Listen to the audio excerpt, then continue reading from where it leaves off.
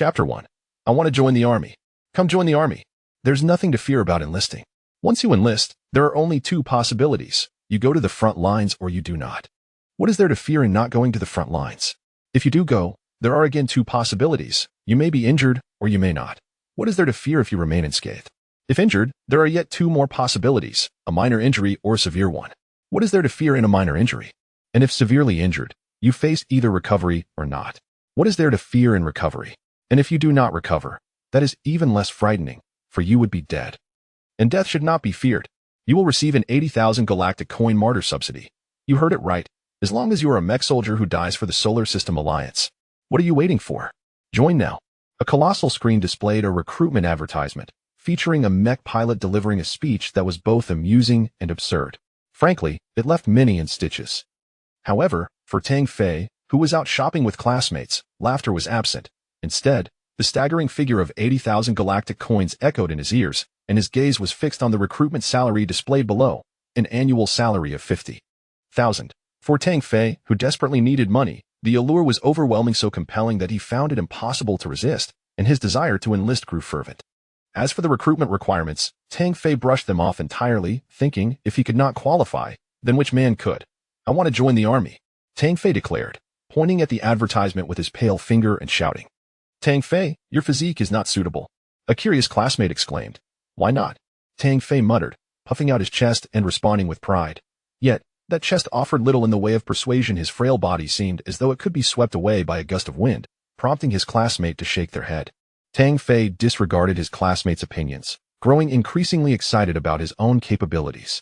Enlisting was not a problem, father. There is hope for us.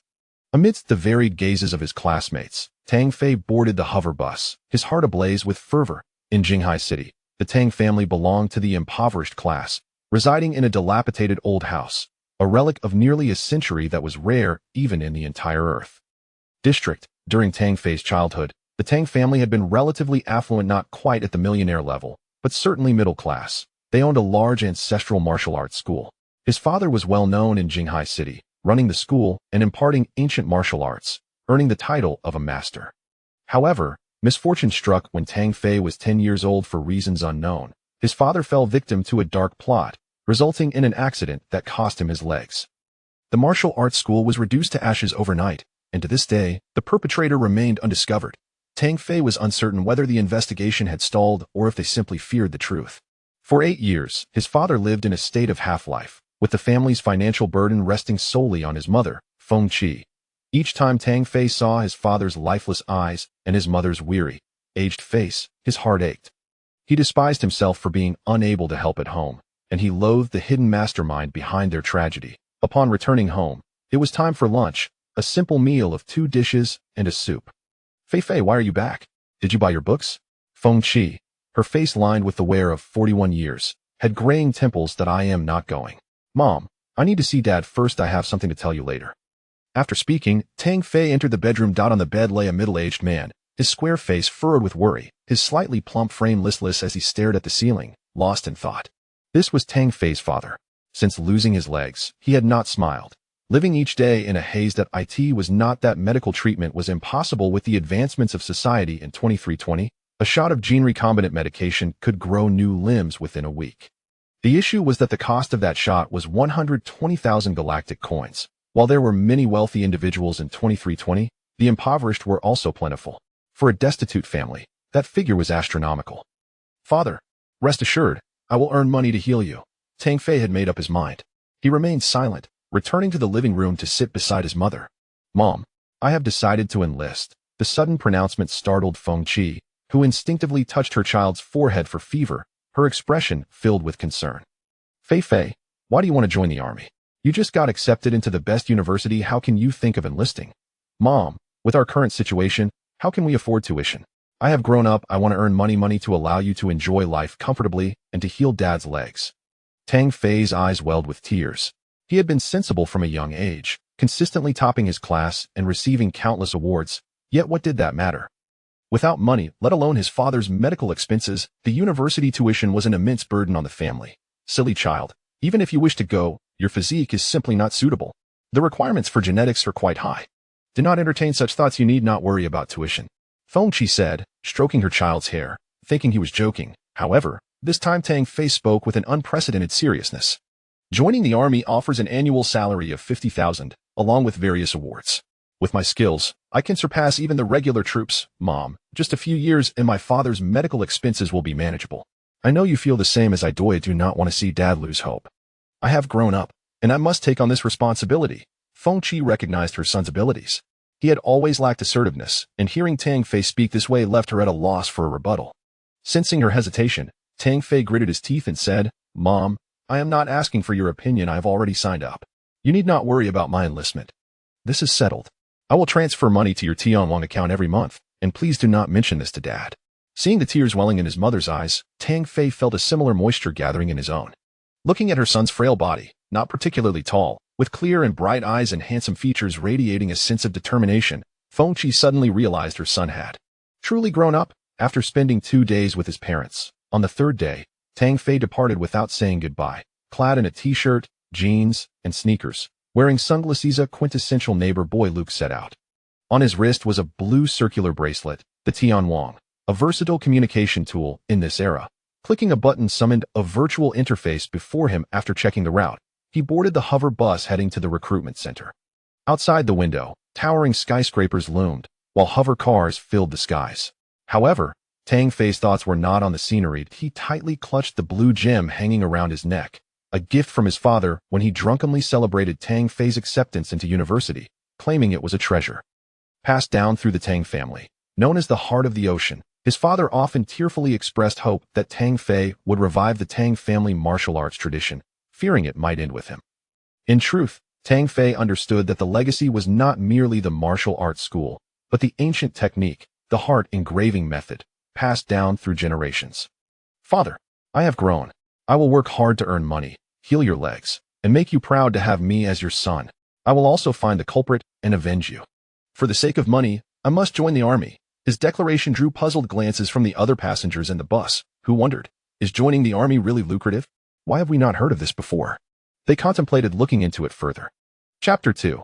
The test. Early in the morning, Tang Fei set off, initially believing he would be among the first to arrive. However, upon reaching the selection entrance of the recruitment center, he was met with a dense throng of people, resembling a surging tide. Rubbing his temples, he felt a pang of despair, pondering how long the queue would last. The selection for military enlistment hinged upon genetic function testing. Observing the imposing figures of muscular men around him, Tang Fei's slender physique stood out like a crane among chickens. Hey, little brother, are you here to enlist too? A tall, sun-kissed young man with sharp features and a radiant smile turned to greet Tang Fei, his gleaming bald head catching the light. Is that not acceptable? Tang Fei replied, somewhat bemused. Zhao Guangyu scrutinized the boy before him, noting the sunglasses perched on his nose, his height barely reaching Zhao's shoulder. Clad in a white t-shirt and faded jeans, he resembled a high school student. Are you even of age? You look quite malnourished. I suggest you focus on your studies instead, Zhao remarked, patting Tang Fei's shoulder, adopting a condescending tone. Internally, he lamented the boy's frail shoulders. Thank you. I am determined to join the military, Tang Fei replied, subtly shifting away from Zhao's hand, uncomfortable with the stranger's touch. Ambitious. I'm Zhao Guangyu. And you are? Tang Fei. Oh, little brother, why the sunglasses?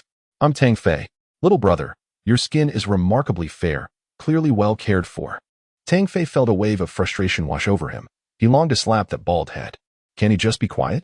As he sensed the many eyes directed at him, an unease settled in.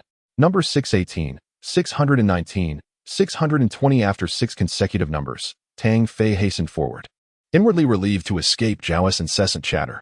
Yet, in the next moment, his expression shifted to one of incredulity.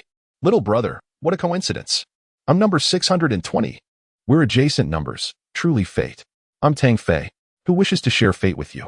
Tang Fei thought, feeling overwhelmed as Zhao continued to call him little brother. He quickened his pace towards the testing hall. Standing before the measurement machine in numerical order, he would undergo a full-body genetic assessment, with a red light indicating success. The officer in a blue military uniform glanced at Tang Fei and frowned. Hey, who let this kid in? This is for recruitment. You should go home and eat for a few more years. The officer scoffed, his demeanor icy. Tang Fei raised an eyebrow. I am here to enlist. Laughter erupted from the officer and the others, their mockery ringing harshly in the air. Has this kid lost his mind? With that physique, he couldn't even clean the toilets. Such arrogance and ignorance. Not everyone can be a soldier these days, they jeered. Little one, go back and dream. With advancements in technology, the focus now rested on the completeness of one's genes rather than mere physicality. However, those with ideal physiques typically boasted superior genetic integrity. A man's stature, strength, and muscularity were the prevailing standards. Yet, Tang Fei's petite form suggested incomplete genetics, as only men with genetic flaws would appear as he did. Consequently, the officer's disdain was palpable, believing Tang Fei to be a troublemaker. Unbeknownst to them, Tang Fei's exterior could not be measured by conventional genetic standards. He met their scornful gazes with a cold smile, ignoring their taunts as he positioned himself in front of the measurement machine. Little brother, don't be nervous. If you don't pass, don't be too disheartened. Zhao Guangyu continued to offer his unsolicited encouragement. Tang Fei's lips twitched, and he couldn't help but shout, I will definitely pass. Sighs of disbelief echoed through the hall as onlookers shook their heads, lamenting the folly of youth. How could such a frail frame possibly succeed? One need not think hard to know the outcome. Yet, in the next moment, silence enveloped the room. Every gaze fixated on the machine as it emitted a blinding red light, causing many to rub their eyes in disbelief, fearing they were hallucinating. Upon stepping onto the testing platform, a radiant glow enveloped Tang Fei, penetrating deep within him. Simultaneously, he felt an instinctive activation of his family's ancestral technique, the Mingxin Ju, with warm currents flowing through his veins. At that moment, the measurement machine erupted in a dazzling display of red light, transforming the hall into a crimson hue. Surely, I must still be dreaming. How else could this be real? Zhao Guanyu muttered, startled as he pinched himself hard. It's real. The officer's face contorted in disbelief, while others may not comprehend. He understood that the intensity of the red light signified the vitality and completeness of the individual's genetic makeup. Number 619, proceed to the adjacent machine.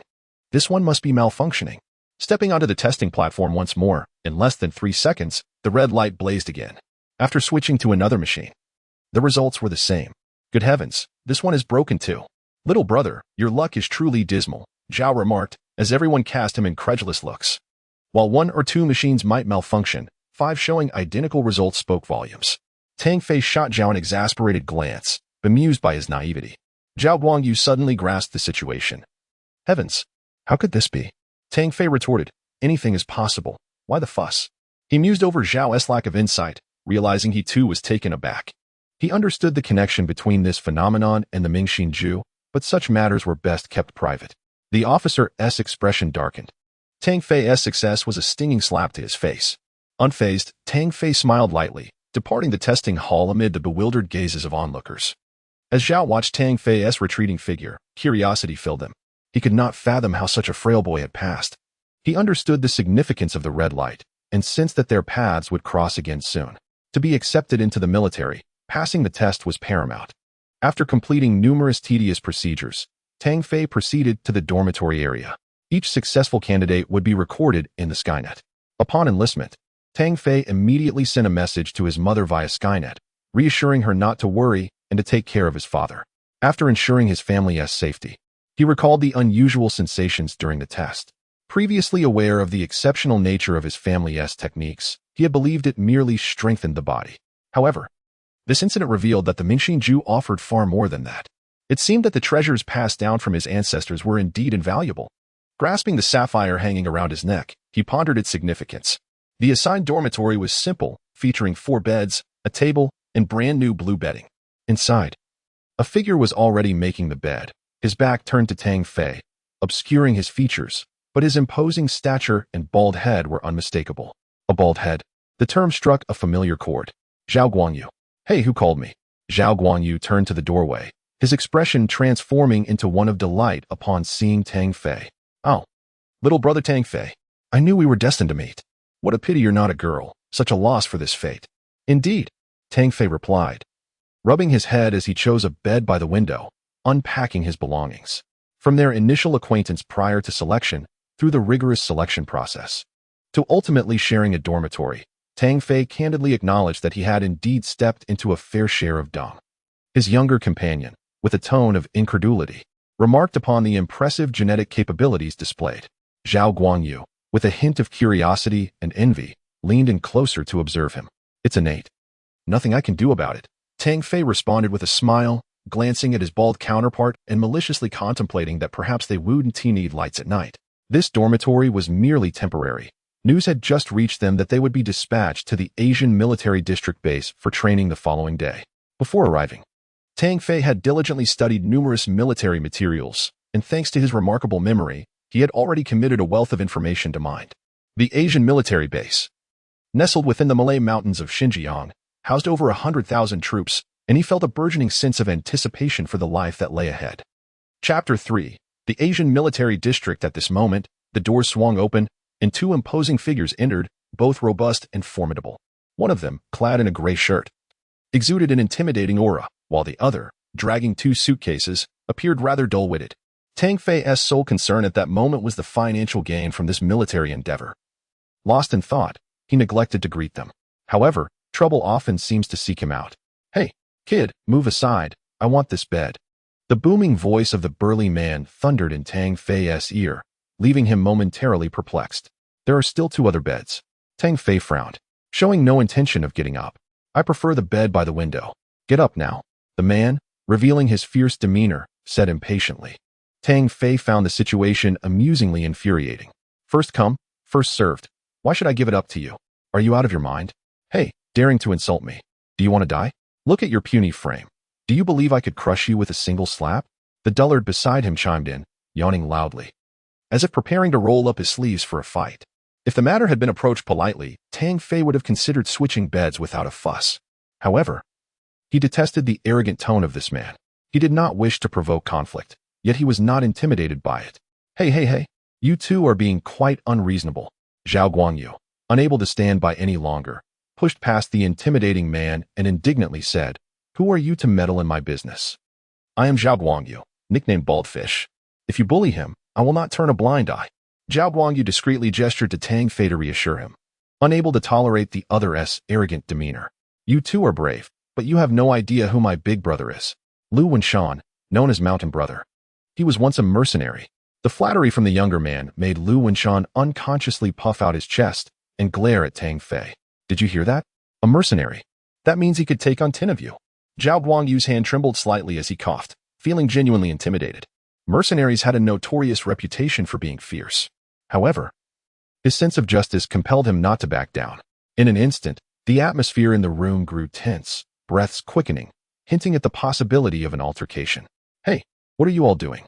At that moment, a patrolling officer appeared, noticing the charged atmosphere and reprimanding them. Lu Wenshan sneered, pointing at Zhao Guangyu and Tang Fei. "Fine. You two better watch yourselves. I, Lu Wenshan, will make you regret this."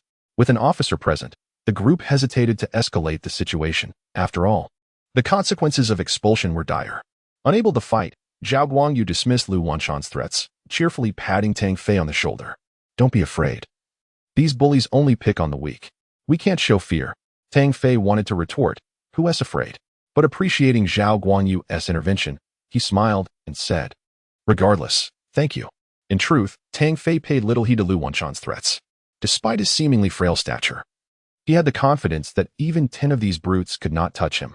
He had been the president of the martial arts club at school, a well-known figure, a reputation closely tied to his family's martial arts legacy.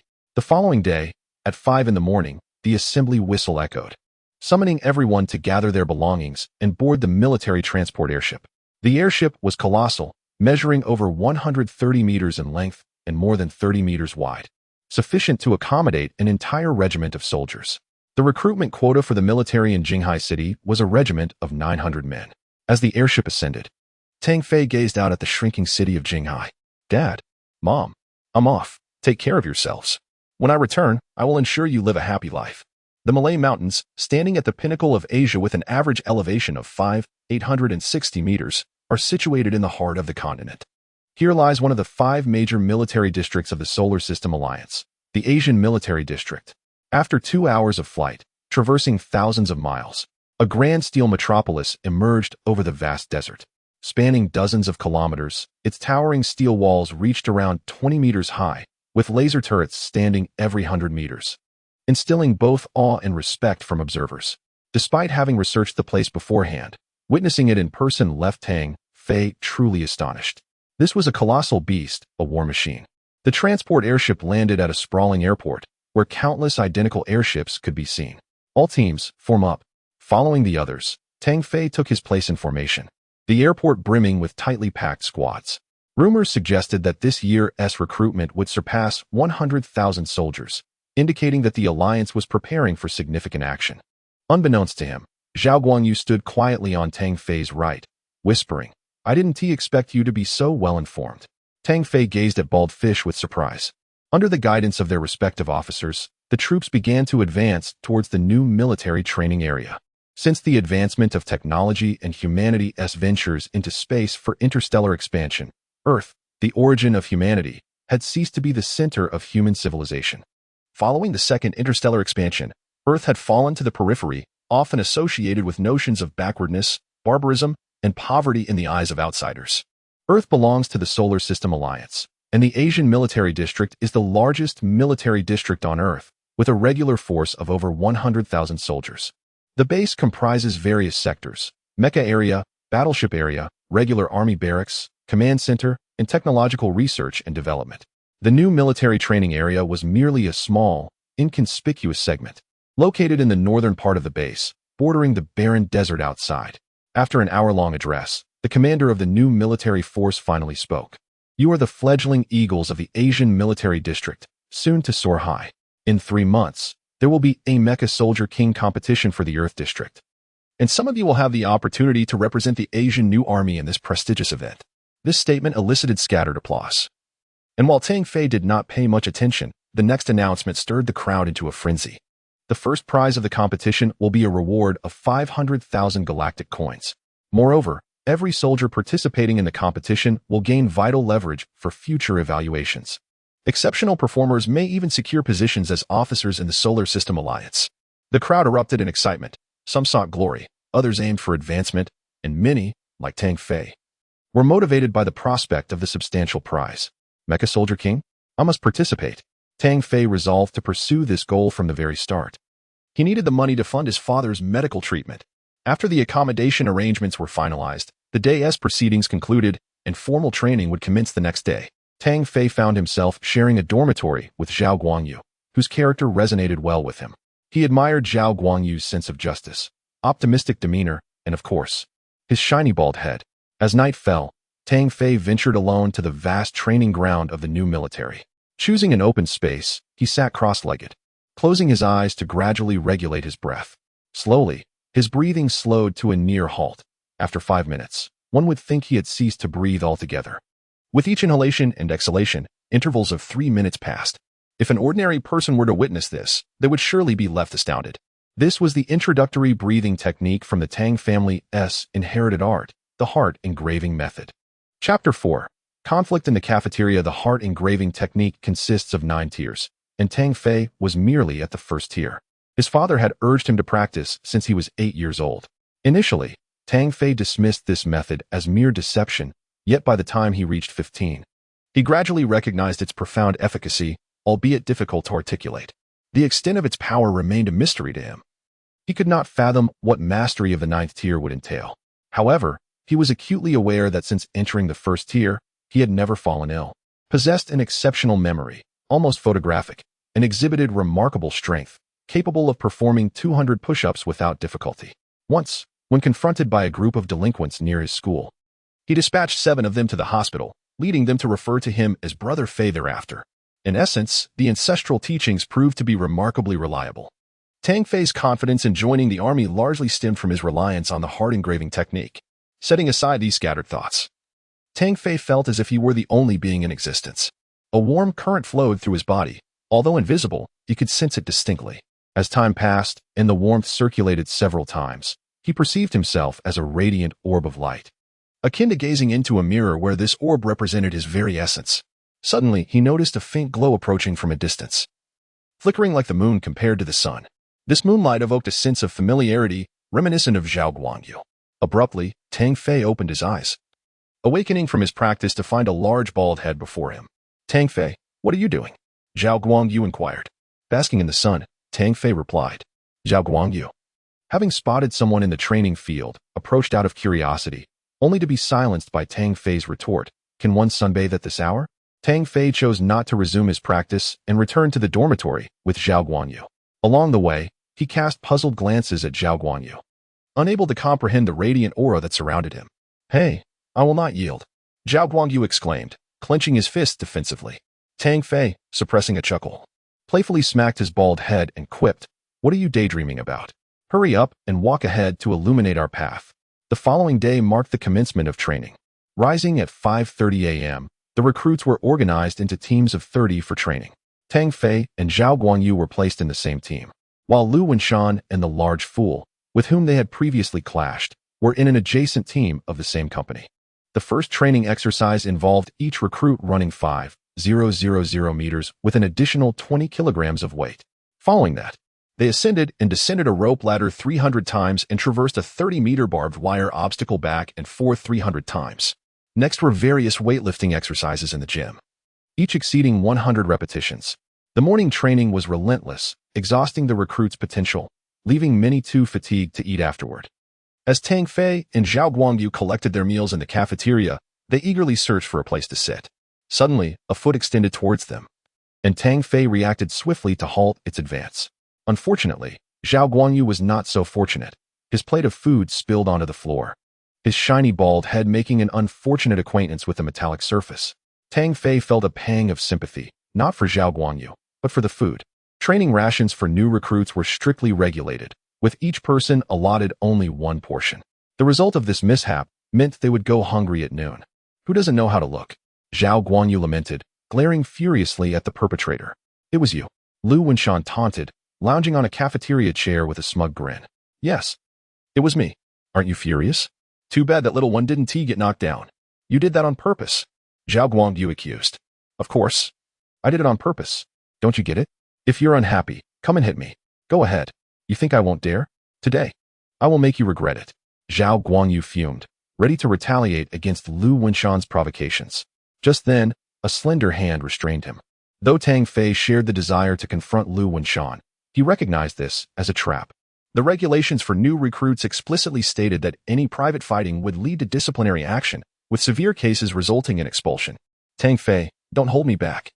I must teach him a lesson." Zhao Guangyu struggled against Tang Fei's grip, astonished to find that he could not break free from this seemingly frail hand. "Hey, aren't you all tough? Come hit me. Come on."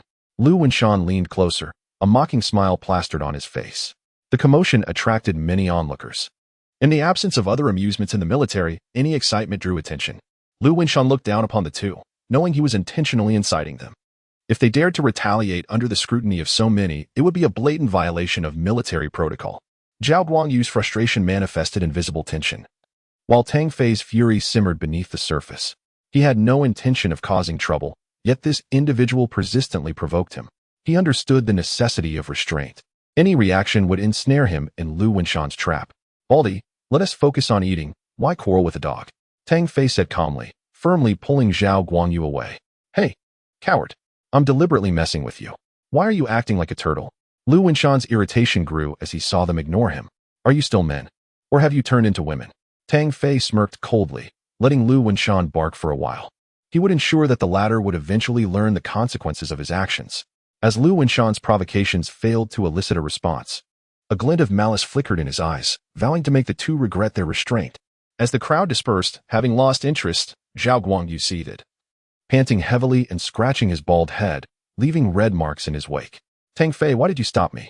"I wanted to teach him a lesson. His grandmother probably passed away long ago. If I hadn't stopped you, you might have met her sooner than expected." Tang Fei divided his food into 2 portions, handing one to Zhao Guanyu. "Don't dwell on it. There will be opportunities for revenge later. Eat quickly." Zhao Guanyu could only continue scratching his head, moved by the gesture. The food was limited. By sharing his portion, Tang Fei would undoubtedly eat less, which would affect his performance in the afternoon training. "Thank you. Don't mention it. We're friends." The term friends nearly brought tears to Zhao Guanyu's eyes, and he silently cherished the bond. He opened his mouth, attempting to express his gratitude. "Are you a woman? Huh? If you're not a woman, then stop being so sentimental and hurry up and eat. I've heard the afternoon training will be even tougher." Tang Fei shot him an exasperated glance. Chapter 5, Selection Competition, Part 1. In the afternoon training, we engaged in weighted running for 5,000 meters, various reconnaissance tasks, and combat techniques. As the sun dipped below the horizon, we approached the most critical lesson of the day. Before us lay the most crucial and commonly utilized scientific weaponry in modern interstellar warfare, the mechas, the backbone of each nation's military forces. As the instructor's words resonated, a massive alloy door swung open, revealing towering humanoid mechas over 10 meters high. With their sleek black exteriors and fluid metallic contours, these formidable machines bore colossal alloy blades on their backs, exuding an air of majesty. These were the night mechas of the Earth Army, primarily composed of internal and external core systems along with 10 terminal systems, including energy, transmission, skeletal, armor, weapon, perception, control, operation, life support, and auxiliary systems. The mechas represented a pivotal course for your future. The instructor's elaborate explanation captivated us all. The moment Tang Fei laid eyes on the mechas, he felt his blood boil with excitement. Upon hearing the history and combat capabilities of these machines, he yearned to pilot one immediately. However, the instructor's dark visage broke into a smile as he added, "One crucial point to note. You are about to participate in the Mecha King competition, where mecha battles are the primary events. Thus, to advance to the finals, you must be adept in operating these machines." Tang Fei clenched his fists, his gaze fixed intently on the mechas. The competition's prize money was a tremendous temptation for him. Securing first place would provide over half of the 500,000 galactic coins needed for his father's medical expenses. This was a golden opportunity, and Tang Fei was determined not to let it slip by. 3 months from now would belong to him. The training process was monotonous and tedious. Day in and day out, we studied physical fitness, combat skills, mecha operation, and various theories. In such an environment, many would take the chance to relax during breaks. Yet, within the 36th squad of the new military training camp, there was a frail figure who trained tirelessly, seemingly oblivious to fatigue and limits. While his comrades ran 5,000 meters, he pushed himself to 10,000. When they completed 100 push-ups, he did 200, and while they trained on the mechas for 1 hour, he extended it to 2. Gradually, the moniker Tang the Madman spread throughout the 36th squad and beyond. Everyone recognized this extraordinary individual. Initially, Zhao Guanyu tried to persuade him to rest, but seeing Tang Fei's unwavering spirit, he decided to join him in training. It was then that Zhao Guanyu realized the extent of Tang Fei's dedication, leading him to respect him even more, so much so that he inadvertently ceased calling him little brother. Unbeknownst to them, a month had passed, and the rankings were announced at the end of the month. The top 3 would receive monetary rewards, with the first and second places representing their squad in the new military competition selections for internal team confrontations. Tang Fei secured the first position, with Zhao Guanyu in second, both set to represent the 36th squad in the team competition.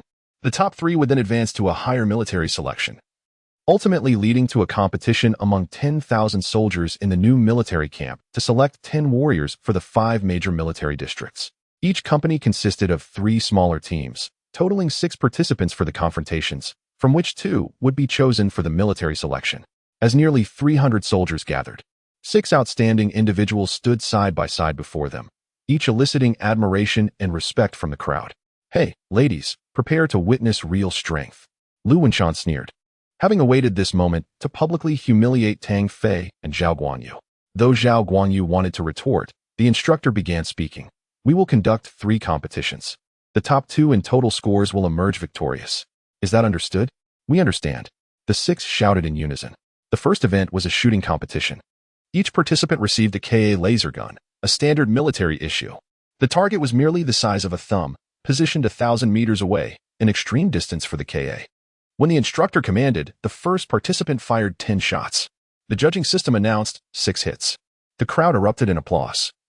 Hitting 5 out of 10 at such a distance was commendable, marking one as a sharpshooter. The second participant scored 7 hits, followed by another with 8. Zhao Guanyu performed admirably, casting a proud glance at Lu Wenshan, who responded with a dismissive thumbs down, unfazed. He steadied his gun and fired 10 shots without hesitation. The system's judgment left the audience in awe. 10 hits. Such a feat was extraordinary, marking him as an exceptional marksman. This shooting skill is the result of 5 years as a mercenary. Lu Wenshan grinned widely, radiating pride as he looked at Tang Fei and Zhao Guanyu, disdainfully declaring, "See? This is real skill, not something you ladies can compare to." Zhao Guanyu's eyes widened, Although reluctant to admit it, he recognized Lu Wenshan's prowess, feeling somewhat disheartened. However, he remained undeterred. At that moment, Tang Fei's calm voice broke through.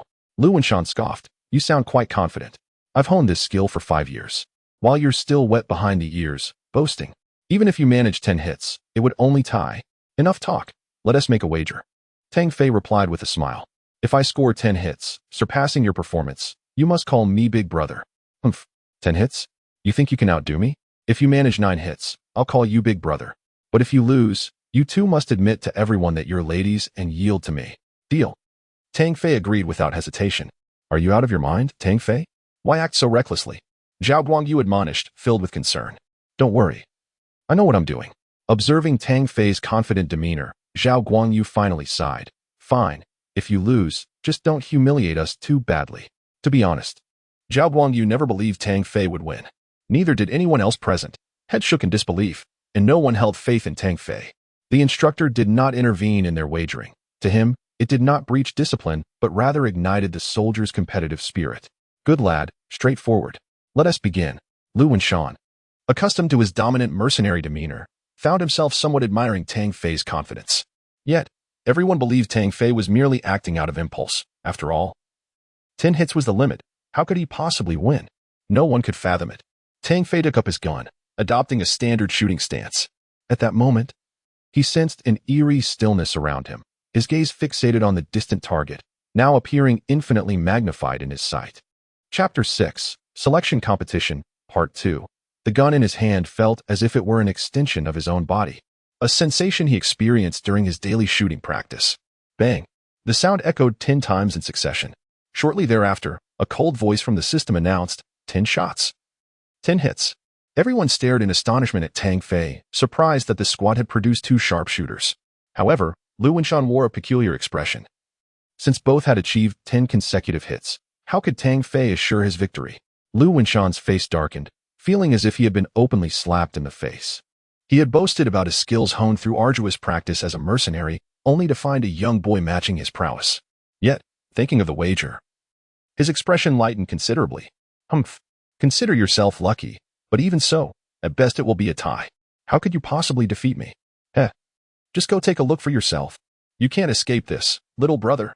Tang Fei said, setting down his gun, a hint of mischief in his smile. Fuming, Lu Wenshan retrieved the target from 1,000 meters away. Upon seeing only a single hole, he burst into laughter. Report to the instructor. There's only 1 bullet hole. It hit once. How could it be 10 times? The system must be malfunctioning. How could a child possibly possess such skill? Tang Fei remained unfazed, confidently gazing at the instructor. The instructor frowned. To be honest, he found it hard to believe. Could it truly be a system error? Then, an electronic screen appeared before everyone, displaying the surveillance footage of the entire competition. The video of Tang Fei's shooting was slowed down 20-fold. The bullets striking the target were revealed to have passed through a single hole. Wow! As the truth unfolded before them, a gasp of disbelief swept through the crowd. They looked at the slender boy wearing sunglasses with newfound respect and admiration. At that moment, it became clear to everyone that Lu Wenshan had lost.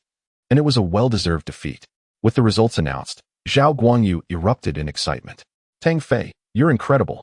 I never expected you to be so amazing. He didn't even realize that he had dropped the term little brother, now speaking with a hint of respect. Tang Fei smiled modestly. After all, this was merely a small achievement. If Zhao Guangyu were to discover his true thoughts, he would surely be enraged at the idea of calling a sharpshooter a little brother. Under Tang Fei's gaze, Lu Wenshan awkwardly called him big brother before retreating at a distance, having lost all face. The second event was a speed competition, covering a total distance of 10,000 meters, with 6 participants. Ultimately, Tang Fei finished first without breaking a sweat, Lu Wenshan second, and Zhao Guangyu third, with the latter 2 being quite close. The remaining 3 were left far behind, clearly not on the same level. In the third event, a written test was unexpectedly announced. Zhao Guangyu, who initially thought he had no chance, was taken aback to learn it was a theoretical exam on Mech. While he might have lacked practical experience, he was undeniably an academic powerhouse. It must be said that Tang Fei regarded Zhao Guangyu with newfound respect in this aspect. The ancient wisdom stating that the brightest minds shine the most was indeed applicable here. Zhao Guangyu was exceptionally intelligent, embodying the essence of brilliance. As for Tang Fei, he had always been at the top of his class. Moreover, He held an inexplicable passion for mecha and worked diligently. However, while the two reveled in their success, Lu Wenshan wore a long face, most apprehensive about this very event. As expected, Tang Fei took first place, followed closely by Zhao Guanyu in second, while Lu Wenshan landed in fourth. Had it not been for his extensive practical experience as a mercenary, he might have been utterly humiliated. After 3 events, the instructor announced the names of the 2 selected candidates, Tang Fei and Zhao Guanyu.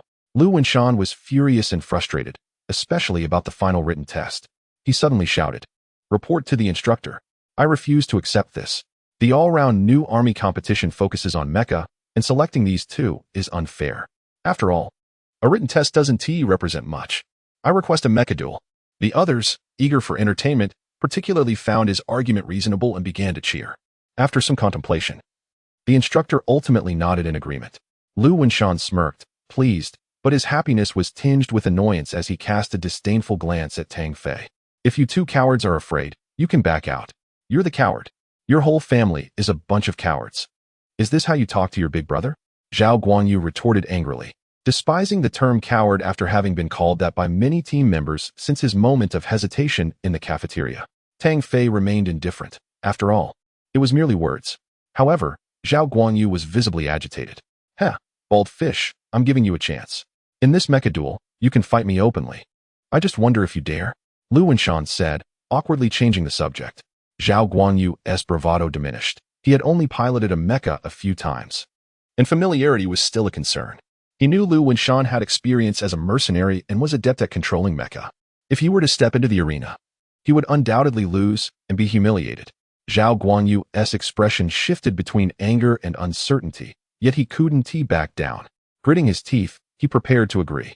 Suddenly, Tang Fei interjected, "If we are to fight, I will join you." He winked at Zhao Guanyu, signaling him not to act impulsively. His reasons for agreeing were twofold.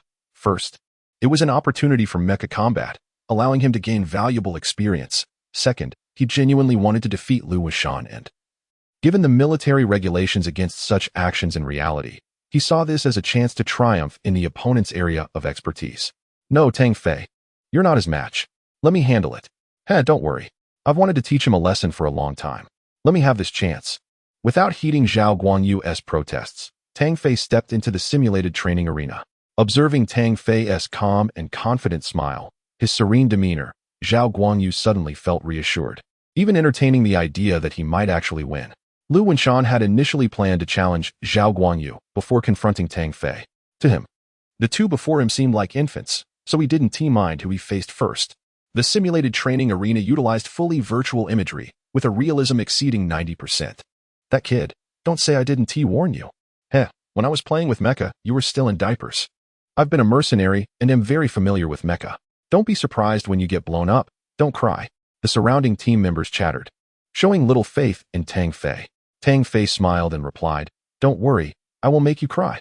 He added with a grin, "Remember to call me Big Brother. May the best man win." Lu Wenshan was about to boast, but stifled his words, realizing he had indeed wagered on this. He certainly didn't want to acknowledge a mere child as Big Brother. Imagining himself knocking this kid to the ground brought him a sense of comfort. Chapter 7. Defeating Lu Wenshan. The simulated mecha combat technology, developed by the Union Pay Group, encompasses nearly all varieties of mechas from across the galaxy. Tang Fei, dazzled by the plethora of mechas, unhesitatingly selected the Earth's Knight mecha, as it was the only model with which he was familiar. Lu Wenshan, observing Tang Fei's choice, let out a cold laugh and opted for the Mars Agile mecha, the Feiyan mecha. The onlookers whispered among themselves, doubting Tang Fei's chances. Not only did Lu Wenshan possess mercenary experience, but the model he selected was also superior. Everyone had completed a month of mecha training. While they might not be familiar with mechas from other nations in the galaxy, the various models from the Solar Alliance were well known. Particularly, the Feiyan mecha was among the top 3 agile models from Mars. With its incredible speed and formidable attack capabilities, its only weakness lay in its poor defense. Overall, in terms of functionality in mecha systems, the Feiyan mecha surpassed the Knight mecha by a factor of 10. Instructor, this is unfair. Tang Fei is using the Earth's Knight mecha while that guy chose the Feiyun, which is on an entirely different level. Zhao Guanyu exclaimed, filled with indignation. There is no fairness in battle. The instructor replied dismissively, casting a sidelong glance at Zhao Guanyu. Lu Wenshan laughed heartily, relishing the moment. Zhao. No one is stopping this kid. He chose the night mecha himself. Don't blame me for that. Tang Fei's lips curled into a smile. A surge of excitement coursing through him. This was his first real combat, filling him with an inexhaustible energy. Moreover, the chance to openly defeat Lu Wenshan was irresistible. He had longed to settle the score and finally found the opportunity. As the mechas entered the simulated battlefield, the external sounds faded away, and the scenery transformed into a desolate wasteland. The map was relatively small, and a mecha appeared 100 meters away, slightly smaller than the night mecha. Its silver body unmistakably the Feiyin mecha piloted by Lu Wenshan. Mechas are not toys for children, Lu Wenshan thought, feeling a thrill. He had lost to Tang Fei in a shooting competition and was eager to reclaim his honor in this mecha duel. He aimed to make his opponent realize what true warfare entailed. With a powerful maneuver, the Feiyin mecha surged forward, its swift form akin to an arrow in flight. A blue laser sword materialized in Lu Wenshan's hand, and he cackled madly, intent on obliterating his opponent with overwhelming force. As Tang Fei sensed the near-realistic nature of the simulated combat, he struggled to differentiate it from reality. Lu Wenshan's explosive speed was astonishing, in the blink of an eye. He was merely 20 meters away from Tang Fei. Yet, to everyone's astonishment, Tang Fei remained motionless, not even drawing his weapon. What is wrong with Tang Fei? Why isn't he moving? Zhao Guangyu clenched his fists, bewildered by Tang Fei's inaction. The spectators shook their heads in disappointment, having anticipated Tang Fei's defeat. Yet they were astonished that he did not even attempt to resist. Only the instructor remained intently focused on the battlefield.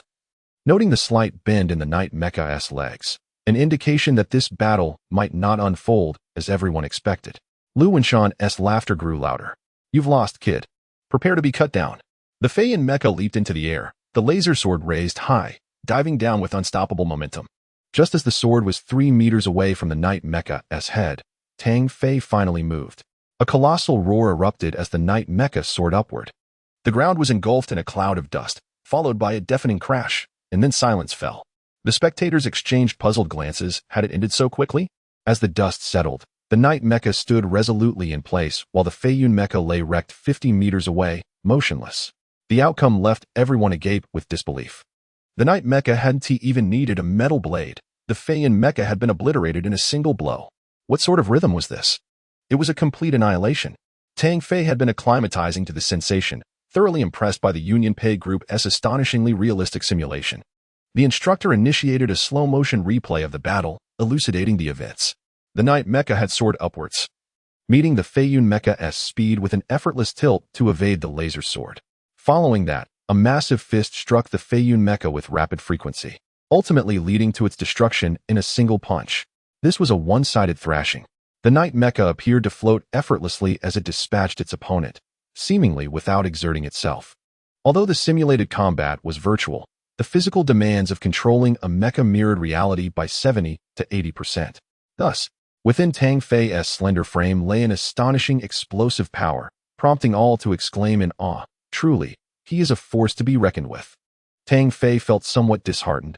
He hadn't expected Lu Wenshan to be so easily defeated. It fell far short of his expectations. Too weak, this is quite dull. He sighed, emerging from the simulation with an expression of solitary mastery. His sentiment went unchallenged. From the earlier combat, Tang Fei had already demonstrated his formidable prowess. In the military, possessing such strength commanded respect. To an outsider, Lu Wenshan's attack seemed swift, yet to Tang Fei, it unfolded as if in slow motion, every detail. Every subtle movement was clear to him. Lu Wenshan emerged from the simulation, his face a mixture of humiliation and astonishment. He had seen nothing during his confrontation with Tang Fei and had been vanquished without comprehension. Such combat prowess, in his memory, was reserved for true warriors, those who had undergone rigorous training. Yet, he could not reconcile this with the seemingly frail youth before him. In that moment, he recognized the vast chasm between them. Understanding that this seemingly delicate boy possessed extraordinary strength. Having come to this realization, Lu Wenshan's gaze shifted towards Tang Fei, laden with respect. He sighed, Lu Wenshan am defeated. From now on, whatever you ask of me, I shall comply. As a former mercenary, he was not one to hold grudges. And this defeat had earned his genuine admiration for Tang Fei. We're on the same team. Let bygones be bygones. Tang Fei replied with a gentle smile. Ultimately, the victors of the team were Tang Fei and Zhao Guangyu. In terms of combat strength, Lu Wenshan surpassed Zhao Guangyu slightly, yet in terms of potential, Zhao Guangyu undoubtedly held greater promise. This was a sentiment Tang Fei did not dispute, for she sensed that those who possessed even a flicker of light were far from ordinary. Chapter 8. 1,000 Miles of Leap, Part 1. The competition has concluded. Tomorrow, the two of them will be dispatched to the Legion to participate in the final selection, vying for one of the mere 10 coveted spots among 1,000. The company commander called the two forward, his expression radiating joy as he regarded them, particularly Tang Fei, whose remarkable abilities had consistently surprised him. From the very beginning, he had taken note of Tang Fei, and after a month of observation, he was certain that his company had struck gold. Tang Fei, Zhao Guangyu, you two will be part of the final selection for the Legion. Do you have confidence? The commander inquired with a beaming smile. Absolutely, Zhao Guangyu replied, his face brimming with self-assurance. Indeed, Tang Fei added, a smile gracing his lips. The commander nodded approvingly at their responses. Ambition was commendable, but one must not be complacent. This selection involved a total of 738 companies, encompassing over 1,500 soldiers, each an elite within their respective teams. Talents in mech warfare, survival, shooting, and combat were plentiful. Given such circumstances, did they still possess confidence in being selected? Zhao Guangyu found himself at a loss for words. To assert his confidence again would be to boast without justification. The commander, understanding this, turned his gaze to Tang Fei. He maintained his previous smile, yet beneath the shades, a resolute spirit shone in his eyes, a determination to win. He had to succeed, especially for the reward at stake. This was a battle he could not afford to lose. A fight for monetary gain. Selection is assured, Tang Fei declared, his tone imbued with an indomitable fighting spirit. Were this statement overheard by outsiders, they might deem her arrogant. Yet, at that moment, the commander and Zhao Guangyu could not help but feel an inexplicable sense of belief that this youth could indeed claim the top spot. Perhaps even securing victory in the Mech Warrior Championship of the 5 military districts. The commander, astonished, erupted into laughter. What audacity! This is how young people should be. Tang Fei, I await your news. Should you emerge victorious, you shall be the hero of the entire company, a hero among the soldiers of the Asia district. Whether or not to become a hero mattered little to Tang Fei.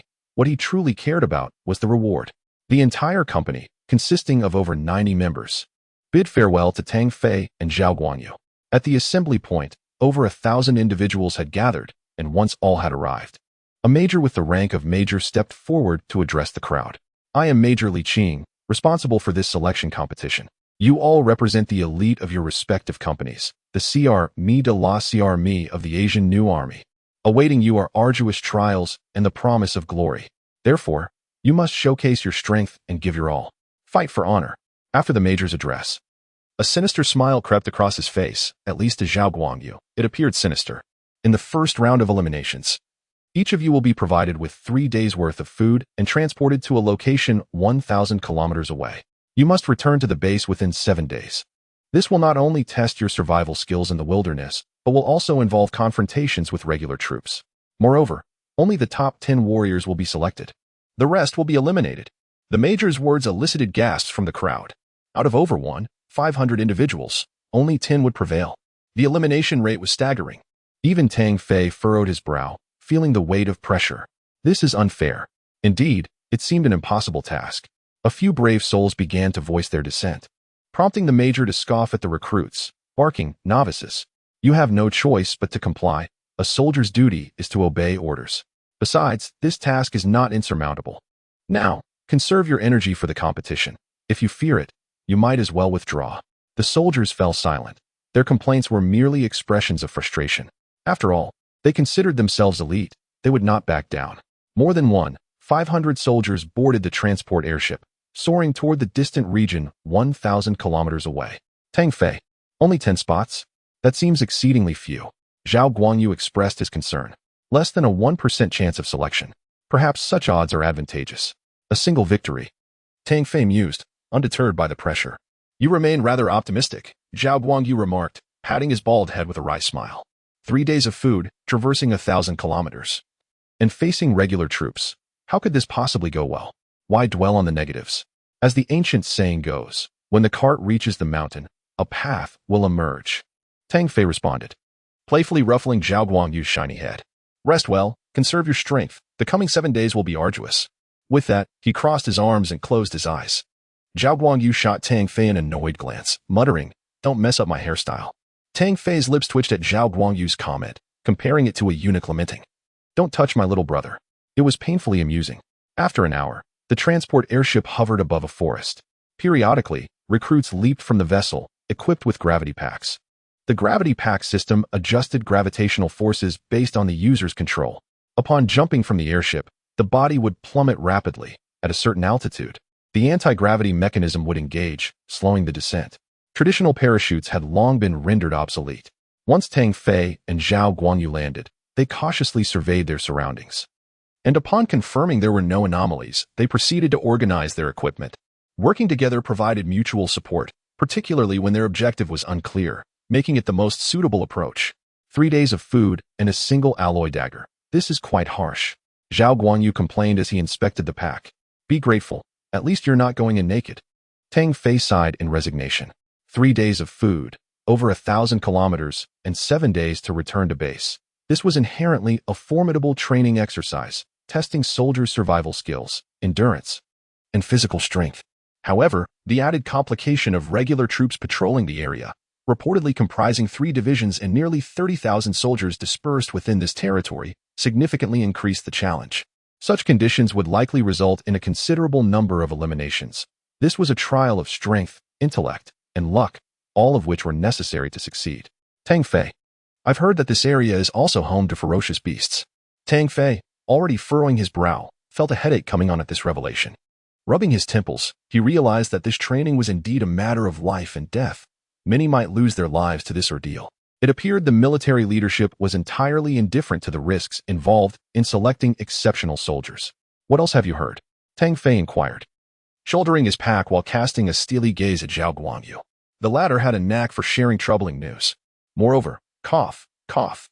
Some veterans have hinted that such a mission requires vigilance not only against regular troops and wild beasts, but also against fellow recruits from the new army. Zhao Guangyu hesitated momentarily before divulging the information. Upon hearing this, Tang Fei, with his keen intellect, immediately grasped the implications. The journey ahead would be fraught with challenges. Ultimately, only those who triumphed would be selected. Along the way, encountering adversaries could lead to dire consequences. Conversely, in the face of scarce resources, some might resort to lethal measures. And such actions were tacitly permitted by the military during the competition. Regardless of the circumstances, nothing could deter Tang Fei's resolve to secure a place in the selection. Chapter 9, A 1,000-Mile Leap, Part 2. Tang Fei's first action was to activate the Skynet. Unsurprisingly, there was no signal. Everything had been blocked. Fortunately, each of them possessed an electronic map. The map was exceedingly simple, displaying only a red dot and a white dot, the red dot indicating the destination and the white dot marking their current location. Beyond that, they had to navigate through trial and error. Without wasting any more time, the two chose a direction. Tang Fei took the lead, while Zhao Guangyu followed closely behind, swiftly moving towards the red dot. Regardless of the obstacles ahead, their foremost priority was to make haste. This stretch of land was an endless forest, with towering trees that loomed darkly over the surroundings. Yet the oppressive environment did not deter Tang Fei. As they wove through the boundless thickets, it felt almost as if they were isolated from the world, were it not for Zhao Guangyu's occasional grumbling and muttering behind him. They encountered numerous wild beasts along the way. The fauna of this era was exceptionally ferocious. Cheetahs, lions, and jackals roamed this territory with alarming frequency.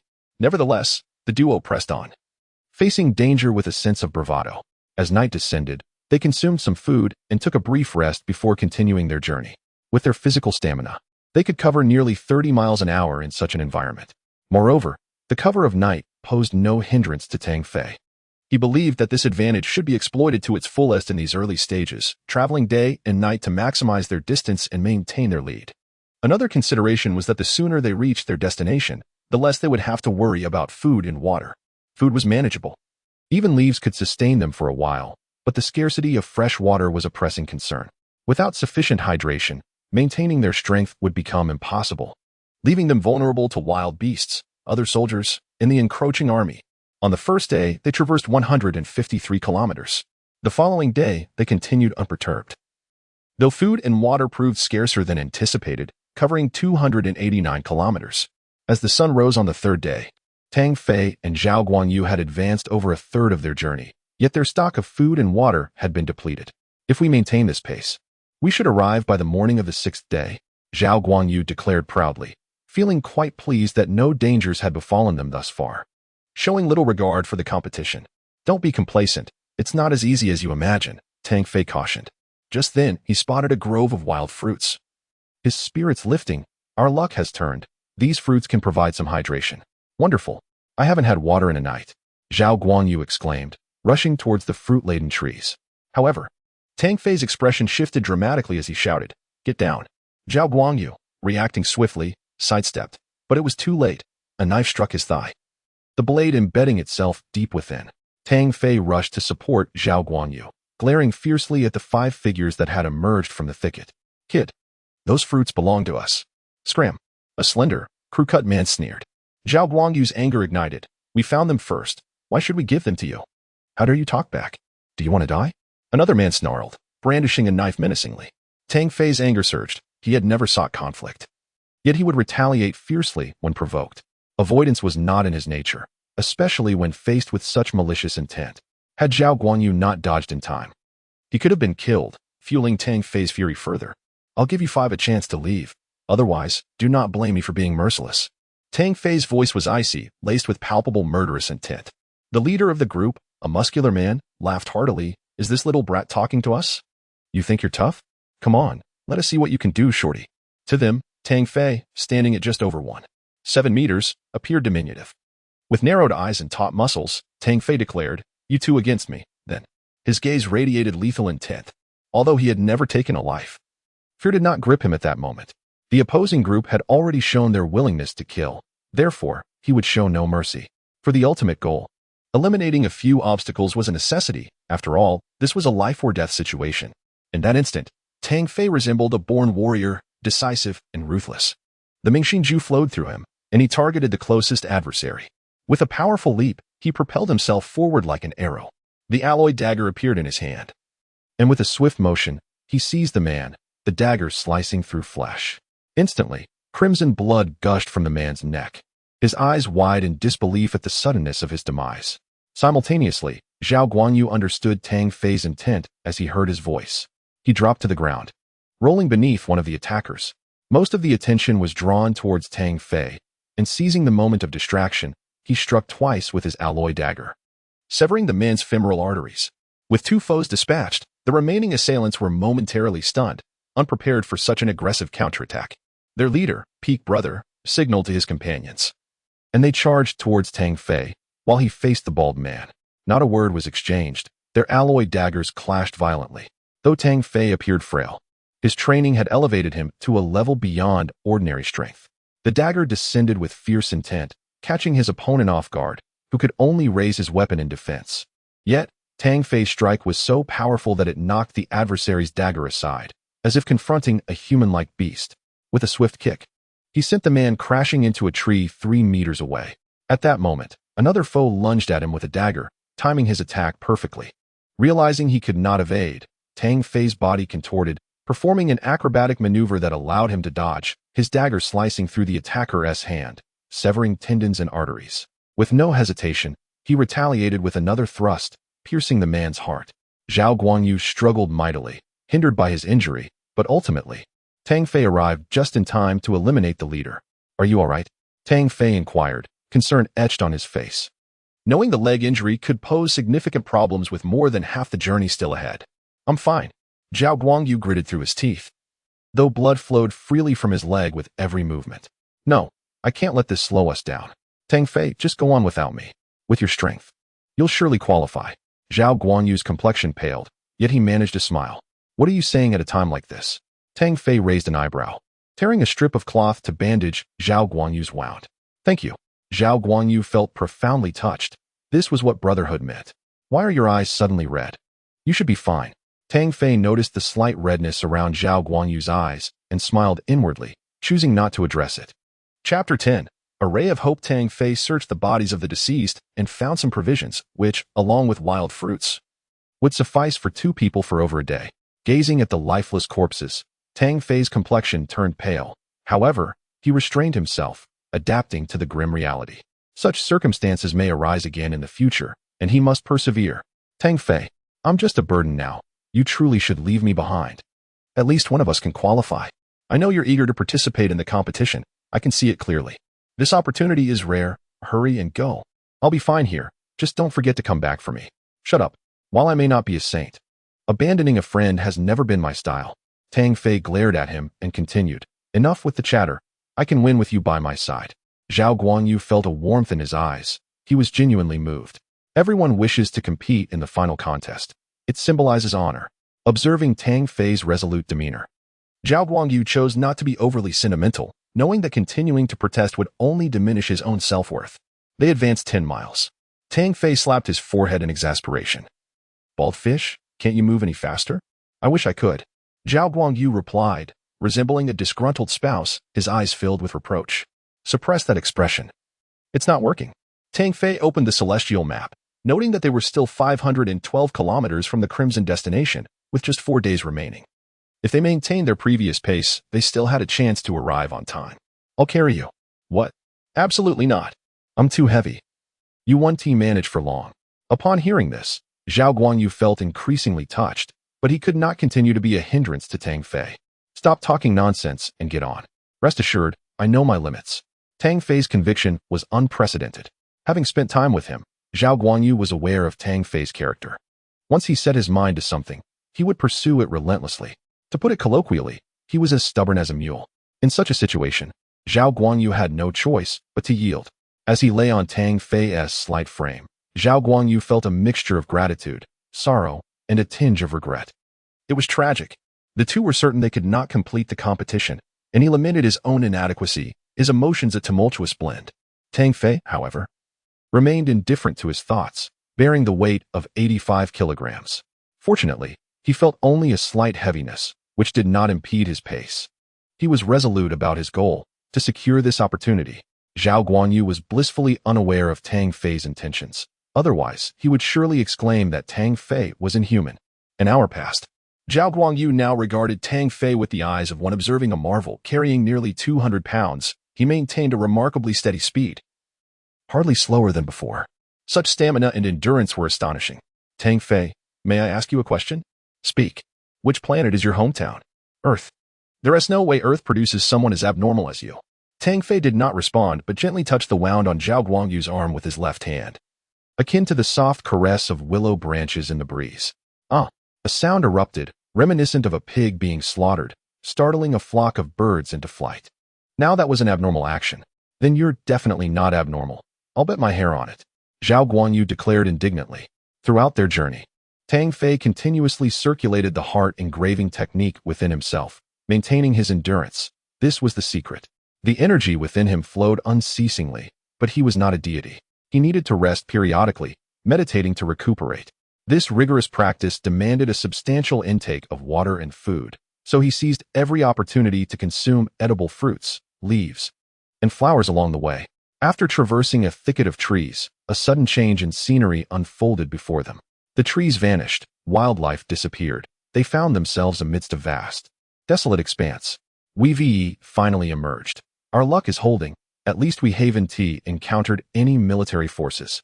Tang Fei's expression soured.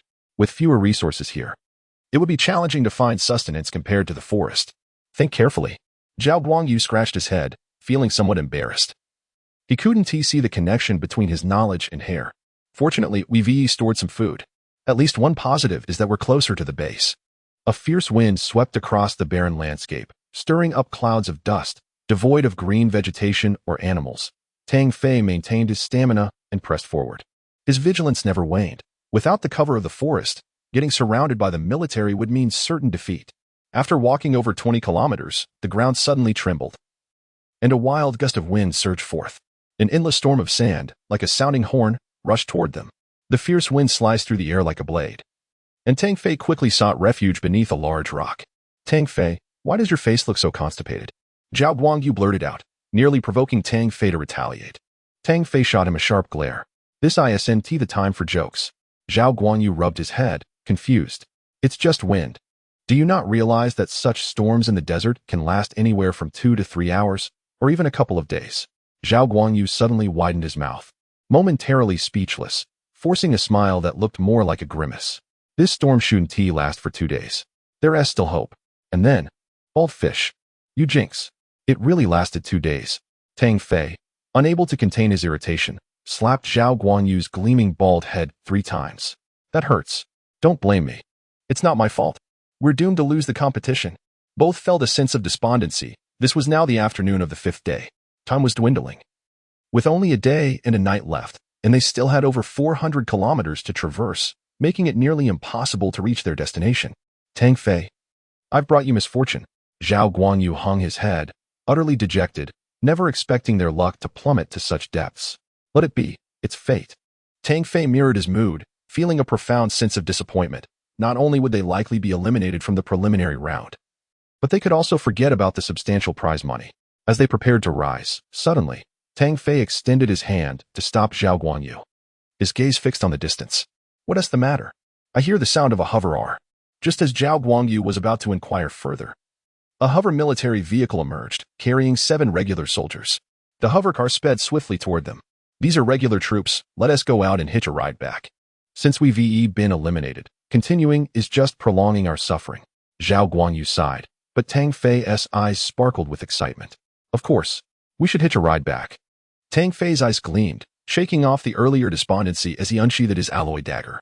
Yes, let us go. Signal for them to stop. Zhao Guangyu moved ahead, unaware of Tang Fei's actions. Chapter 11, A Ray of Hope, Part 2. The military hovercraft noticed the commotion and approached. 7 soldiers disembarked, and one of them chuckled. Captain, we've encountered 2 rookie recruits. The leader stroked his chin and taunted Tang Fei and Zhao Guangyu. It's unfortunate for you to be caught. Raise your hands. And we won't have to resort to force. Zhao Guangyu, feeling helpless, raised his hands, but suddenly, Tang Fei drew his alloy dagger and charged forward. The unexpected attack left Zhao Guangyu wide-eyed, bewildered by Tang Fei's sudden madness. Yet, without hesitation, he moved forward. The soldiers were momentarily stunned in their experience. Rookie recruits typically surrendered dejectedly when found. They had never encountered 2 daring individuals who would brandish weapons against them. In a split second, Tang Fei landed a punch in the stomach of the foremost soldier, causing him to spew blood, a testament to his ferocity. He swiftly shifted left, slashing another soldier's leg with his dagger, while simultaneously kicking another in the chest. His fluid movements allowed him to incapacitate 3 opponents in mere moments. As a trained soldier, Tang Fei had no intention of killing. He merely aimed to neutralize their combat capabilities. That kid actually dares to strike. Brothers, show these rookies what they're up against. The captain was infuriated. Never had he encountered rookies who fought back. He was taken aback by the audacity of these 2. The captain launched a kick at Tang Fei, who evaded gracefully, appearing like a phantom, and swiftly knocked another soldier unconscious with a punch. Without pausing, he executed a sweeping kick, sending yet another soldier crashing to the ground, his elbow striking his chest with force. In the blink of an eye, 2 formidable opponents were rendered powerless. Zhao Guanyu, limping closer, found only 2 soldiers still standing. He touched his bald head, feeling a chill run down his spine. How ruthless. Seeking death. The captain's eyes burned with a mix of humiliation and rage. Just as he was about to unleash a torrent of curses, a kick sent him flying, rendering him unconscious midair. The last soldier, witnessing Tang Fei's prowess, hastily waved his hands and exclaimed, "All right, don't strike. I'll faint on my own." With that, he closed his eyes and collapsed to the ground. Tang Fei ignored him and beckoned Zhao Guanyu to board the hovercraft, which then departed swiftly. Tang Fei, you truly startled me just now. Zhao Guangyu gazed at him with admiration. All the credit goes to you. Tang Fei replied modestly. No, you did the fighting. I played no part in it. It was your suggestion to hitch a ride. Zhao Guanyu's mouth twitched, speechless. With this, our chances of victory have greatly increased. And without expending much effort, Tang Fei laughed joyfully, never anticipating the turn of events that offered them a chance at victory. On the 7th day of the selection competition, many soldiers gathered at the northern gate of the base. 3 middle-aged men adorned with the insignia of major generals stood at the forefront. They were the 3 major generals of the Asian New Army and the overall supervisors of the selection event.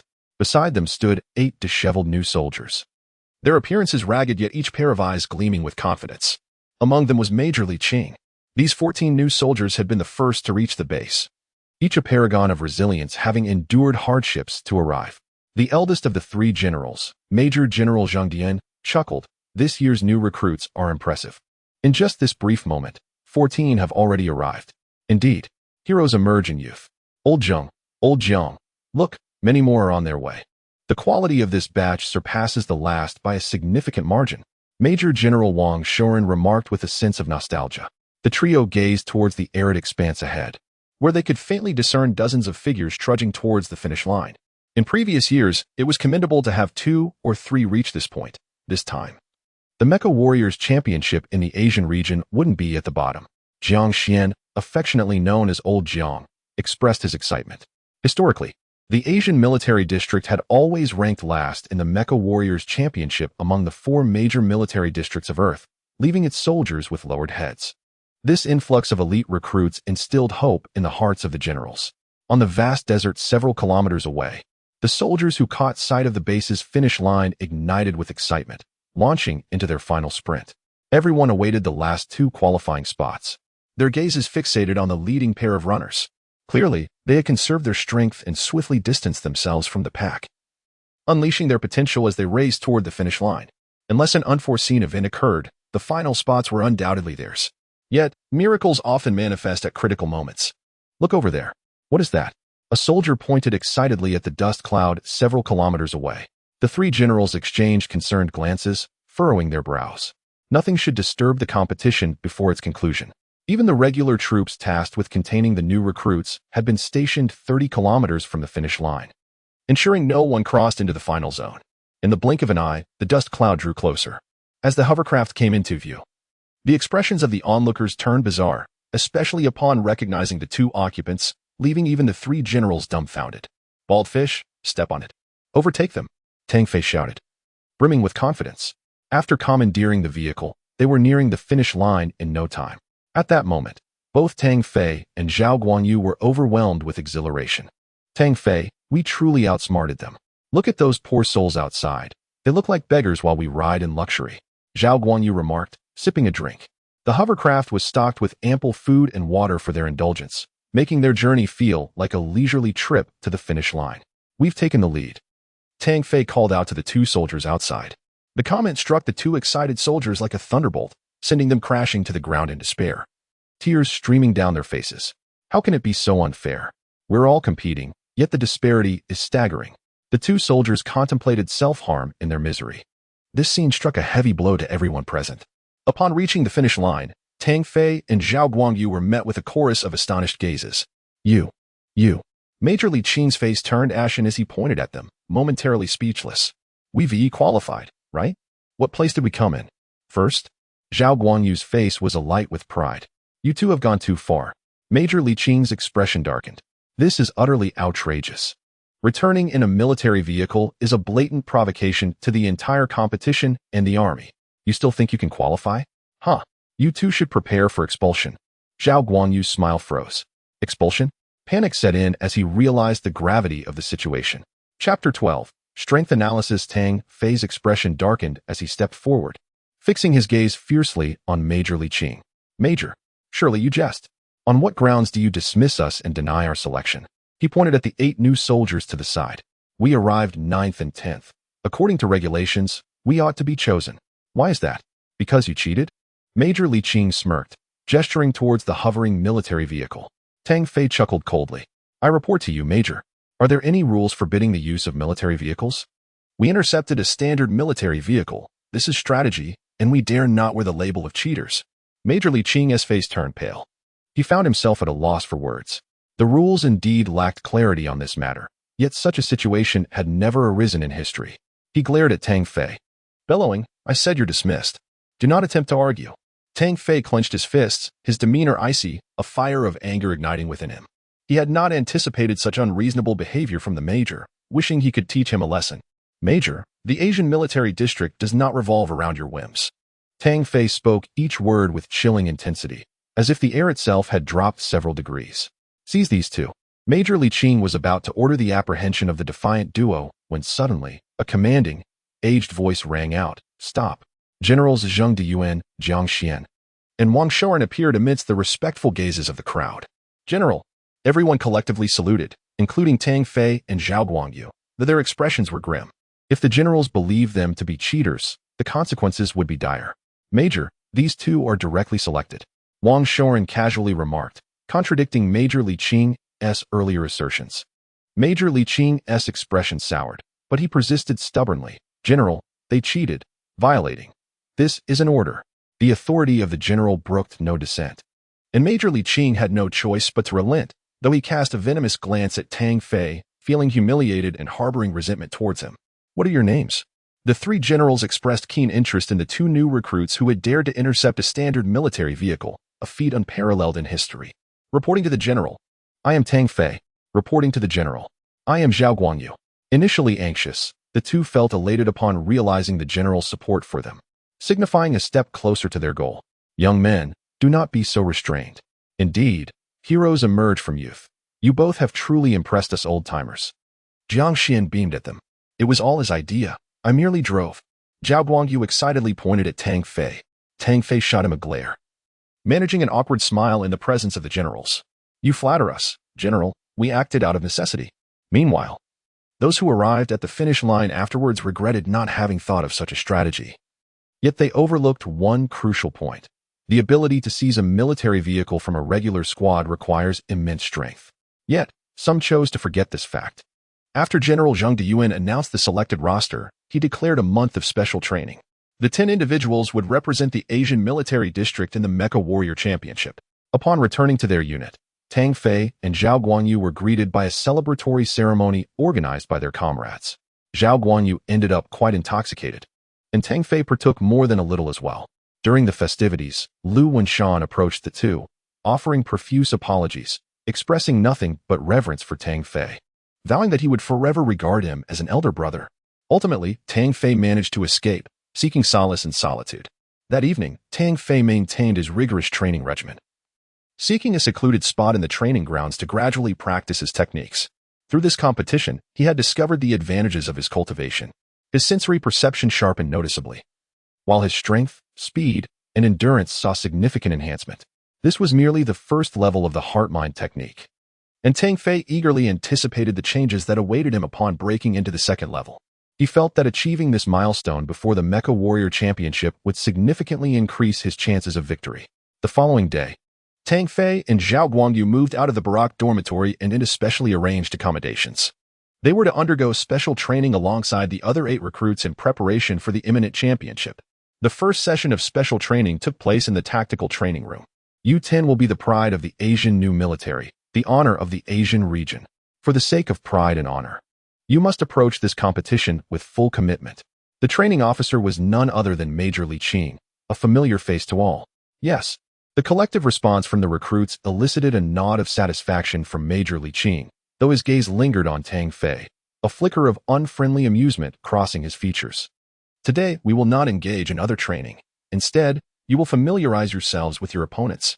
Upon his command, a series of data appeared on the large screen. The 5 major military districts of Earth were presented: the Asian Military District, European Military District, African Military District, North American Military District, and South American Military District. Detailed introductions followed regarding each district's geographical location and history. The competition's participants from the other military districts had undergone rigorous selection processes, and the final warriors were exceedingly formidable. First, regarding the South American Military District, pay particular attention to the individual codenamed Cobra. His acute awareness and lightning-fast reaction time are remarkable in the selection rounds. He single-handedly eliminated 52 opponents in a jungle melee. Approach such an individual with caution. Adapt your strategy to his rhythm, requiring sufficient awareness. The atmosphere grew tense as many present had never taken a life before, the invisible pressure causing their breaths to quicken. Major Li Qing kept a watchful eye on Tang Fei, discomfort gnawing at him as he observed the latter's calm demeanor. Internally, he scoffed, thinking, "You wish to put on a show? Soon enough, you shall falter." The African Military District is characterized by wildness and brute strength, with most individuals being exceptionally resilient and powerful. The standout this year is Robert Eli. Intelligence reports indicate he has fought a tiger barehanded. Do you know the outcome? Major Li Qing relished the astonished expressions of the recruits. Tang Fei was momentarily taken aback. To grapple with a tiger barehanded, such an act demanded immense combat prowess, bravery, and courage.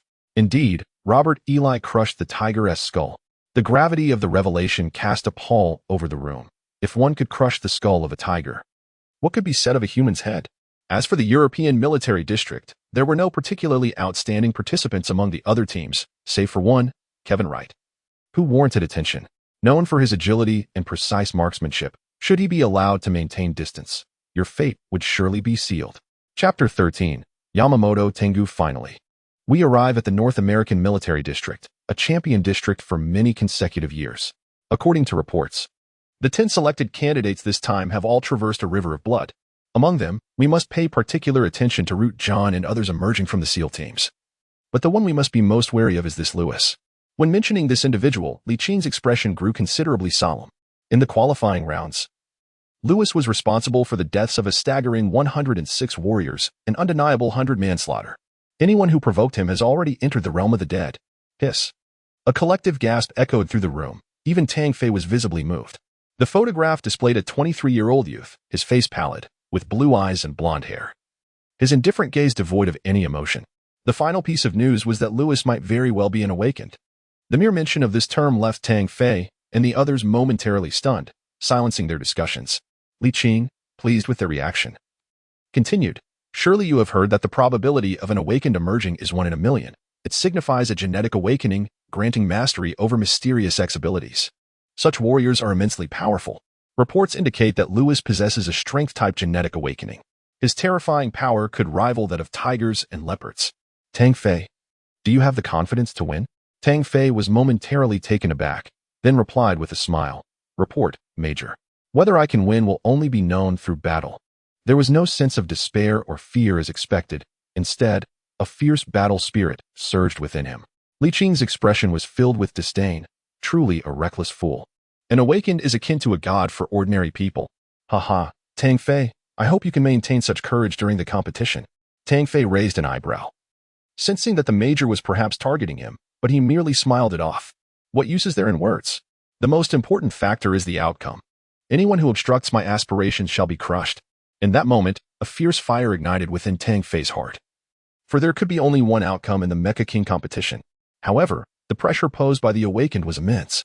Tang Fei pondered his own physical changes, along with his endurance, strength, and speed, all of which evidently surpassed that of ordinary individuals. Could it be that he, too, was an awakened? Yet, he had not awakened through genetic means, but had cultivated a family martial art. Could it be that his family technique possessed an ability akin to the X-powers of the awakened? Tang Fei resolved to intensify his training, as it was the key to his victory. This segment of the course was entirely devoted to introducing the candidates from other military districts. Each individual was meticulously dissected before everyone, providing a detailed understanding of their prowess. After the class concluded, Zhao Guangyu wore a forlorn expression, embodying a sense of national concern that Tang Fei found intolerable. What profound life philosophy are you contemplating now, bald fish? Zhao Guangyu sighed deeply, lamenting, I am merely here to serve as a supporting character in this competition. Have you not noticed? Competing against these freaks is tantamount to courting death. First and foremost, let it be clear, it is you, and not me. I did not come here to court death. My goal is crystal clear, to secure first place. Tang Fei chuckled, his smile radiating determination and confidence. Zhao Guangyu found the afternoon sunlight glimmering on Tang Fei's face, resembling a celestial being. He shook his head, even more aggrieved. Ah, truly, you are Tang the madman. You have indeed lost your mind. We should select a grave early on. Smack. Tang Fei slapped Zhao Guangyu's shiny bald head in irritation. Such lack of ambition. Where has your passion and drive disappeared to? Having come this far, would you not regret retreating? I know I would regret it for a lifetime. If one aspires to be a great warrior, one must step out of this shadow. Perhaps it was the impact of these words. Or perhaps Zhao Guanyu's sense of shame stirred within him. You are right. Let us charge towards the throne together. Zhao Guangyu yelled towards the heavens. Tang Fei, however, thought Zhao Guangyu was akin to a cucumber, needing a good slap. The 10 selected soldiers underwent comprehensive closed training. With no one aware of the nature of their training, rumors suggested it was so brutal one might not survive without shedding a layer of skin. Yet, Tang Fei and the others now faced greasy mechanical parts. The Mecha King competition, as the name implies, revolves around mecha combat. It reflects the proficiency of each military district. Thus, one's ability to operate a mecha is not merely contingent on physical strength or combat skills, but rather on an intimate familiarity with every component of the mecha. An elderly man with a white beard and spectacles, renowned as Master Lu Gua, the most knowledgeable mechanic in the base, stood before them. The quickest way to familiarize yourself with a mecha is through the very parts laid out before you. This is the Saturn N5 Mingtank type mecha, a staple of the Solar System Alliance. Your task is to assemble one using these components. Everyone was left speechless. Report, are you certain we are to assemble it ourselves? These parts are filthy. A young man expressed his discontent, glaring at the greasy components. Master Lu Gua's expression darkened. What is your name? Yamamoto Tengu. You are from the island district, correct? Indeed. Humph. A clown from the island district. Do you comprehend the greatness of mecha? It is perfection, the pinnacle of human achievement. How dare you complain about its filth? It is far cleaner than you. Tang Fei chuckled, though he too found the parts unclean. He still agreed with the old man's words. This statement left Yamamoto Tengu's face flushed with embarrassment, but he dared not express his anger at the elder. However, he glared at the smiling Tang Fei with intense fury, as if he could kill him with his gaze. Tang Fei felt uncomfortable under that stare. Raising an eyebrow, what are you staring at? Hurry up and wash up. Don't gross us out. Zhao Guangyu laughed heartily. Patting Tang Fei's shoulder, that was a savage remark. Ha, you've made my day. Silence. What is there to laugh about? You young people do not appreciate the greatness of mecha. Humph, a bunch of ignorant children. Assemble it yourselves. If you fail to complete today's task, you shall not be permitted to eat. The old man's temper flared, and with that stern edict, he departed. Yamamoto Tengu, with his braided hair, glared at Tang Fei with ferocity. You, boy, your attitude has provoked me. Yamamoto Tengu dared not confront Master Lu Gua, but felt no restraint towards Tang Fei. If looks could kill, Tang Fei felt he would have been executed by now. Zhao Guangyu, now filled with respect for Tang Fei, interjected. What if I've angered you? What is the big deal? Look at you, with that fierce demeanor. I wonder how you even made it into the selections. Yamamoto Tengu's eyes blazed with fury.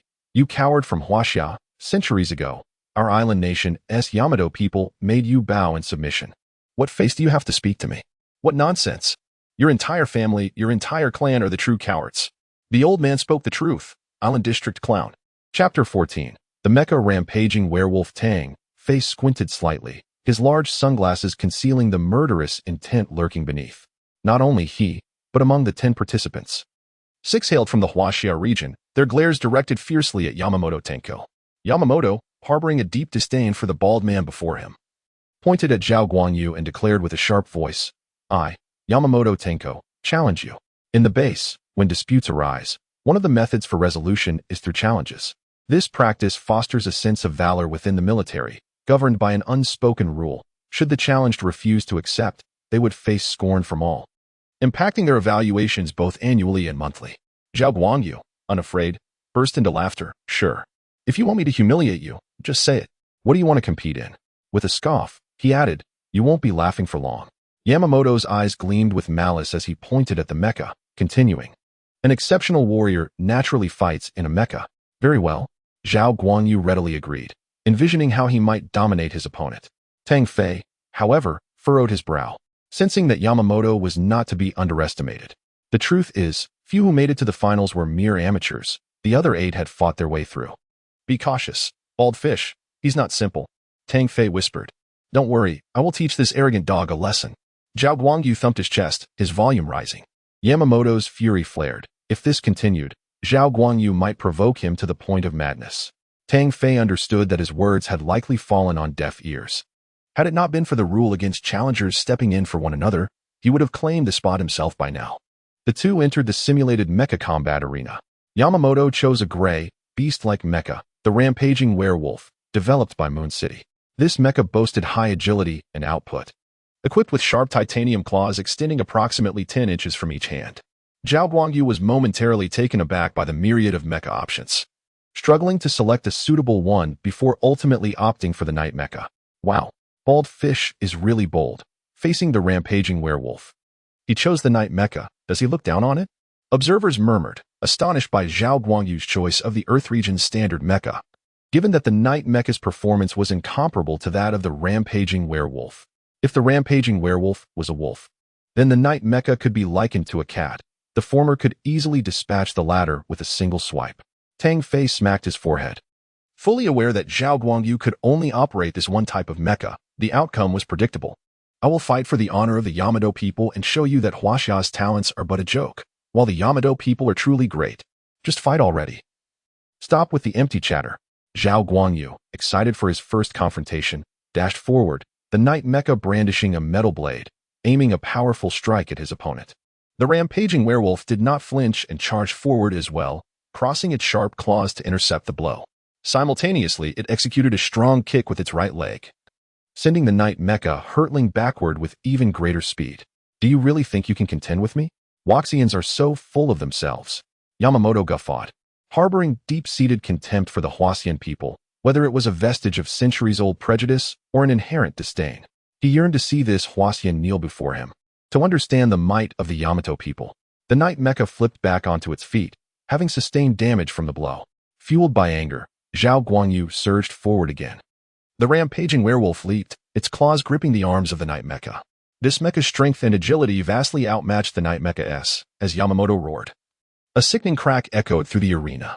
In the shocked gazes of the onlookers, the Night Mecha's right arm was severed, the metal blade flying from its grasp.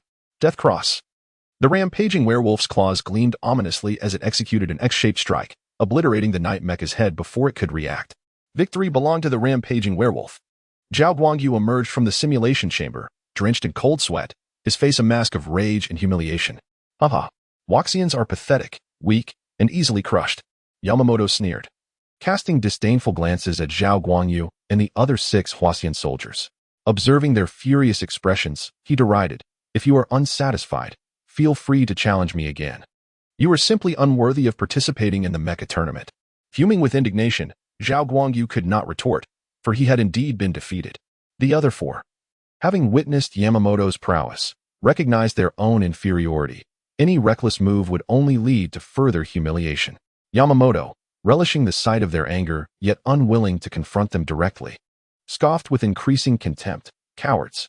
When you see the Yamato people, it's best to tuck your tails between your legs and act like a good dog. One that knows how to wag its tail to please its master." Tang Fei's expression darkened. He had never harbored racial prejudice. Yet Yamamoto and his so-called Yamato people incensed him. "Shut your vile mouth. I had no intention of picking a fight with you, but now I've changed my mind. I want you to kneel and sing my praises." Tang Fei's cold voice resonated with authority, drawing the attention of all present to the slender youth. Standing at a height of 1.7 meters, with skin as pale as snow and adorned with oversized sunglasses, he appeared quite peculiar within the military context. Yamamoto erupted into laughter, a glint of malice in his eyes as he leered. "You, a puny little boy, wish to challenge me? Haha. I have a suggestion. Why not fight in bed? You look so delicate. I, Yamamoto Tenko, will be gentle with you." Tang Fei shuddered, a wave of revulsion washing over him. For the first time, he was truly angry. "You disgust me. I demand you kneel and apologize to everyone, licking my shoes clean." His voice was devoid of emotion, as frigid as ice. This was a military setting. Outside these walls, he might have resorted to lethal force. Yamamoto felt humiliated. Being commanded by a frail boy to lick his shoes, his rage simmering dangerously. "Boy, I initially intended to toy with you, but now I've changed my mind. If you lose, you will not only clean my shoes but also spend the night with me." His words sent shivers down everyone's spine, causing them to instinctively distance themselves from him. Tang Fei remained silent, opting for action instead. He strode confidently into the simulation chamber, decisively selecting the Night Mecha once more. What is he doing? Is he seeking death? Using the Night Mecha again? Has he lost his mind and failed to choose a better option? Damn it, what a disgrace. Does he truly intend to contend with this garbage from the island region? Zhao Guangyu clenched his fists, his expression aflame with anger as he retorted. "Why didn't you speak up earlier? If you have the guts, step forward yourself. I believe in Tang Fei. He will prevail." "Haha, you Waxians are laughable. You're all just asking for death." Yamamoto, still piloting the rampaging werewolf, sneered. "Boy, I will crush your skull like before, so you understand the disparity in our strengths. Kneel and apologize to me." Chapter 15. A decisive victory. The battle here has caught the attention of the higher-ups. In a spacious conference room, 3 major generals are seated before a vast display, showcasing the confrontation between Tang Fei's Dark Knight Mecha and Yamamoto Tenka's rampaging wolf. The youthful fervor of today's generation is truly remarkable. The 3 generals, familiar to Tang Fei, hear Zheng Diyuan's voice. Now this is what a soldier should be like, ready to fight, ready to stir things up. Otherwise, it's as dull as we old folks." Jiang Xian laughs heartily, pointing at Yamamoto Tenku on the screen. "These people from the island nation remain as arrogant as ever. If I were there, I would certainly teach him a lesson."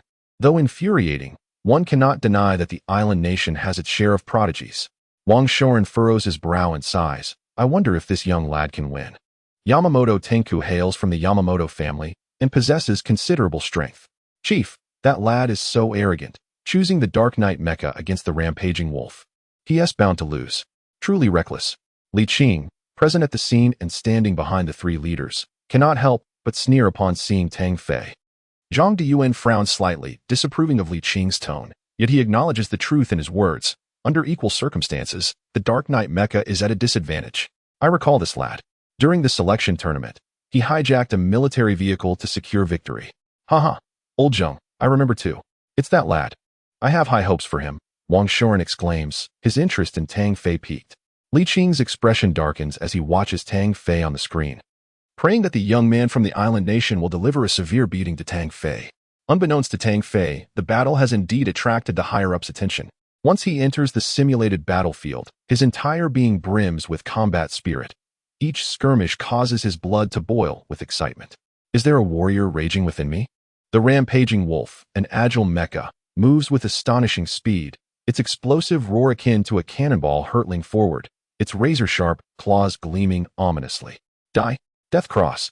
Yamamoto Tenku cackles menacingly, executing the same maneuver as before, a powerful cross strike imbued with strong control. The Dark Knight mecha cannot compare to the rampaging wolf in performance. As Tang Fei steps forward, he draws his alloy blade and raises it above his head. Clang. Metal clashes, and a shower of sparks erupts as claws and blade collide. The rampaging wolf intensifies its assault, its powerful arms augmented by the mecha's inherent capabilities, amplifying its strength. The simulated desert battlefield witnesses the Dark Knight mecha stumbling back 3 steps, its legs sinking into the sand. Get away from me. The Dark Knight mecha, surprisingly nimble, adeptly wields the alloy blade, flinging its claws aside.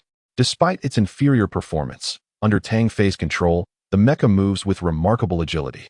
As if it were an extension of his own body, Tang Fei channels the heart-mind technique, enhancing his senses and physical capabilities significantly.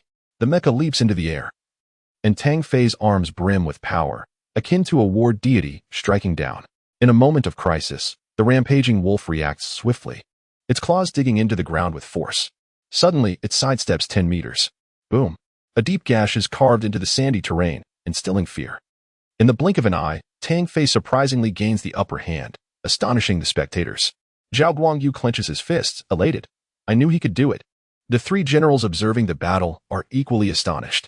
This young man, so inexperienced, demonstrates such exceptional talent in controlling the mecha.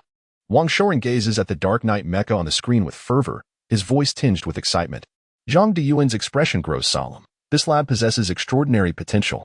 Only Jiang Xian sighs. What a pity for such a promising talent. If he could awaken a mysterious ability, he would undoubtedly achieve greatness in the future. Alas, Jiang Xian's words plunged the other 2 generals into silence. In this world, no matter how high one's talent or potential, without the awakening of mysterious powers, one's achievements remain limited. Li Qing breathes a sigh of relief. He harbors no desire for Tang Fei's future to be bright. In the simulated battlefield, Yamamoto Tenku sheds his arrogance, realizing that the seemingly frail boy possesses an alarming explosive power. You are much stronger than the coward from before. But such strength cannot defeat me. If you fall to my next move, consider it your honor. Filled with combat spirit, Tang Fei boldly declares, use whatever moves you have. Don't make excuses about losing later. Yamamoto Tenku snorts coldly. Boom. The rampaging wolf accelerates, its speed increased by 30%, charging forward with claws attacking at high frequency. A torrent of strikes raining down upon Tang Fei. Rampaging roar. The roar echoes like thunder, claws slashing like swords. Tang Fei remains composed, gathering his energy and exclaims, bring it on. The alloy blade follows suit, and the Dark Knight mecha's agile hands weave through the air, forming a flurry of blade blossoms. The rampaging wolf's rapid onslaught is unexpectedly halted by the blade flowers, the sound of metal clashing ringing out incessantly. In a relentless assault of 57 strikes, all are successfully deflected by the alloy blade, leaving Tang Fei unscathed. This is impossible. Yamamoto Tenku's pupils widen in disbelief. He had been confident that this move could annihilate the boy before him, yet the outcome defies comprehension. Not a single strike has touched his opponent. There is an ancient saying in Huaxia, anything is possible. It's over. Tang Fei smirks, seizing the opportunity as the opponent's attack falters. He closes in, the alloy blade striking with irresistible force, slicing through the rampaging wolf's head. Boom. Sparks fly, the battle concludes, and the Dark Knight mecha emerges victorious. Haha. I never expected this lad to win. Truly remarkable. Wang Shoren exclaims in awe. Indeed, especially his steady defense, which has opened my eyes. Although he is not an awakened one, with this lad's strength and further training, perhaps our region won't finish last this year. The three major generals share a laugh. And Wang Shoren instructs Li Qing to provide Tang Fei with rigorous training. Rest assured, Chief, I will ensure he receives ample training. Li Qing replies with a cold smile. Emerging from the simulated battlefield, Tang Fei basks in the admiration of all. Tang Fei, I told you that you would win. That last strike was incredible. Slicing that Tengu's head clean off, Zhao Guanyu exclaims, brimming with excitement. Yamamoto Tenku also exits, his expression far from pleasant. His signature move has been countered. He intends to leave, but is halted by Tang Fei's voice. Hey, what was your name again? Zhao Guanyu promptly responds, Yamamoto Tengu. Oh, Yamamoto Tengu. You may come over and lick my boots now. Chapter 16. The transformation of the heart of the ocean, damn it. Yamamoto Tenner's face flushed with humiliation. His eyes filled with resentment as he glared at the two. I, Yamamoto Tenner, will certainly reclaim my victory. Feel free to try, but you should fulfill your wager first. Are the people from the island nation truly so unreliable? Tang Fei retorted with a cold smirk, mocking him. Is that what it means to be a man? Spewing nonsense. Unreliable, and yet so arrogant. Cowards from the island nation. Come on, hurry up. Whether it's a wolf or a dog, they both need to be fed. The others joined in the mockery, reveling in Yamamoto Tenner's fall from grace after his earlier arrogance. At that moment, Master Lu approached, witnessing the group engaged in idle chatter. He erupted in anger. Are you also idle? Go assemble the Mechs 5 times, and only after that will you eat. This saved Yamamoto Tenner from further embarrassment. As he was the first to spring into action, this scene puzzled Master Lu. When had the islanders become so obedient, seemingly unbothered by getting dirty? He attributed this change to his earlier reprimand, allowing himself to feel a sense of pride. Islanders are indeed pitiful. They only listen when scolded. Next time, I shall scold them more. Unbeknownst to him, Yamamoto Tenner's actions this time would lead to a relentless tirade from Master Lu. Tang Fei chose not to pursue the matter further, holding great respect for Master Lu. As the two main characters began their tasks, the rest hastily assembled their mechs, fearing the dire consequences of missing dinner. Ultimately, everyone fervently completed the mech assembly, their bodies covered in oil and grime. But at that moment, no one cared about the mess. After 5 rounds of disassembly and reassembly, they had gained a profound understanding of the Saturn N5 Manicore mech. Tang Fei approached each assembly with utmost seriousness. Besides understanding the mech, he aimed to secure first place in the mech competition. Deep within, his affection for mechs grew ever stronger and deeper. As night fell, Tang Fei found a secluded spot beneath the starry sky and began to circulate his internal energy. A warm current flowed through him, filling him with a mysterious power. Time slipped away as he completed 24 cycles of circulation, reaching his current limit. At that moment, the jade pendant hanging around his neck emitted a faint glow, shimmering dreamily in the darkness. Tang Fei sensed this anomaly, his heart filled with astonishment. Instinctively, he did not cease his practice but continued with the cycles. He knew the heart of the ocean was extraordinary, yet he was unaware of the specifics. The appearance of such a change today was evidently linked to his familial cultivation method. The glow of the heart of the ocean intensified, resembling a small moon. While Tang Fei distinctly felt his internal energy flowing more smoothly and swiftly, a surge of warmth swelling within him. Could it be that the heart of the ocean promotes the cultivation of techniques? Tang Fei was astonished. If this were true, it would greatly reduce the effort required for his training. He also noticed that after the heart of the ocean began to shine, he felt a gentle breeze surrounding him, as if he were enveloped by an invisible wind, creating a sense of intimacy. This session of cultivation extended unusually long. By the time he completed 48 cycles, he felt a distinct pain in his meridians, his body reaching its limits. With a long exhale, Tang Fei couldn't help but smile. The gains from this session were immense. He had initially only been able to complete 24 cycles, but this time he had more than doubled that. The essence of his family's technique involved circulating internal energy, honing his bones and veins, and strengthening his blood vitality. Of course, this was merely the internal aspect. Externally, he needed to continuously enhance his physical capabilities and strength.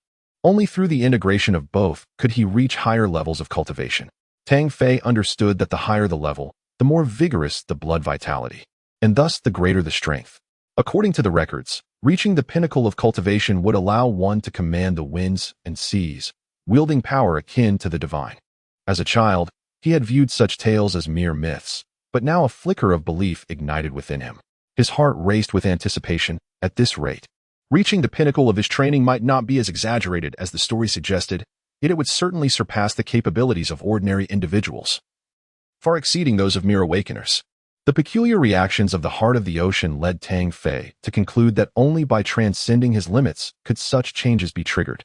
In his previous training, he had never pushed past his limits, which was why he only now discovered the heart of the ocean's extraordinary nature. A month swiftly passed. Tang Fei and the other selected warriors underwent grueling training daily. Each individual made remarkable progress, a stark contrast to their initial state. Especially for Tang Fei, who practiced physical conditioning by day and cultivated techniques by night, his strength underwent a revolutionary transformation under the intense training. Externally, he appeared merely somewhat sturdier compared to others, but in reality, he still seemed lean. His demeanor resembled that of a neighborhood boy, yet everyone understood that beneath his cheerful exterior lay a terrifying power. Those present had all faced him in combat, resulting in utter defeat, with Yamamoto Tenor suffering the most. The most frustrated was Major Li Qing, who constantly assigned Tang Fei double the training tasks, hoping to exhaust him and force him to retreat. Yet the outcome only amplified Tang Fei's infamy.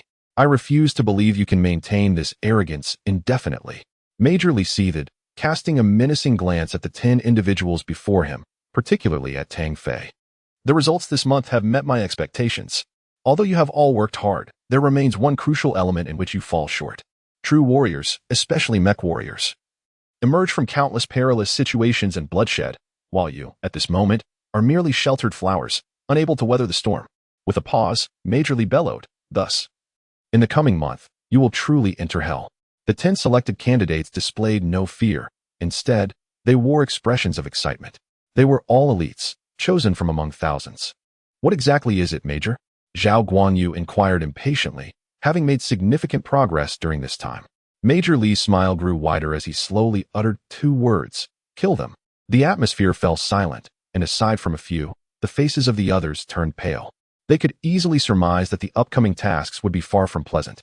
In the Asian region, a group of armed militants had recently come into contact with the interstellar bandits from the planet Red, smuggling arms to these outlaws. This was absolutely intolerable. The Solar System Alliance's military command ordered the eradication of this gang to disrupt their transactions. This mission would serve as a trial for you, as you will participate in this operation as the main force. With the mission assigned, all 10 clenched their fists, their spirits ignited. "We shall accomplish the task without fail." Chapter 17. Establishing authority at dawn the following day, Tang Fei and his 10 companions, fully armed, boarded the transport vessel.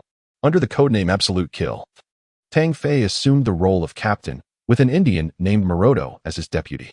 Kuvara, situated on the eastern edge of the Negev Desert in the Arabian Peninsula, near Cairo Port, is a medium-sized town. It serves as a crucial link between the port and the desert, resulting in a significant population of over 30,000. For this operation, 10 squads comprising 100 warriors were mobilized, with Tang Fei's team designated as the frontline vanguard. The transport vessel deployed personnel approximately 30 miles away from the town of Kuvara, in the desolate wilderness to the east, west, north, and south. After landing in the northwestern region, all members crouched on the ground, laser guns in hand, vigilantly scanning their surroundings. Upon discovering the barren landscape devoid of human presence, they regrouped. According to intelligence reports, this transaction involved dragon elephant mechas and demon hunter mechas, along with a substantial cache of weaponry.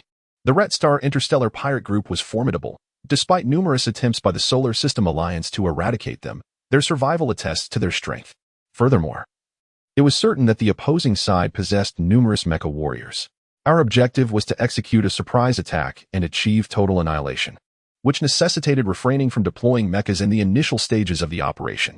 Thus, this mission was exceptionally arduous, requiring utmost caution and deliberation. Tang Fei frowned and focused intently, simultaneously accessing the Skynet information map as he spoke. Caution is merely the guise of a jester. With so many warriors at our disposal and an insider among us, what is there to fear? Yamamoto Tenka scoffed disdainfully. "Captain Tang Fei, we have been sent to kill and hone our skills. Why waste time with words? Let us charge in, and let the one who claims the most kills emerge victorious. Fool, Tang Fei retorted coldly. Mind your language, Tang Fei. Yamamoto Tenku's face flushed with embarrassment at the unrelenting scorn. To call you a fool is to flatter you. This operation is not a competition of wins and losses. It is about executing the mission. In such circumstances, we must not allow even a hint of carelessness. There is a saying in Huaxia, caution ensures a long voyage. Fool. Tang Fei shot him a glance before returning his gaze to the Skynet information map. Maroto, do you consider such an attitude suitable for a captain? Please. Provide a fair perspective. Yamamoto Tenku implored Maroto, intentionally omitting the title of deputy and favoring a sycophantic demeanor. After calming Yamamoto Tenku's agitation, Maroto stated, Captain Tang Fei. Yamamoto is one of our team members. Your words may have been excessive. Moreover, I hold a differing view. The only individuals we should prioritize are the Ret. They would not dare send many to Earth for this transaction. Having even a dozen would be commendable. Maroto unflinchingly countered Tang Fei's previous assertions and then addressed the remaining team members, asserting, given our insider's intelligence, our current forces must execute a sudden strike. Annihilation is the only path. I believe the other teams have already commenced their actions. If they claim this achievement before us, we, the 10 so-called elite warriors, would become the laughingstock. This rhetoric drew immediate support from Yamamoto Tenku, along with 2 other non-Huaxia members, and even a few others found it reasonable. Captain Tang, we are elite warriors selected from among thousands. If we allow others to seize our glory, it would be a disgrace to hear about it. A Vietnamese warrior declared, those veterans already look down upon us. If we fail to deliver results this time, they will surely mock us. A robust Huaxia man chimed in. Tang Fei had not suggested relinquishing credit. He merely advocated for caution and prudent arrangements. Was that not justified? Zhao Guangyu, who held immense trust in Tang Fei, hastily retorted. A division quickly formed, for stood with Tang Fei, while 6, led by Maroto, disagreed. Tang Fei glared at Maroto and his cohort, a surge of anger swelling within him. These brawny yet dim-witted individuals lacked the insight to comprehend the situation. He recognized that Maroto aimed to assert his authority, seeking to rival him. Truth be told, Tang Fei had no desire to be captain, but the orders had come from above. As captain, I must consider the lives of each member in the squad. I have the right to make decisions. Tang Fei scoffed, aware that if not for the mission, he would not entertain such matters. If you lack the courage to fulfill the mission, do not obstruct us. Brothers, follow Maroto if you wish to kill. Come with me. Maroto shouted dismissively, his demeanor exuding arrogance. I have stated, here, you shall heed my commands. Maroto, this is your final opportunity. Comply with the orders. Tang Fei's gaze was piercing. He would not permit Maroto and his 6 companions to walk into death. Tang Fei, to call you captain is to elevate you. Do not assume we fear you, coward. Maroto sneered with contempt. Tang Fei, unperturbed, chuckled, his eyes glinting dangerously. It seems I must enlighten you. With that, Tang Fei lunged forward, swiftly closing the distance to Maroto, unleashing a ferocious punch. Bang! Maroto was taken by surprise, his body hurtling back as if struck by a boulder, blood spurting from his mouth. Tang Fei planted his foot on Maroto's chest, his gaze frigid. On the battlefield, soldiers must obey orders. If you seek death, I will not stop you. But if you lead your brothers to their demise, I apologize. I shall ensure you recognize your own limitations. Maroto's complexion drained of color. The humiliation of being subdued beneath Tang Fei's foot twisted his expression into a grimace. Tang Fei, how dare you? I fear nothing.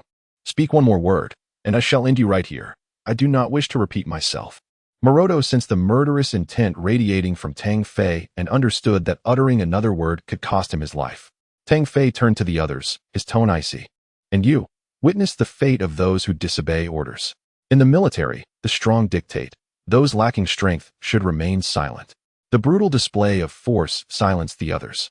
Many wore disconcerted expressions, yet none dared to counter his words. For Tang Fei spoke the truth. In the military, strength held sway, and obedience to the powerful was paramount. His earlier actions illustrated that he possessed such strength. Enough of this banter. Wang Kuan, Zhang Yuejin, and Gai Luan formed the reconnaissance team, Zhao Guangyu, Qian Nan. And I will serve as the assault team. Yamamoto Tenku and Maroto will be the support team. Wen Yuan and Zhao Yin will constitute the sniper team. Tang Fei proceeded with decisive efficiency, outlining the arrangements. The others were taken aback by how meticulously Tang Fei had organized their positions, indicating he had prepared in advance. With this realization, they calmed down. All had been selected for their elite status, and none were foolish. Their earlier arrogance seemed misplaced. Now, they acknowledged the prudence of Tang Fei's arrangements. Chapter 18. Seizing the Mech. Tang Fei and his companions were over 30 miles from Cuvala, perilously close to the enemy, compelling them to proceed with caution. The reconnaissance team intermittently reported their findings. Maroto, nursing his wounds, harbored a deep-seated hatred for Tang Fei. He maintained a close proximity to Yamamoto Tenku, frequently exchanging words while casting venomous glances at Tang Fei's retreating figure. Initially, the reconnaissance team scoffed at Tang Fei's meticulous arrangements. However, as they approached within 10 miles of the town, they began to comprehend the significance of his strategy. Report, Captain. This is Wang Kuan. A large contingent of armed personnel has appeared ahead. He spoke softly into the network. Continue observing. We will arrive shortly. Approximately 5 minutes later, Tang Fei reached a depression in the landscape and beheld a checkpoint ahead, complete with 2 high-speed laser cannons, a heavy TP armored vehicle, and a mech on guard. With at least 20 armed personnel in sight, the area had been secured 10 miles out, indicating that Cuvala had been effectively encircled. This was no ordinary checkpoint set up by mere insurgents. Rek could not have prepared more thoroughly, Tang Fei mused, his expression grave. The others were solemn faces. Had they charged in recklessly before, they would likely have been annihilated before even nearing the checkpoint. The mech was no mere decoration. In the presence of such formidable warfare machinery, humans were akin to ants. Maroto's face turned ashen as he sensed the disdainful glances from others. Realizing that his authority had been irrevocably shattered, he did not perceive this as a reflection of his own failings. Instead, he directed all his animosity towards Tang Fei, blaming this young man from Huaxia for his current predicament. Yamamoto Tenku observed the unfolding dynamics with a sly smile, his gaze flickering with unspoken schemes. Tang Fei, let's charge, Zhao Guangyu exclaimed, his eyes sparkling with excitement. Tang Fei retorted sharply, are you out of your mind? What are you thinking? What's wrong? Zhao Guangyu replied, scratching his head in confusion. Beside them, Wang Kuan scoffed, bald fish, even with your brilliance, you fail to grasp the situation. That mech across from us is more than capable of wiping us all out. Are you seeking death? Zhao Guangyu flushed, chuckling awkwardly before asking, then what should we do? Just watch. All eyes turned to Tang Fei, who had gained the trust of the majority after recent events. He gazed at the darkening sky and declared, we will strike once night falls. With that, he opened the map and rubbed his temples, then added, everyone, replenish your energy and rest. When darkness descends, we shall commence our operation. This strategy has its merits. At the very least, it allows us to confront one mech. Gathered together, they produced energy capsules, 3C energy capsules, each sufficient to sustain a human for half a day without the need for water or food, essential for combat situations. An hour later, night enveloped the land, devoid of moonlight and stars, casting a shroud of darkness over the terrain.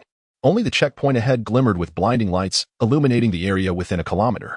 Tang Fei surveyed his team and instructed, when Yuan, Zhao Yin, you two will take out the laser gunners and the machine gunners on the armored vehicle first.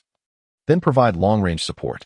Wang Kuan, Zhang Yuejin, secure the laser cannon area as swiftly as possible. Qian Nan, Yamamoto Tenku, Zhao Guangyu, engage in clearing operations, while Maroto attempts to seize the armored vehicle. I will confront the mech. Is that understood? Understood. The group replied in unison. The most formidable opponent, the mech, was to be faced by Tang Fei himself, leaving no room for dissent. Tang Fei's icy gaze lingered on everyone, particularly on Maroto. Should anyone disrupt our plan or fail to follow orders, I, Tang Fei, will not hesitate to eliminate you.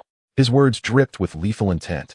He would not tolerate any disturbances at such a critical juncture, for failure here would spell doom. 5 minutes to resolve the conflict. Let us move. The black night stirred with gusts of wind, sweeping the sands of the desert into the distance. The surroundings were eerily silent, save for the glaring lights a kilometer away. 2 high-speed laser turrets loomed, separated by 50 meters, each over 5 meters tall, manned by armed personnel. Surrounding each turret were 4 armed guards. The turrets emitted red beams of light, preventing anyone from breaching the defenses. The sole passage was between the turrets, guarded by a 10-meter-tall mech, its gray metallic shell barely visible in the darkness. Suddenly, 2 loud bangs resonated, accompanied by piercing screams. Enemy attack. The alarm blared, and at the sound of gunfire, 8 shadowy figures burst forth, moving with ghostly speed, firing laser guns that sent red energy streaking into the chaotic crowd of adversaries. Screams echoed as the initial chaos erupted, and the checkpoint's alarm sounded, signaling a counterattack. Tang Fei, focused and composed, activated his abilities, enhancing his physical prowess to its utmost limits, propelling himself forward at incredible speed. With dual pistols in hand, he unleashed a flurry of precise shots into the enemy ranks, each attack claiming a foe. His comrades followed suit, unleashing a relentless barrage. This onslaught overwhelmed their adversaries. In mere moments, the distance of a kilometer was traversed in seconds, the environment around Tang Fei slowing to a crawl. Suddenly sensing imminent danger, he evaded without hesitation as two beams of laser narrowly missed him. Unfazed, his singular focus remained on the mech ahead. The greatest threat at the checkpoint was that very mech, and Tang Fei needed to seize it before it could activate. Otherwise, facing its assault would leave them no chance of survival. Tang Fei nimbly dodged several more laser beams, reaching the mech's vicinity. Spotting an enemy attempting to board it, he roared like a beast, his feet crashing against the ground, cracking the earth and sending dust into the air. He leaped onto the mech with the agility of a monkey, swiftly approaching the cockpit. The armed personnel within the cockpit gazed at Tang Fei in terror, perceiving him as a harbinger of doom. Before the mech could power up, the enemy hastily drew a laser gun, but what awaited him was a solid fist. Get lost. Tang Fei ruthlessly disarmed him, firing a shot into the air before tossing the foe aside. His series of actions, though seemingly elaborate, transpired within mere seconds. As he took control of the mech, the true battle was only beginning. Chapter 19. Intelligence. The remaining 7 individuals proceeded according to their prearranged plan. Although often overshadowed by Tang Fei, they were elite warriors selected from thousands, showing no mercy when confronting the armed adversaries. Zhao Guanyu, Yamamoto Tenku, and Qian Nin each fought their battles, confronting multiple foes without a hint of fear. At this moment, Wang Kuan had secured a laser cannon platform. However, Zhang Yuejin was struck in the arm, diminishing his combat effectiveness, and he was unable to seize the laser cannon in time, allowing an enemy combatant to take control. The high-speed laser cannon possessed devastating firepower, far beyond what mere flesh could withstand. An enemy soldier had already prepared to fire, aiming directly at Zhang Yuejin. Zhang Yuejin, move! Tang Fei shouted urgently over the comms, piloting his mech without hesitation. Rising 10 meters tall like a titan, he descended from the sky, crushing the cannon beneath his foot.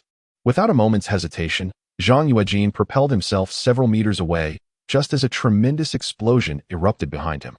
The laser cannon was obliterated, and the mech's foot crushed 3 enemy soldiers. With the mech and the laser cannon secured, the tide of battle was clear. The remaining task was to eliminate the opposition. In 3 minutes, under the relentless assault from all sides, 24 armed personnel lay dead. 3 captives remained, deliberately spared by Tang Fei in hopes of extracting vital intelligence. The battle concluded in under 5 minutes, leaving the team in disbelief at how perilous yet ultimately casualty-free the encounter had been, especially for Tang Fei, who spearheaded the charge and swiftly commandeered the mech. It was clear that without his intervention, the entire team would have likely perished beneath the laser cannon's fire. At this moment, the expressions of the team members shifted. Except for Yamamoto Tenku and Moroto, admiration shone in their eyes. From this point onward, Tang Fei truly earned the honor of being the captain. After a bit of interrogation, the 3 armed captives divulged critical information. Kuvira had been overrun by armed forces, numbering over 3,000. 1,000 had spread outward to establish checkpoints, effectively sealing off the town for dozens of miles. 2,000 remained within the town, alongside more than 30 individuals from Ret.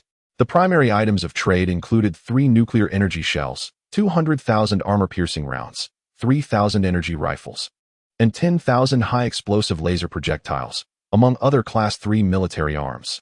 A collective gasp escaped not only from Tang Fei, but from everyone present. Were Ret and his faction planning to conquer a planet? It was utterly terrifying. These armed factions were despicable enough to dare traffic nuclear energy shells. The gravity of this intelligence was staggering. If detonated, it could spell destruction for all of Asia. The situation had escalated far beyond a mere smuggling operation. Nuclear energy shells, primarily housed aboard interstellar aircraft carriers, had the potential to obliterate a third of a moon-sized area. The mere thought was chilling, as these were classified as Class 3 warfare weapons by the military. Additionally, they learned of another troubling piece of news. Each checkpoint would report to Kuvira's headquarters every 10 minutes. Should communication be severed, the headquarters would undoubtedly take notice. Tang Fei rubbed his temples, realizing the weight of the information they had uncovered. The more they knew, the heavier the burden of responsibility became, and he felt overwhelmed. When Yuan, Notify the military district and relay this information. Inquire about their directives. Additionally, everyone should rest quickly. The battles ahead will be arduous. He further contemplated that since the RET interstellar pirate group sought nuclear energy, it was evident that they possessed an interstellar aircraft carrier. This posed a significant threat to the Solar System Alliance. The potential havoc wrought by an aircraft carrier combined with nuclear energy was immense, and the higher-ups would undoubtedly resort to any means necessary to prevent it, even at the cost of lives. Suddenly, Tang Fei chuckled to himself. He was merely a lowly soldier. Why burden himself with such troubling thoughts? This operation had left most of the team, aside from 2 snipers and himself, with varying degrees of injury.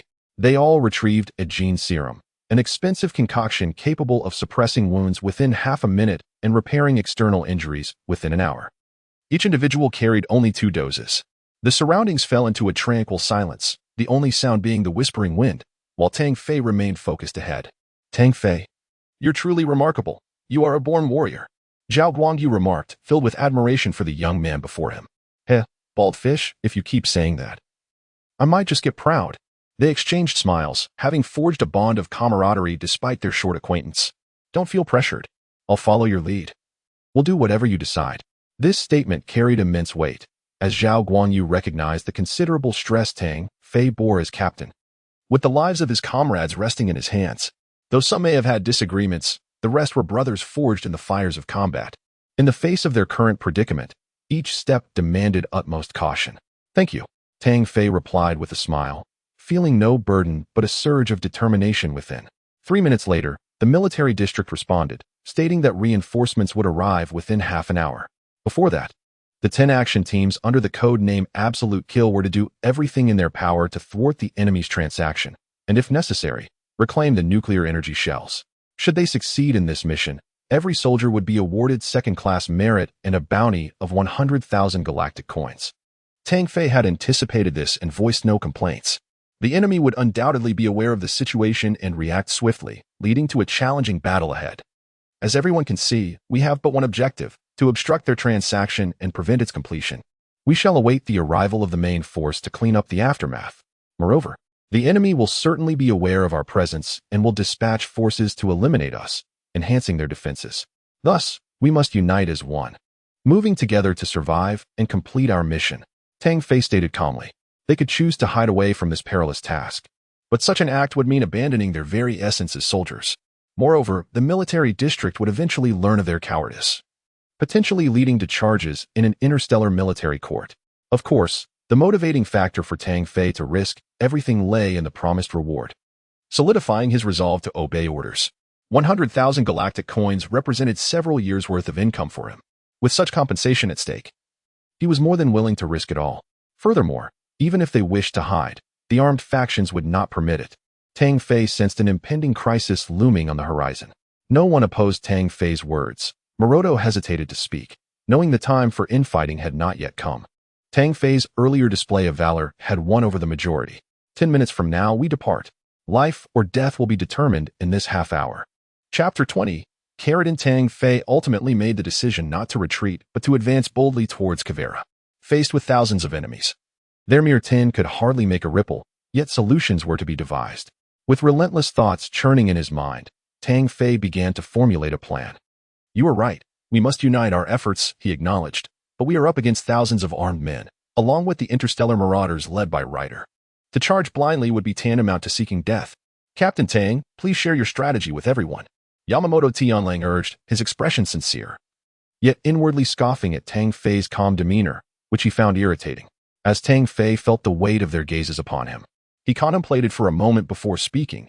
Firstly, this operation is exceedingly perilous, and there is a possibility that we may all sacrifice ourselves, including me. However, as soldiers and warriors, we must fulfill our duty and obey orders.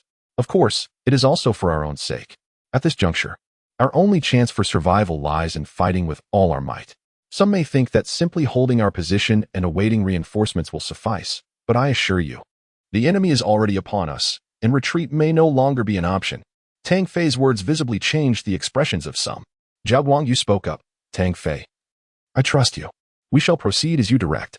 With Tang Fei's grave yet composed demeanor, coupled with Zhao Guangyu's endorsement, Wang Kuan, Zhang Yuejin and others quickly expressed their confidence in him as well. Tang Fei smiled and replied, "In truth, the situation is not as dire as it seems. We can proceed as follows." As the 10 gathered closely, intently listening, when Tang Fei concluded, laughter erupted amongst them, the earlier tension dissipating, clearly showing their respect for his plan. "Very well, let us proceed with this plan. Prepare quickly, and let us depart."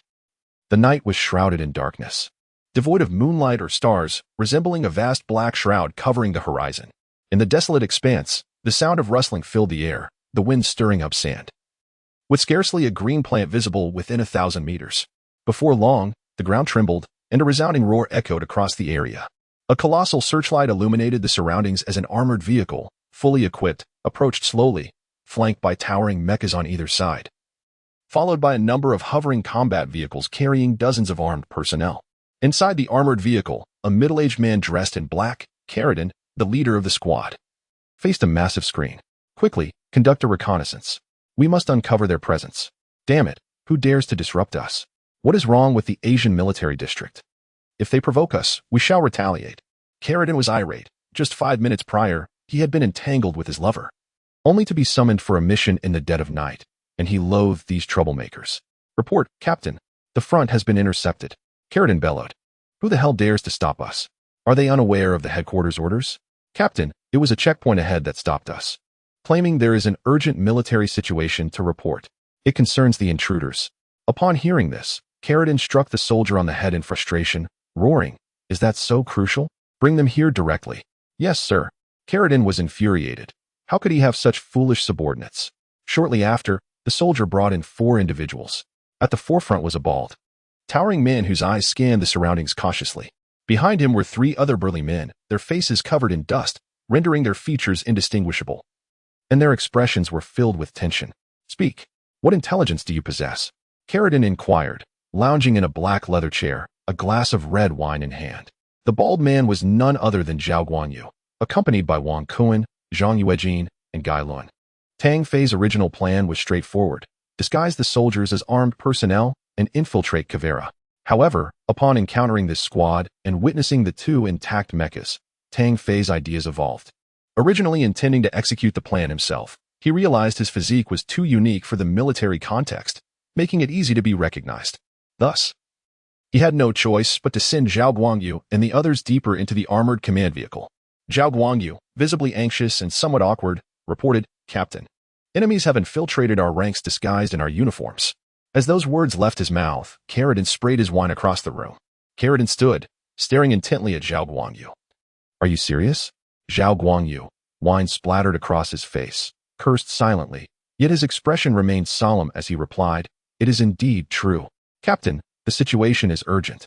We must gather all personnel and ascertain if there are any intruders among us." According to prior intelligence, that is how the checkpoint was attacked.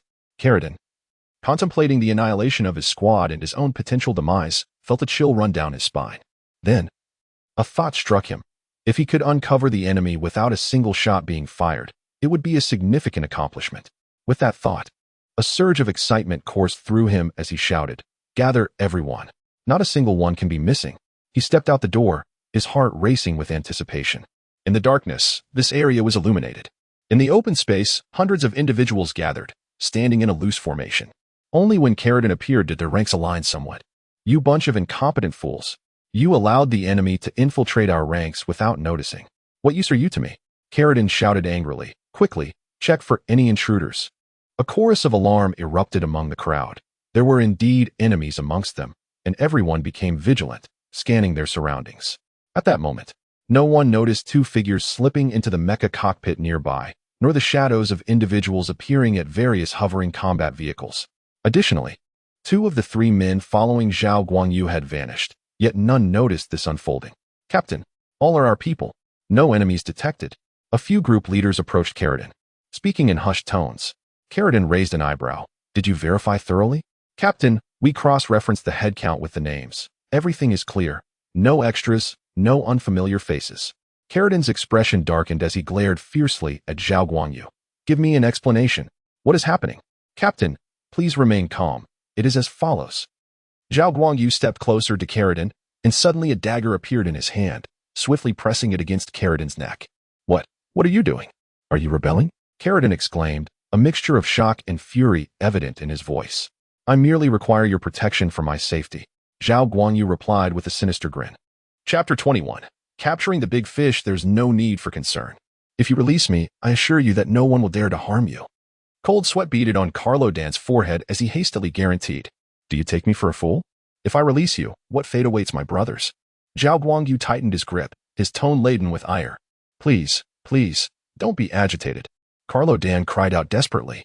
Release the captain immediately, and we might consider sparing you. Otherwise, you will ultimately meet a grim end. Surrender quickly, for escape is futile. The capture of the captain had incited chaos among the subordinates, each brandishing their laser guns with fierce determination. Captain, your subordinates are rather unfriendly. Zhao Guangyu quipped, his nerves fraying under the pressure of the weapons aimed at him. If my hand trembles and I inadvertently sever your throat, don't blame me. Though Zhao's exterior remained composed, his palms were slick with sweat. Tang Fei, hurry up. My legs are turning to jelly. Carlo Dan bellowed, you fools. Can't you see I'm in their grasp? Lower your weapons at once. But Captain, enough. Do as I say. Just then, a deafening roar reverberated through the air. 3 Mech emerged from 3 directions, their towering forms casting a shadow over all present. Carlo Dan's face turned ashen. He realized his doom was imminent. Tang Fei appeared, seizing Carlo Dan with ease, unconcerned by the nearly 100 enemy soldiers. Against the might of the Mechs, mere human lives had lost their significance. You must understand, your life now rests in our hands. Answer my questions honestly, and you may be spared. Fear gripped Carlo Dan. Please, don't kill me. I don't know anything. His hefty frame felt weightless in Tang Fei's grip, and he was forcefully slammed to the ground. You're killing me. Please, I swear I know nothing. Tang Fei pressed his foot onto Carlo Dan's head. If you know nothing of value, then what use are you to us? Consider yourself fortunate if I decide to end you swiftly. Don't kill me. I'll tell you everything I know. Please spare me. I ask and you answer. Speak one unnecessary word, and you'll find yourself with another wound, Tang Fei said, revealing a metallic dagger. What is your position at the base? What is your purpose here? How many Mech warriors are stationed at the base? How many from RIT have arrived? I'm merely a lowly squad leader. I came to eliminate you, and there are about 30 to 40 Mech warriors at the base. As for REIT, I truly have no idea. No sooner had Carlo Dan finished speaking than the dagger plunged into his thigh, blood spraying forth. I've told you everything I know. I swear, I'm just a squad leader. Tang Fei scoffed, withdrawing the dagger only to stab it down again. Speak the truth quickly, I have no time for games. Does a squad leader not have 2 Mech warriors accompanying him? Speak the truth, or the next blade will find a different target. He positioned the dagger ominously before Carlo Dan's groin, sending shivers down the latter's spine. I'll tell you. Carlo Dan realized he could not deceive the youth before him. Feeling the coldness creeping in, he hastily confessed, I'm a squad leader, the chief's brother. And there are 100 Mech warriors at the base. REIT has sent over a dozen men.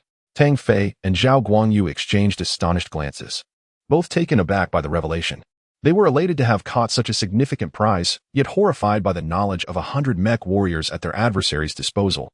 It is vital to note that Mech warriors are not mere soldiers. They are seasoned veterans with formidable Mech control skills, each one a rare gem in the battlefield.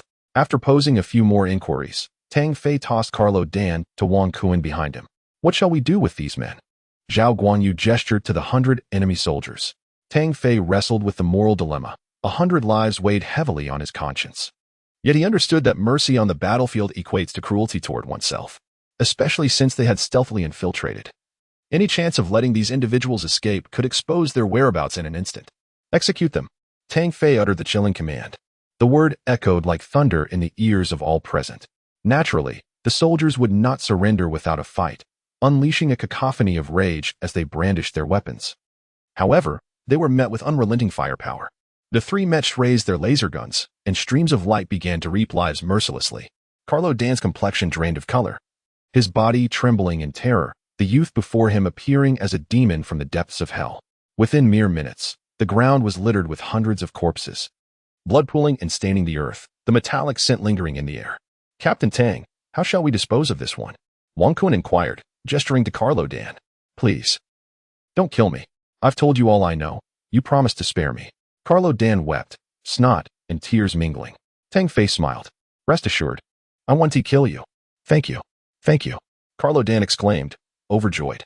Yet the next words that escaped Tang Fei's lips extinguished his relief. Of course. I wouldn't dream of killing you. You are still of great use to us. Tang Fei gestured for Wang Kuan to escort Carlo Dan to the armored vehicle for confinement. Tang Fei's team had grown formidable, now boasting 3 mechs, an armored vehicle, and 2 hovercraft. Yet the strength of the enemy had evidently surpassed Tang Fei's expectations. The mere count of over 100 mech warriors was daunting. Within the armored command vehicle, Tang Fei and his comrades convened to devise a plan. Before long, alarms blared outside. Initially, they feared an enemy encounter, but it turned out to be a separate squad of military personnel. Upon their meeting, there were heartfelt exchanges. Unlike Tang Fei's squad, this group had dwindled to just 4 members, wounded and in dire straits. Upon learning of Tang Fei's squad's exploits, they were left in shock at the disparity in outcomes. Ultimately, at Tang Fei's invitation, they joined his ranks. This was perhaps the only piece of good news amidst the chaos. The addition of 4 elite soldiers, though modest, filled Tang Fei with delight. In the dead of night, Huvala town was ablaze with lights, soldiers patrolling with weapons in hand. Surrounding the town were over 20 towering mechs standing guard. At the heart of the town stood a grand villa, swarmed by soldiers. This location had been seized, serving as the venue for tonight's transactions. For Khalid, this night was of monumental importance, not only for a vast arms deal, but also because the armed personnel he led were to join REAT, a notorious bandit group renowned throughout the solar system. In Khalid's eyes, there was no future on Earth. The path to success lay in the stars. I, Khalid, shall break free from the solar system and make a name for myself across the entire Silver Federation. Khalid envisioned himself reigning supreme in space, countless admirers at his feet, an abundance of beautiful women, and wealth piling high. This was the lifelong ambition he tirelessly pursued. Chapter 22. The teleportation system report to the chief. The people from REAT have arrived. Let them in now. I will personally greet them.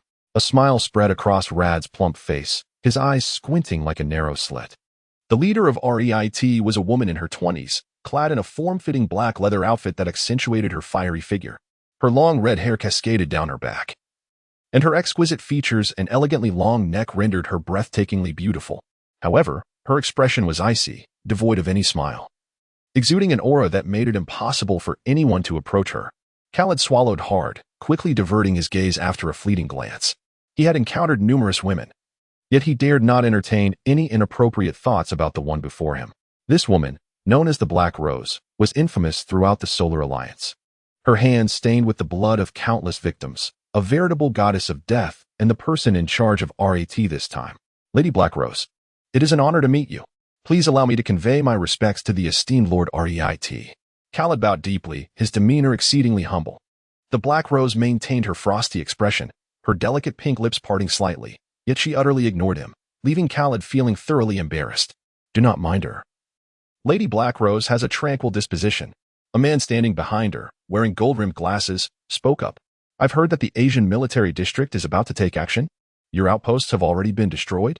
Khalid hastily waved his hand. You must have misunderstood. One outpost was indeed taken down, but it is inconsequential. The Asian military has sent only a few personnel. As long as we conclude our transaction swiftly, it will not have any impact. The Black Rose made herself comfortable on the sofa, while the man continued, Khalid, this transaction is of utmost importance to Lord REIT, who values your participation greatly. You understand the situation. Understood. Understood. Brother Jiang, rest assured, there will be no mistakes. Khalid assured fervently. Jiang Tianyu was the chief diplomat, and once safety was confirmed, the objective was military equipment. Let us proceed. Lady Black Rose, Brother Jiang, after we inspect the goods, we shall commence our transaction. I can guarantee that this batch is top-notch. As they stepped out, a soldier reported, Chief, Captain Carradine has returned. He wishes to see you. Khalid raised an eyebrow. He is back already? Very well. Let him come to pay his respects to the 2 esteemed lords of RET. He then explained to Jiang Tianyu. He is my younger brother, whom I just sent out on a mission. Moments later, Carradine approached, limping and wearing a troubled expression, accompanied by 4 soldiers. Brother. He stammered, fear evident in his demeanor as he stood before his brother. Carradine, come and pay your respects to Lady Black Rose and Lord Jiang. Their reputation in the solar system is quite formidable. After bowing, Carradine caught sight of the Black Rose and was utterly captivated, yet he quickly looked away, sensing an overwhelming aura of death that warned him against lingering too long. Carradine, what is the situation outside? Khalid inquired softly on their way. Carradine paused. Sensing the metallic objects behind him, before quickly replying, "A dozen intruders broke in, and I have eliminated them." "Good. This transaction is crucial. Be sure to treat these two lords with utmost respect," Khaled advised, then fell silent. Soon, they arrived at a small hill. A rumbling sound echoed as the hill parted, revealing a square metallic passage. Once inside, the passage descended rapidly, and after several seconds, it opened once more, unveiling an enormous warehouse. Rows of gray mechas stood impressively, easily numbering in the thousands. In addition, there were countless firearms and ammunition. Most intriguingly, at the far end on a raised platform, 3 deep blue cylinders were enveloped in a layer of mysterious red light. "Haha, Brother Jiang, what do you think? Not bad, right? Only I can present such goods on the entire Earth," Khaled boasted proudly. Jiang Tianyu chuckled, giving a thumbs up. "Khaled, you truly impress. Lord Riet will undoubtedly commend you." The vast warehouse astounded Tang Fei as well. This was sufficient to equip an entire mech division. Such power could pose a significant threat to the Solar Alliance. Tang Fei had infiltrated alongside Carradine, accompanied by 3 others, Zhao Guangyu, Wang Kuan, and Zhang Yujin, initially intending to blend in and assess the situation. He was surprised to encounter such a sight so soon. He had discreetly transmitted the information back to the military district, convinced that a response would come shortly. For now, he needed to delay the transaction as much as possible. The so-called transaction was rather straightforward. Current space technology was highly advanced. The Silver Federation had developed teleportation technology over a century ago, requiring immense energy for such leaps. It was said that the energy needed to teleport a single mech could obliterate a small county. It was evident that REIT had invested heavily. If it were merely about the mechs, REIT would not go to such lengths. The main objective was the nuclear energy shells. Meanwhile, the personnel sent by REIT were testing the teleportation system and preparing for connection, once completed. It would take merely a minute for these items to be teleported to any corner of the solar system, making recovery impossible. "Tang Fei, what should we do?" Zhao Guangyu inquired softly. "We wait for the opportunity. Once the operation commences, everyone will pilot their mechs while I take the nuclear energy shells. And then we will charge out together. Once above ground, we will signal for extraction." Tang Fei smiled, taking a deep breath as he continued, "This time, we are truly risking our lives. I hope everyone can make it out alive." "Absolutely. I still need to return for my reward," Zhao Guangyu replied with a grin. At that moment, the 4 felt no fear, only an indomitable spirit. "Gentlemen, could you please release me soon?" Carradine pleaded, nearly trembling with fear. These individuals were audacious beyond measure. He longed to scream, but the miniature laser gun pressed against his heart rendered him immobile. Boom. Suddenly, the teleportation system erupted with tremendous energy, and a massive whirlwind formed within the warehouse. Following this, a black vortex appeared above the teleportation system, from which the whirlwind emanated. "You are about to make your move. Please let me go," Carradine begged in a low voice. "Rest assured, we will release you," Tang Fei replied, delivering a swift chop to Carradine's neck, rendering him unconscious without surprise. The teleportation system activated. Only 1 minute remained. Split up, Tang Fei and his companions retreated to a corner, unnoticed, as everyone was captivated by the black hole. Chapter 23. Super Mecha. The energy expended to initiate the teleportation system is unimaginable. It resembles a spatial conduit, like a sheet of paper folded in half. A slit is opened in the middle, connecting both sides. A black vortex looms above, colossal and fearsome, akin to a legendary beast that instills dread. Tang Fei has stealthily approached the nuclear energy cannonball. He discovers an extraordinary mecha ahead, its silver exterior exquisitely crafted, exuding a sense of beauty. It is none other than Mercury's super mecha, the Gale Star shuttle. He never anticipated its existence here. Tang Fei is astonished. Super mechas are undoubtedly the ultimate weapon of a nation, and they would never circulate outside military ranks. Yet, here it is, suggesting that a formidable force from Mercury is in contact with this place. He has previously encountered the Gale Star shuttle in simulated combat. It is an agile mecha primarily focused on rapid displacement, equipped with a unique crystal shield that charges quickly and can completely deflect standard attacks. Without hesitation, Tang Fei climbs into the cockpit of this mecha. With the Gale Star shuttle at his disposal, he finally feels a surge of confidence. "Are we all set? Ready?" The voices of Zhao Guangyu and his companions resonate through the Sky Network, indicating they too have chosen a mecha. "All right, everyone, coordinate effectively. 3, 2, 1, commence." As Tang Fei's command echoes, the Gale Star shuttle streaks forth like a shooting star, appearing beside the nuclear energy cannonball. Its colossal hand grasps the 3 cylindrical objects. and the pre-prepared alloy ropes secure the cannonball to the back of the mecha. Simultaneously, the three mechas charge toward the exit, clearing a path. Black Rose's charming visage undergoes a transformation. She coldly observes the mecha warriors attempting to seize the nuclear energy cannonball. What is happening? Jiang Tianyu bellows, infuriated by the unexpected turn of events. Carrot, stop them quickly. If we lose the nuclear energy cannonball, Lord Ret will be furious. Carrot, equally furious, replies, rest assured. Brother Jiang, I doubt these few can turn the tide in Cuvilla. The warehouse erupts with alarm bells as hundreds of soldiers appear, over 20 of whom pilot mechas charging in. Do not use firearms. The nuclear energy cannonball is in their possession. If it detonates, no one in Cuvilla will survive. Jiang Tianyu shouts frantically, fearing an accidental shot would strike the cannonball. As Tang Fei secures the nuclear energy cannonball, a golden greatsword swings toward him, its violent force producing a deafening hum, as if it could cleave a mountain. The Gale Star Shuttle's specialty lies in its displacement, within a 10-meter range. It can swiftly maneuver, leaving only an afterimage. The golden blade strikes the afterimage, but before it can retract, the Gale Star Shuttle draws its long sword and strikes the mecha's head. The power surge from his techniques causes the head to detach from the body. The Gale Star Shuttle shifts once more, ghost-like, darting 10 meters ahead toward the exit. Without the nuclear energy cannonball in hand, Tang Fei would likely have been instantaneously eliminated by the barrage of laser fire from the 20-odd mechas. Despite the difficulty of acquiring the Gale Star Shuttle, under Tang Fei's command, it moves like a specter, eliminating 4 mecha warriors in quick succession.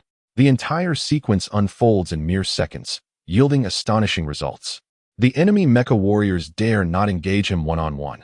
Instead, 4 mechas charge together, all power-enhanced beast-type mechas, each wielding golden greatswords. The onslaught is relentless, as if even the mightiest boulders would shatter under their blows. The Gale Star Shuttle, however, does not retreat. It meets them like a meteor. With a wave of its left hand, a gray beam of light materializes, causing the 4 golden greatswords to veer off course as if ensnared. Seizing this opportune moment, Tang Fei advances the Gale Star Shuttle, a blur of light weaving between the 4 mechas. As it appears behind them, the 4 mechas explode into fragments, each reduced to several pieces. Devastating gale slash.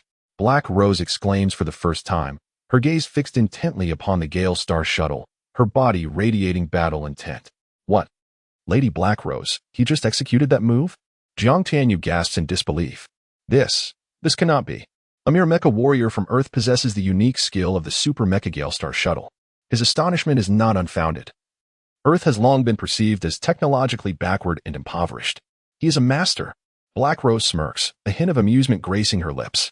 This smile, akin to a gentle spring breeze, seems to thaw centuries of ice, mesmerizing the men around her, particularly Jiang Tianyu, whose eyes burn with fervent desire. He belongs to me, Black Rose declares, striding toward the nearest black mecha. Lady Black Rose, with your esteemed status, you cannot take action personally. Carrot exclaims urgently. Carrot, there is no need to fret. When Lady Black Rose encounters a master, she cannot help but be tempted to engage. Have no worries with her involvement. This battle should be assured, Jiang Tianyu assures, a smile of relief washing over him. Carrot hesitates, having yet to witness Lady Black Rose in action. Brother Jiang, the enemy is wielding the Super Mecha Gale Star Shuttle intended for Lord Ret, while Lady Black Rose is using the Earth E-type mecha. This. Haha. Carrot, rest easy. I assure you, Lady Black Rose isn't awakened. This proclamation brings a radiant smile to Carrot's face. The term awakened carries extraordinary significance, signifying mastery over mysterious X abilities, akin to a superhero. When combined with a mecha, the result is terrifying, far beyond what any ordinary mecha warrior could withstand. Meanwhile, Zhao Guanyu and his companions defend the exit, engaged in a grueling battle. Lacking the nuclear energy cannonball, they face relentless assaults from the mecha warriors and armed soldiers, bombarded by laser guns and energy cannons. Fortunately, Tang Fei, with the nuclear energy cannonball, attracts the majority of the mecha warriors, allowing the trio to manage their defense relatively unscathed. The Gale Star Shuttle appears invincible, with no mecha warrior capable of halting its advance. Under Tang Fei's intense concentration, every foe is swiftly eliminated. The heart-mending technique operates continuously, replenishing Tang Fei's energy as he takes down more than a dozen mecha warriors, embodying the essence of a battle god. Step back. I shall handle this. Recognizing Lady Black Rose's identity, the others willingly comply with her command. The Earth E-type mecha, Controlled by Black Rose, approaches Tang Fei, her gaze locking onto him. You are quite formidable. Yet, in my presence, you are destined to lose, so before you perish, unleash your full potential. Black Rose states, her tone markedly different from before, as she speaks rapidly. Thank you for the reminder. But I will not show mercy simply because you are a woman. The only one who will die here is you. Tang Fei senses an impending threat from Black Rose, prompting him to unleash his full strength.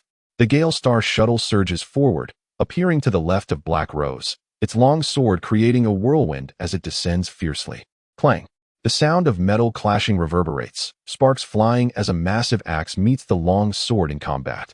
The Earth E-type remains immovable, its left hand seemingly possessing a will of its own, meeting the attack head-on.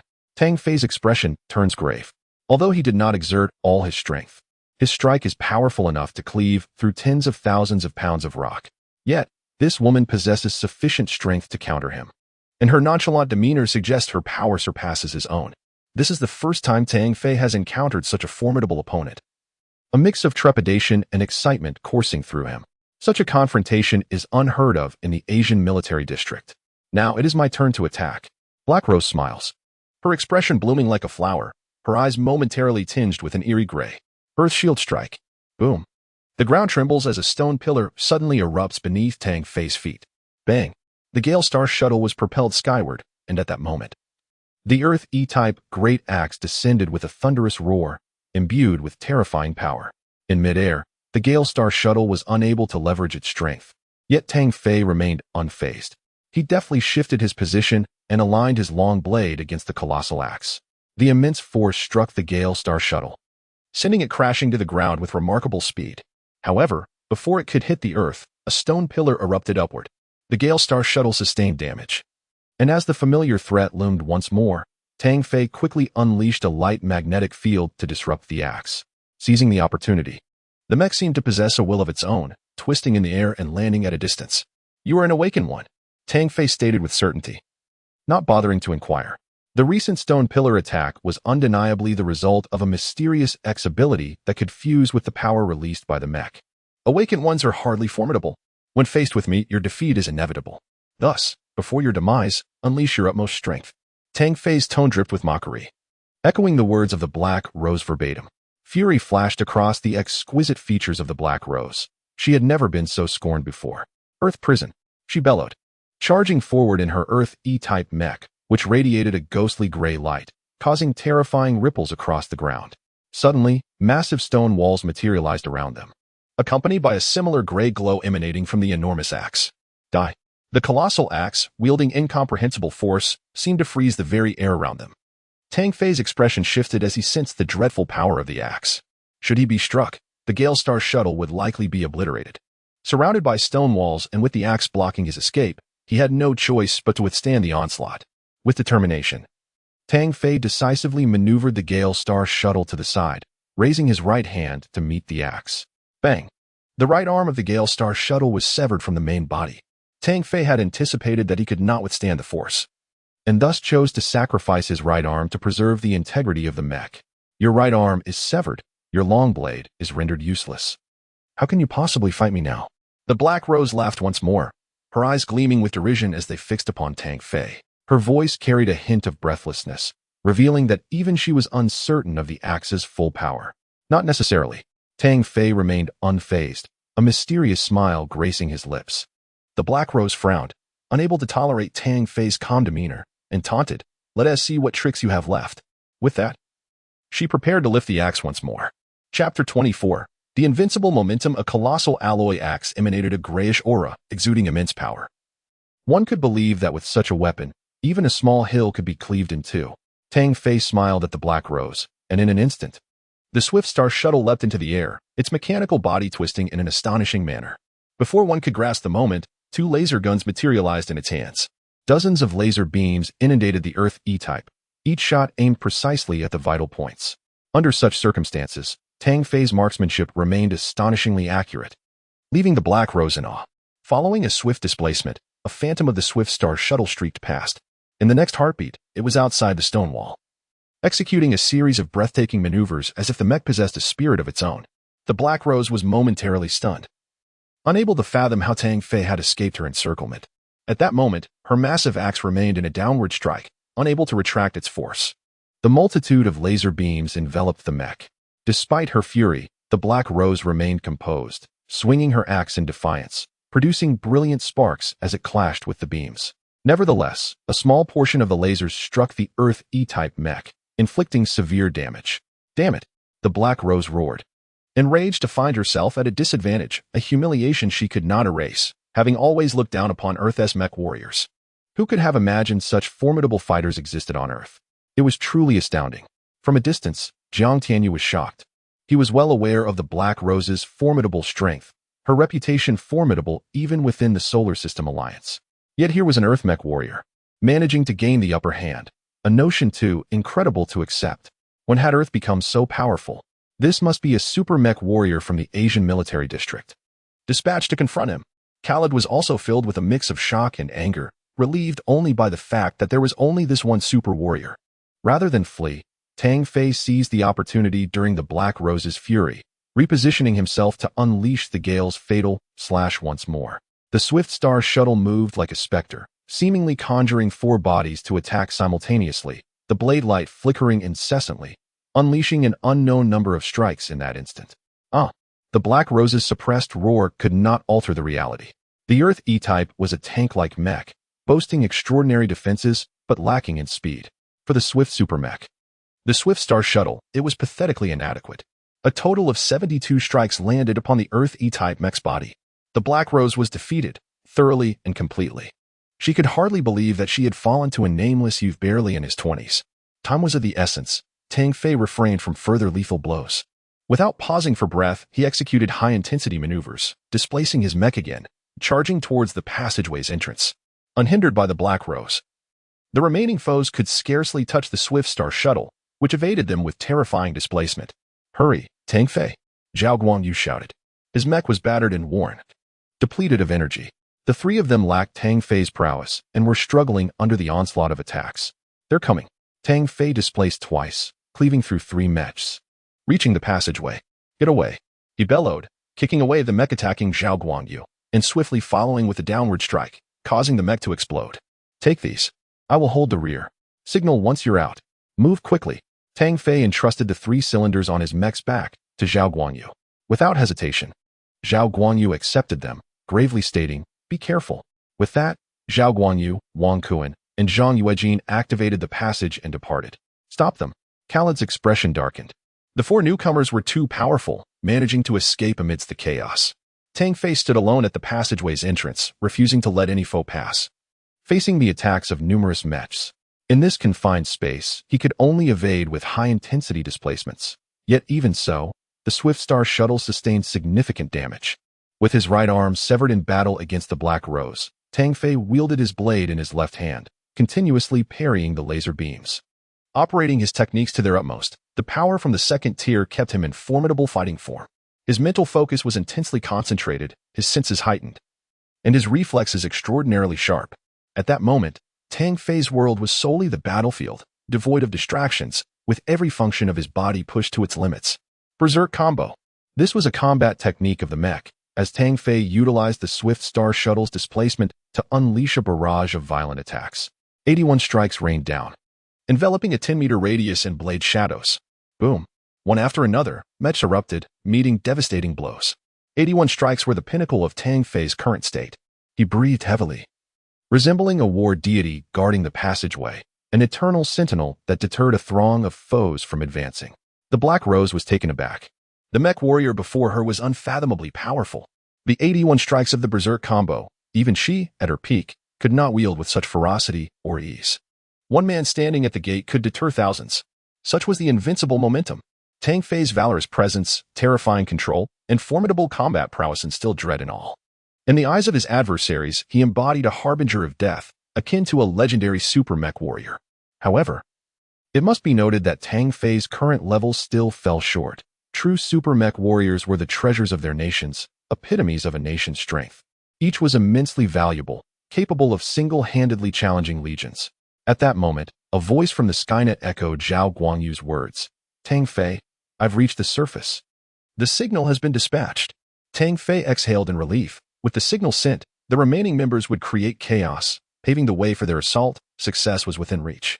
Let us break through, Tang Fei declared, once more channeling his techniques for a fierce attack. Subsequently, he opened the passage and laughed heartily, ascending upwards. Stop him at once. You useless lot. How could you let one man escape amidst so many?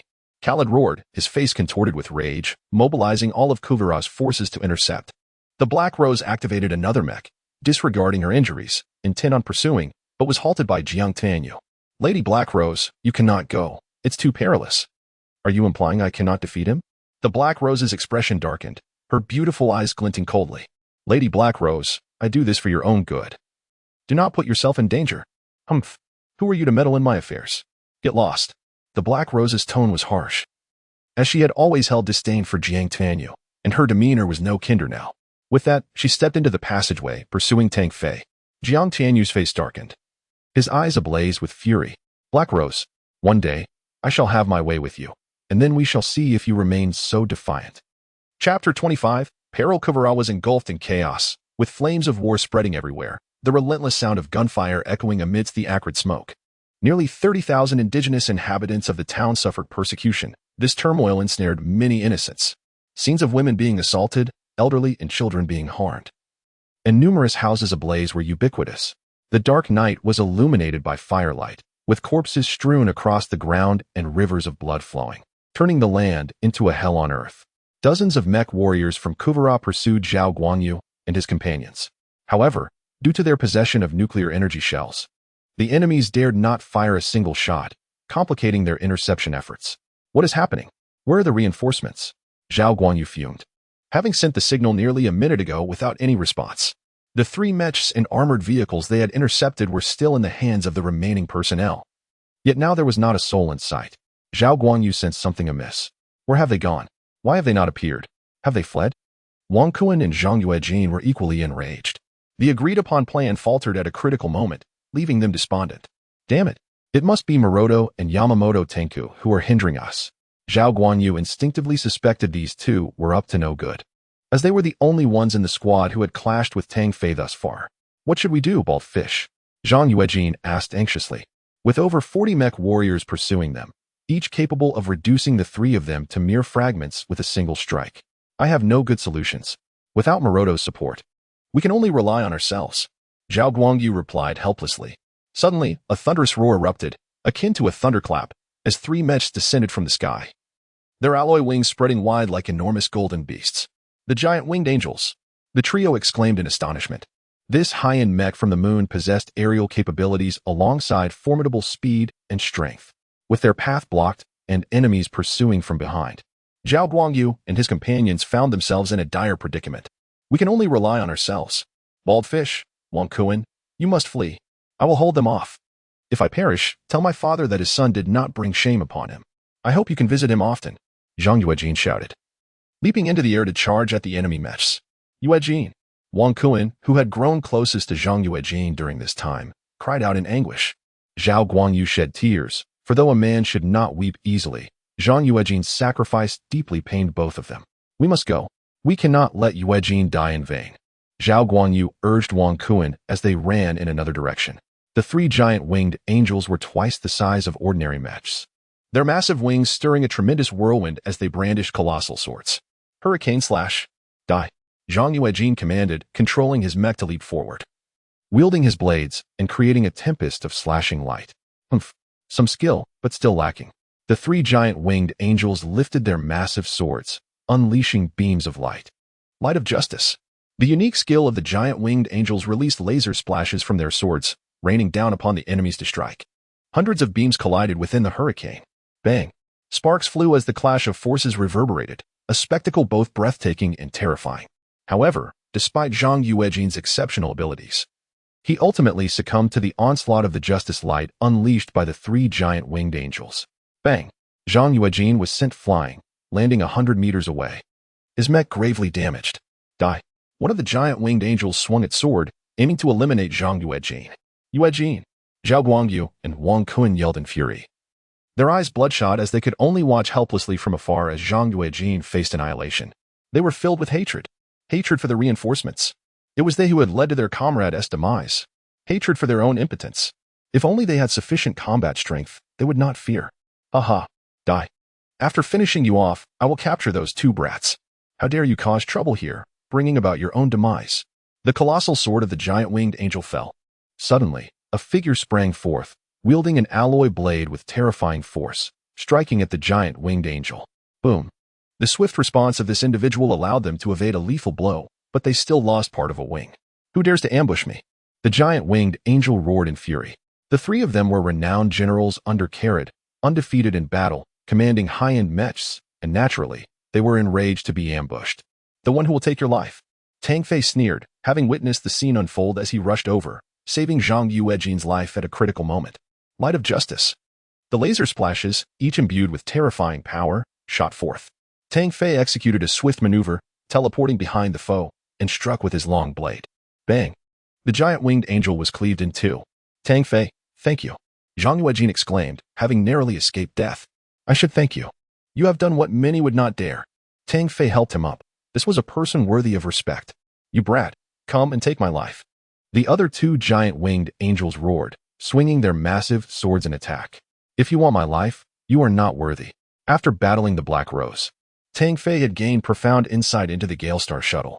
With continuous teleportation and blade strikes, he moved at high speed. Although the giant winged angels were swift, they were still no match for him. In a relentless flurry, he dispatched the two giant winged angels, showcasing the terrifying might of super mechs. Each mech possessed formidable advantages that ordinary mechs could not withstand. With Tang Fei's arrival, Zhao Guangyu and Wang Kuan returned, aiding Zhang Yuejin as they fought and retreated from the battlefield. However, the blockade of the giant winged angels had caused the enemy mech warriors to encircle them. In the northwestern corner of Kuvara, near the town's edge, over 40 mech warriors surrounded them. You cannot escape, quickly surrender the nuclear energy shells, and I may spare your lives. Carrot appeared, flanked by Jiang Tianyu and the Black Rose. Tang Fei sighed. After continuous battles, especially against the Black Rose, he felt exhausted despite the support of the heart-sealing secret. Let us fight. Tang Fei stated indifferently, his two words reflecting his resolve. Ungrateful. Kill them, Carrot commanded. His face darkened as he gestured for the mech warriors to swarm forward. You two, take care of Zhang Yuejin. Hold on a bit longer. The military should be arriving soon. Tang Fei instructed quietly, brandishing his laser gun and continuously firing, destroying one mech after another. Kill. The enemy surged forward. Tang Fei discarded his laser gun, swinging his long blade to charge out. With each strike, he unleashed the Gale Death Slash, forming an invincible offensive. Tang Fei had no defense, only the relentless will to eliminate the enemy to grasp even a glimmer of hope for victory. Boom, boom, boom.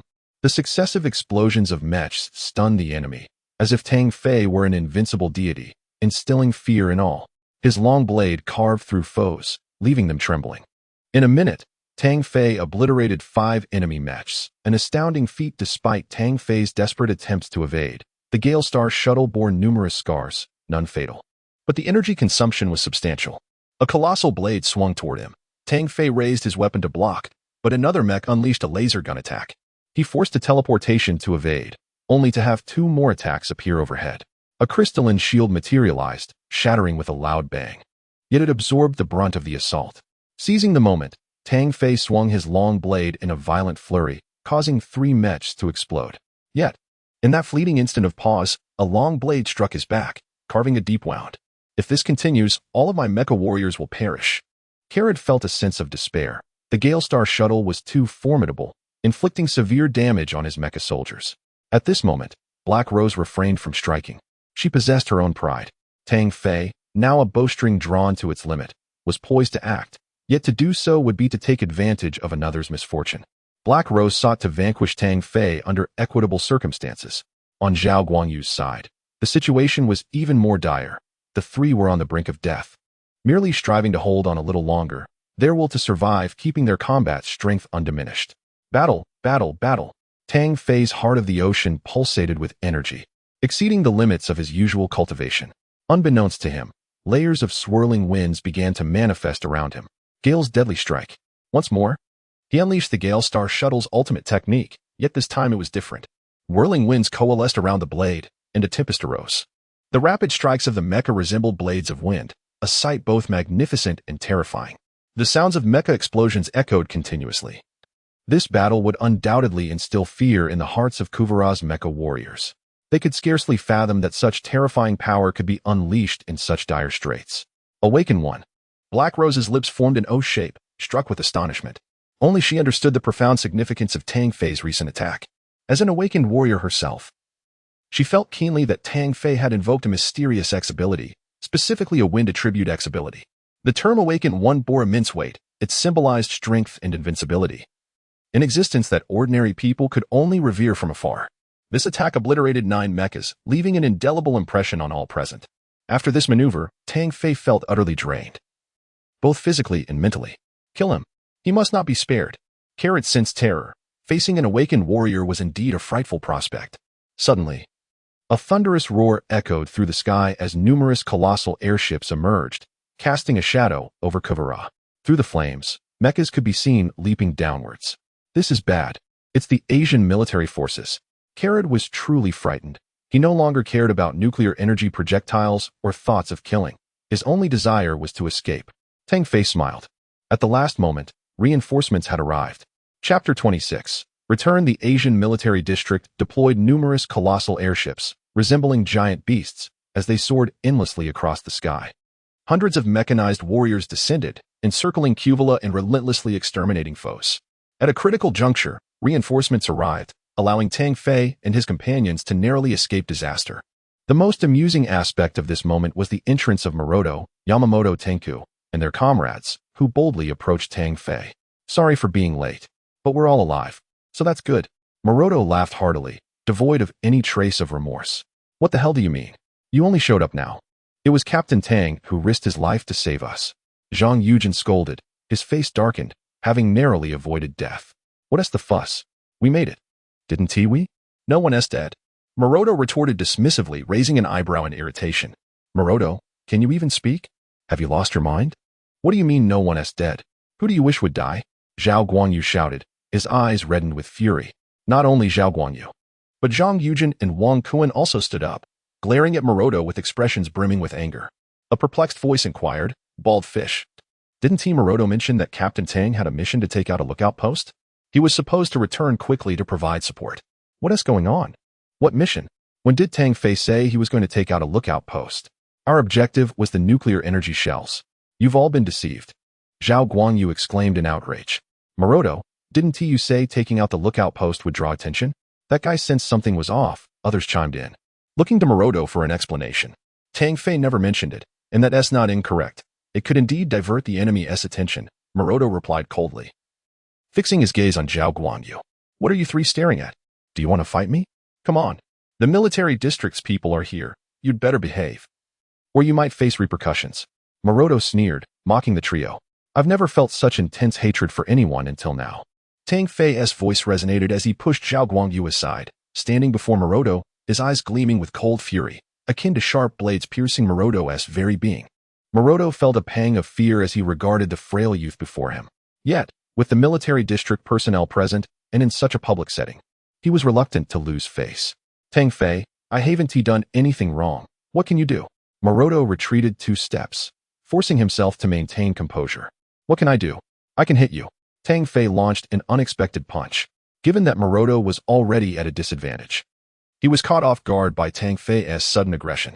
The blow, fueled by anger, landed mercilessly, instantly reddening and swelling Maroto's right cheek. Blood spilling from his mouth. This punch is for your insubordination. Tang Fei delivered another strike to the same spot. Bang! Maroto stumbled back 5 steps, his head spinning, the swelling making his face resemble that of a pig, blood spraying forth along with 2 of his teeth. This punch is for your unilateral decision-making. With equal force, Tang Fei struck again, and Maroto, now coughing blood, collapsed to the ground. At that moment, Maroto regained his senses, his eyes bloodshot and filled with venomous hatred as he gazed at Tang Fei, stammering, You dare to hit me. Tang Fei, you. What of it? I'll hit you, just watch. This punch is because your reinforcements arrived late. Tang Fei continued, unyielding, targeting Maroto's already battered cheek. Maroto's eyes were nearly obscured by blood, his face a gruesome sight as he cried out in agony.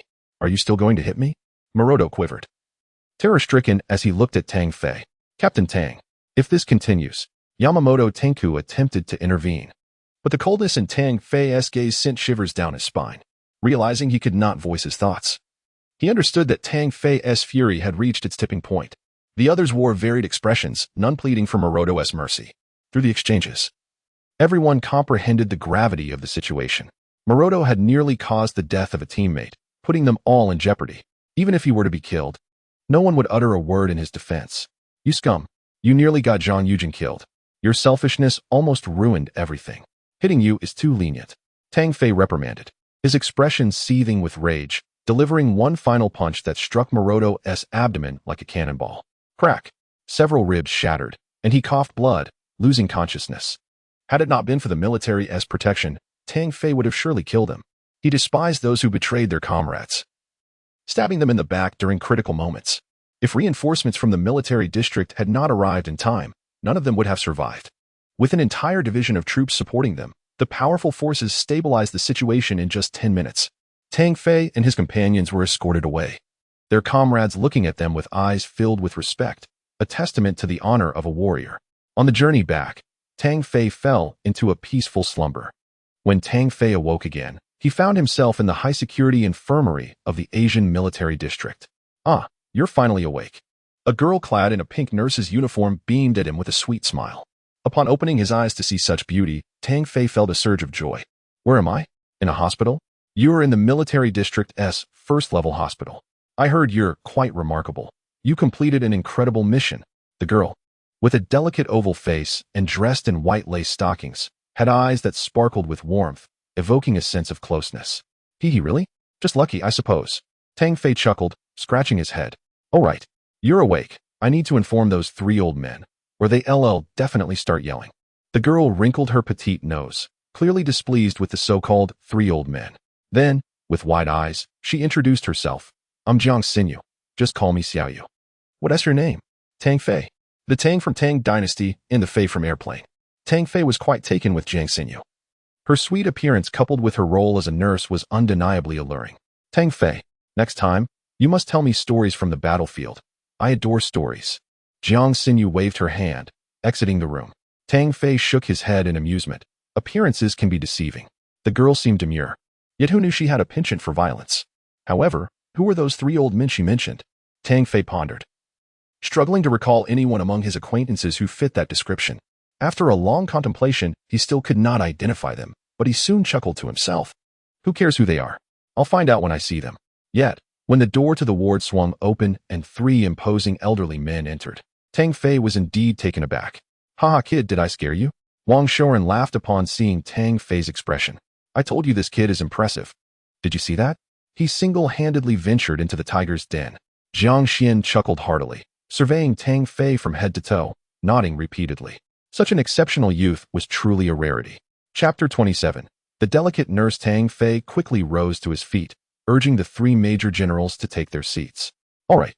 Our esteemed benefactor, you should lie down. Your health is of utmost importance. Zhang Diyuan spoke gently. Major General, I never anticipated that the 3 of you would come to visit me. Rest assured, my health has fully restored. I can rejoin the ranks at any time, Tang Fei proclaimed, thumping his chest vigorously to demonstrate his robustness. Enough with the formalities. You are no older than my granddaughter. Just call me Grandfather Jiang. Jiang Xian replied warmly, his expression amiable. Yes, just call us Grandpa, chimed in the other 2 generals in unison. Tang Fei hesitated for a moment before breaking into a smile. All right, Grandfather Jiang, Grandfather Zhang, Grandfather Wang. Having acknowledged 3 grandfathers, Tang Fei felt no discomfort, as he recognized the integrity of the 3 men, evident since the initial selection competition. Moreover, the fact that they had personally come to inquire about his well-being made the address feel entirely natural. The 3 elders then inquired about the specifics of Tang Fei's actions during the Kuvara operation. Tang Fei recounted the events with precision, sparing no detail. From their disguise as armed personnel infiltrating Kuvara, to activating the teleportation system for the transaction, and culminating in his fierce battles piloting the super mecha, Swiftstar shuttle, until their narrow escape. Each moment was fraught with tension, evoking admiration. As the elders absorbed his account, their gazes toward Tang Fei grew even more respectful. His combat prowess astonished them, particularly his ability to operate the super mecha and vanquish numerous mecha warriors, eliciting expressions of delight from all 3. The youth is formidable, Zhang Diyuan exclaimed. This year's Mecha Soldier Championship finally offers some hope for our region. Indeed, Tang Fei, you've truly astonished this old man. Wang Shuren praised. Tang Fei refrained from elaborating on the matter of Maroto. It wasn't out of protection for him, but rather a disdain for excessive discussion. Maroto had provoked him, and he intended to exact retribution in due time. The consequences of such provocation would not merely result in a reprimand or punishment from his superiors. After some further conversation, Jiang Xian smiled as he prepared to leave, saying, Tang Fei, make sure to rest well. You were granted a 3-day leave. Report back to the military district in 3 days. Do you have any questions? Yes, Grandfather Jiang. With a leave, I am naturally quite pleased, Tang Fei replied. Then remembered something. His face slightly flushed as he shyly asked, when will the reward of 100,000 galactic credits be transferred to me? Haha. Eager for that, are we? The military district has already transferred the funds to your Tianwang account. Once the 3 elders departed, Tang Fei hurriedly opened Tianwang, where the account page of the Interstellar Alliance Bank appeared on the electronic screen. After checking, he found that his previously empty balance had now swelled to 6 figures. Upon seeing the amount, Tang Fei beamed with joy. This was his first substantial earnings, a sum significant enough to cover 2 years of his salary. He swiftly transferred the money to his mother's account and opened a video connection. Mom, I just sent you a sum of money, 100,000 galactic credits. Save it well. I believe it won't be long before Dad's leg is healed. Tang Fei smiled, his innocence shining through. If Zhao Guangyu and the others were to witness this expression, they would undoubtedly be astonished, as this was a side of Tang Fei they had never seen before. My goodness, child. We mustn't engage in any wrongdoing. Where did you obtain such a large sum? Feng Qi exclaimed, shocked by the amount. Mom, don't worry. I earned this money, Tang Fei said, tapping his forehead in exasperation. You silly child, how could a soldier earn that much? Feng Qi remained skeptical. It's a reward for completing a mission. Eventually, after much persuasion, Feng Qi began to believe her son's explanation. Child, being a soldier is tough, isn't it? Such a hefty reward must entail great danger. Don't be reckless. Money can be earned slowly. Concern etched her face. Mom, please rest assured. There won't be any danger. After discussing his father's condition, Tang Fei ended the video call. He got out of bed and moved about for a bit before sitting cross-legged, practicing his cultivation technique, feeling the warm currents flowing through his body. He assessed his injuries, which had largely healed, and noticed that his internal energy had grown more potent, indicating that his cultivation had progressed significantly through battle. It seems that combat greatly enhances one's strength. Tang Fei mused softly, recalling his final move in Kuvara, imbued with an unprecedented force. What is this power? Why do I not feel it now? He sought to recapture the sensation but ultimately found nothing. Hey, what are you doing? Suddenly, a sweet voice interrupted Tang Fei's thoughts. A girl, delicate as a doll, appeared before him.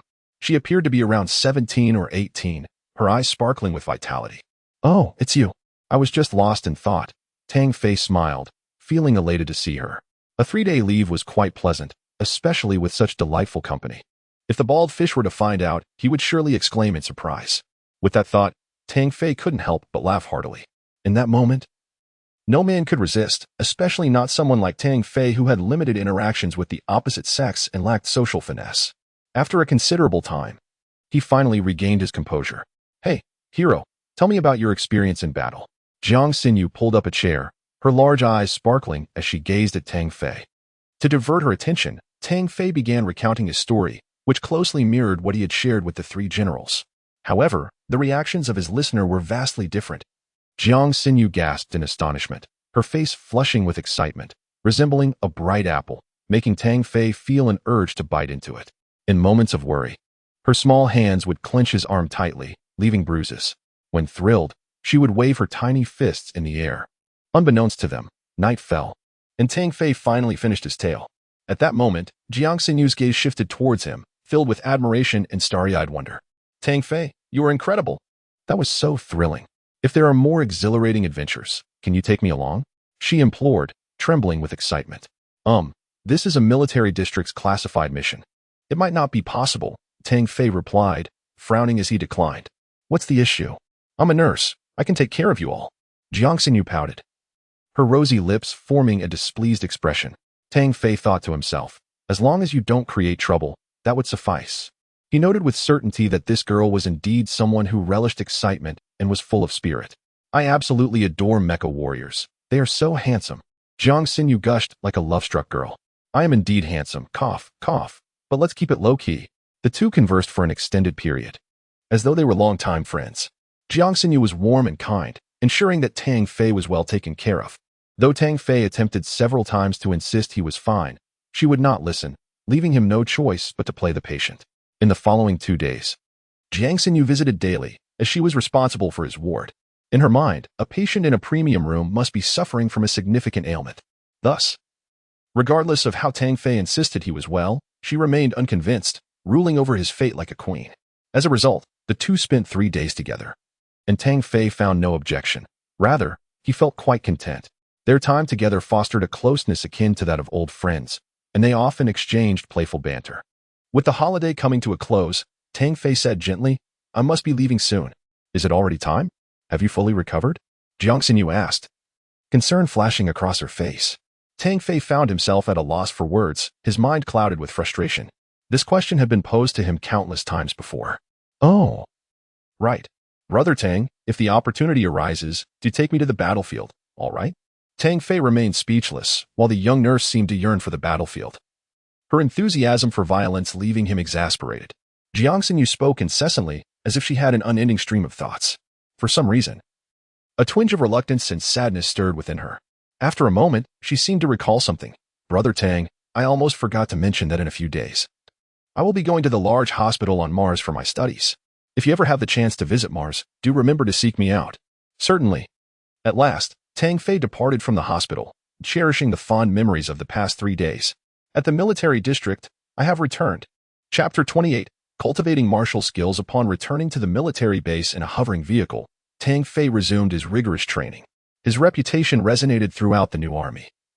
Strength was the essence of military prowess, and no one dared to underestimate the seemingly frail youth any longer.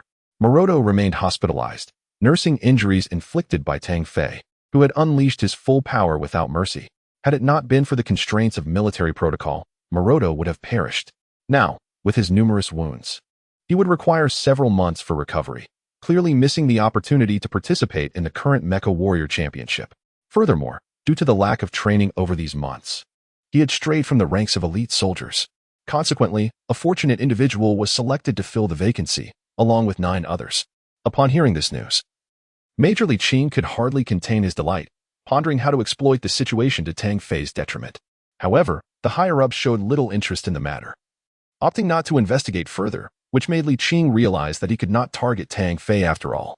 Within the team, Tang Fei had emerged as a natural leader, earning the admiration of all. Bolstered by his formidable strength, his words carried great weight. Life gradually returned to its previous tranquility as daily training intensified, focusing on physical enhancement and deepening knowledge of mecha. The cultivation of martial techniques was an indispensable part of this regimen. Following the recent battle, Tang Fei had many uncertainties regarding his techniques, all of which he was determined to rectify, gaining a profound understanding of the heart-mind technique. He also sensed the power of the wind, an ability said to be exclusive to those awakened. After returning, Tang Fei immersed himself in the sensation of the wind, striving to rekindle the feelings he had experienced previously, yet he found it elusive. Nevertheless, he did glean significant insights into the nature of the wind. The second tier of the heart-mind technique had stabilized, permitting him to practice 3 martial skills: the Phantom Beast Fist, the Ethereal Step, and the Soul Dragon Drill. Mastery of these 3 techniques required reaching the second tier, a goal he had long yearned to achieve. The names alone hinted at their extraordinary nature. The Phantom Beast Fist, when perfected, harnessed the power of mythical beasts, wielding immense strength capable of shattering all that exists, embodying the principle that sheer force can overcome any obstacle. The Ethereal Step, once executed, rendered the practitioner as elusive as a wisp of cloud, creating the illusion of multiple figures with a speed that defied capture. The Soul Dragon Drill descended from the heavens like a divine dragon, its feet spinning like a drill bit, obliterating enemies with its formidable leg technique.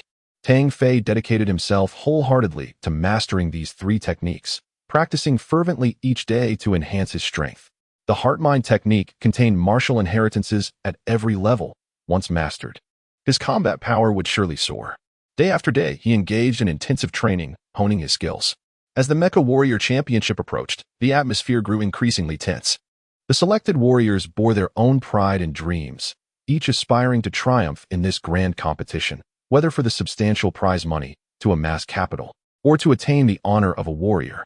Each was fervently pursuing their goals, and the military district placed great emphasis on their training, providing them with the best conditions and triple the benefits of ordinary soldiers. 7 days before the competition commenced, in a vast stone forest, Tang Fei activated his technique. Warm currents coursing through his body's meridians. Phantom Beast Fist. His right arm suddenly swelled, bulging with muscle, veins protruding. With a powerful punch, a sonic boom erupted, reminiscent of a beast roar as it struck the boulders before him. Boom.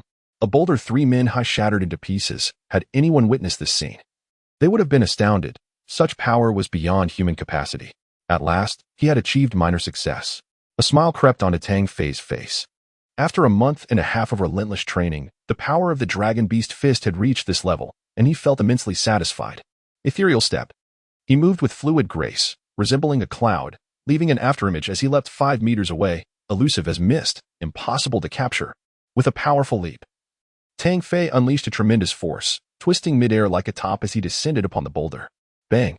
A gaping hole appeared in the boulder, followed by cracks radiating outward like a spider's web. The Soul Dragon drill was even more devastating, concentrating its attack into a singular point, a truly fearsome technique. Thus, having attained minor success in all 3 martial skills, Tang Fei could now execute them fluidly, albeit at a considerable cost to his stamina. Such strength should rival that of an awakened warrior, he mused. Clenching his fist with fervor, he was determined to claim victory. The title of Mecha Warrior would belong to him alone.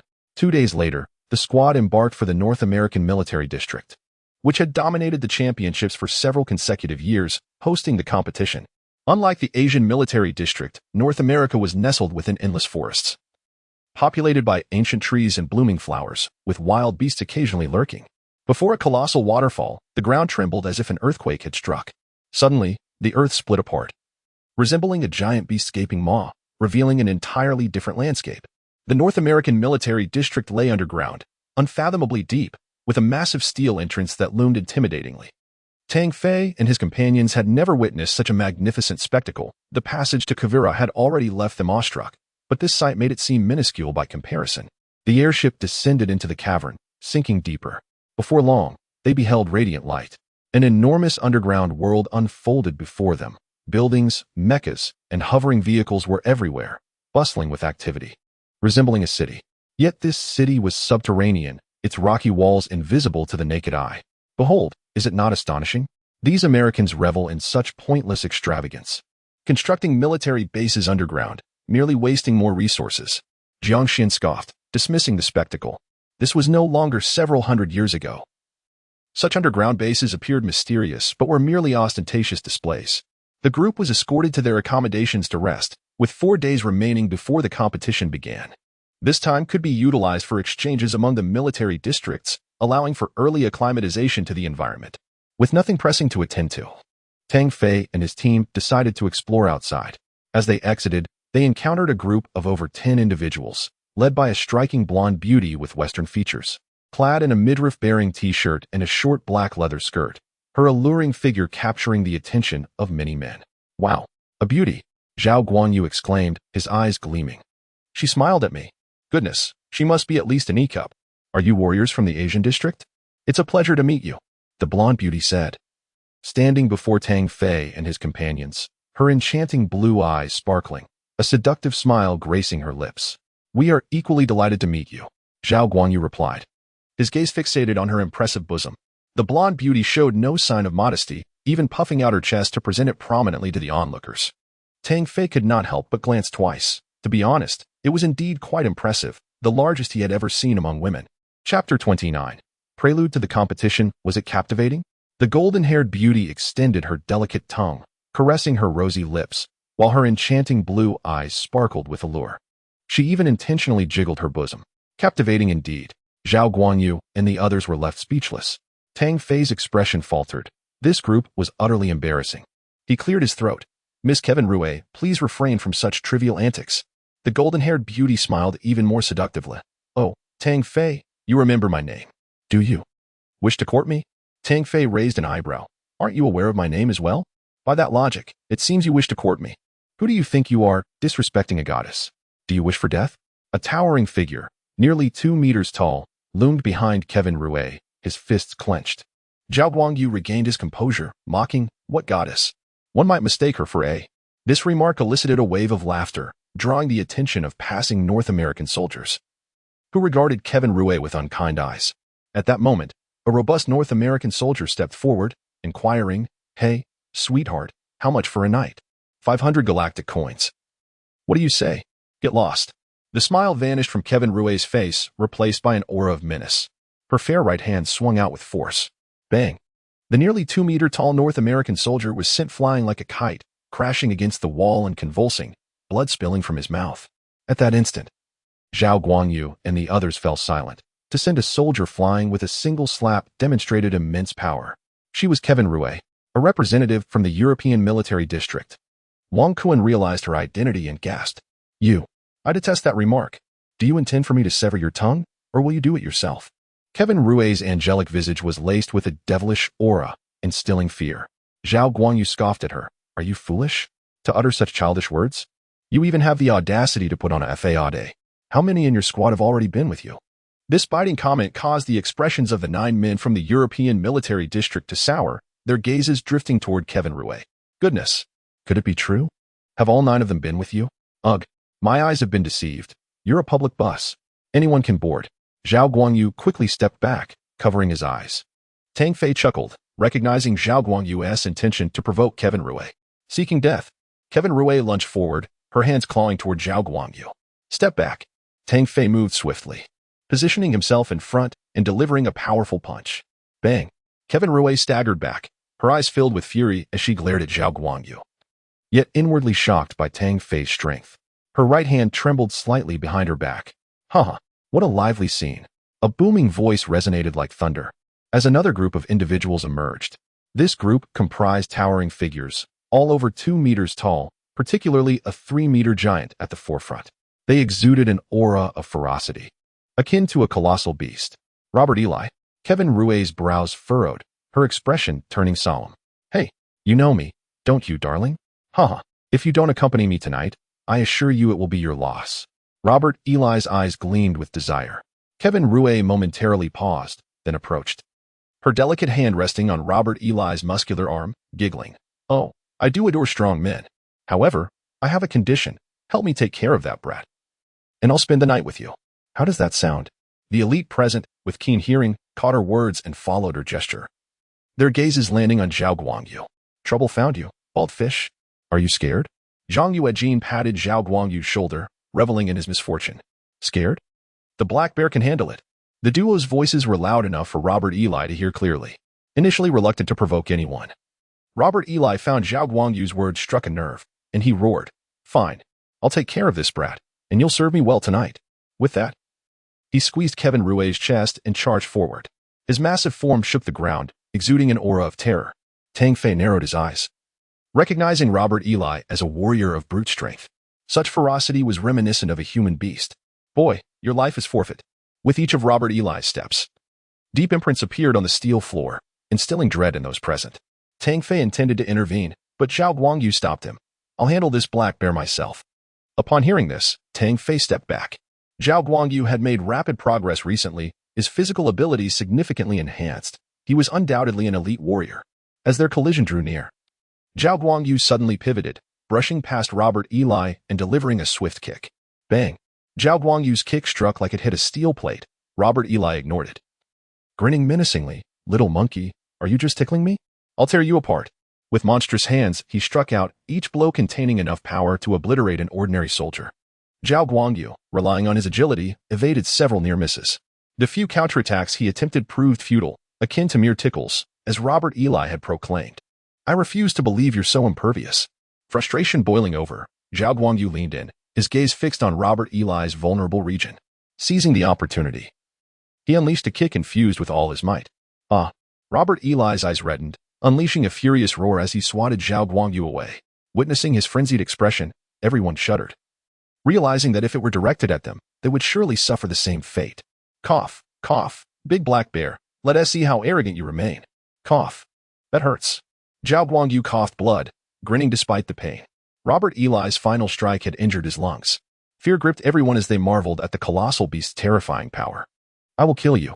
Robert Eli bellowed, his form accelerating, a fist aimed at Zhao Guanyu. Tang Fei sprang into action, eager to test the extent of Robert Eli's strength. Enough. Demon Elephant Fist. Tang Fei's right arm swelled, his shirt tearing, veins bulging like little dragons. Boom. Their fists collided, unleashing a wave of terrifying power that sent shockwaves through the air. Robert Eli stumbled back over 10 steps before regaining his balance, while Tang Fei only retreated 3, stabilizing himself. The outcome of this confrontation left everyone in shock. Soldiers from North America, Europe, Africa, and even Asia were astounded. They could not fathom how such a seemingly frail youth harbored such formidable power. Who is he? How is this possible? Could he be a human beast? Robert had actually lost. This was terrifying. When had the Asian district produced such an anomaly? The soldiers from the major military districts exclaimed in disbelief, particularly those from Africa. Who felt the most impacted? Robert Eli was undoubtedly the mightiest soldier in African military history, capable of crushing any foe. Yet here, he had fallen to a slender youth from the Asian district. This revelation was beyond their comprehension. Roaring in frustration, Robert Eli understood the true nature of the power behind Zhao Guangyu's strike. It was enough to annihilate him. His expression inscrutable, Robert Eli turned and departed without uttering a word. Haha. The big black bear has fled. Initially believing the major to be formidable, today's encounter revealed him to be nothing extraordinary. Indeed, it was Tang Fei who emerged as the hidden boss. Wang Kuan and the others erupted in laughter. Filled with pride, they held Tang Fei in the highest esteem. Kevin's face turned ashen, and she dared not linger, hastily departing. This was astonishing news. This year's competition had revealed such formidable adversaries in the Asian region. A troubling development for the other military districts. Naturally, further intelligence would need to be gathered for analysis. Shortly thereafter, the scene at the entrance spread throughout the North American military district, and everyone became acquainted with the name Tang Fei. All 4 military districts began to amass intelligence on Tang Fei, and some information surfaced. The most captivating was the battle against Kuvara, where he wielded a super mech to defeat his foes. In a gravity training facility within the North American military district, a young man with a pale complexion, blue eyes, and golden hair was performing push-ups, sweat cascading down like rain. This was Lewis, a prominent contender in the Soldier King competition. Without lifting his head, Lewis remarked nonchalantly, "John, there is no need for theatrics. No one can hinder my stride. Robert Alley is merely a black bear. I have never regarded him as a rival." John, the only friend Lewis had in the team, was not deterred by Lewis's aloof demeanor. John frowned, "But this Tang Fei is quite formidable." "Formidable? Merely an obstacle. I shall kick him aside." The arrogance in his words was justified, for he was an awakened one. In the South American military district's quarters, a middle-aged man clad in a general's uniform spoke darkly. Such a figure emerging from the lowly Asian region introduces unpredictability into this competition. Among 10 team members, only one sat on the sofa, long hair obscuring half his face, making his features indistinct, while his pale fingers dexterously toyed with a dagger. "Cobra, what is your perspective?" the middle-aged general inquired, his tone softening. "Ah, now this becomes intriguing." The long-haired man, known as Cobra, emanated a chilling aura, akin to a venomous serpent poised to strike. As all 5 military districts convened, none ventured outside. They remained within the room, scrutinizing their opponents from other districts and preparing targeted strategies. The emergence of Tang Fei captured widespread attention. The Mech Soldier King competition was on the verge of commencement, and Tang Fei, oblivious to the machinations of the other military districts, felt his blood surging with fervor, yearning for battle and eagerly anticipating a confrontation with the strong. "Come, let us fight." Chapter 30. The Tournament. The highly anticipated Earth-Zone Mech Warrior Tournament had arrived, a grand spectacle and a summit of the 5 major Earth military regions. The event served as a gauge of each region's combat prowess, with the victor reaping immense glory and resources. In previous iterations, North America had consistently dominated, while Asia typically languished at the bottom. This year, however, each region was imbued with a fervent desire to excel. A vast expanse in the heart of the North American zone had been transformed into a realistic battlefield, flanked by staging areas. The tournament involved live-fire exercises, with participants piloting actual mechs in combat. Every warrior was required to sign a waiver, acknowledging the inherent life and death stakes. This was a true test of survival, deterring the faint-hearted from even stepping forward. The arena was teeming with spectators, primarily North American soldiers, creating an overwhelming presence. The other 4 regions were represented by no more than 100 individuals each, making their presence pale in comparison. Representatives from the 4 zones were seated on a raised platform, forming a distinguished row. The arrival of the 10 North American team members ignited a cacophony of cheers and screams. North America will prevail. Crush them, Lewis. Lewis is destined for victory. The rest are mere jesters. The roaring adulation and derision directed at the other 4 zones were palpable, leaving their representatives visibly displeased. However, as hosts, North America held an undeniable advantage. The attention of the 4 zones teams was drawn to a young man with azure eyes and golden hair. His pallid complexion betrayed a certain frailty, making him appear unremarkable. That's Lewis? He doesn't look like much. I could crush him with a single finger, boasted a hulking African warrior. Huh, you're too kind, Feet. I could blow him away with a sneeze, retorted a South American competitor, his voice dripping with scorn. Humph. A man standing behind Lewis, possessing handsome features and a powerfully built physique, bristled with indignation. You blabbering fools will soon learn what awaits you, John exclaimed, unable to contain his anger. Ooh, a pretty boy. I'm going to enjoy tearing you a new one. The African warrior taunted, lasciviously licking his lips. You're asking for it, John retorted, ready to pounce, but Lewis restrained him. They are mere insects, oblivious to the strength of a lion.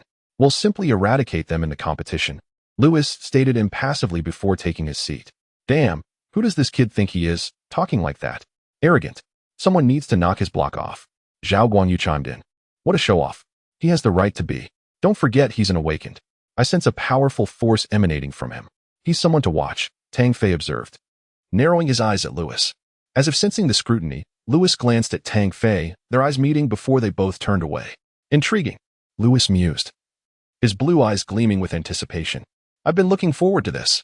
With all 50 participants from the 5 zones assembled, a North American Major General stepped forward. The Mech Warrior Tournament is about to commence. The rules remain the same. Each zone is represented by a team, and the zones will be paired for head-to-head battles. Each team member will engage in a one-on-one duel, with the victor decided by a best-of-5 format. If the score is tied, a team battle will ensue. Warriors, unleash your passion and fight for glory. The Major General wasted no time in getting to the point. His words met with thunderous applause. The military revered strength, and only the strongest earned respect. The Mech Warrior Tournament was always a spectacle of unbridled fervor. Soon after, a massive holographic screen materialized in the air, displaying the battle pairings. Round 1. Europe Zone versus North America Zone. Round 2. Asia Zone versus Africa Zone. South America received a bye, advancing directly to the next round. Murmurs of envy rippled through the crowd at South America's good fortune. How boring. Cobra yawned before promptly departing. His nonchalant demeanor irritated the other zones, particularly the European team, who were visibly dismayed at being pitted against North America in the first round.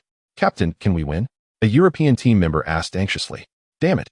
We have to face Lewis, that freak. We must win this round. We can't afford to lose. Kevin Ray, his handsome face clouded with determination, declared. If we can eliminate Lewis, we still have a chance. The teams entered their respective staging areas. Root, you're up first, Lewis announced casually. Yes, sir. Rout selected a mech from the holographic display. The ground in the staging area opened, revealing a crimson mech with a dazzling exterior. It wielded a deep red lance in its right hand and a pale gold shield in its left, exuding an aura of formidable power. North America is sending out Root for the first match, and he's chosen the high-end Martian mech, the Berserker Warrior. That's going to be a tough opponent, Kevin Ray said, pointing to a man with short brown hair and a robust build. Holder, you're our strongest warrior. You must defeat him. Rest assured, victory in the first match is guaranteed. Holder chose a gold mech with sleek lines that exuded elegance. It also carried a gold shield and a peculiar longsword with a row of jagged barbs along its blade. It's another high-end Martian mech, the god of war. The two warriors piloted their mechs into the central arena. Simultaneously, a visible energy barrier encased the circular battlefield, preventing any harm to the spectators. Prepare to die, Root. Holder roared, his voice filled with bravado as he launched his attack. The massive mech moved with surprising agility, closing the 100-meter distance to Root in a flash. The god of war's longsword crashed down with tremendous force. The Berserker Warrior raised its shield, deflecting the blow. The immense power of the collision caused the mech to buckle. The god of war's gold shield slammed down like a sledgehammer. The Berserker Warrior was forced to its knees, half buried in the sand. In their initial exchange, Holder's aggressive assault seemed to give him the upper hand. The European soldiers cheered, confident that their team's strongest fighter would secure victory. It looks like Europe is going to win this round, Zhao Guanyu exclaimed. Not necessarily. Tang Fei countered, pointing to Rude in the arena. The third member of the North American team was selected from the Navy SEALs. He's no pushover, and he hasn't even started yet. He hasn't started yet, even though his opponent is already pulling out all the stops? Zhao Guanyu asked, bewildered. He trusted Tang Fei's judgment and knew he wouldn't make baseless claims. The Berserker warrior was pinned down, its body sinking into the sand. Rout, surrender, or I'll blow your head off. Holder taunted arrogantly, convinced that he had overestimated his opponent's abilities. Chapter 31, The Competition, Part 2, Hodl. If this is all the strength you possess, then your demise is imminent. Lute sneered, bellowing, Skyfall strike. The Berserker's formidable power surged, erupting from the ground and soaring into the sky. Quick, retreat. Kevin realized the danger and shouted urgently. The god of war, sensing the threat, instinctively began to withdraw. However, the Berserker unleashed its two unique skills in rapid succession. Heavenly Escape Strike. Spear of Fury. The faint golden shield zipped through the air, striking the god of war's leg. Injured, his speed diminished significantly. Yet, with the next strike, the Berserker's lance radiated a crimson glow, charging with energy as if it were a divine weapon hurled forth. Boom. A thunderous sound reverberated, as the god of war was pierced through the chest by the lance, and Hodl was shot dead within his mech, likely leaving no trace of his body. The final strike was overwhelmingly powerful, leaving all in shock. Its might was truly terrifying. The European warriors wore expressions of dread, unable to believe that Hodl, who had just held the upper hand, had fallen within moments. Victory belonged to the North American military district. The first match had been won by North America, which was not good news for Kevin and the others.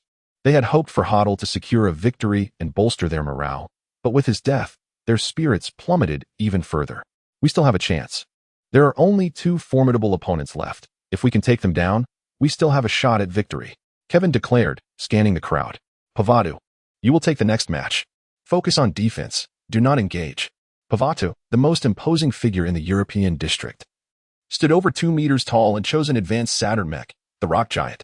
This robust defensive mech, gray in appearance and towering at 20 meters, resembled a mound of boulders. The North American representative was John, a cheerful young man piloting an advanced lunar mech, the Crystal Scorpion.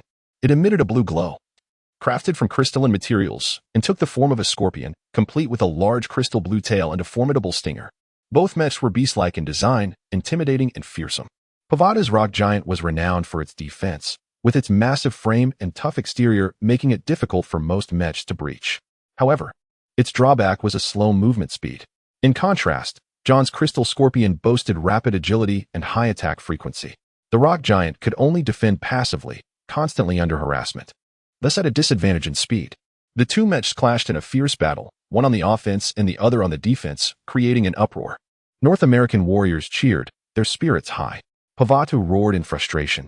He had initially maintained his composure, but prolonged harassment had worn down his patience. Boy, do you dare to confront me head-on? Coward, you only know how to flee. John smirked, the Crystal Scorpion suddenly halting, beckoning with a finger, as you wish. Let me show you what true invincibility looks like. Pavata laughed menacingly, pounding his chest with his mech, yelling, boy, bring it on. With that, the colossal mech charged forward, kicking up clouds of dust, resembling a demonic figure. Skyward punch. John scoffed as the massive stinger of the Crystal Scorpion swung.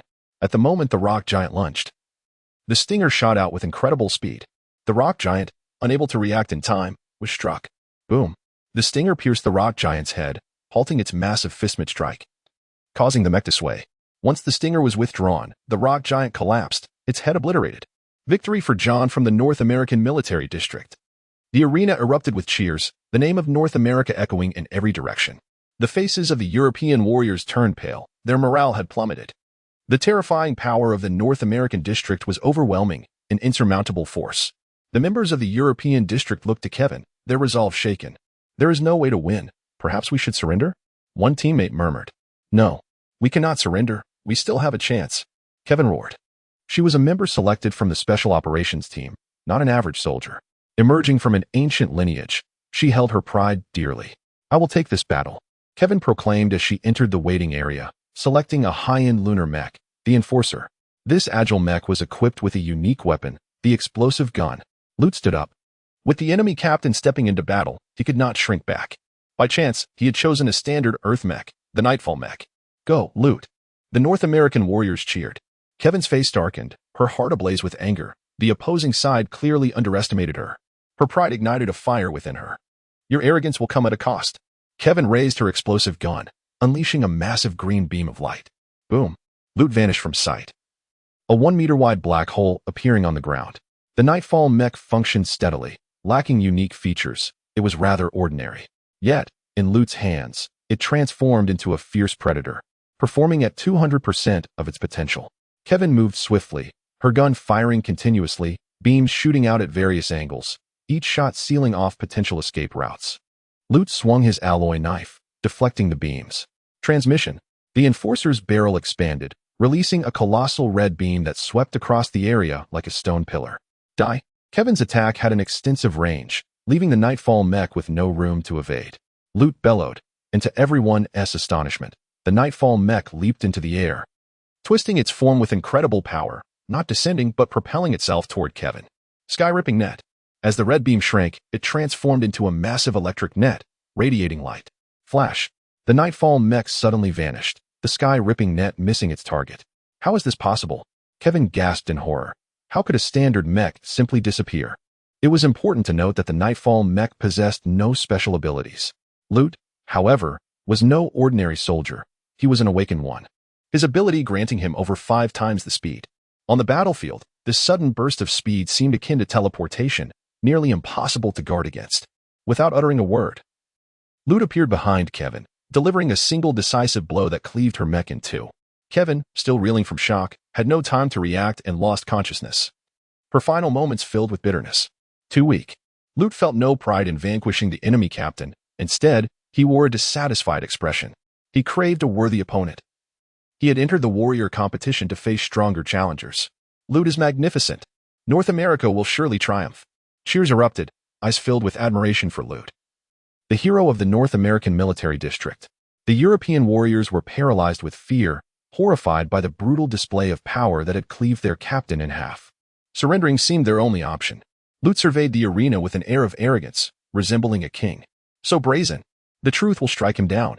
Zhao Guangyu muttered. Indeed. If there is a next match, I'll leave him to you. Zhang Yujin jested from the side. Are you joking? I would never fight him.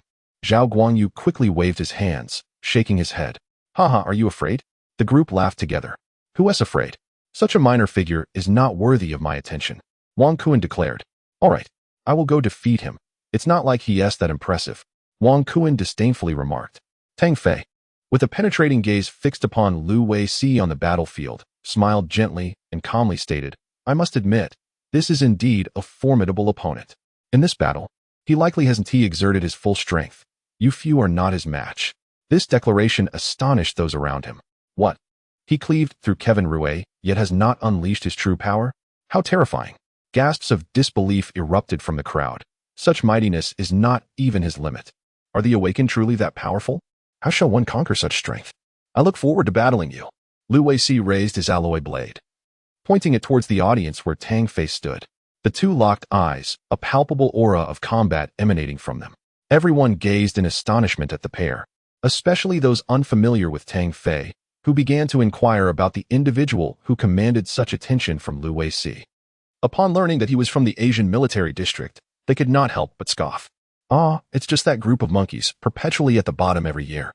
What noteworthy figures could they possibly have? Lu Wei-si surely overestimates them.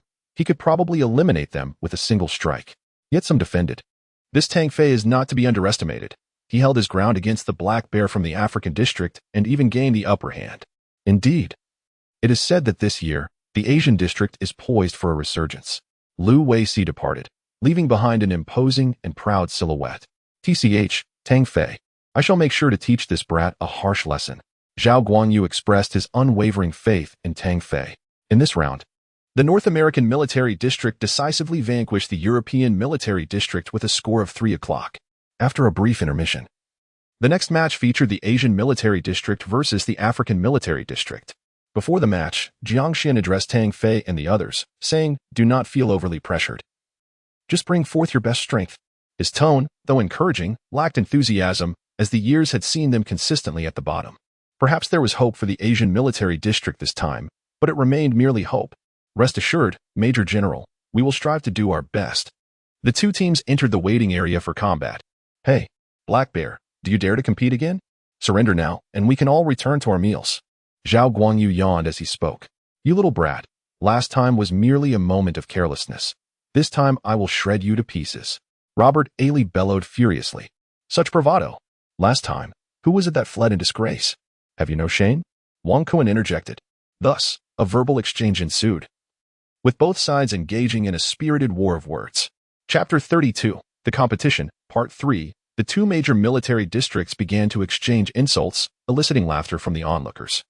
Rather than engage in endless banter, it would be more effective to prove oneself through action. Tang Fei rubbed his temples, feeling somewhat exasperated. Zhao Guangyu was known for his quick tongue and could not help but speak up when he felt uneasy. The African military district was the first to send out a representative, a tall and powerful black man who chose the advanced Mech, the divine axe of Saturn. This Mech was notorious for its brutality, wielding two axes, each weighing an extraordinary amount, showcasing immense combat power. He was a formidable opponent, unless one possessed equal strength. No one could hope to surpass the warriors from the African district in sheer might. Thus, high agility and attack power were essential to counter him. Yamamoto Tenku. You shall go first. Tang Fei's gaze finally settled on Yamamoto Tenku, who had previously engaged in a contest. After rigorous training, his combat strength had seen significant improvement. Why me? Yamamoto Tenku was indifferent about being the first to fight, but Tang Fei's commanding demeanor irked him immensely. Captain Tang, among all these people, you single me out. Is this some personal vendetta? His tone was quite displeased, suspecting Tang Fei was seeking revenge. Yet, he was mistaken. Tang Fei had considered each individual's combat capability. Rather than argue, he simply offered encouragement and gestured towards the Mech selection interface, choosing to remain silent. What's the matter, Yamamoto Tenku? Are you afraid? You always put on a brave face, but it seems you can only act tough in your own corner. Zhao Guangyu was the first to jump in with ridicule, having little fondness for the people from the island district. Humph. Yamamoto Tenku snorted, knowing he had no retort, and selected the furious werewolf, a Mech he was most familiar with. This battle would be arduous, as both fighters unleashed their full fury. The warriors from the African district were known for their aggression, striking ferociously with axes that felt as heavy as mountains. The furious werewolf's agility provided an advantage, otherwise, he would have been cleaved in two. The perilous clash forced Yamamoto Tenku to give it his all. Yellow monkey, perish! The black man raged, feeling frustrated as his opponent leaped and dodged like a monkey, evading direct confrontation. Rage of fury. The dual axes swung with such force that they distorted the very air, the power contained within tripling from before. It was a terrifying blow that left the onlookers in awe. To be struck by it would be fatal. Is that a gravitational field? Yamamoto Tenku was both astonished and enraged. The warp pressure of space was indeed a gravitational field, suddenly manifesting and hindering the furious pair's speed. At that moment, the colossal axe loomed perilously above him. Yamamoto Tenku had no choice but to fight desperately, his alloy claws forming a cross as his Mech's chest opened to reveal 4 rows of small cannons. Fire! Boom! A barrage of explosive projectiles erupted, and at such close range, the divine axe could not evade. Both combatants roared in unison, their mechs enveloped by an energy shield. Boom! Both sides were struck simultaneously, their energy shields shattering. Due to the interference from the cannon fire, at the last moment, Yamamoto Tenku forced his Mech to sidestep. The enormous axe, imbued with terrifying power, cleaved down, shattering his left arm. The divine axe was riddled with holes, suffering significant functional damage. The two warriors exchanged a glance and charged at each other once more. The battle escalated to a fever pitch, the brutal scene sending chills through the spectators. The black man, frenzied and fearless, launched a full assault without any regard for defense. Yamamoto Tenku, increasingly alarmed, began to contemplate retreat. He did not wish to continue fighting a madman, aware that prolonging the duel could lead to his demise. After a brief exchange, as Yamamoto Tenku narrowly avoided being cleaved in two, his fear grew, prompting him to seek an opportunity to escape. I surrender, he bellowed. The fight ceased, the black man grinning broadly, reveling in his triumph, and looked upon Yamamoto Tenku with disdain. I once admired your combat prowess, but now it seems you are nothing but a coward. Not only did the black man mock him, but the watching crowd also joined in the condemnation. In military circles, retreating in the heat of battle was met with scorn. With such cowardice, how dared he participate in the Soldier King competition? Was he merely here to amuse others? Initially, it seemed that the Asian military district had produced a remarkable figure, but it turned out they were merely a collection of timid souls. How disgraceful! Truly, The warriors of the 5 major military districts had lost face. Get lost, yellow monkey. You're embarrassing yourself. Consequently, not only was Yamamoto Tenku vilified, but the entire Asian military district also faced backlash, with every gaze directed at him filled with anger. What are you all looking at? Did you not see that I was on the verge of death? That black man is formidable. I've done my utmost to stand here. Yamamoto Tenku was deeply unsatisfied with the crowd's expressions, harboring a growing resentment towards Tang Fei.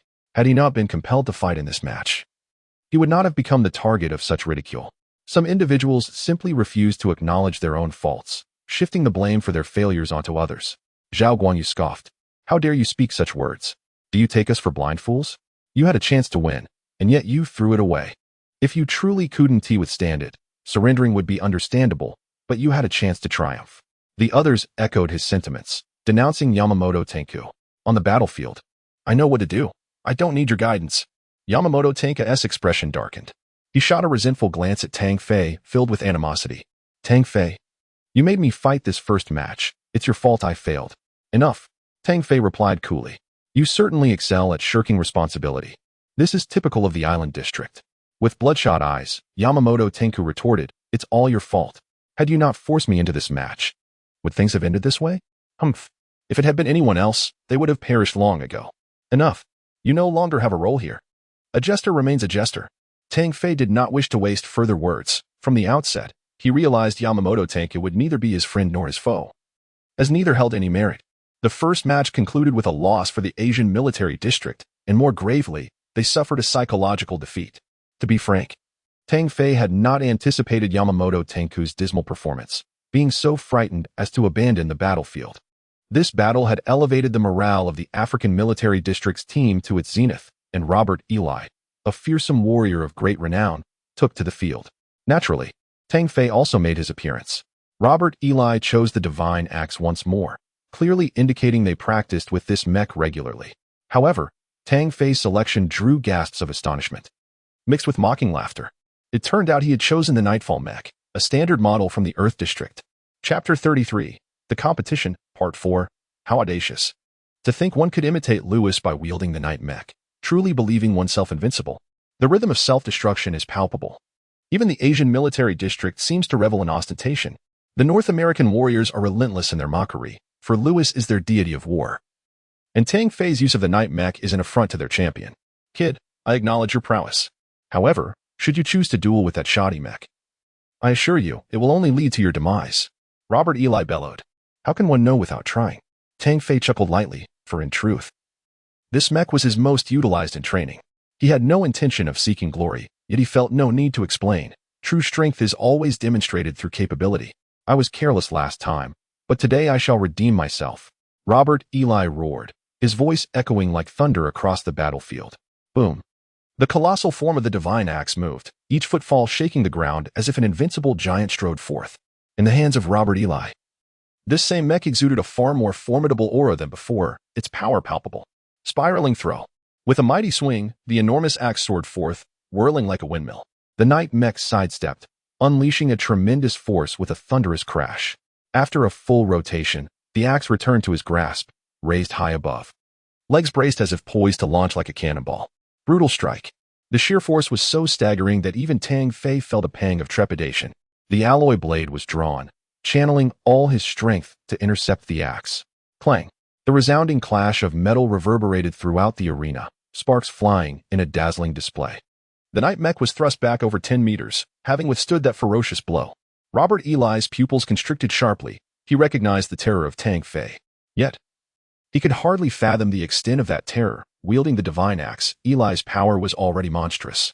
To think that his opponent could contend with him using merely a standard mech spoke volumes about the strength required from the other side. Suddenly, a chill ran down Robert Eli's spine. The youth before him was utterly fearsome. Again, Tang Fei's fighting spirit ignited. He felt his blood boil. The inscription of his heart's mantra operating involuntarily, filling him with vigor. Rather than retreating, he advanced, choosing to meet the might of the divine axe head-on. Robert Eli, provoked by Tang Fei's fervor, cast aside his doubts and roared, "Come!" With a flurry of strikes from his twin axes, he unleashed a relentless barrage. Each blow infused with terrifying power. Spectators could sense that a single strike could cleave a hill in two. Yet, to everyone's astonishment, The knight mech did not yield. Its alloy blade swinging like a celestial weapon, continuously clashing with the giant axe. The clash of metal was deafening, igniting the primal instincts of all present. Kill. A reckless assault. The twin axes whirled, the divine axe spinning forth like a top, its might unstoppable. The knight mech's long blade danced with precision, expertly diffusing the force of each strike. Countless collisions stirred up clouds of dust, the two mechs clashing like deities and demons. Exhilarating. Amidst the battle, Tang Fei laughed heartily, his overwhelming fighting spirit elevating him to divine heights, exuding grace and noble demeanor, radiating an aura of grandeur. Robert Eli grew increasingly alarmed. He had unleashed numerous abilities, yet each was effortlessly countered by his opponent. The knight mech, under Tang Fei's command, was pushed to its limits. I refuse to believe you can withstand my divine axe with that piece of junk. This ends now, Wrath of the Gods. Robert Eli had gone mad. Ready for a fierce confrontation, at this moment, he could not fathom losing to the yellow monkey from Asia. The divine axe grew even more colossal, a pale red hue radiating forth, as if blood were raining from the heavens. The dual axes, now imbued with this essence, exuded a formidable force akin to being drenched in the blood of gods. The aura of slaughter palpable. With a roar, the sound reverberated like the wrath of deities. As the twin axes descended, even the mere pressure of their energy caused the ground to tremble. This is a gravitational force. Tang Fei's pupils narrowed, his expression turning grave for the first time. This gravity was at least 5 times the norm. Combined with the explosive power of the mech, it unleashed a force tenfold. This surpassed the capabilities of ordinary individuals. Even those awakened might struggle to match such power. The gravity device of the mech, coupled with Robert Eli's unleashed might, transformed him into a terrifying beast. With a spectral step, Tang Fei evaded the first strike. The huge axe struck the ground, creating a massive fissure. Demonic fist. For the first time in a mech battle, Tang Fei unleashed a martial technique, a fusion of ancient martial arts and technology. The knight mech's massive right arm grew heavy, as if a dreadful force brewed within. I shall see which is mightier, your wrath of the gods or my demonic fist. Tang Fei's spirit remained undiminished, daring to confront strength with strength. Was he mad? To confront the wrath of the gods head-on was unfathomable. The onlookers gasped in disbelief. To them, Robert Eli had transcended humanity, resembling a ferocious beast, not unlike an awakened being. Major General Jiang Xian tugged at his beard. This young man could win through speed. Why engage in a direct confrontation? Alas, it's over. It's over. We're destined to finish last again. Several team members wore expressions of despair, having realized they had lost their qualification before even competing. No, I believe in Tang Fei. He will triumph. Zhao Guanyu clenched his fist, reaffirming his faith in Tang Fei, knowing this mysterious youth could indeed create miracles. The warriors from Africa erupted in cheers, exuberantly shouting, "Captain, crush the yellow monkey. Destroy him. We shall smash his head." Not just the heads above, but those below as well. Laughter erupted among them, confident that once their leader unleashed this technique, victory was assured. Except for a select few. No one believed in Tang Fei, primarily due to the astounding combat prowess unleashed by Robert Eli wielding the divine axe. Boom. The demonic fist collided with the twin axes. A magnificent explosion of light erupted, a visible shockwave spreading outward, contained by a crimson shield, sparing the outside world from its fury. The shockwave caused the protective barrier to tremble, and all present could feel the terrifying power. The axes of the divine axe flew away, crashing into the ground and creating enormous craters, while the mech lay smoldering several dozen meters away, seemingly devoid of combat capability. On the other side, the knight mech knelt on one knee, its body battered in numerous places, yet it remained intact. The outcome was evident. In this violent clash, the knight mech emerged victorious. Upon witnessing this result, a hushed silence fell over the crowd, their jaws nearly dropping in disbelief. Heavens, what have I witnessed? A miracle? Some began to pray, unsure if they were dreaming. Is this a reversal of fate? The monkeys of the Asian district are truly formidable. Others from different military districts felt dismay. It was clear that a strong contender for the championship had emerged. Simultaneously, everyone understood that Lewis had found a worthy opponent. Haha, I knew Tang Fei would not disappoint me. See, he has won. Zhao Guangyu was genuinely elated. The team members cheered, embracing one another. This victory rekindled their hopes. Jiang Xian felt his beard being tugged painfully as he laughed heartily, sensing that this year, the Asian district would no longer occupy the bottom position. In the midst of joy and sorrow, the warriors from the African district fell silent, bearing the weight of their defeat. This battle had brought the Asian military district back into contention, resulting in a tied score of 1-1. In the forthcoming confrontation, the opponent deployed a formidable figure wielding the godly giant axe. This time, Zhao Guanyu took to the battlefield piloting an advanced Mercury mech, the colossal cannon. The colossal cannon, diminutive in size, merely a third of the godly giant axe, was equipped with an enormous barrel. This mech was designed for long-range combat, exhibiting remarkable agility and speed. Though it bore the singular flaw of limited defensive capabilities, Zhao Guanyu, evidently well-prepared, had no intention of emulating Tang Fei's ostentatious style.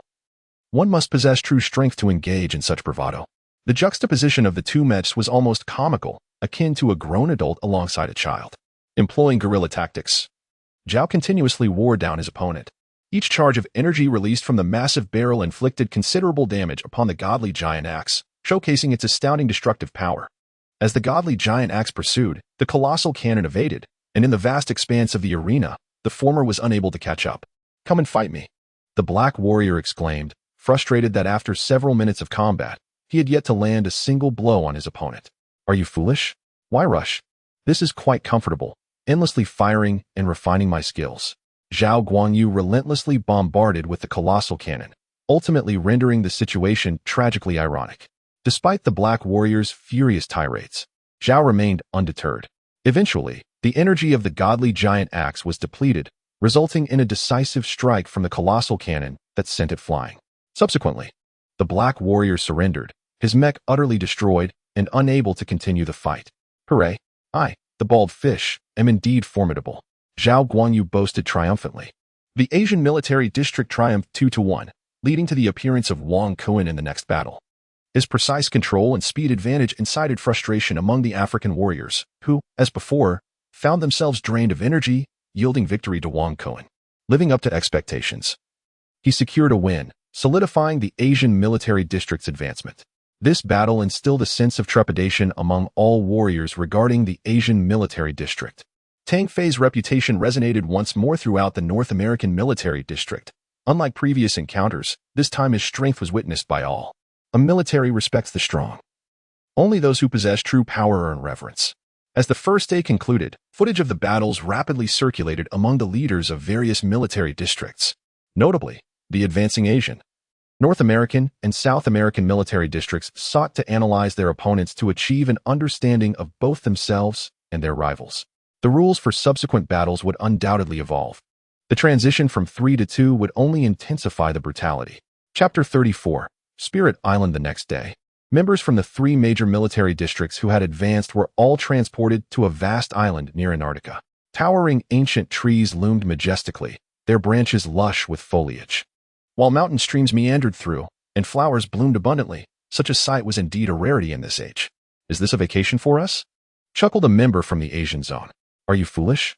There's no such good fortune. It's clearly a scheme," Zhao Guanyu retorted. "Looks like bald fish has a rare moment of insight," Tang Fei teased. "This place is utterly terrifying." "That doesn't sound like a compliment to me." Zhao Guanyu scratched his head, then asked, "It seems quite normal here. There are no animals at all. What is so frightening?" Tang Fei laughed. "You just said it yourself. There are no animals. The most terrifying aspect is precisely this. On such a vast island, encountering living creatures is exceedingly rare." One can only imagine what that implies. This statement jolted everyone to attention. Indeed, when things are amiss, there must be something sinister lurking beneath. As they took in the beauty of the island, it felt as if a monstrous beast was concealed beneath its splendid exterior. The group was guided to the center of the island, where the airship did not descend but remained hovering above. At that moment, each member received a video transmission from the general in charge of the operation. The island was named Spirit Island, and as the name suggested, it was inhabited by enigmatic life forms, strange entities that existed within the cosmos. Some were fiercely resilient, with mature specimens capable of contending against mech warriors. Certain spirits preferred to gather in packs, drawn to the scent of blood. In the eyes of these beings, you are merely sustenance, and you shall survive here for 3 days. With a sinister smile, the general continued, "Warriors. Within these spirit beings lies a substance known as spirit crystal. The condition for victory is for the 2 military districts that collect the most spirit crystals to advance to the finals. Young warriors, I wish you good fortune." His words plunged everyone into silence. They were about to confront savage spirits. During humanity's initial foray into interstellar expansion, they had already encountered various life forms. Humanity classified these interstellar entities into two categories: civilized life and spirit life. Those akin to humans were deemed civilized, while the brutish and primitive beings were termed spirits. Tang Fei had some knowledge of these cosmic entities. Throughout human history, there had been 3 interstellar wars, 2 of which were fought against these fearsome spirits. With a laser gun and a knife, we are expected to survive for 3 days in this cursed place, and we must hunt spirits? Are they truly sending us to our demise? Someone exclaimed. However, it was evident they had no choice. Tang Fei was somewhat curious about what made these spirits so dreadful. Given that it was a competition, they would not be sent to their deaths. Clearly, as long as they possessed sufficient strength and exercised caution, the hope of victory remained attainable. 500,000 galactic coins as a prize truly is a gamble for our lives, Tang Fei mused. His resolve strengthening. If they triumphed in the competition and secured the reward, there would be hope for his father's treatment. The 3 squads were deployed in a triangular formation across the island, without colliding. On this island, they had to guard against the spirits while also being wary of ambushes from other teams. The location where Tang Fei and his companions landed was near the sea. After 10 of them descended, they swiftly regrouped and cautiously surveyed their surroundings. Once they confirmed there was no immediate danger, they finally relaxed. A bunch of cowards. Yamamoto Tenku, an outlier in the team, looked disdainfully at their cautious demeanor. How laughable. Yamamoto Tengu, among this group, you are the least qualified to make such remarks. Zhao Guanyu mocked, raising his pinky finger. I wonder who will be the first to surrender in the competition. Wang Kuan added with a teasing tone, eliciting laughter from the others. Yamamoto Tenku, his face darkened, wore a haughty expression, ignorant Huaxia people. Just as another argument seemed imminent, Tang Fei interjected, casting a cold gaze at Yamamoto Tenku, brave islander. You may choose to act alone. Yamamoto Tenku's expression shifted. He cleared his throat and said, for the victory of the Asian zone, I suppose fighting alongside you is acceptable. Even without you, we can still win. If you wish to stay, you must follow my commands and behave. Tang Fei asserted firmly, his words unyielding. To be frank, such individuals, with their sinister smiles, were akin to backstabbers. Allowing them to remain in this world was a hazard. Were it not for the necessity of Yamamoto Tenku's combat prowess in this competition, Tang Fei would have relished the opportunity to eliminate him. Sensing Tang Fei's subtle menace, Yamamoto Tenku fell silent and became more compliant, nursing a desire to repay the humiliation Tang Fei had inflicted upon him later. This competition was indeed fraught with peril. In the face of the brutal spirits, only through unity could the squad hope to survive. At a distant base in the North American military district, a massive screen appeared in the sky, displaying the conditions of the 3 squads. Nost, it seems your North American district will once again claim the prize. A black man of the rank of Major General amended. Indeed, Luvis is undoubtedly an unmatched presence among this new military cohort. With his current strength, he could easily enter X Academy. A middle-aged beauty from the European military district, also a Major General, chimed in. Reister, one of the heads of the North American military district participating in the competition, took pride in Luvis, proclaiming, that is inevitable.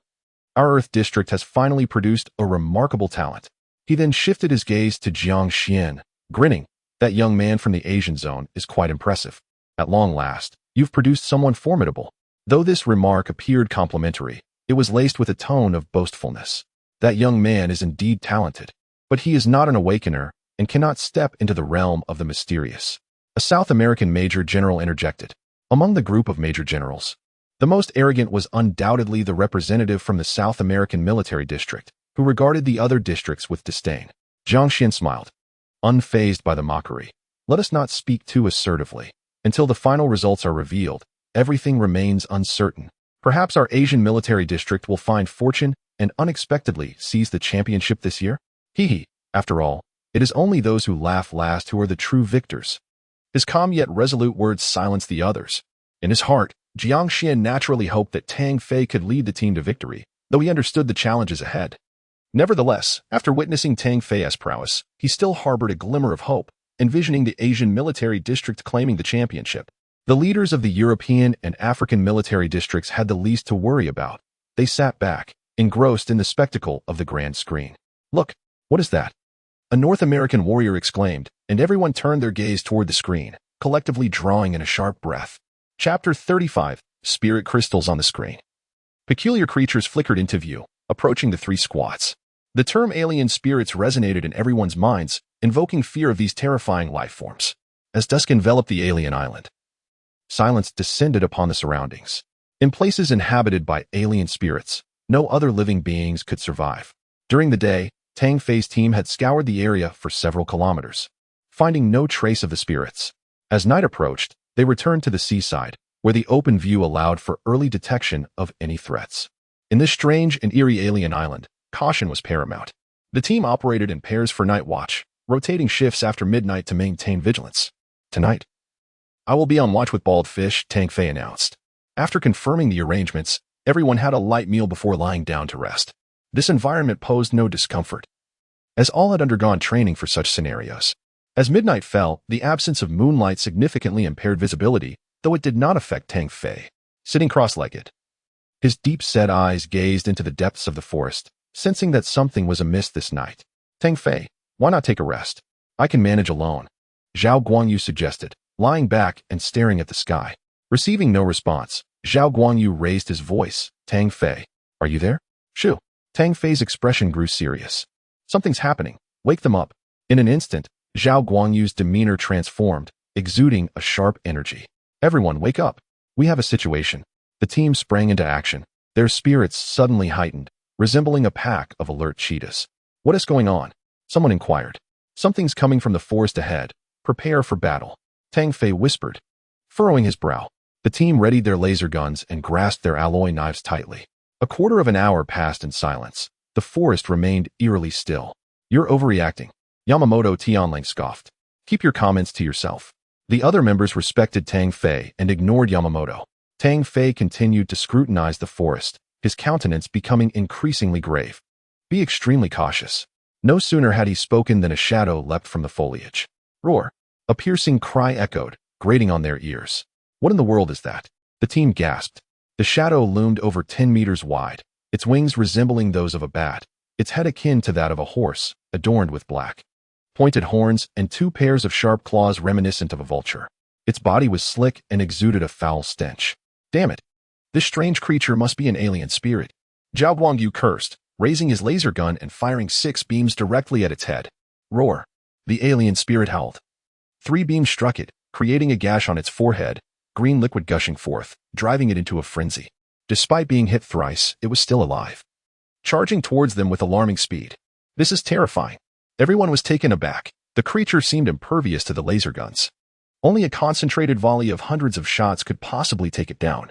Don't forget, this is merely one alien spirit. If hundreds were to appear, we might not even have a chance to fire. Scatter! Tang Fei bellowed, urging everyone to spread out. They were too conspicuous when clustered together. We must resolve this quickly. Who knows how many more spirits lurk nearby? He mused, firing his laser gun relentlessly. The alien spirit, sensing the formidable foe before it, lunged at Tang Fei with its razor-sharp claws. He, undeterred, drew his alloy knife and swung with all his might. To his astonishment, the knife only penetrated halfway through the creature's claws.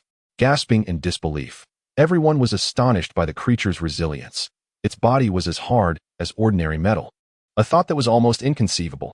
Regaining their composure, the team split into 4, supporting Tang Fei, all skilled in close combat. 2 members provided distraction with their laser guns while the remaining served as backup. With tactics established, Tang Fei and his allies unleashed their might, swiftly decapitating the alien spirit. This is shocking. It took so much effort to kill one. If we encounter a horde of these spirits, we are doomed, someone exclaimed. Let us not be so pessimistic. Firstly, this competition format guarantees we one t all perish. Secondly, this type of alien spirit is rare. Most are not nearly as formidable, Tang Fei replied, using his knife to pry open the spirit's head. After a moment of digging, he unearthed a silvery crystal. This is the spirit crystal? It looks rather ordinary, Zhao Guangyu remarked, inspecting it curiously.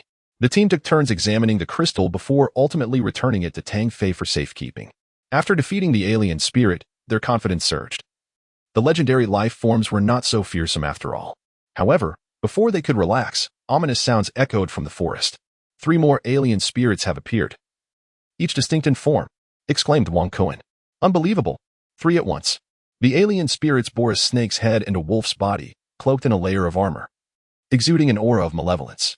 To their left stood a humanoid figure, entirely covered in green fur, sporting an alligator's head. To the right floated a black void, a single enormous eye gazing out, blood flowing continuously. The bizarre appearance of the alien spirits instilled terror within the team, rendering them akin to monsters in their eyes. I and Bald Fish will handle the alien spirits ahead. The rest of you, form groups of 4 to tackle the others. Attack. As the alien spirits charged, the team recognized them as food, a delectable feast. The snake-headed, wolf-bodied spirit exhaled black mist, its massive frame hurtling towards them like a cannonball. Zhao Guangyu provided long-range support, attempting to hinder their advance. In that moment, Tang Fei leaped onto the alien spirit's back. Roar.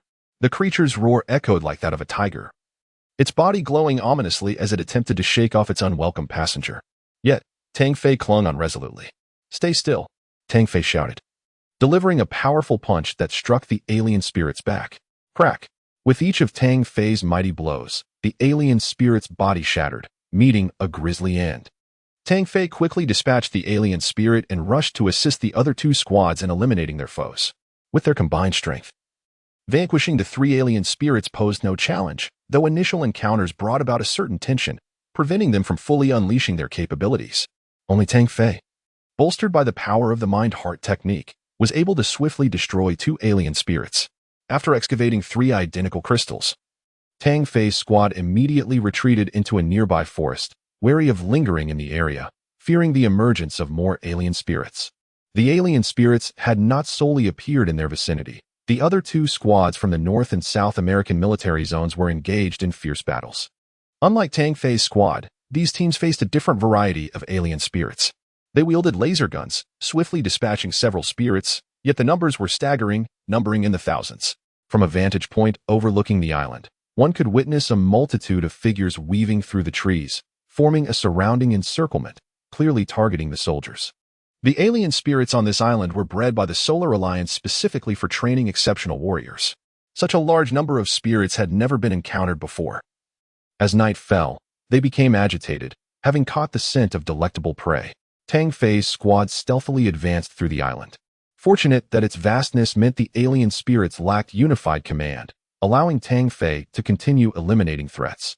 The alien spirits were grotesque and varied in form, with some formidable enough to nearly injure Tang Fei. However, overall, the team emerged from their encounters unscathed. Behind a colossal boulder, this generation of otherworldly beings is rare.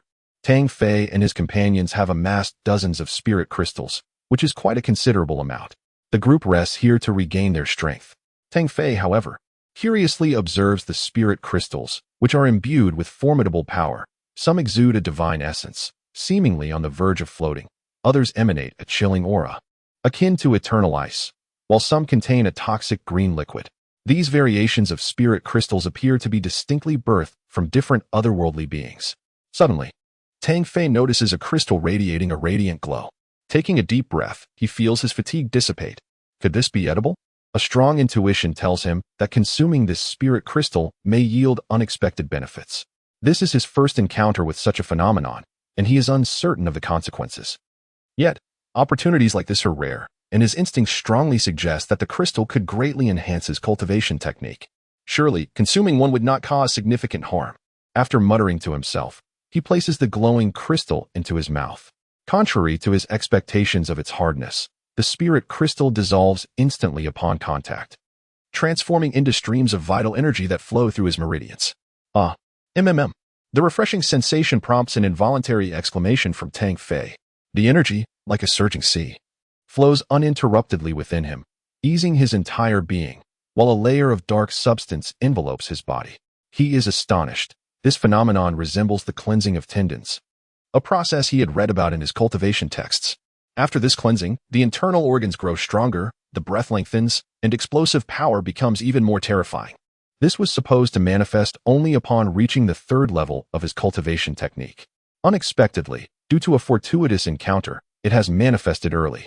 Following the cleansing comes the refining of marrow, which strengthens the bones and flesh, but this stage requires the 3rd level of the cultivation technique to be fully mastered. Having experienced such profound effects from consuming just one crystal, he quickly grabs 2 more and consumes them. The vital energy flows like a torrent within him. Tang Fei is overjoyed. This is akin to a great tonic. This implies that on the island of otherworldly beings, he could acquire even more spirit crystals to bolster his strength and aid in cultivating his technique. After consuming 7 crystals, he suddenly recalls that their task is to see who can gather the most spirit crystals. He dares not indulge further. The competition remains paramount, and spirit crystals are not to be squandered. As they advance, they encounter relentless battles, with otherworldly beings emerging, each possessing immense physique and diverse forms. Tang Fei's small team does not linger for more than half an hour at any spot. After vanquishing the otherworldly beings, they swiftly escape. The island of otherworldly beings is vast, and as they delve deeper, ancient towering trees loom everywhere, seemingly reaching the heavens and shrouding the sky. Ordinary warriors would hesitate to navigate through the dense forests at night, fearing they might be devoured by these otherworldly creatures. Yet, Tang Fei's eyes shine like stars, unaffected by the darkness, even perceiving better than in daylight, seeing clearly within hundreds of meters. Suddenly, he hears the sounds of battle ahead. This area is nearing the depths of the island of otherworldly beings, Tang Fei muses. Could it be other military district personnel? Someone speculates. It must be. But which district? I wonder, shall we investigate? We might be able to assist. Zhao Guangyu's expression is one of ill intent, emphasizing the word assist heavily. Everyone understands his implication. Their eyes gleaming with eagerness. Tang Fei smiles and gestures. Then let us lend a hand. Were it not for his understanding of the spirit crystal's properties, he would not involve himself. However, at this moment, he desires more spirit crystals. Since there are other military personnel engaged in combat, he sees them as competitors and does not mind playing the role of a lurking predator. Navigating through a narrow gorge, they ascend a small hill and witness the battle unfolding hundreds of meters away. Countless otherworldly beings are besieging a high ground where 10 warriors from the South American military district have gathered. These otherworldly beings are significantly smaller than those Tang Fei has slain, each barely half a person's height, possessing 4 claws and covered in a viscous green liquid. With large mouths filled with razor-sharp red teeth, yet devoid of eyes. 5 South American warriors form a protective circle, while 3 others within provide laser gun support. And the remaining 2 substitute for those exhausted, maintaining the integrity of their formation. This strategy is comprehensive, with relentless attacks and heaps of otherworldly corpses littering the ground. Despite this, nearly everyone, except for their leader, Cobra, bears injuries, yet none retreat. They fight with unwavering determination. The sheer number of otherworldly beings seems overwhelming. Emerging from unknown origins, frantically charging forward, a sight that instills dread. Tang Fei cannot help but admire the South American district's leader, who remains composed and commanding in such dire circumstances. They possess remarkable prowess, having felled so many otherworldly beings. Such strength is daunting. Zhao Guangyu is astounded. Their struggle against a single otherworldly being is laborious, yet the enemy seems to reap them like mere chaff. It's not as terrifying as it appears. These beings differ from those we have fought. Tang Fei replies nonchalantly, then smiles. It seems they are not worth our attention. Who would have thought the 3 major military districts would encounter each other so swiftly? The other team members express their astonishment, unaware of how the captain discerned this. As they noticed nothing amiss. Have the North American district personnel arrived? Why haven't we seen them? Zhao Guangyu questions, puzzled. They are approximately 130 meters to our right. Tang Fei squints. Do not make a sound. Let us observe and see who becomes the last predator. Fearing the appearance of otherworldly beings, Tang Fei and his team climb the ancient trees to survey the distant battlefield. The South American district's warriors, well trained, fight with utmost vigor. After a quarter of an hour, the number of otherworldly beings gradually diminishes. When Cobra shoots down the head of an otherworldly being, the South American warriors finally breathe a sigh of relief. Humph! How long do you intend to hide? Come out now. Cobra bellows ominously, scanning the surroundings. This declaration astonishes Tang Fei. Had they been discovered? Just as uncertainty fills his mind, 10 figures emerge from the distant grass, clad in blue combat gear. They are indeed from the North American district. Ruiz, what is the meaning of this? Cobra questions, his face darkening. Ruiz appears, exuding an air of arrogance and disdain toward Cobra. The spirit crystals from these otherworldly beings are mine. You should leave at once. Ruiz asserts, his tone commanding and forceful. Why should we relinquish the fruits of our hard-fought battle? A South American warrior retorts angrily, by the strength of my hand. If you do not leave, I will spare your lives. Ruiz's brazen words infuriate Cobra. Do you wish to die, Ruiz? Cobra, a paragon of the younger generation, harbors unwavering confidence in his invincibility. Even facing the formidable Ruiz, he remains steadfast in his belief that he can overcome him. My life and death are mine alone to command. No one else can dictate that.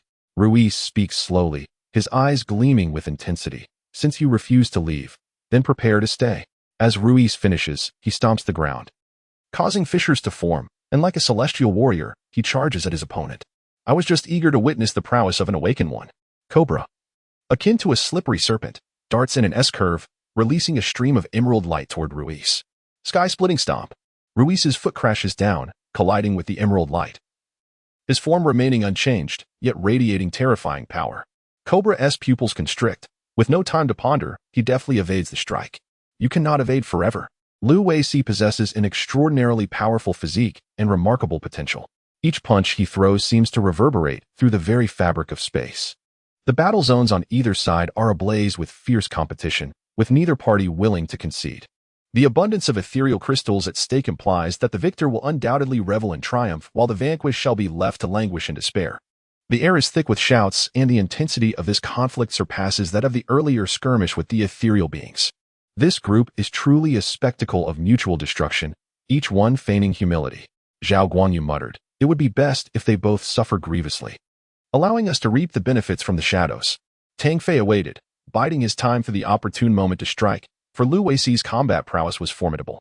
In a mere moment, 2 members of the Cobra faction had perished, and he himself narrowly escaped annihilation, coughing up blood from his grievous wounds. Lu Weici, your actions are excessive. Are you not afraid of retribution from the South American military district? The Cobra leader roared. Retribution? I eagerly anticipated. Lu Weici replied nonchalantly, raising his arm, intent on delivering a fatal blow to the Cobra leader. Fortunately, the Cobra leader's agility allowed him to evade the onslaught. As the battle raged on, casualties mounted on both sides. The South American military district was reduced to merely 5 members, while the opposing faction had only suffered a single loss. This stark contrast illustrated the disparity in their strengths. Observing the current state of the conflict, Tang Fei finally nodded, declaring, "Let us eliminate Miao."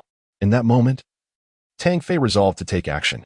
Chapter 37 The initial battle of the awakened Louis. You have ignited my wrath. The Cobra roared. We shall not rest until one of us lies dead. The Cobra's movements were exceedingly elusive, making him difficult to predict. As he struck down yet another North American warrior, the South American squad intended to retreat. They stood no chance against the North Americans, especially Louis, who had single-handedly felled many in their ranks with his indomitable courage. How absurd. The battlefield is a place of absolute conflict. The spiritual crystals within these otherworldly beings belong to me.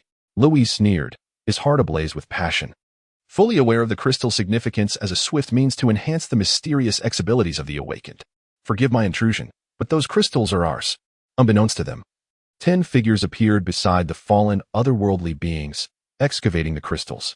In the midst of their fierce battle, shrouded in darkness, neither side had noticed the situation unfolding here.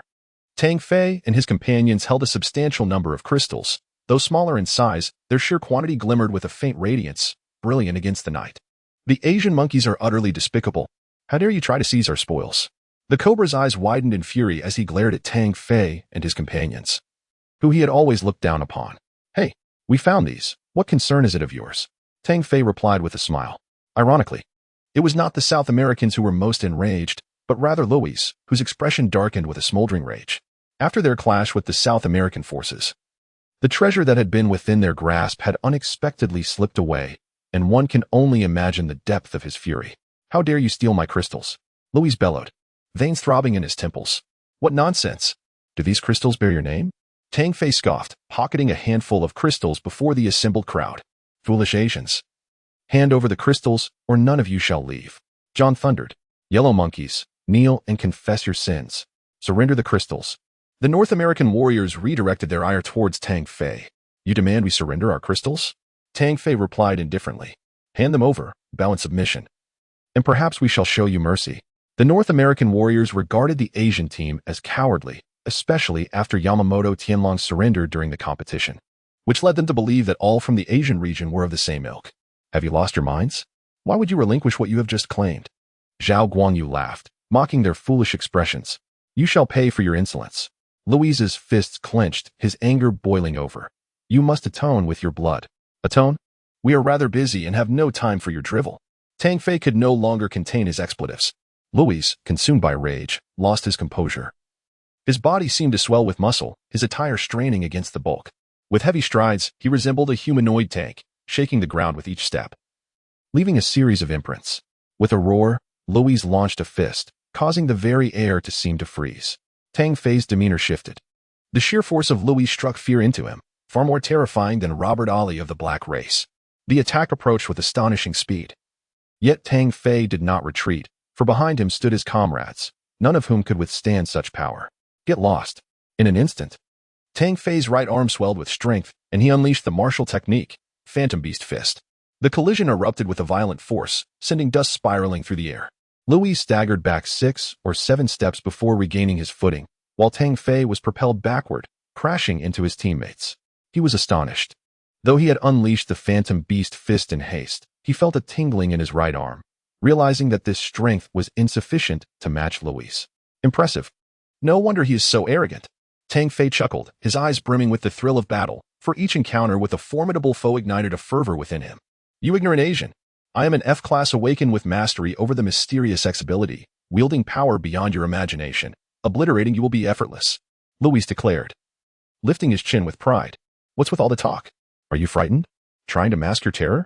Tang Fei responded with a smile, unfazed by the presence of an awakened adversary. Preposterous. I am the embodiment of invincibility to you. How could I fear you? Louise's killing intent surged. Pointing at Tang Fei, to perish at my hands would indeed be a privilege. Get lost with your privilege. You won't know until we clash, Tang Fei retorted, stepping forward. Executing the illusory step, arriving before Louis in a heartbeat, aiming to collide with his physical form. Tang Fei refrained from employing any martial techniques, relying solely on his physical strength, wishing to hone his own capabilities against this opponent. Louis revealed a cruel smile, mirroring Tang Fei's motion with a hand of his own. His awakening ability granted him explosive strength, maximizing his physical power. With a mere touch, the Asian boy before him would be obliterated. Arrogant brat. Witness the true might of the awakened. Boom. Their bodies collided, engaging in close-quarters combat, each movement infused with terrifying power. A single step shattered the ground. A punch splintered a massive tree, reducing the surrounding area to ruin. Onlookers were left in awe, questioning whether this was truly the strength of humanity. They pondered how they would fare against such might, realizing that a single strike would spell their doom. The Cobra, feeling the intensity of their power for the first time, recognized how limited his previous worldview had been. The North American and Asian warriors did not clash. They cheered on their respective captains, witnessing a battle of the highest caliber. Louis grew increasingly alarmed. After over 100 exchanges, the lean boy before him seemed to grow stronger with each confrontation. He had unleashed his awakening ability, F-class explosive strength capable of sweeping away adversaries. Yet here he was, being steadfastly countered. Could he also be an awakened? The thought flashed through Louis's mind, only to be dismissed. Awakened individuals could sense each other, and he felt no aura of awakening from this Asian boy. The notion that the opponent's genetic awakening level surpassed his was impossible, for if such a talent existed, they would never remain in an ordinary military unit but would be sent to the mysterious X Special Academy for training. As Louis pondered, Tang Fei feigned a kick, sidestepping before delivering a powerful blow to Louis's face, causing a dark bruise to form. You seek death. Louis re-entered the fray, unleashing his full might with each strike.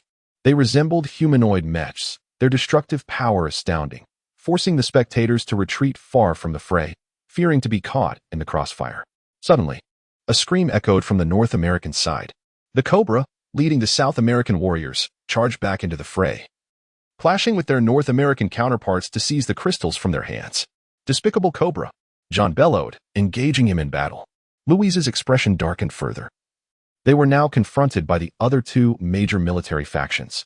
Had this been earlier, he would have felt no fear, as he was an awakened warrior of unparalleled strength, believing no one could stand against him. Yet he had never anticipated that the captain of the Asian team could confront him directly. Cobra, you are doomed. Once I deal with this boy, your end will come. Louis roared. Quit your blustering. I am no mere fruit to be squeezed. Tang Fei scoffed. You may be formidable, but I am invincible. You cannot defeat me. Louis's battle spirit soared. He had no intention of holding back. Unshackling my genetic chains. Louis's body convulsed, veins snaking across his form. Amidst his anguished cries, his muscles expanded once more, each one resembling rock, brimming with explosive power. Perish. A single punch descended like a mountain, causing the very air to quiver. The demon manifestation fist. Tang Fei dared not confront it head-on. This force was not something that could be resisted by mere flesh. He unleashed his martial skills, delivering the most potent assault, akin to a ferocious beast roaring. Boom. The ancient trees in all directions shattered. Had it not been for Tang Fei consuming the spiritual crystal, which fortuitously enhanced his heart-sealing technique, he would have found himself in an even more arduous predicament. At present, he barely managed to withstand the onslaught, yet he did not retreat. Instead, he channeled all his energy, his spirit undiminished, fiercely opposing the foe. This battle was invaluable to him. From the moment he began practicing the heart-sealing technique until now, this confrontation was the most challenging.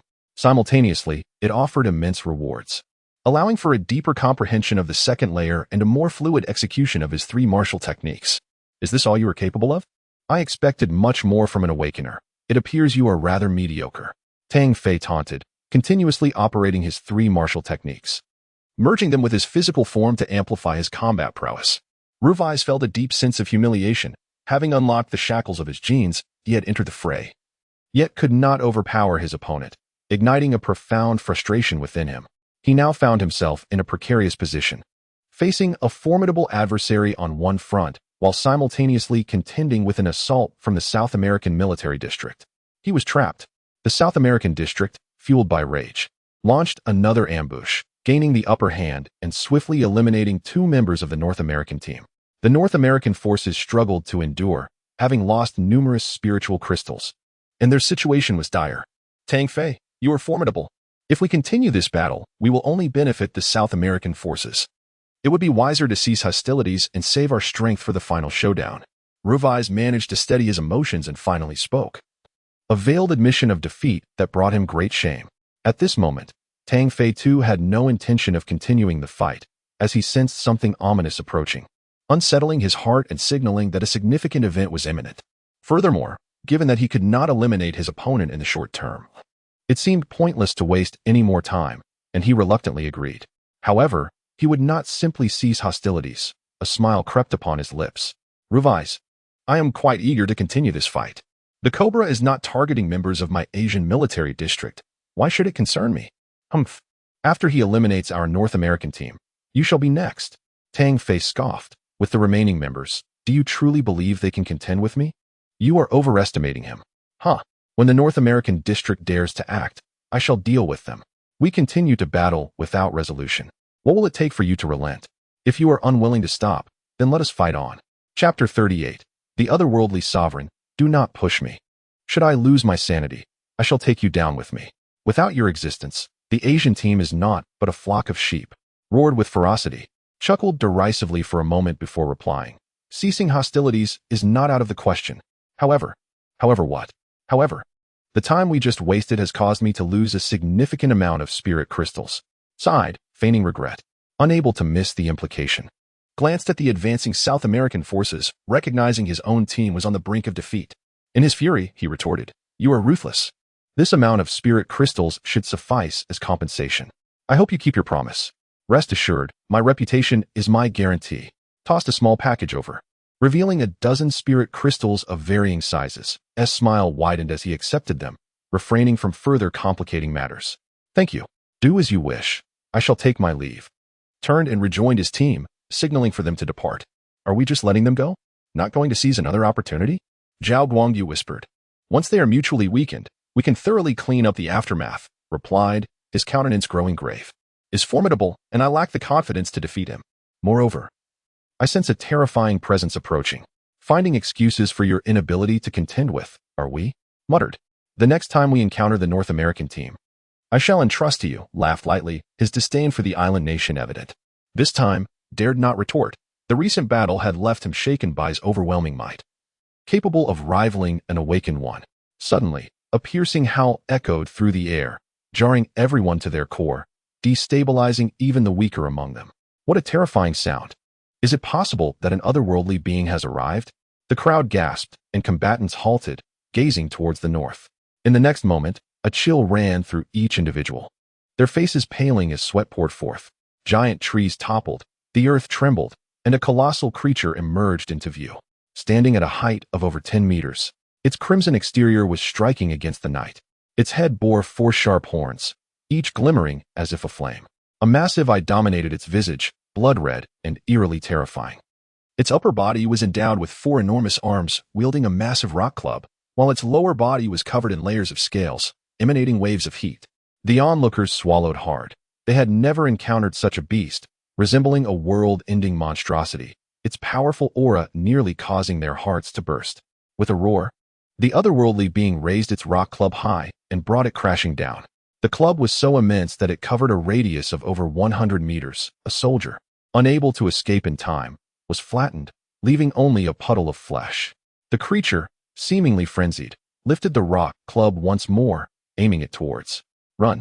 Bellowed, alerting everyone as they fled in panic. Initially at the rear, swiftly employed his ethereal steps, darting several meters away in an instant. The rock club grazed the hem of his garment as it struck the ground, sending dust soaring and the force of impact propelling him and another teammate into the air.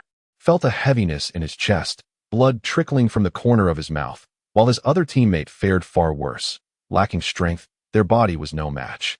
Crashing into a giant tree tens of meters away, bones shattering with a final gasp. At that moment, no one had time to mourn. The suddenly appeared powerful otherworldly being seemed to have gone mad, relentlessly swinging its rock club, each strike threatening annihilation. All three military districts suffered grievously, each individual racing desperately forward, knowing full well that if struck by that club, none would survive. Where did this monstrous entity come from? It is far too terrifying, Zhao Guangyu shouted as he sprinted, glancing back at the colossal creature. Zhao Guangyu, Zhang Yuejin, and Wang Kun found themselves on a common path. As the rest of their team scattered, the otherworldly being was so immense that each stride covered vast distances. Shadows of fleeing individuals surrounded them, preventing the creature from pursuing any singular direction. If it had chosen to chase, none would have escaped. All would meet a grim fate here. Even in a mech battle, victory is not guaranteed against such a foe. Lamented, it must be the king of this island. Perhaps our slaughter of its kin tonight incited its wrath, Zhang Yuejin speculated, a notion that resonated with the others. Having distanced themselves, it appeared the creature had ceased its pursuit, soon returning from whence it came.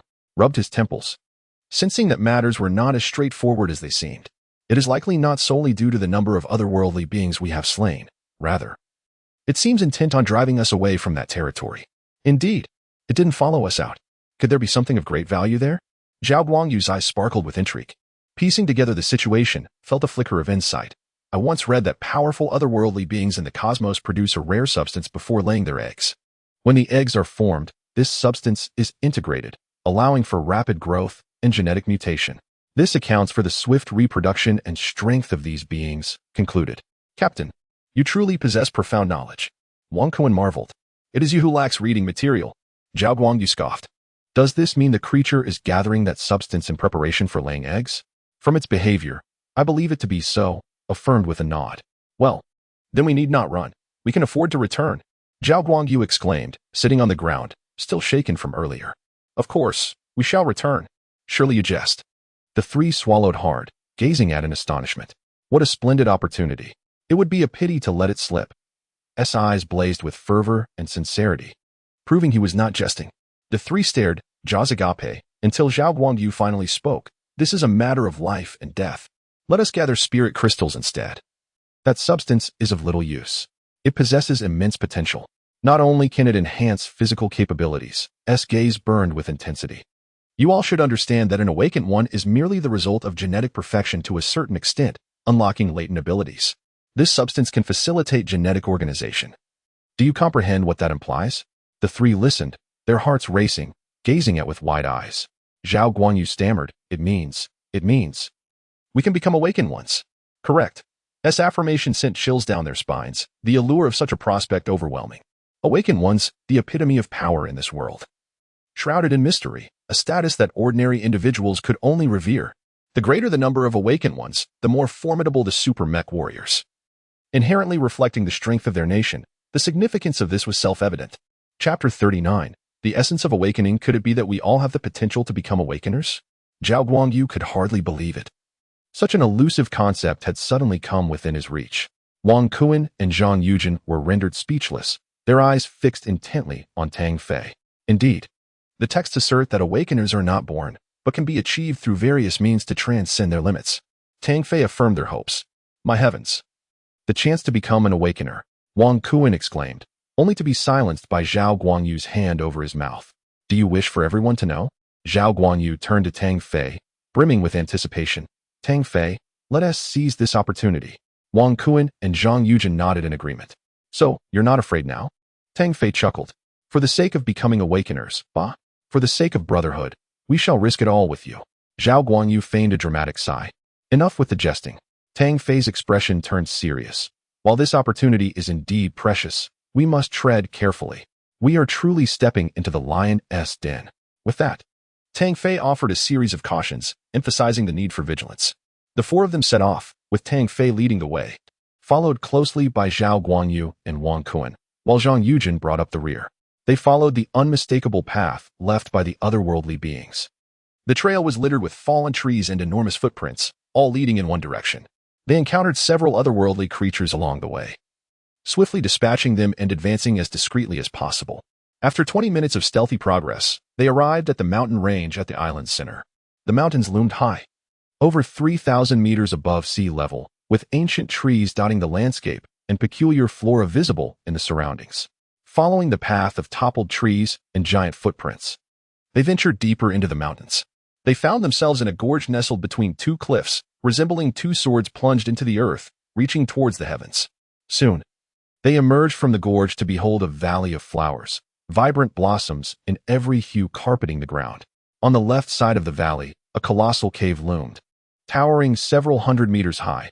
Only such a cavern could house the otherworldly being. The cave was shrouded in darkness, revealing nothing of its interior. As they approached, Tang Fei and his companions breathed carefully, fearful of alerting any lurking beings. Upon entering the cave, a nauseating, acrid odor assaulted their senses, making them feel queasy. It took a moment to acclimate before they could proceed, enduring the foul smell. The cave was vast, devoid of any light, save for the occasional drip of water echoing in the silence. They walked for what felt like an eternity when suddenly Tang Fei halted.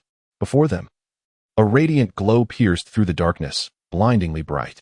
It was a collection of enormous gemstones, stacked together by the hundreds, illuminating the cavern. They had reached the bottom. Yet Tang Fei did not see the otherworldly king. Has it not returned yet? Zhao Guanyu was filled with excitement. Do not let your guard down. You stay here. I will investigate. With that, Tang Fei advanced silently, his footsteps making no sound on the ground. This space was expansive, the height unfathomable, and the area was as large as 3 or 4 football fields. The gemstones sparkled in the center, their brilliance almost overwhelming. The ground was damp, covered with puddles. But one spot caught Tang Fei's eye. It was a mud pit, 5 or 6 meters wide, within which lay a conspicuous sphere of pale red, emanating an unusual glow. Just one glance confirmed it for Tang Fei. This was the essence of the otherworldly beings, as documented in the texts. A concentrated essence formed from the very essence of an otherworldly creature, possessing unfathomable mystical energy. This is truly remarkable, Tang Fei muttered, the essence towering over him. As he lifted it with both hands, a wave of intense heat surged through him, almost burning his palms. Clutching the essence, he hurried back, not daring to linger. Goodness, it's enormous. Zhao Guanyu's eyes sparkled. Am I dreaming? I can't believe it was this easy to obtain. Wang Kuan slapped himself in disbelief, while Zhang Yujin's eyes glazed over, nearly in tears. We must hurry. Now is not the time for chatter. Yes, let us make our exit. Let us not get caught now. Zhao Guanyu's words earned him 3 swift slaps on the back of the head. Upon exiting the cave, the four let out a collective sigh of relief, retracing their steps and preparing to leave the Valley of Flowers. At that moment, the unthinkable happened. Roar. A colossal creature leaped down from a small cliff on the opposite side, shaking the valley as countless flowers shattered, leaving gaping fissures in the once beautiful landscape. You jinx. The other 3 shouted in anger at Zhao Guanyu. They were just a step away from escaping when they were discovered. The otherworldly being roared furiously, its voice shattering rocks. A terrifying aura sweeping across the area. Tang Fei and the others felt as if they had plunged into an icy abyss, acutely aware that the otherworldly king had gone berserk. Run. The 4 dashed into the gorge, truly fighting for their lives. Boom. Just as they gained some distance, the massive rock club of the otherworldly being smashed the ground, creating a deep crater. This essence, a powerful energy left behind for reproduction, was being stolen, inciting its wrath, especially since it perceived the intruders as mere insects daring to offend it. The gorge was not large, restricting the otherworldly being's movements, causing it to crash against the cliffs, boulders tumbling down as if the mountain itself were about to collapse. This, however, provided an unexpected advantage for Tang Fei and his companions, who, in the darkness, might have been able to elude the otherworldly king.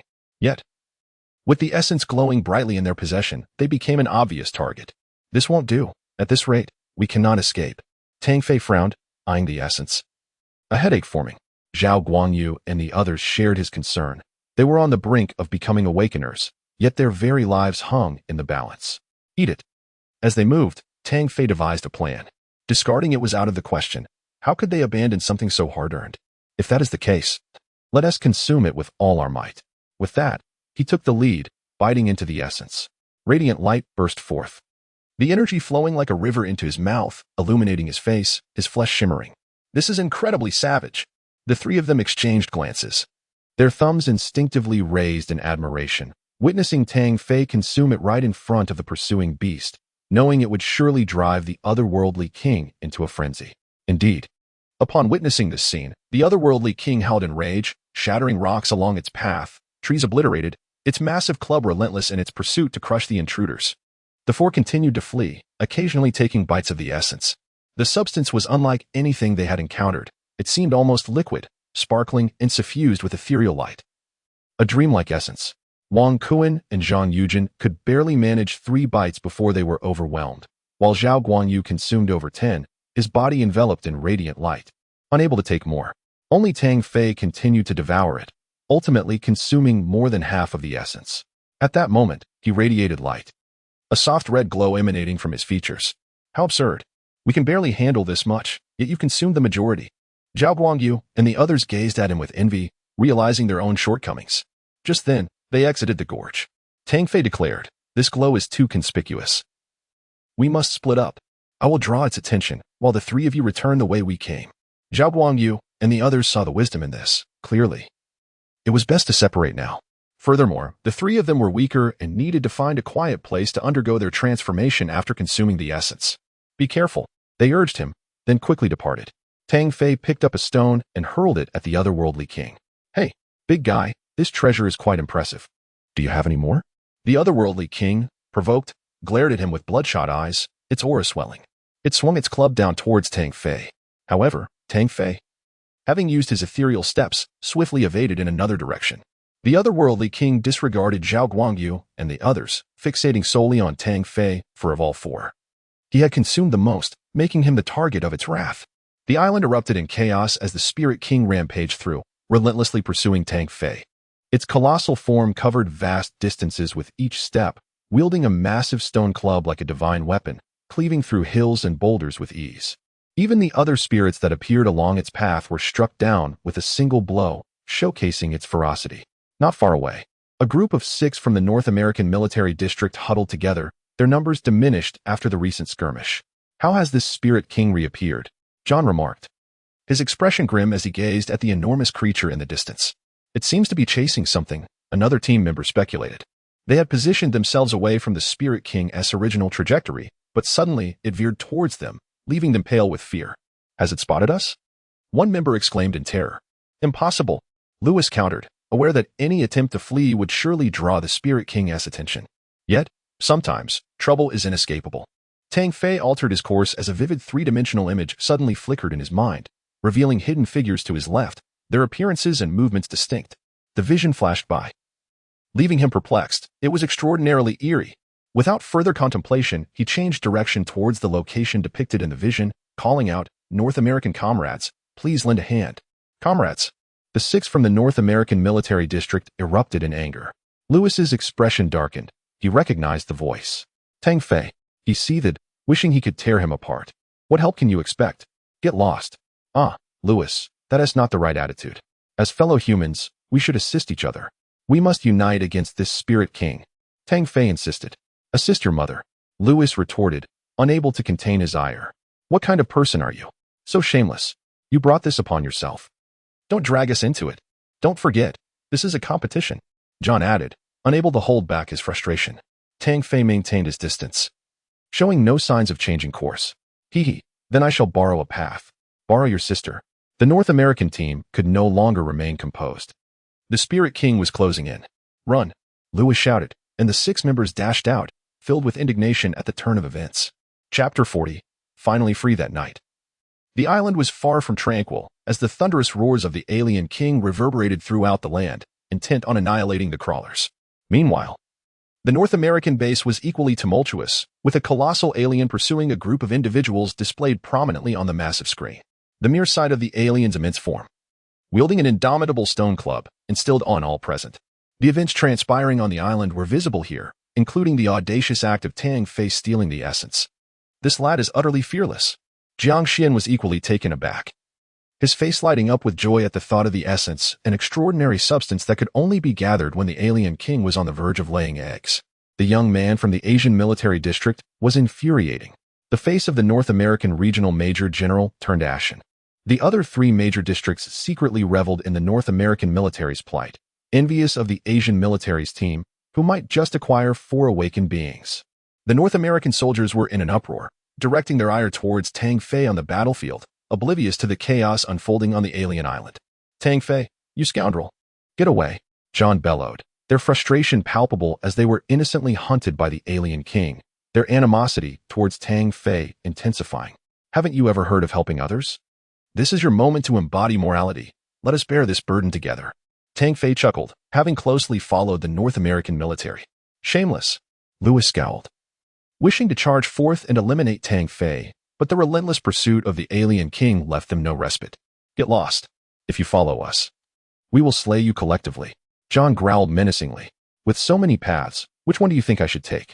Tang Fei retorted fearlessly, intent on distracting them. Go to hell. John could no longer contain his rage, drawing his laser gun and firing indiscriminately. Tang Fei remained vigilant, employing his ethereal footwork to leap onto a tree, bounding from branch to branch with agility. The alien king, resembling a fearsome beast risen from the underworld, roared with dominion, causing the entire island to tremble under its wrath. With each stride, it covered 100 meters, exuding a terrifying aura. As the ruler of this domain, its offspring had been pilfered, a grievous affront that severed its lineage. With a deafening roar, the alien king struck down again with its massive club. A North American soldier, paralyzed by fear, screamed in terror, only to be crushed before he could evade, leaving behind a pool of blood. The North American soldiers seethed with rage, yet they stood no chance against the alien king. Even Lewis, an F-class awakened, was insufficient to confront it, for he estimated that only a C-class could hope to contend. Their fury was redirected towards Tang Fei, whom they blamed for their misfortune. The remaining soldiers unleashed their laser guns in an attempt to thwart him, but he moved with the agility of a monkey, evading their shots effortlessly. A resounding crash echoed as another club fell, striking down the last North American soldier, extinguishing his life in silence. Humanity was powerless before the alien king. Having fled a considerable distance, Tang Fei beheld an expansive lake shimmering under the night sky. Suddenly, the water erupted, revealing another towering figure that blotted out the heavens, a second alien king. With 3 heads resembling crocodiles, its body was nearly 20 meters in girth, covered in gray armor and sporting a pair of fleshy wings that spanned hundreds of meters. The crocodile-headed alien king let out a roar that echoed across the land, asserting its dominance over the realm. Typically, alien kings refrained from interference, each ruling their territory. However, the alien king wielding the stone club, having lost its essence, was determined to eliminate the culprit without hesitation. With a mighty roar, it raised its club to strike, while the crocodile-headed alien king retaliated with a sweeping tail. The 2 alien kings clashed in a cataclysmic battle, shattering ancient trees and splitting the earth with their devastating might. Tang Fei's heart raced. He had not anticipated the presence of another alien king. Seizing the opportunity, he deftly employed his ethereal footwork to dart away, while the 4 North American soldiers also made haste in the opposite direction, blocked by the crocodile-headed alien king. The stone club-wielding alien king raged as the crawlers vanished from sight, unleashing relentless attacks in its fury, intent on obliterating everything before it.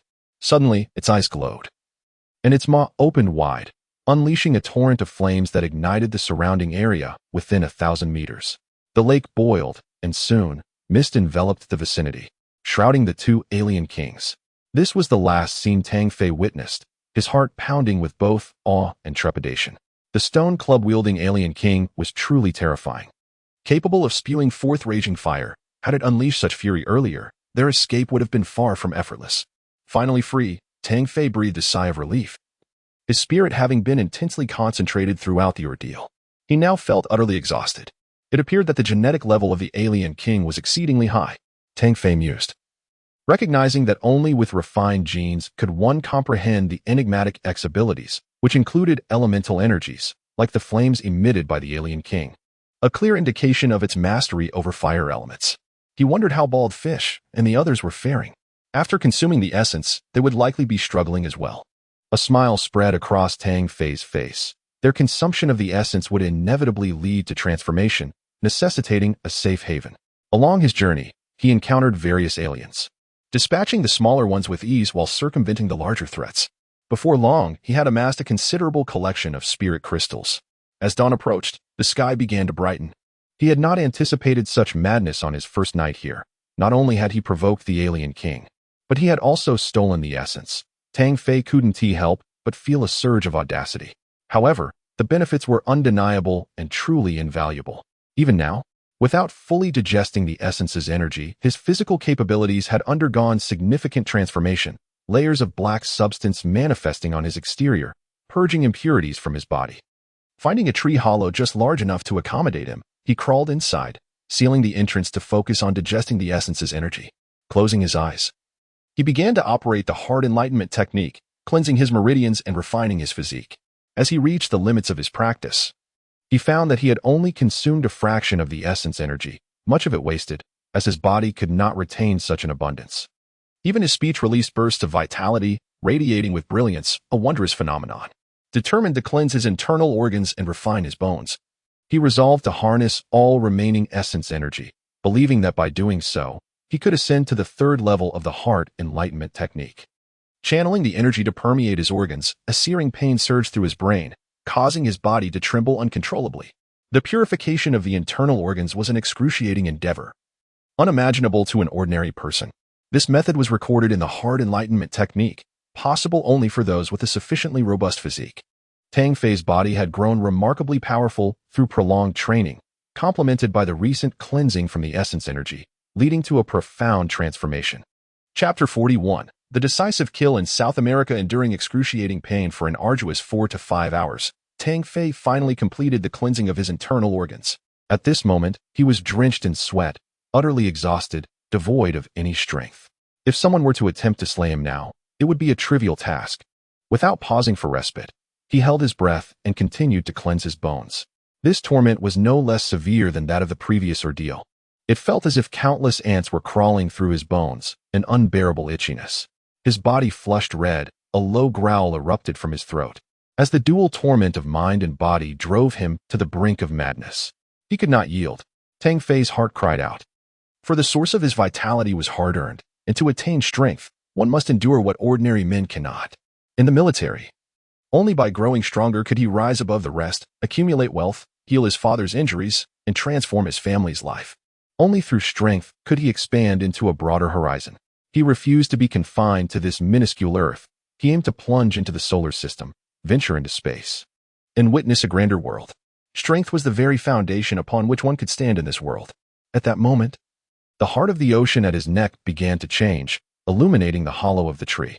A gentle energy permeated the surroundings, gradually enveloping Tang Fei in a radiant glow that even seeped through his pores.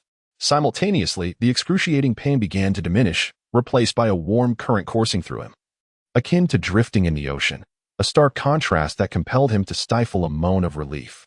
Moreover, the vital energy within him surged, frantically flooding into his bones. It was as if each bone had become a vortex, ceaselessly absorbing the vital energy. This transformation left Tang Fei astounded. He had not anticipated that the heart of the ocean would manifest its power at such a critical moment. In less than 10 minutes, the vital energy had merged into every bone, enveloping him in a soft golden halo, both serene and sacred. With a mighty roar, Tang Fei leaped from the tree hollow, radiating brilliance like a small sun, illuminating the area. After a brief moment, the light receded into his body. He felt an inexhaustible strength coursing through him. His physical capabilities enhanced several-fold. His eyes sparkled in the darkness, allowing him to see clearly thousands of meters away. His ears twitched, catching the sound of a massive creature approaching from a kilometer away. Perfect. Time to test my combat prowess.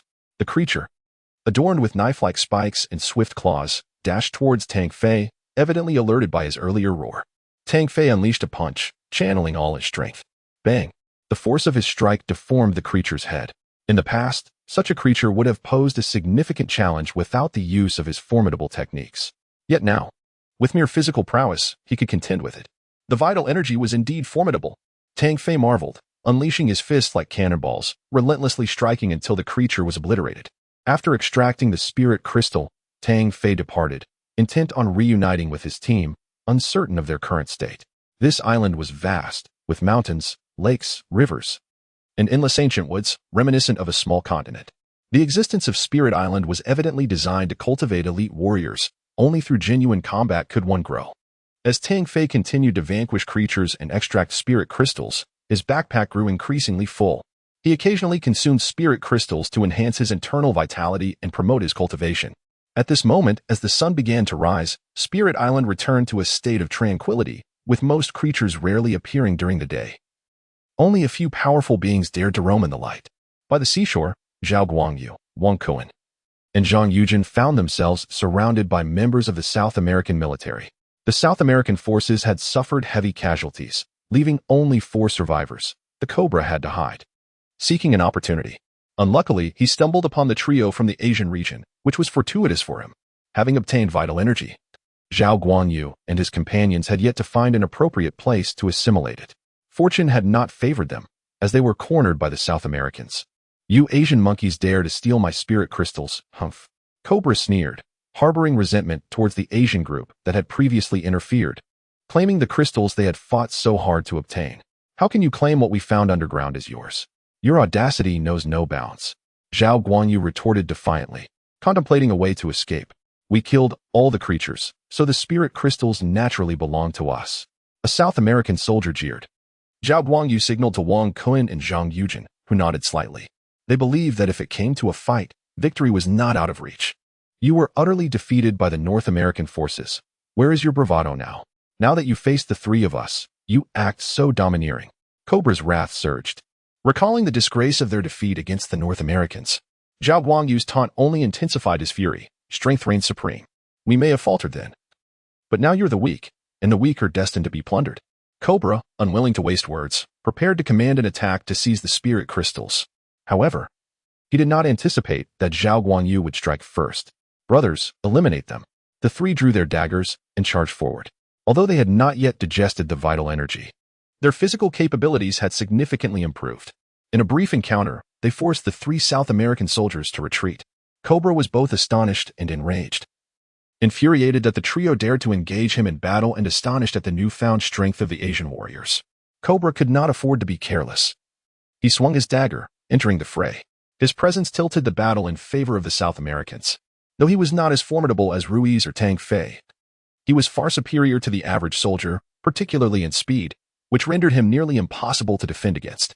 Within moments, Zhao Guangyu and his companions bore wounds, blood staining their bodies.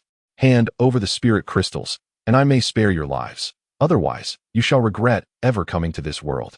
Cobra taunted, licking the blood from his blade as he lunged forward, leaving a trail of crimson in his wake.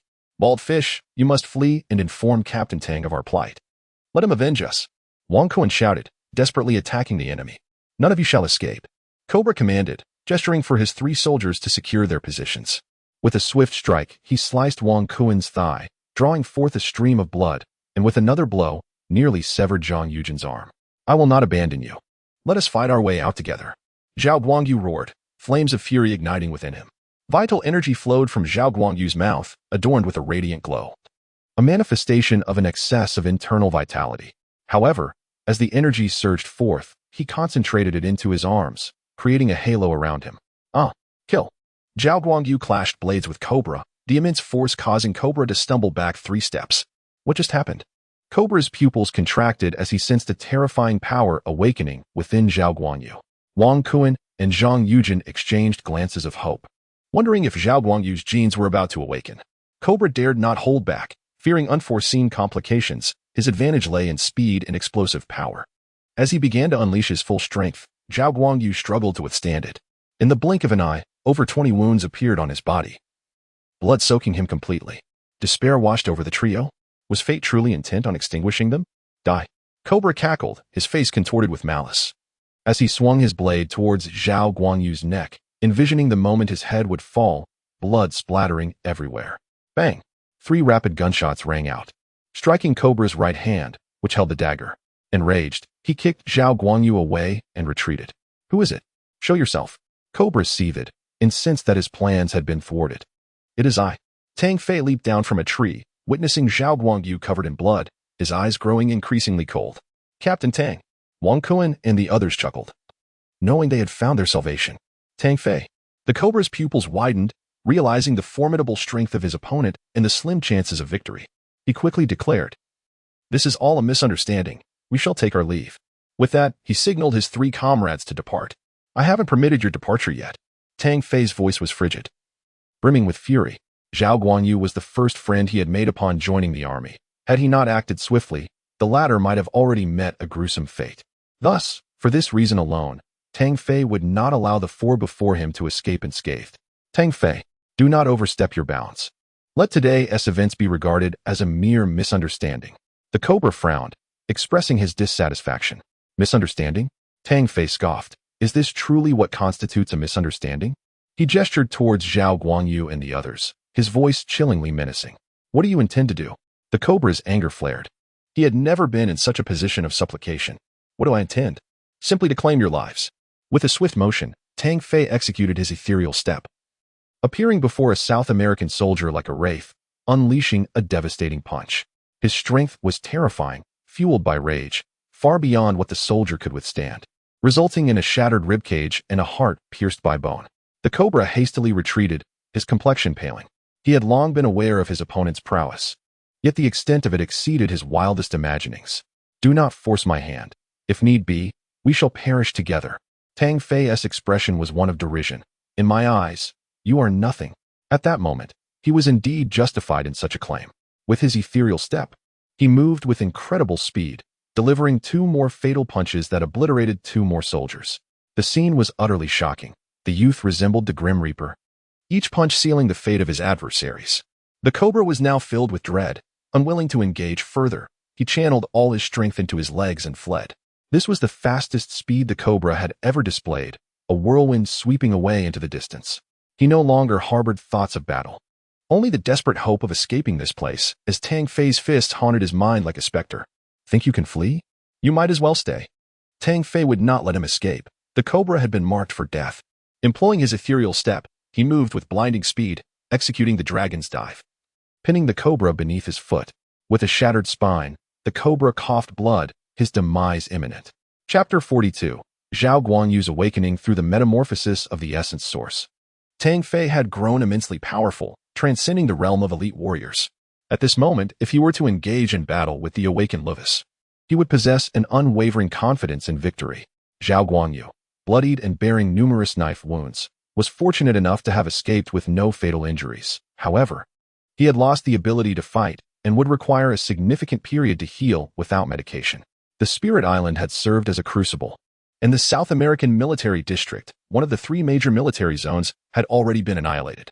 This competition concluded in just 1 day, with the North American and Asian military districts advancing directly to the finals, which would take place 3 days after their return. Tang Fei and his companions were escorted back, and among the 10 members of the Asian district, only Tang Fei, Zhao Guangyu, Zhang Yuejin, Wang Kuan, Garin, and Yamamoto Tenku remained. The others had perished on the island after becoming separated.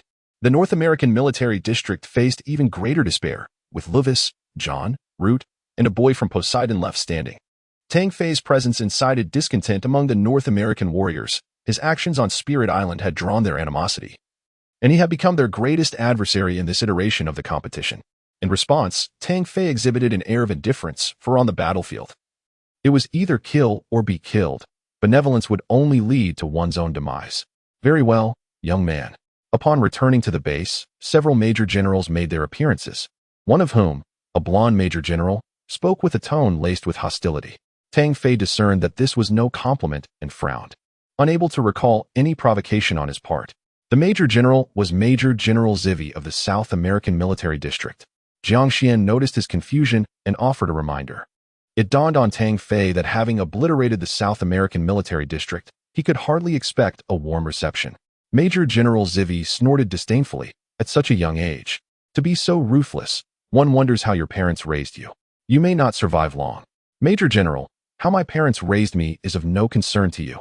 At your advanced age, uttering such absurdities, do you not understand the ruthlessness of the battlefield? Upon hearing the mention of his parents, Tang Fei's eyes turned icy. Major General Zivi's face darkened, and as he prepared to respond, he was interrupted by Jiang Xian. You all should rest well and prepare for the battle in 3 days. You performed admirably. This remark was akin to delivering a stinging slap to Zivi's face, compelling him to depart in shame and anger. Once back in their quarters, the 6 survivors felt the weight of exhaustion after a day and night of trials. Rarely did Tang Fei forego his training. However, he lay on his bed, relaxing his mind, and soon fell into a deep slumber. In another hall, a North American Major General wore a grim expression. Luvis, do you feel confident about winning this final match? Luvis, with a cold demeanor, recalled the fierce battle on Spirit Island and ultimately shook his head. Speaking with difficulty, I have no assurance. This admission was a source of shame for him. The pride of an awakened one made such a concession intolerable. Humph. The Major General was clearly displeased, his eyes darkening as he fixed them on Luvis. Luvis, this battle is not merely your own matter. It concerns the honor of the North American Military District. You cannot afford to lose, absolutely not. Luvis raised an eyebrow, remaining silent. He knew he could not lose. Yet, deep down, he recognized the terrifying prowess of Tang Fei, realizing the odds of his victory were exceedingly slim. I understand your concerns. I called you here to give you this. The Major General produced a glass case containing a single capsule. This is an E-grade gene capsule acquired from the Silver Federation. It can unlock your second genetic lock, allowing you to wield power nearly equivalent to that of an E-grade awakened one. With this, victory will no longer be a question. Luvis accepted the capsule, yet his countenance bore no joy. Instead, it clouded further with gloom. He was well aware of the exorbitant nature of gene capsules, almost non-existent in the market. Consuming it could unleash unimaginable power, unlocking the body's genetic locks. But such boons often came with severe drawbacks, including potential gene collapse and even death. The Major General's actions felt akin to abandoning him. As long as victory was secured, any cost was deemed worthwhile. Do not be anxious. A few side effects are inconsequential, provided you emerge victorious. Healing your injuries will pose no problem. The Major General's tone softened as he offered words of reassurance. Luvis felt a bitter smile bloom within his heart. Did he truly have a choice? As a soldier, he could only obey orders, and his pride would not allow him to lose this match. Perhaps this is the best course of action, he murmured to himself before departing. In the North American military base, discussions erupted regarding the prospective victor of the final match. Initially, they had placed their hopes on Luvis. However, news of the battle on Spirit Island had spread, revealing that the captain of the Asian district was capable of holding his ground. A revelation that did not bode well for them. The 3 days sped by swiftly, during which Tang Fei remained immersed in his training within his quarters. His experiences on Spirit Island had yielded tremendous gains. The essence source had cleansed his organs, purged his bones, and facilitated a profound transformation throughout his body. By the second day following his return, Tang Fei officially ascended to the 3rd level of the heart mark technique. This pace was unfathomable without the essence source. It would have taken him 1 to 2 years to achieve such a breakthrough. Of course, the effects of the heart of the ocean were not to be overlooked. Having entered the 3rd level, his vitality surged, every muscle thrumming with explosive power. Tang Fei began to question whether he had already become an awakened one. The strength of an awakened individual stemmed from unlocking genetic locks. Only by doing so could one access the formidable and enigmatic X power. Yet, he found himself able to unleash unimaginable might without the need to unlock his genetic locks. Could it be that his genetic locks remained unopened? How could he unlock them? Tang Fei pondered, troubled by the uncertainty. He mused that if he could unlock his own locks, his combat prowess would surely reach new heights. After a day of contemplation, Tang Fei remained at an impasse, his head spinning with confusion. Suddenly, a loud crash echoed through the air, startling him. The noise emanated from the adjacent room. Upon investigation, he discovered the metallic wall had warped, punctured with numerous fist imprints. Bang! Another imprint appeared. Jiang Xian was also startled. He and Tang Fei exchanged a knowing glance, quickly deducing the cause of the commotion. Haha, Tang Fei, I am now an awakened one. It's simply unbelievable. Zhao Guanyu exclaimed excitedly upon seeing Tang Fei, drawing the attention of many who looked upon him with envy. Zhao Guanyu held his head high, laughter spilling forth uncontrollably. All right, let us save the celebrations for later.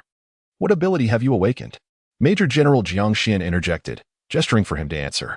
Major General, Zhao Guanyu only then noticed Jiang Xian. Straightening up to respond, I feel an overwhelming strength coursing through me, as if my skin were made of steel. The knife wounds from days prior have vanished. Oh. Jiang Xian's eyes gleamed with delight as he chuckled. It seems you have awakened a defensive ability. Oh, so it's the ability to take hits. Zhao Guanyu scratched his head, his expression betraying dissatisfaction. Be grateful. That's quite practical on the battlefield. Jiang Xian advised him to ponder his abilities carefully before departing, leaving only Tang Fei behind. Chapter 43. The commencement of the ultimate battle. Zhao Guanyu's genetic awakening granted him formidable power, and Tang Fei felt an overwhelming sense of joy. Bald fish, how did you unlock your awakening? Tell me. Tang Fei inquired, eager to glean insights from him. It felt like my body was alternating between cold and hot, heavy and light. Then, amidst the darkness, I saw a glimmer of light. When I rushed towards it, I awakened and realized my body had transformed into that of an awakened one. Zhao Guanyu's words sparked contemplation in Tang Fei. He seemed to have found a crucial lead. However, Zhao Guanyu's awakening was merely a stroke of fate, devoid of any profound explanation. The mystery within Tang Fei's heart remained unsolved. He longed to consult Major General Jiang Xian, but how could he justify his lack of awakening while exhibiting such immense combat prowess? The family martial art he inherited was Tang Fei's closely guarded secret, passed down by his father with the admonition to never reveal it to outsiders. The Mingxinju harbored significant secrets that must not be disclosed, even to Zhao Guanyu. During the battle on Alien Spirit Island against Lewis, everyone mistakenly believed Tang Fei had become an awakened one, unaware of the underlying factors. After all, martial arts were ethereal and enigmatic. It seems I must navigate this path alone for now, Tang Fei lamented. The day of the finals had finally arrived. This battle garnered immense attention and could be witnessed across various channels in the Earth region, serving as a significant military promotion. Tens of thousands of North American warriors surrounded the battlefield, which transformed into an expansive arena. This was the pinnacle contest of the Earth region's Mech tournament, featuring a showdown between the Asian and North American military districts. The match was structured as a best-of-5 series for ultimate confrontation. The North American team consisted of 5 primary members, one of whom was a substitute. Meanwhile, Tang Fei decisively expelled Yamamoto Tenku from the team, with no objections raised. For the first match, North America sent out Lute, a fierce warrior known as the Mars Berserker. I'll take this one, haha. Zhao Guanyu volunteered, eager to test his newly awakened abilities in real combat. Tang Fei agreed, recognizing the importance of the first battle in boosting morale. Zhao Guanyu chose a Saturn Tortoise Dragon Mecha, a sophisticated defensive beast-type mecha adorned in pale purple, featuring a dragon-like head and tail, armored plating, and a massive shell with sharp spines. Attack. Zhao Guanyu initiated the assault, emboldened by his status as an awakened one. The Tortoise Dragon Mecha advanced, its colossal form towering over the battlefield, swinging its tail with tremendous force. Lute, cautious after hearing of Zhao Guanyu's awakening the previous day, raised his shield to deflect the massive tail, yet the overwhelming power forced him back several meters. He then charged his spear, the Berserker's lance, ready to retaliate. The Tortoise Dragon Mecha contracted, exposing its shell while emanating a faint purple glow. Boom! The strike landed solidly, eliciting cheers from the North American warriors.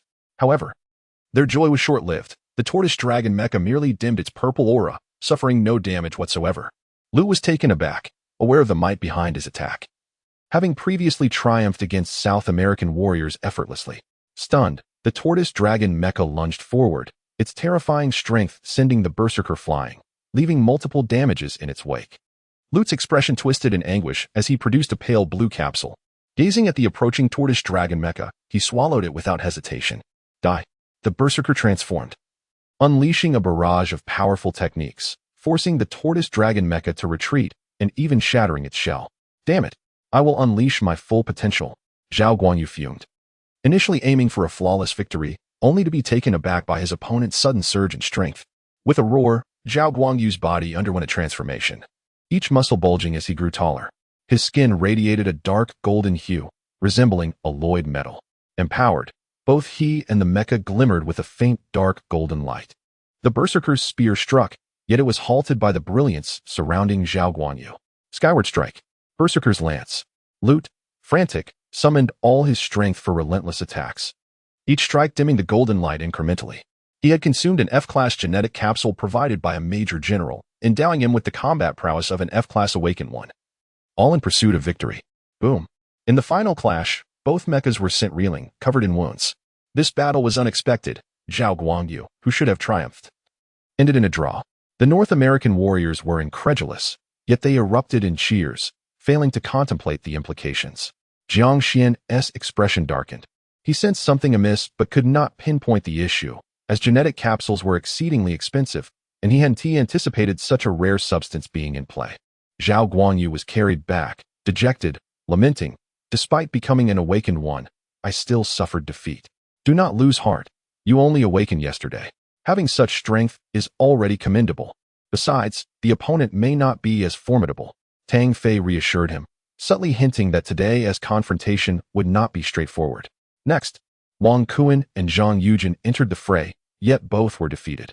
It was crucial to note that, although they had consumed essence source, they hadn't experienced the fortune of genetic awakening like Zhao Guangyu, yet their combat capabilities were exceptional. Nonetheless, they still fell short, leading Tang Fei to conclude that the North American military district likely resorted to underhanded tactics. With 2 losses and 1 draw, the Asian military district could not afford to lose another match. A single defeat would seal their fate in the tournament. In the next bout, it was anticipated that Lewis would battle against the remaining North American team member, John, a formidable elite warrior. Tang Fei sensed a nefarious plot. Even if he won this round, their side would likely face inevitable defeat, as Galen was no match for John. The atmosphere shifted palpably as spectators perceived the impending outcome. North American warriors erupted in cheers, convinced of their impending victory. Major General Sevi from South America chuckled, "The Asian military district is doomed. North America will undoubtedly prevail in this battle." His laughter was full of arrogance, as if the championship was already theirs. He recalled the humiliation from the last encounter and was determined to see the Asian military district falter. Jiang Xian snorted, "The results are not yet determined. Do not celebrate prematurely." A North American major general chimed in, "Confidence is commendable, but arrogance can be perilous." The outcome is already apparent. Representatives from the African and European military districts shared similar sentiments, believing the Asian military district's defeat was inevitable, a situation that could only be salvaged by a miracle. North American warriors breathed a sigh of relief, convinced that victory was theirs. Jiang Xian, though outwardly defiant, could not deny the harsh reality. If not for Zhao Guangyu's genetic awakening, only Tang Fei would have stood as a formidable force among them. "It's all my fault. If it weren't for the draw, we might still have had a glimmer of hope," Zhao Guanyu lamented, regretting his perceived weakness. "Bald fish, do not speak like that. We are the ones who are lacking. We consumed essence source but did not achieve genetic awakening. Otherwise, we might not have lost." The 3 of them shared in self-reproach, while the honest Galen remained silent, feeling particularly ashamed, as he was the weakest among the 5. Weren't you all striving for first place? Aren't you all capable? Why falter when it matters most?" Yamamoto Tenku remarked sarcastically from the sidelines. "Yamamoto Tenku, you seek death," Zhao Guanyu retorted angrily, while the others wore expressions of ire. "Perhaps. Let Yamamoto Tenku fight in the next round. His strength surpasses mine. He might secure a victory," Galen suggested uncertainly. "Humph. How could someone of my stature catch Captain Tang's eye? I was expelled from the team. I am powerless." Tang Fei suddenly chuckled, his spirits seemingly unaffected by the competition's circumstances. "Unreliable creatures," he mused. Tang Fei spoke with a calm demeanor, assuring, "There is no need for haste. Victory in this competition is assured." Yamamoto Tenku glared at Tang Fei, his face twisted in derision as he retorted, "How arrogant. Continue to indulge in your delusions of grandeur. Tang Fei, the reality is evident. You are destined to lose." "Not necessarily. How about a wager?" Tang Fei replied with a smile as he regarded Yamamoto Tenku. A slight frown creased Yamamoto's brow, sensing something amiss, yet in light of the current predicament, he reluctantly asked, "What shall we wager?" "If I emerge victorious, you shall lie on the ground and bark like a dog 3 times, then slap yourself 100 times, Tang Fei proposed after a moment's contemplation. "And if you lose?" Yamamoto questioned. "Lose? That is an impossibility, unless I perish on the battlefield. Have you not long harbored the wish for my demise? Are you willing to take the bet?" "Very well." Yamamoto Tenku accepted without hesitation, confident that the Asian military district would surely face defeat in this battle. Their wager drew the attention of many onlookers, none believing that Tang Fei could prevail. "Are you brave enough to face me?" Lewis bellowed, his eyes ablaze with fervor as they fixated on Tang Fei. "Why should I fear?"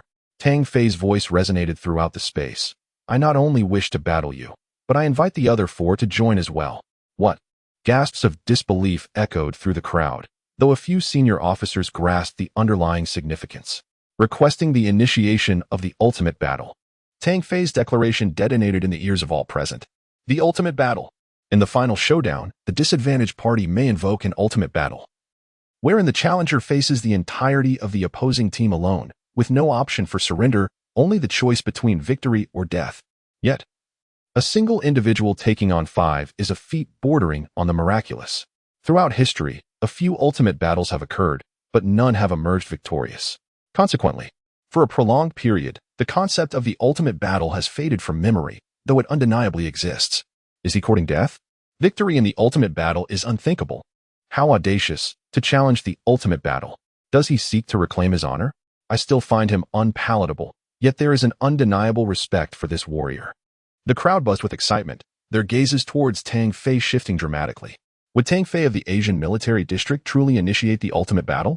Once commenced, retreat is impossible. Triumph would restore honor, while defeat would mean facing death. Confirmation to initiate. Tang Fei declared with unwavering resolve, his countenance devoid of fear, radiating only an air of tranquility. Chapter 44. The unyielding triumph in the realm of ultimate battles. No one has ever emerged unscathed. Rather than presenting an opportunity, it resembles a path to demise, a means to restore a warrior's honor through the embrace of death. As Livis observed the calm demeanor of his opponent, he could not help but feel a surge of admiration. This was indeed a rival worthy of respect. Under the watchful eyes of the crowd, Tang Fei initiated his choice of mech. Speculation ran rampant regarding the type of mech he would select, yet the outcome left everyone astounded once more. The Nightfall Mech. An ostensibly ordinary foundational mech from the Earth Zone, boasting a defense value of 50, strength value of 50, agility value of 50, and energy value of 50, truly the most mundane of mechs. Surely, he intended to meet his end here, relinquishing his desire to fight and opting instead to reclaim his honor through death. Alas, he must be in despair, unwilling to take a stand. Or perhaps it was possible that he excelled with the Nightfall Mech. But what could proficiency achieve against Livis? Ultimately, he would be vanquished. The spectators initially believed Tang Fei would make a final stand, yet the reality unfolded as a mere offering of his life. Among those present, only Zhao Guanyu and Livis held differing opinions. The former believed in Tang Fei's unwillingness to surrender so easily, while the latter sensed a strong conviction in his opponent. To dare to wield the Nightfall Mech implied either a death wish or unwavering confidence. Livis evidently did not perceive Tang Fei as one inclined towards self-destruction. From the North American military contingent, 5 warriors prepared for battle. 2 power-type mechs, the Berserker Knights, with defense values of 70, strength values of 70, agility values of 60, and energy values of 60. 1 energy-type mech, Thunder Fury, with defense values of 60, strength values of 60, agility values of 65, and energy values of 75. 1 defense-type mech, Rock Behemoth, boasting defense values of 75, strength values of 55, agility values of 60, and energy values of 75. Surprisingly, Livis too opted for the Nightfall Mech. The combat prowess was mismatched, clearly belonging to different tiers. Given the Nightfall Mech's capabilities, it was likely that this group could dispatch their opponent in a single round. Tang Fei, I concede your might. Yet it is evident that individual valor pales in comparison to the strength of a team. Livis declared. Tang Fei subtly adjusted his mech, maintaining an expression of tranquility, devoid of any tension. You speak the truth. However, the quality of the opponent must also be considered. Tang Fei, are you implying that we 5 are unworthy adversaries? Livis gritted his teeth, his face a mask of fury. Indeed, your comprehension is commendable. Tang Fei smiled. Livis, he merely engages in verbal sparring. Fully aware of his impending demise, hence his remarks, John dismissed with skepticism, unwilling to accept the opponent's strength to such an extent. Very well, let us engage together. Tang Fei stepped onto the battlefield, enveloped by a crimson barrier. While they could not perceive the external circumstances, the onlookers outside could discern every nuance within. The 5 from Livis's team entered the arena, forming a fan-like formation around Tang Fei. They dared not underestimate him. Having witnessed Tang Fei's extraordinary power in the battle on the alien island, they understood that the ultimate fight allowed for no errors. A flawless kill was their only objective, for anything less would tarnish their reputation. Attack. Livis led the charge, unlocking his genetic restraints, infusing his body with power. In that moment, the Nightfall Mech surged with might. And as the alloy blade emerged, it carried an overwhelming momentum toward Tang Fei. Concurrently, The two Berserker Knights unleashed energy skills, hurling their power-infused spears aimed at Tang Fei's head and legs. Thunder Fury opened a breach in its chest, gathering energy, unleashing two black beams toward Tang Fei to sever his retreat. The North American team commenced a fierce assault, intent on delivering a decisive blow. Witnessing this, Zhao Guanyu felt his palms grow clammy. He believed in Tang Fei's strength, yet anxiety gnawed at him.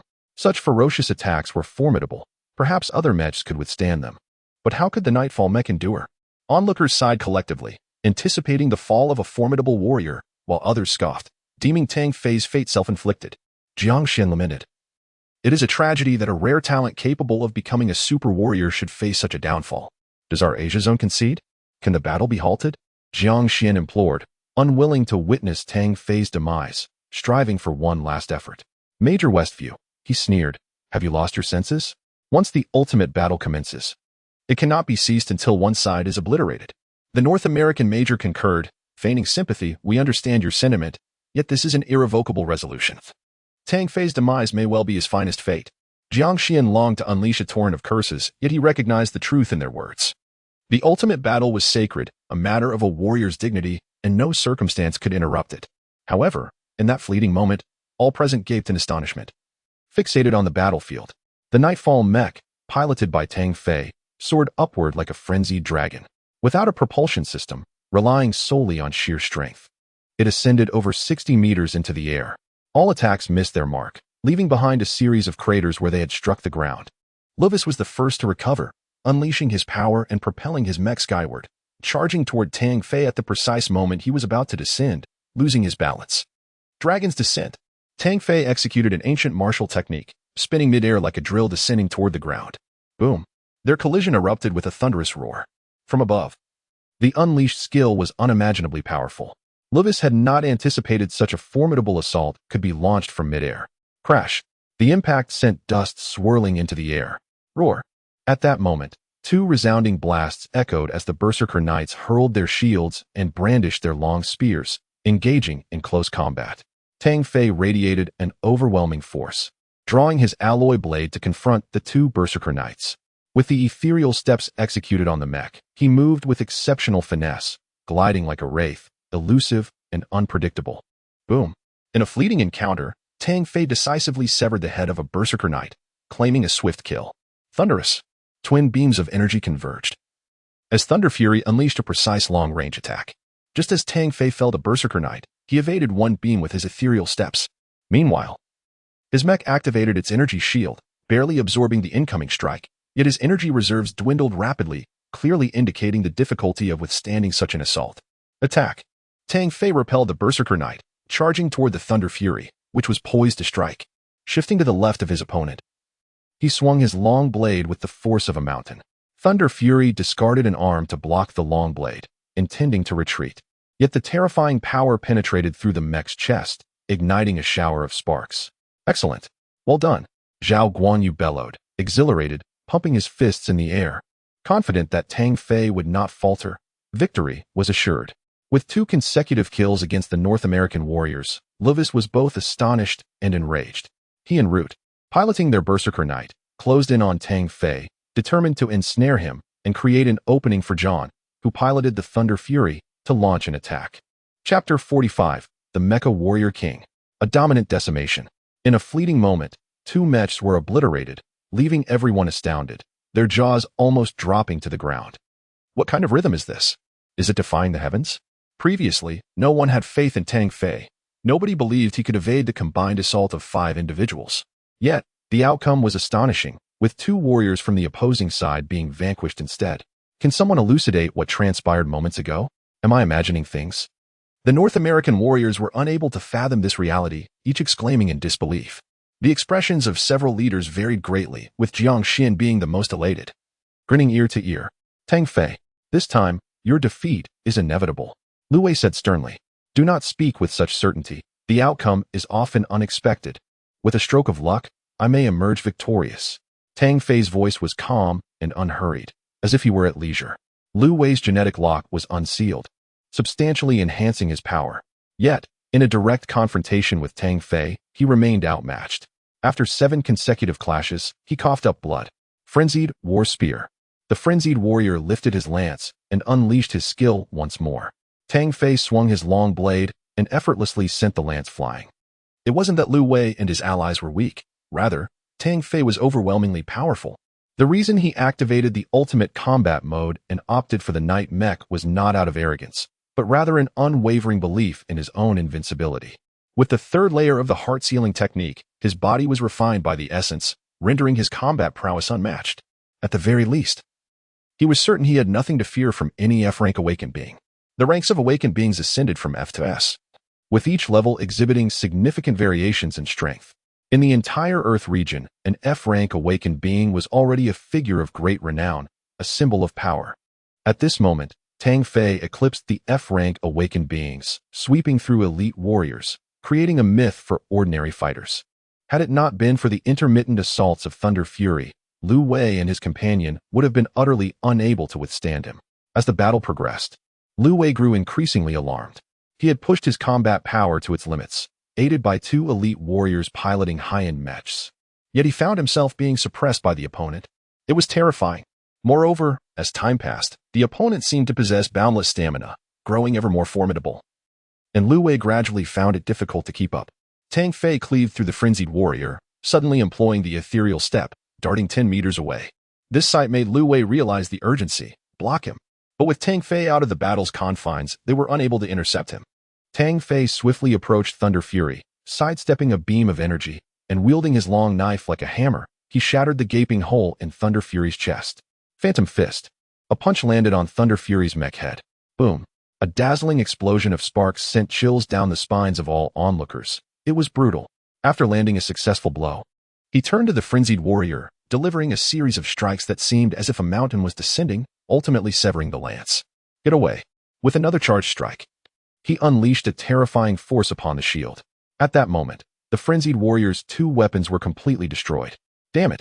Lu Wei swung a blade. But it was deflected away, unable to withstand the overwhelming might of his opponent. Lu Wei, you must have a backup plan. Unleash it. Otherwise, you shall have no chance. Tang Fei spoke calmly, his voice steady. Lu Wei felt a jolt of fear. He knew the opponent had sensed something. All right. If you dare to initiate ultimate combat for honor, then I, Lu Wei, shall also risk my life to reclaim my glory. Lu Wei understood that if this continued, defeat was certain. He heavily withdrew a green genetic capsule, an E-rank gene capsule, distinct from those taken by Lu Tai and his companions, as it was of a higher tier. Without a moment's hesitation, he swallowed it. Lu Wei is formidable. The North American military is formidable. The warriors of North America roared in unison upon hearing these words, their blood surging. Tang Fei scoffed in response, I do not fight for honor. I battle for the ultimate prize of 500,000 galactic coins. It is not the same as your motives. Upon hearing this, the expressions of the onlookers turned peculiar. Jiang Xian's previously joyful face suddenly flushed crimson. This rascal had the audacity to utter such nonsense. The one most affected by this provocation was Lu Wei, who found himself choking on the words, coughing incessantly, his face flushed. How dare you insult me? Lu Wei roared, his eyes turning a sinister red, an otherworldly aura emanating from within him, as if a terrible power was awakening. I merely spoke the truth. How is that an insult? Tang Fei muttered in dissatisfaction. Yet his expression shifted to seriousness, sensing a hint of danger from the power surging within Lu Wei. Second layer of the genetic lock, activate. Lu Wei bellowed in agony, sweat pouring down like rain as he forcibly activated the second layer of the genetic lock with the energy from the capsule, unleashing the combat power of an E-rank awakened being. Boom. The mech piloted by Lu Wei underwent a transformation, an incredibly violent energy surging forth. Even the mech's eyes turning red. The mech charged forth, the ground splitting beneath it, resembling an imposing mountain descending, with the long knife infused with formidable energy striking down. Tang Fei raised his long knife to meet the onslaught. Bang! Tang Fei stumbled back over 10 steps, his expression grave. He was bewildered by the changes in his opponent, which had yielded such formidable combat power. Although he had anticipated that the North American military had hidden strengths, he had not expected such overwhelming might. Lu Wei, in that moment, was engulfed in confusion, forgetting the competition, consumed only by the desire to obliterate everything before him. Both wielders of the Night Mech executed extreme maneuvers, their attack frequency so rapid that the specific details of the battle were indistinguishable. Each strike unleashed a terrifying destructive force, causing devastation on the battlefield. the crimson barrier quivering under the pressure. Silence enveloped the arena as nobody dared to utter a sound, fearing it would disrupt the duel between the two combatants. This battle would undoubtedly be etched into the annals of Mech competition history, the ferocity of their powers exceeding all expectations. Awakening many warriors to the terrifying potential of awakened beings. Explosive 9 strikes. Lu Wei lost his consciousness, yet the instinct to fight remained. Utilizing his ultimate skill, he wielded the long knife, executing 9 successive strikes, each one more powerful than the last. When the final strike descended, the sheer pressure caused the ground to sink, the air thickening. Tang Fei pushed his combat power to its zenith, unwavering, engaging in a clash, seeking to hone his own skills against his opponent. Bang! This strike was overwhelmingly powerful, causing both of their alloy blades to shatter, and Tang Fei was sent flying, crashing dozens of meters away, creating a large crater. Delightful. Bring it on. Tang Fei felt as though his very blood was igniting. The clash of mechs exhilarated him. Just now, it was your attack. This time it is my turn. With the ethereal step, Tang Fei shouted, the right arm of his mech erupting with a thunderous roar. Phantom Fist. This was the manifestation of ancient martial arts skills. Although the skill was embodied by Tang Fei, the integration of mech and human form allowed for a full explosion of power. The two knight mechs engaged in close combat, with Tang Fei frequently exhibiting his ancient martial arts skills, each strike yielding results. Particularly with the Phantom Fist, the unleashed force compounded, inflicting significant damage on Lu Wei, seemingly threatening to cripple one of his arms. Of course, Tang Fei was not unscathed. He had suffered a wound to his chest, and had it not been for his swift evasion, he might have suffered a fatal blow. Another frenzied warrior attempted to intervene, but this battle was far beyond his capabilities, resulting in him being obliterated by a single punch. In the blink of an eye, both sides had exchanged dozens of blows, their mechs on the brink of destruction. The tension in the arena was palpable, with no one able to predict who would ultimately claim victory. It was too difficult to ascertain. Tang Fei ignited his true fire, unleashing his techniques, intent on annihilating his foe. After 100 exchanges, the expression of the North American military general darkened. He understood that the final result had already been determined. Louis utilized the E-level gene pouch, which could not sustain itself for long. Initially, it was believed that the encounter would conclude within minutes. However, the opponent proved to be exceedingly fierce, growing more relentless and formidable as the battle progressed. The only reason he had lasted this long was due to Louis's unwavering conviction. At that moment, Tang Fei sensed a decline in his opponent's energy. Seizing the opportunity, he unleashed a flurry of strikes with his demon image fist, delivering a series of violent blows. Ultimately, Louis resembled a tattered kite, flung about with a shattered arm. In that instant, Louis's consciousness began to clear, his complexion pale, blood continuously flowing from his mouth. Even without Tang Fei's intervention, his survival was no longer feasible. Cough, cough. I never imagined it would be you who ultimately triumphed. Louis struggled to articulate, grant me a swift end. I mentioned that outcomes are often unexpected. Rest assured, I shall grant you a swift conclusion. Tang Fei affirmed, his arm slicing downward like a blade. The head of the mech rolled away, marking the end of the battle. At this juncture, the Mech Warrior Championship in the Earth Zone concluded, with the champions hailing from the Asian Military District. In the distant Asian military sector, jubilant cheers resonated across the heavens. Tang Fei rightfully emerged as the Mech Warrior King of this edition. Tang Fei, I knew you would prevail. Zhao Guangyu and others approached, lifting the victorious Tang Fei and tossing him into the air. The North American warriors stood in silence. Some even wept, mourning the loss of their long-held glory. Others saluted Tang Fei in respect, acknowledging his prowess, while some vented their anger towards Louis and Tang Fei. Each individual bore distinct emotions. Silence. The North American Major General rose, prepared to officiate the final ceremony. I hereby declare that the champion of this edition is the elite warrior Tang Fei from the Asian Military District. He is the Mech Warrior King. These words carried significant weight. The North American Major General felt discomfort within, yet he could not deny that the young Tang Fei was exceptional, surpassing previous champions. All North American warriors, do not be disheartened, do not harbor resentment. We must muster our courage and face reality. Simultaneously, we shall proclaim loudly that we will not concede defeat. In the next competition, the championship will return to us, the North American warriors. We shall reclaim our glory. Reclaim glory! Reclaim glory! Reclaim glory! The North American warriors erupted in fervent shouts, brimming with fighting spirit. Tang Fei reflected that the greatest allure within the military lay in this indomitable spirit, a relentless determination that never faded. As the Mech warrior king of this edition, Tang Fei received an opportunity to be sent to the mysterious X Special Military Academy on Mars for further training, where he would encounter numerous prodigies from the Solar System Alliance. A glimmer of brilliance sparkled in Tang Fei's eyes. The enigmatic X Special Military Academy, a realm of strength and wonder. Chapter 46. Before departing as the battle concluded, Tang Fei was bestowed with the illustrious title of the Mech Warrior King, along with a substantial reward of 500,000 galactic coins and unparalleled glory.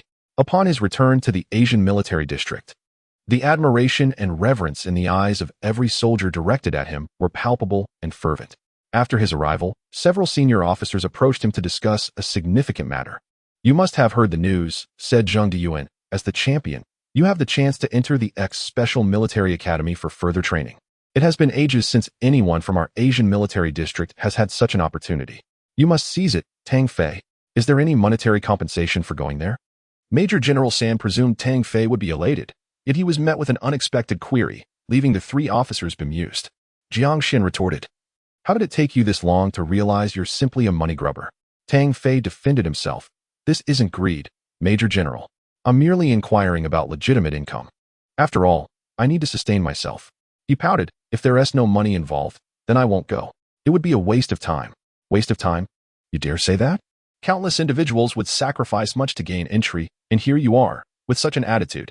Jiang Xin replied with a bemused smile. "Rest assured, there is indeed compensation, and it is rumored to be thrice the benefits of elite soldiers. Are you intrigued?" Tang Fei's eyes gleamed with excitement. "Is that true? What reason would I have to deceive you?" Jiang Xian's expression soured slightly. "Ah, then I shall go," Tang Fei exclaimed. "3 times the amount. That must be at least 150,000 galactic coins a year." He calculated silently, feeling optimistic about the future. The 3 senior officers exchanged glances, exasperated by the young man's naivete. Regarding the so-called X Special Military Academy, Tang Fei had only heard vague rumors, suggesting that it was a remarkable place where those who gained entry were destined for greatness. Yet, he remained unaware of the specifics. This place was shrouded in mystery.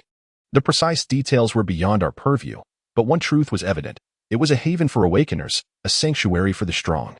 Each individual who emerged from there was poised for a promising future, a cradle of talent within the Solar System Alliance. Wang Shoren's words hinted at its uniqueness and power, causing Tang Fei's expression to shift subtly. The term awakener ignited a spark within Tang Fei. He felt instinctively that attending this X Special Academy would surely lead to an extraordinary life.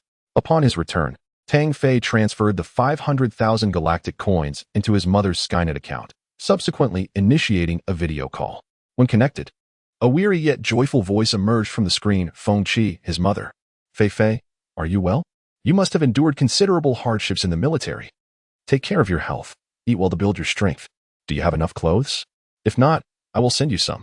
As the video began, his mother's flurry of caring remarks warmed Tang Fei's heart. He smiled with a pure, innocent grin that starkly contrasted with his usual composed demeanor. Were the military personnel to discover this side of their Mech god, they would surely be taken aback. There exists a most beautiful sound in the world, the love of a mother. It often manifests in the simplest, most mundane ways, requiring no embellishing words. "Mom, I'm doing great. Look at how much muscle I've gained." Tang Fei replied cheerfully. "You've always been so thin." Sigh. Feng Qi chuckled, the corners of her eyes crinkling with age and her hair showing signs of gray. After a few exchanges, Tang Fei inquired, "Mom, how is Dad doing lately?" "Alas, the same as always," she lamented. "Do not worry. I will earn enough soon to help Dad recover," Tang Fei asserted firmly. "By the way, I've transferred some money to your account. Please buy whatever you and Dad need. I will earn plenty. You won't have to struggle so much." "Oh, you dear child, your father's medical expenses are overwhelming. You mustn't resort to unscrupulous means to earn money. Though we may be poor, we are not lacking in ambition," Feng Qi admonished sternly. "Rest assured, Mom. I understand. My son is the best. Your father and I want to use this money. We'll save it for your wedding." Feng Qi's smile broadened. "Mom, that is still a long way off. Let us focus on Dad's recovery first. You can use the money. Our family will become more prosperous." The two continued their conversation for half an hour before hanging up. Tang Fei had 3 days of leave, the most leisurely time he had experienced since joining the military. The 3 days passed swiftly, and upon receiving orders to report to the enigmatic X Special Academy, Located on Mars, he prepared for the next chapter of his journey. That evening, Zhao Guangyu, Wang Kuan, Zhang Yuejin, Gai Luan, and others from his former unit gathered together, feasting and drinking heartily, each reflecting on their time together. Tang, I once thought to oppose you. How ridiculous that seems now. Cheers to you. Lu Wenshan, slightly tipsy, proclaimed.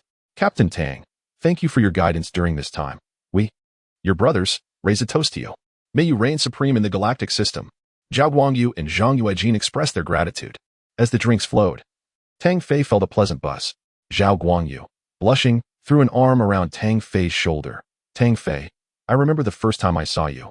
I thought you were just a student, so small. Tang Fei laughed. Guangyu, I knew from the start you had a sharp tongue. Their laughter echoed, a testament to their camaraderie forged through trials and tribulations. Tang Fei, as you head to the X Special Academy, I have received orders to join the 9th Army Corps of the Solar System. Though we must part ways, rest assured, I will not falter. I will become stronger and match your prowess, and together we shall make our mark in the galactic system. Zhao Guangyu declared passionately. Indeed, we shall make our names resonate throughout the galactic system. Tang Fei responded exuberantly, and their laughter filled the air, unaware that the day of their reunion was not far off. That night, revelry ensued. On the following morning, Tang Fei left without waking anyone, wishing to avoid the sorrow of goodbyes. Yet, upon boarding the spacecraft, he was met with a sea of faces, new recruits from the Asia district, and numerous regular soldiers. Mech Warrior King, safe travels. The crowd erupted in cheers, saluting him with respect. They had come voluntarily to bid farewell, honoring a hero who had brought glory and pride to the Asia district. Tang Fei's spirit soared, and he smiled broadly, returning the salute before waving goodbye. Under the gaze of many, the spacecraft ascended swiftly, disappearing into the atmosphere. Chapter 47. Caught off guard. The Solar System Alliance comprises Earth, Saturn, Mars, Mercury, and hundreds of space cities, all bustling with humanity. Mars, the heart of the Alliance, is a planet of unparalleled prosperity, home to the enigmatic X Special Academy.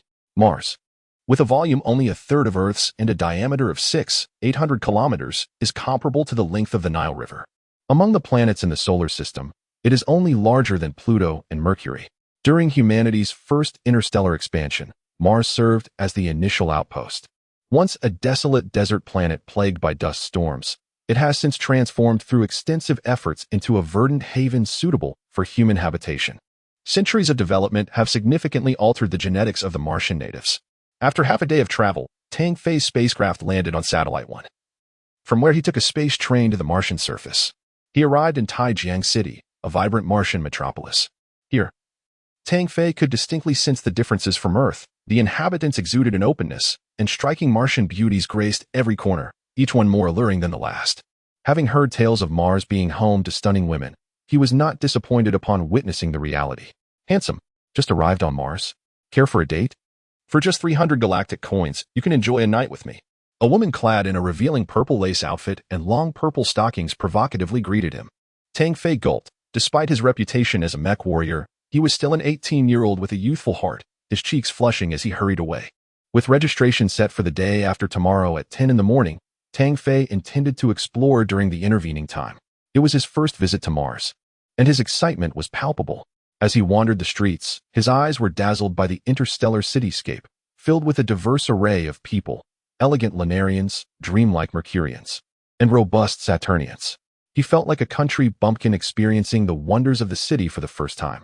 Amidst the vibrant atmosphere, he overheard a beautiful young woman angrily confronting a tall young man. Zhang Hanfeng, keep your distance. I will never accept you. Yue Ping, I truly love you. Our families are meant to unite, and you will soon be my fiancée. Zhang Hanfeng replied tenderly, his gaze filled with affection. Tang Fei shook his head, recognizing that such scenes could be found anywhere, a couple arguing in the streets. As he drew closer, he could see the girl's delicate features, a heart-shaped face, large expressive eyes, a petite nose, and soft pink lips, all radiating youthful charm.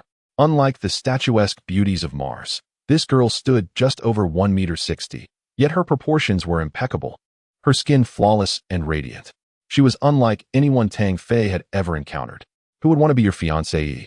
My family has no control over my marriage, she retorted, causing Zhang Hanfeng's expression to darken. Yue Ping, I don't understand why you despise me so. My qualities are unmatched, especially with the limitless potential at X Academy. What about me is unworthy? Tang Fei, hearing this, cast a few more glances, surprised to find someone from his academy in such an unexpected situation. Zhang Hanfeng was indeed handsome, with striking features, gold-rimmed glasses adding an air of sophistication, standing over 1.90 meters, exuding a presence that naturally attracted attention. Suddenly, a fiery beauty approached Zhang Hanfeng. Handsome, she doesn't like you. Why force it? How about you take a look at me? Leave. Zhang Hanfeng dismissed her, his eyes fixed on the girl, demanding an answer. Your qualities are commendable, but I simply do not like you. Why? Zhang Hanfeng pressed, unwilling to concede. Because. The girl's eyes darted around until they landed on Tang Fei, her face lighting up as she grasped his hand. Because I already have someone I like. At that moment, Tang Fei felt a sense of foreboding. Hearing her declaration left him dumbfounded. He had no recollection of knowing this beautiful girl. Almost immediately, he sensed an ominous aura, as if a ferocious beast had set its sights on him. Wang Yueping. I know you were doing this to provoke me by bringing in an outsider. Zhang Hanfeng glared at Tang Fei without even acknowledging him. Humph. I'm not lying. He's the one I like. Right, darling? Wang Yueping's affectionate tone made Tang Fei feel utterly disarmed. Tang Fei could only manage a wry smile. He was caught in an unexpected predicament, silently cursing his own curiosity for having looked over in the first place. He intended to clarify the misunderstanding but was cut off by Zhang Hanfeng's declaration. You are quite audacious. Regardless of the truth, I challenge you today. Zhang Hanfeng pointed at Tang Fei with an air of superiority. Yueping, you will witness how I will trample this man beneath my feet. Mars was known for its martial spirit and fierce culture, where duels and challenges were commonplace. Tang Fei had heard tales of this before coming, but he never anticipated being embroiled in such a situation on his very first day. The commotion attracted a crowd, many cheering from the sidelines. Accept the challenge. The victor claims the beauty. Let us duel for love, brave warriors. Wow, how romantic, two men fighting for love. A woman exclaimed enviously. Tang Fei rubbed his temples, feeling utterly exasperated by the absurdity of the situation. Hey, beautiful, let me explain, he began, but was interrupted. Darling, why have you taken so long to arrive? I came out looking for you. Wang Yueping tugged at Tang Fei's arm, her sweet demeanor igniting Zhang Hanfeng's fury. Stop. I demand a duel with you. If you are a man, step forward. Zhang Hanfeng blocked their path, his eyes challenging Tang Fei. You are unworthy to be my opponent, but for Yueping's sake, I shall teach you a lesson so severe that you will understand your place. With that, Zhang Hanfeng launched his attack, a powerful punch hurtling toward Tang Fei. Though Tang Fei had no desire to engage, the brazen words of Zhang Hanfeng provoked him. That punch was formidable. An ordinary person would likely find themselves in the hospital after such a blow. Tang Fei deftly sidestepped, his hand brushing against Wang Yueping's delicate waist as he retreated 5 meters, squeezing just a little, thoroughly enjoying the sensation. You. Wang Yueping's face flushed crimson. This man had dared to touch her waist. She raised her chin, ready to scold him. Tang Fei interrupted with a gentle tone. Wife, you seem to have lost weight again. It breaks my heart. He playfully squeezed her waist again, savoring the softness. Wang Yueping's exquisite face turned as red as a ripe apple, leaving her momentarily speechless. You've asked for death. Zhang Hanfeng was stunned that his punch had missed. But seeing Tang Fei's hand on his fiancée's waist ignited a fierce rage within him. You've angered me. Tang Fei smirked. Who do you think you are? You foolish imbecile. Zhang Hanfeng was taken aback. In his status and position, everyone treated him with respect, and no one dared to insult him like that. You've crossed the line. Zhang Hanfeng roared, charging forward like a raging tiger, fueled by raw power. Tang Fei released Wang Yueping's waist, affectionately caressing her delicate face as he said, Wife, this guy is too noisy. Let me deal with this imbecile. Wang Yueping, disregarding his frivolous gesture, exclaimed, Don't go. He is a first-year student from X Special Academy, incredibly strong. You are no match for him. Yet it was a moment too late. Tang Fei also swung a punch, colliding hard against his opponent's strike. Bang! As their fists met, both men staggered back a few steps, revealing an unexpected parity in their strength. Zhang Hanfeng's expression turned grave. His adversary was able to hold his own against him. Wang Yueping's delicate lips parted in disbelief as she rubbed her eyes, seemingly unable to grasp the reality unfolding before her. Only she understood the formidable nature of Zhang Hanfeng, the undisputed bully of this year's X Special Academy. A figure no one dared to provoke, with strength beyond question. Yet, a mere passerby she had inadvertently pulled into this fray was capable of standing toe-to-toe with Zhang Hanfeng. When did such formidable warriors become so commonplace? Though surprised, Zhang Hanfeng remained confident in his own might. The two began to engage in close combat, each punch and kick unleashing tremendous force, as if the very ground beneath them threatened to shatter. The ferocious battle elicited a cacophony of excited gasps from the onlookers. They exchanged blows, each strike landing with resounding impact, their movements fluid and unpredictable, showcasing a series of astonishing maneuvers that captivated the crowd. As the fight progressed, both combatants grew increasingly alarmed, recognizing they had encountered a worthy opponent. After 100 exchanges, they finally separated, both bearing the marks of their struggle, bruises adorning their bodies as evidence of their fierce clash. In that moment, Zhang Hanfeng became convinced that the young man before him was responsible for the disruption of his relationship with Wang Yueping. You, regardless of who you are, dare to oppose me, you shall not have a pleasant outcome. If you are wise, you will quickly distance yourself from here. I could let this slide. But if you persist, rest assured you will deeply regret it. Zhang Hanfeng, accustomed to dominance, spoke with haughty defiance, his eyes filled with arrogance. Despite his opponent's considerable strength, he dismissed it, confident that he had yet to reveal his trump card. Tang Fei could not abide such insolence. If the approach had been more amicable, he might have considered disengaging, but such brazen and domineering bravado ignited his own pride. Humph, your words are far mightier than your fists. I have never feared anyone. In my eyes, you are nothing. Tang Fei scoffed. Zhang Hanfeng's countenance darkened, with a throng of people gathered around them. He was reluctant to become the subject of sensational headlines, especially given his significant reputation. Moreover, in the bustling city center, he could not afford to reveal his true capabilities, as it could lead to serious repercussions. He resolved to seek another opportunity to teach his opponent a lesson. Yueping, I will not let go of this. Just you wait. Zhang Hanfeng declared to Wang Yueping, gesturing ominously at Tang Fei, today I spare you, but next time, you shall not be so fortunate. With that, he departed. And the crowd dispersed, leaving only Tang Fei and Wang Yueping behind. My dear, what do you propose we do next? Shall we return home and rest? Chapter 48. The Hall of War Gods. If there's nothing else, I shall take my leave. Wang Yueping smiled and lifted her leg to depart. Alas, my dear wife. Why the haste? Shall we not find a place to ponder the philosophies of life? Tang Fei was reluctant to let her slip away so easily, grasping her delicate arm. Hey, who is your wife? Do not speak nonsense. I do not know you. Wang Yueping raised her charming face, asserting her point with conviction. Tang Fei was taken aback. The audacity of her demeanor was indeed remarkable. Did she not just affectionately call him husband moments ago? Was she now intent on burning the bridge behind her? Wang Yueping's cheeks flushed slightly, for she was aware that the situation had been initiated by her. Adopting an endearing expression, she said, do not phrase it so harshly. You saw what transpired. That person attempted to harass me, and in desperation, I had no choice but to resort to such measures. Now that I am free, I must thank you. But Tang Fei pulled her back once more, his expression darkening. Is that all? Do you realize that if it were an ordinary person, they might have ended up hospitalized? You are perfectly fine. Nothing has happened. Helping a damsel in distress is what men ought to do, is it not? Let me go. You're hurting me. Wang Yueping's large eyes seemed to well with tears. Tang Fei felt a flicker of anger. He bent her soft form slightly and delivered 3 gentle smacks to her pert backside. The soft sensation stirred him, compelling him to land 2 more playful taps. You. Wang Yueping gaped, her eyes reddening. When had she ever been touched in such a manner? I shall have your head for this. You rogue, you scoundrel. Her petite mouth unleashed a torrent of curses, and if looks could kill, Tang Fei would have perished 1,000 times over. Without a second thought, she bit down on Tang Fei's arm. Ah, you little beast. Tang Fei glared at the row of bite marks on his arm, his anger flaring. If you dare touch me again, biting you will be the least of your worries. I shall strike you. Wang Yueping's demeanor suddenly shifted, resembling a furious tigress.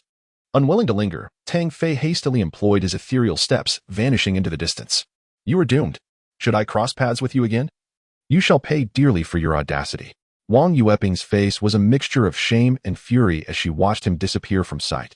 This little interlude did not weigh heavily on Tang Fei's mind. He spent the rest of the day exploring until he boarded a hovercraft to a remote town.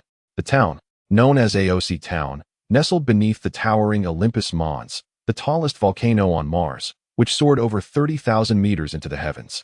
As if connecting the sky and earth, the base of the volcano boasted a diameter of over 600 kilometers, resembling a colossal shield, an awe-inspiring sight.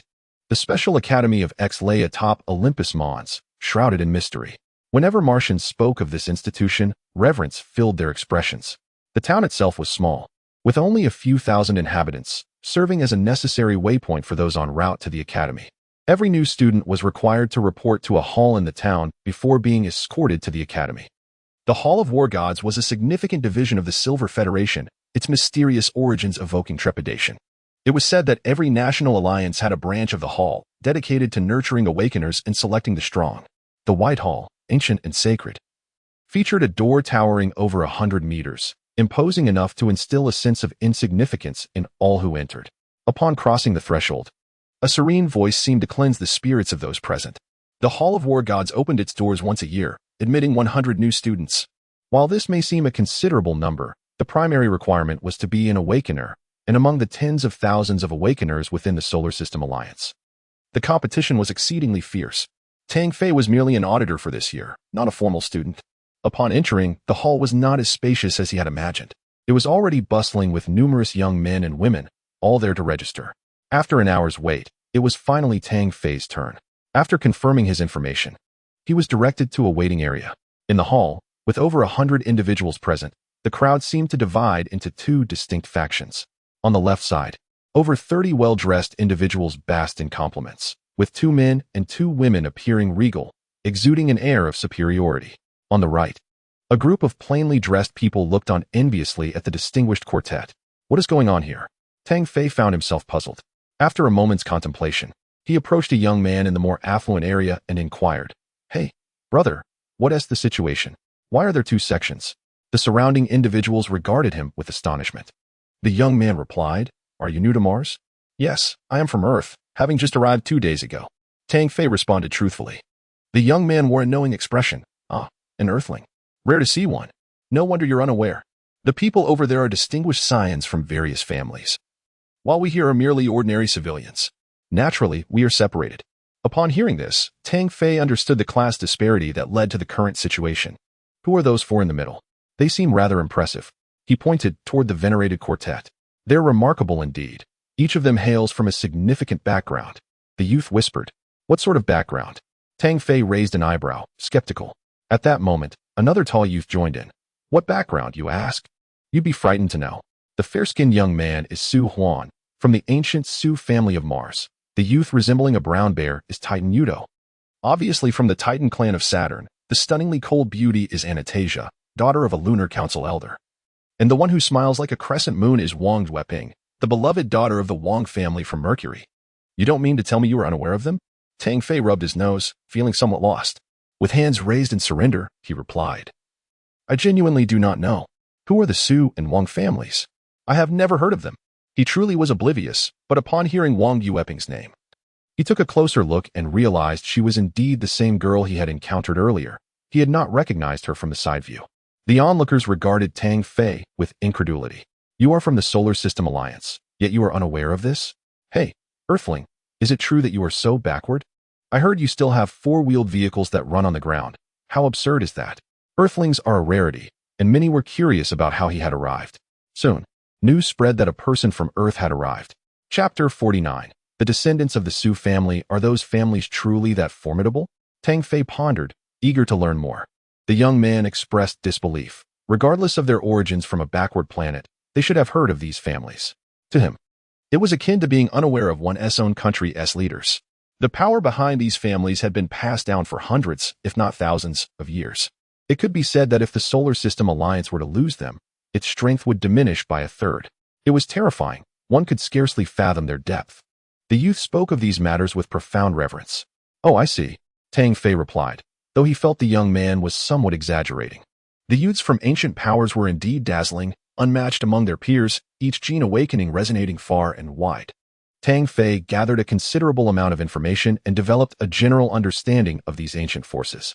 Suddenly, for reasons unknown, Su Huan from Mars Su family kicked a young boy away, arrogantly declaring, "You have quite the audacity to speak ill of my family behind our backs." Upon inquiry, Tang Fei learned that the boy had uttered a disparaging remark about the Su family during a conversation about them, unwittingly drawing ire. "Humph, if you dare to gossip again, it would not be an overreach to dispose of you." Su Huan tilted his head, his gaze sweeping the crowd with utter disdain. To him, This group was merely akin to ants, to be crushed at will. Many felt anger but dared not speak, for the Su family's reputation was immense, and they were fiercely protective of their own. To provoke them would yield dire consequences. Under Su Huan's piercing gaze, everyone lowered their heads, afraid to meet his eyes. Su Huan reveled in his intimidating aura, but when he noticed a young man who neither dodged nor avoided his gaze, he felt a surge of displeasure. "Hey, what are you staring at? Are you defiant?" Su Huan glared at the boy, irritation evident. Tang Fei was taken aback. Was he addressing him? "Yes. I'm speaking to you. How dare you meet my gaze?" Su Huan's words prompted a frown from Tang Fei. "That statement is flawed. If you look at me, I look back. Isn't that normal? What is wrong with that?" Su Huan was taken aback by the audacity of the retort. With a cold snort, he replied, "Your failure to lower your head signifies your defiance against the Su family. Therefore, you are in the wrong." "What nonsense!" Tang Fei laughed in disbelief, feeling he had encountered a simpleton. To Su Huan, such words were a grave insult. How dare one claim ignorance of the Su family? His expression darkened, and a seething rage ignited within him. "You have a lot of nerve to insult the Su family." All eyes turned towards the unfolding drama. It seemed someone was destined for misfortune. At that moment, Wang Dueping spotted Tang Fei and involuntarily flushed, recalling the events of 2 days prior. The earlier young man quickly approached, attempting to mediate. "Su Xiao, he hails from Earth. He knows nothing of the customs here. Let it go? Get lost. Who do you think you are to meddle in my affairs?" Su Huan responded without mercy. The young man sighed in resignation and turned to Tang Fei. "Brother, you should apologize to Su Xiao, or you will face significant trouble." "What wrong have I committed?" Tang Fei widened his eyes and smiled at the young man. "Thank you for your concern, but I refuse to believe this brat can act with impunity." Seeing this, the young man shook his head and withdrew, convinced that Earthlings were too straightforward. Tang Fei's words only served to enrage Su Huan further. He advanced, exuding a formidable aura that intimidated the crowd. "Are you challenging me? You can eat whatever you want, but do not speak carelessly. When did I provoke you? More like you are the one seeking a fight." Tang Fei's retort sparked laughter. Though under Su Huan's fierce gaze, the amusement quickly stifled. "You, seeking death?" Su Huan, in a fit of rage, unleashed his ability. His right arm glowing red with white smoke billowing forth, the surrounding temperature rising. This was the renowned skill of the Su family's genetic awakening, the Qilin arm. Gasps filled the air as onlookers recognized the technique. It was said that every descendant of the Su family awakened with fire element energy, and it proved to be true.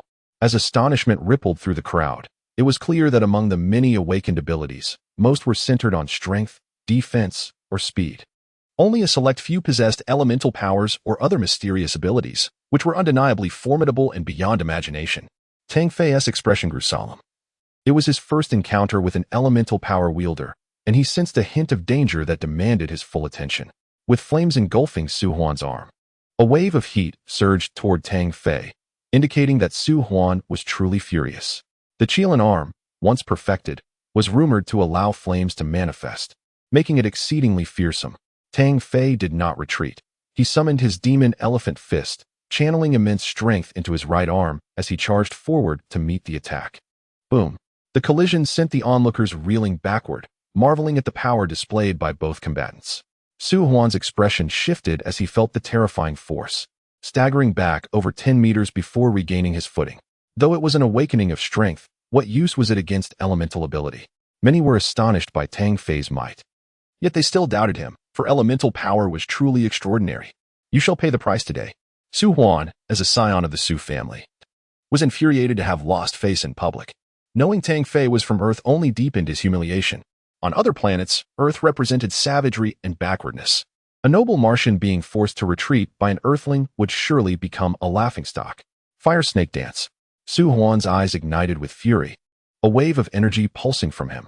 Before him appeared 3 slender serpents, formed from pure fire element energy, exuding terrifying power. "Go, burn this enemy before you," Su Huan commanded, pointing at Tang Fei. The 3 fire snakes seemed to possess sentience, darting forward with alarming speed, their heat palpable. Tang Fei activated his mind-heart technique, his essence surging throughout his body. With a dreamlike grace, he evaded the serpents, slipping past their edges. Such flashy displays. What purpose do they serve? Tang Fei had initially been cautious, but he did not anticipate such a move. After evading, he unleashed his dragon-piercing kick, striking Su Huan squarely in the face. Uft! Blood sprayed forth, and several teeth were dislodged as Su Huan crumpled to the ground in a pitiful heap. Gasps filled the air as everyone stood agape, astonished by the turn of events. How could a descendant of the Su family, after unleashing a signature move, face defeat? Such meager strength, and yet you dare be arrogant. What a fool, Tang Fei muttered. You. Su Huan coughed up another mouthful of blood, trembling with rage. The earthling boy he had previously ridiculed had effortlessly bested him. An outcome he found intolerable. What are you staring at? Do you wish to be hit again? Scram. Tang Fei raised his hand as if to slap him again. Su Huan, terrified, scrambled to his feet and fled, hurling back a venomous threat. You will regret this. The Su family will not let you off easily. Just wait. Tang Fei rolled his eyes, feeling utterly innocent. Hey, someone needs to vouch for me. He struck first. I was merely defending myself. The crowd instinctively distanced themselves from him, wary of becoming embroiled in unnecessary trouble. Only the earlier young man who had intervened looked on with a bitter expression. Alas, Earthling, you have stirred up trouble. You must flee. The Su family is not one you can provoke. Tang Fei chuckled. Stop calling me Earthling. My name is Tang Fei. As for the Su family, surely they won act irrationally. The situation is clear. They wouldn't dare cause a ruckus at the academy. By the way, thank you earlier. May I ask your name? The young man sighed. No need for thanks. I am Lian, a lunar inhabitant. At this moment, Wang Yueping approached with a heavy heart and said, You are thinking too simply. The Su family may not take action against you, but there are outstanding descendants of the Su family within the academy, and they will certainly not let you off easily. Tang Fei chuckled. Wife, I didn't expect you to care about my safety. It truly warms my heart. The term wife once again placed Tang Fei in the spotlight, eliciting puzzled expressions from those around. How could the Wang family of Mercury be connected to this young man from Earth? Could it be that he possesses a formidable background? Wang Yueping's expression darkened instantly as she gritted her teeth and retorted, Who is your wife? Don't speak carelessly. Tang Fei smirked. How can you say that? Just the day before yesterday, we were so affectionate. Now you turn your back on me. Lian's eyes widened in surprise, secretly giving Tang Fei a thumbs up. Realizing the implications. To take the jewel of the Wang family as a wife signifies no ordinary background. No wonder he dared to offend the Su family. Not only Lian, but others also began to entertain similar thoughts, their gazes towards Tang Fei shifting. Wang Yueping, filled with resentment, bit her lip, regretting her decision to involve him. It would have been better to let the Su family deal with him. Before long, a middle-aged man in a tight-fitting white robe and a bushy beard appeared. This is a protector from the War God Hall, Lian explained, noticing Tang Fei's inquiring gaze. Everyone quiet down, form a line behind me. We are about to enter the academy. Over 100 boys and girls followed the burly man to a floating passenger vehicle. Once seated, a passage opened ahead, illuminated by flickering flames. The floating vehicle surged forward, navigating countless twists and turns. Approximately a quarter of an hour later, as they emerged from the passage, the scene before them left everyone in awe. Within the vast cavern, an immense space unfolded, with a river of flowing red magma encircling a landmass. Countless elegant pavilions and palaces stood atop this land, exuding an ancient charm that was strikingly refined. To Tang Fei's eyes, they resembled the palatial architecture of a bygone era, nearly extinct in contemporary times. The number of pavilions scattered across the land was unfathomable, stretching beyond the horizon. Each structure towered several dozen meters high, enveloped by the heat of the magma, creating an ethereal ambience.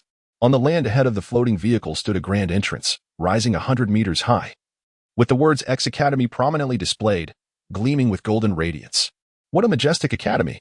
Tang Fei finally exclaimed, unable to contain his admiration. Chapter 50.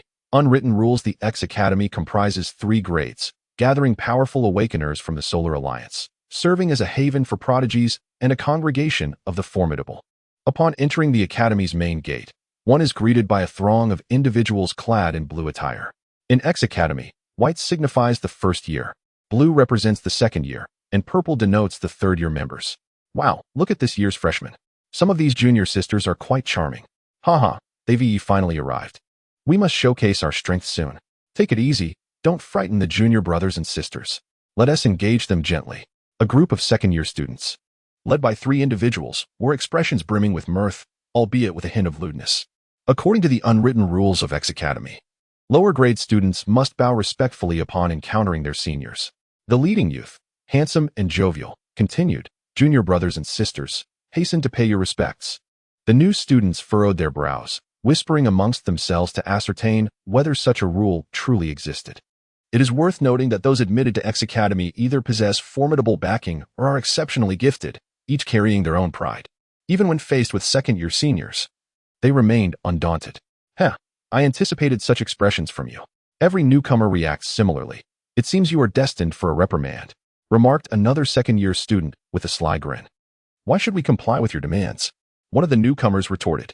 If this is merely an implied rule, it is not sanctioned by the Academy. It should depend on individual willingness. Voices of dissent arose, as many joined in the criticism. Listen well, you little rascals. In X Academy, strength reigns supreme. Our prowess surpasses yours, thus we deserve such treatment. The second-year students remained unfazed, their smiles unwavering, reminiscent of their own entry into the Academy. Each newcomer harbored a strong confidence in their abilities, and upon hearing this declaration, they collectively disagreed. A tall and robust youth stepped forward, pointing at the second-year seniors. If it's all about strength, let us settle it with a duel and see if you possess such capability. Well said, Brother Qian. Give them a taste of their own medicine, shouted several new students in support. The youth, emboldened, pointed towards the seniors on the steps, exuding an air of invincibility. Unaware of their own limitations, Wang Nan, show them their true place. The leading second-year youth directed at a companion on his left. Wang Nan nodded with a smirk. Stepping into the arena and beckoning with his finger, his demeanor dripping with disdain. The newcomers anticipated a fierce battle, yet in less than 10 exchanges. The robust Qian lay on the ground, bloodied and with several teeth shattered. The crowd fell silent, each swallowing hard, taken aback by the stark contrast to their expectations. Is this all it takes? To dare stand against us? It appears the strength of this year's batch is rather lacking, Wang Nin remarked with ease. At that moment, the newcomers realized this was a display of dominance, a warning from the upperclassmen to the fresh entrants. The crowd remained hushed. Many recognized Qian as a formidable opponent. Yet he fell in mere moments, leaving them disheartened and acutely aware of X Academy's reputation as a bastion of strength. Step aside. I have no time for your games. Titan Yudo, towering nearly 3 meters tall, pushed through the throng, visibly impatient and intent on leaving. You're quite arrogant. Aren't you? Wang Nin scoffed, closing the distance and throwing a punch. To everyone's astonishment, Yudo effortlessly caught Wang Nan's fist with one hand, rendering him incapable of escape, his face flushed with embarrassment and exertion. Pathetically weak, Yudo shook his head, releasing his grip and sending Wang Nin sprawling several meters away. The second-year students exchanged glances, their expressions darkening, anger flickering in their eyes. Calm down. He belongs to the Titan family. The leading youth interjected, restraining his peers from retaliating. He turned to Yudo with a gentle demeanor. I am Su Yuan, a member of the Su family. It is said that each Titan is a powerhouse. Your reputation is indeed well-deserved. With your capabilities, you may proceed. A path was cleared, and Titan Yudo strode forth.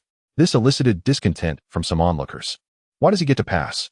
Su Yuan smirked. He possesses such strength. The questioner fell silent, understanding that it was not merely strength but also the backing of powerful connections. Su Yuan, now observing the newcomers closely, noticed Wang Yueping and Anastasia, his smile widening. Miss Wang and Miss Anastasia, I must apologize for not recognizing you sooner. I had no idea you two were here. You are both free to leave as you wish. He then addressed Anastasia. Miss Anastasia, the third young master has been eager to meet you. Anastasia ignored him, her demeanor as frosty as a snow lotus. As she walked away, Wang Yueping, however, with a glint in her eye, grinned and said, Hey, I'd like to take someone with me, if that's all right? She pointed at Tang Fei, leaving him bewildered. Su Yuan, understanding the implications, dared not refuse. Although he was a member of the Su family, his standing was not significant enough to offend the cherished daughter of the Wang family, so he nodded with a smile. The new students regarded Tang Fei and Wang Yueping with newfound respect, sensing an unspoken bond between the two. Tang Fei rubbed his nose, feeling as though he were being coddled, an uncomfortable sensation washing over him. No need. You go on ahead. Don't worry about me. Who's worried? Wang Yueping's eyes widened in irritation, taken aback by his firm rejection. As if I cared. With that, Wang Yueping departed. To the newcomers, this scene resembled a playful spat between lovers, and many silently admired Tang Fei for his audacity. Impressive. Even the jewel of the Wang family pays him no heed. He truly is an exemplar among us. Lian marveled, gazing at Tang Fei with admiration. All right, first your rookies. Bow and greet your seniors, so they can teach you how to navigate this world. The second-year students erupted in laughter. The freshmen stood in silence, once esteemed as the pride of their families, and now subjected to such ridicule stirred feelings of humiliation within them. Soon after, numerous challenges were issued, yet none succeeded. All were thoroughly defeated. This year's cohort, aside from a few from prominent families, exhibited rather mediocre capabilities, far below those of previous years, leaving them bewildered as to how they were selected. The second-year students continued to mock, their superiority evident as they looked down upon the newcomers. Su Yuan, is that you? A figure emerged from the distance, and upon spotting Tang Fei, Su Huan's expression shifted dramatically.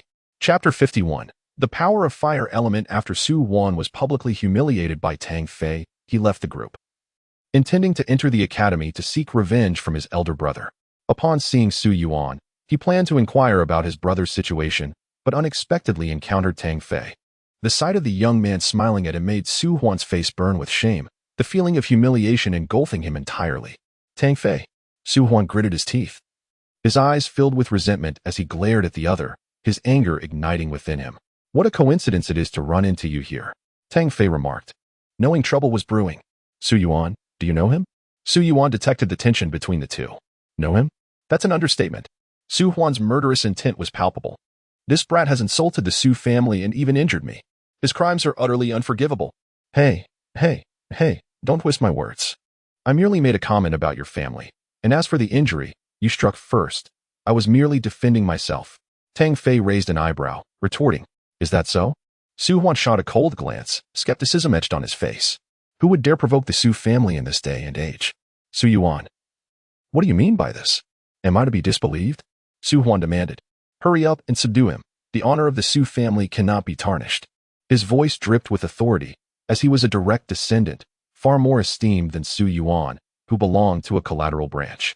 Su Yuan frowned, displeasure stirring within him at Su Huan's brazen words. After all, he was still a second-year member of the X Academy. If you don't take action to subdue him, I will inform our elder brother. If he learns that someone has insulted the Su family while you stood idly by, just wait and see. Su Huan threatened. Su Yuan's anger surged, yet fear crept in as well. Su Huan's elder brother was a powerful figure in X Academy, a top 10 presence on the rankings. And in the Su family, his standing was beyond reproach. When did I say I wouldn't deal with this matter? Su Yuan relented, turning to Tang Fei. To insult the Su family is not something that can be easily forgiven. You must sever one of your arms. Then this matter shall be considered closed. The new students gasped collectively. How tyrannical were these ancient families? Just one remark could lead to such a severe punishment. Tang Fei laughed in fury, genuinely exasperated. You would have me sever my own arm based on his words? This is utterly absurd. If Su Huan speaks the truth, and you truly insulted the Su family, then should you fall into the hands of the Su family's enforcers, it would not merely be an arm you lose. Your life would be forfeit. Su Yuan replied coldly. By your logic, should I sever my arm, I should be grateful to you? Tang Fei retorted, his eyes growing colder. Seeing Su Yuan prepared to take action, Su Huan grew emboldened. Severing your arm is the punishment for insulting the Su family. You also struck me. Kneel and bow 3 times, and I shall spare you. Have your brains been scrambled? Su Huan's face flushed red as he shouted, How dare you insult me? And what if I do? Did I not strike you once? If I dared to do it once, I would dare to do it again. Tang Fei cracked his knuckles, appalled by the audacity of the Su family, relying on their lineage to bully others. As Tang Fei spoke of the Su family, he did so with righteous indignation, knowing he could not let the conversation fall into their trap. Su Yuan was also incensed. He had been somewhat reluctant to act, but now, Tang Fei's words had ignited his fury. Not only have you insulted the Su family and struck a member of the Su family, but you have also shown disrespect to your senior brother. You must be punished.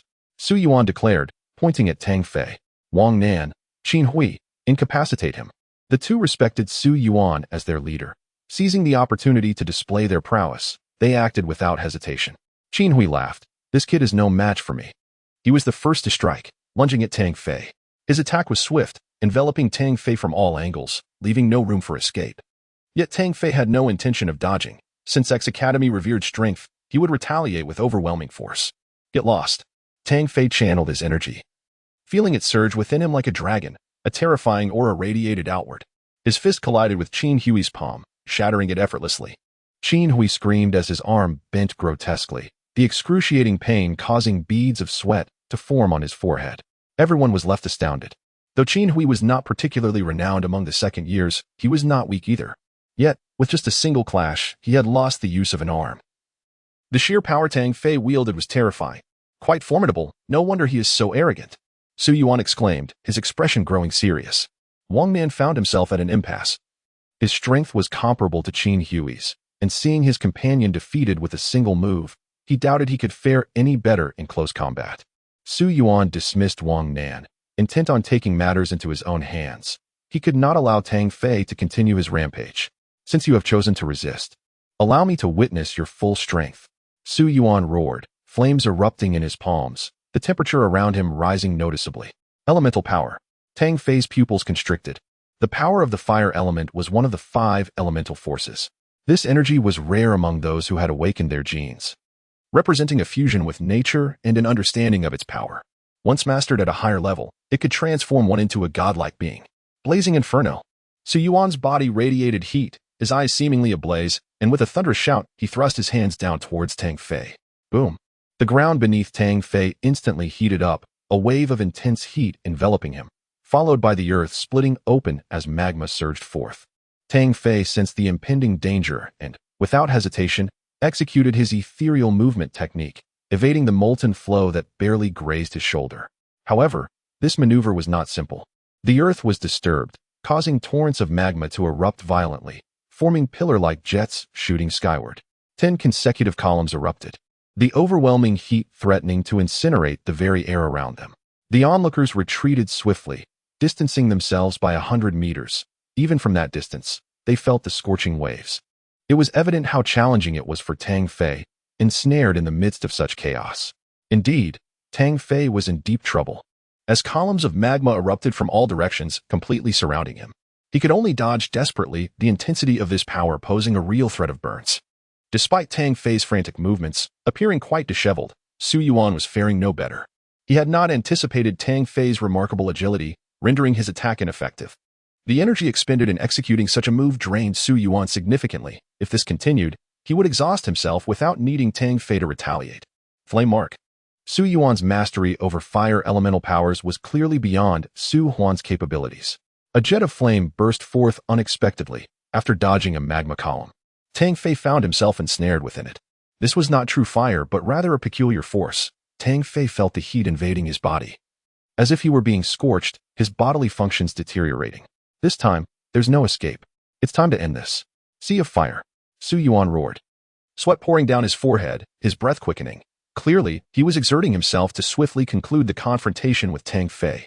Suddenly, the sky illuminated as if a portal had opened above, cascading torrents of red flames like a waterfall, creating a sea of fire that descended with terrifying heat. Fear not. You shall not die. You will merely find your meridians obliterated. Su Yuan proclaimed, utterly drained after unleashing his attack. He chuckled, confident that Tang Fei could not evade this assault. It was a combination strike. Flame Mark immobilized him, while the sea of fire delivered a massive blow, leaving no room for escape. The onlookers sighed in disappointment. New students had hoped to witness Tang Fei turn the tide and quell the arrogance of the second-year members. But they knew this attack was far too powerful to resist. The second-year members jeered and scoffed, aligning themselves with Su Yuan's side. Haha, Tang Fei. This is the consequence of opposing the Su family. You dare to confront me? Soon, I shall relish the opportunity to torment you, making you wish for death. Su Huan laughed heartily, harboring no intention of sparing Tang Fei. Even if his opponent was half incapacitated, he sought to humiliate him further to alleviate his own resentment. Indeed, Tang Fei found himself in dire straits, his meridian scorched, rendering the ethereal steps beyond his reach. The inferno above him threatened to engulf him, an overwhelming force of fiery elements that he could not withstand. I will surely escape. I must. Tang Fei roared, his energy surging through his body like a great dragon striving to break free from the shackles of the flames within. In that moment, the heart of the ocean suddenly radiated brilliance, an intensely luminous blue light. Tang Fei felt an instantaneous restoration of his mobility, and the scars left by the burning of his meridians vanished in an instant, as layers of pale blue water ripples materialized around him, creating a surreal spectacle. Boom. The sea of flames consumed Tang Fei, his countenance shifting dramatically as he ultimately failed to escape. Yet, he soon realized that the inferno could not penetrate the water ripples, which kept it at bay. The heart of the ocean possesses such remarkable efficacy? Tang Fei marveled, realizing it not only accelerated his cultivation and aided his practice but also thwarted the power of fire elements. He chided himself for squandering such a precious treasure without knowing how to utilize it. Tang Fei sensed that the heart of the ocean seemed to possess even more extraordinary capabilities, though he was currently unaware of their full extent. The sea of flames lingered only for a brief moment before disappearing, leaving the earth ravaged by the elemental fire. This brat better not be dead. I still wish to torment him. Su Huan rushed forward with excitement. However, his advance was swift, yet his retreat even swifter, as he was sent flying backward, crashing to the ground several dozen meters away, creating a massive crater, blood spraying through the air, and bones shattering beyond count. Heavens! What on earth has transpired? The spectators gasped in astonishment, their gazes fixed on the battlefield. Before them stood Tang Fei, unscathed and without a single mark upon him. Could it be that Su Yuan was merely staging a performance with this lad? This thought arose in their minds, for the scene was utterly shocking. Despite being engulfed in flames, he bore no injuries, leaving them at a loss for any other explanation. How could this be possible? The most astounded of all was Su Yuan. This technique had proven effective against adversaries countless times, nearly guaranteeing a hit. What is impossible? Do you know what I intend to do next?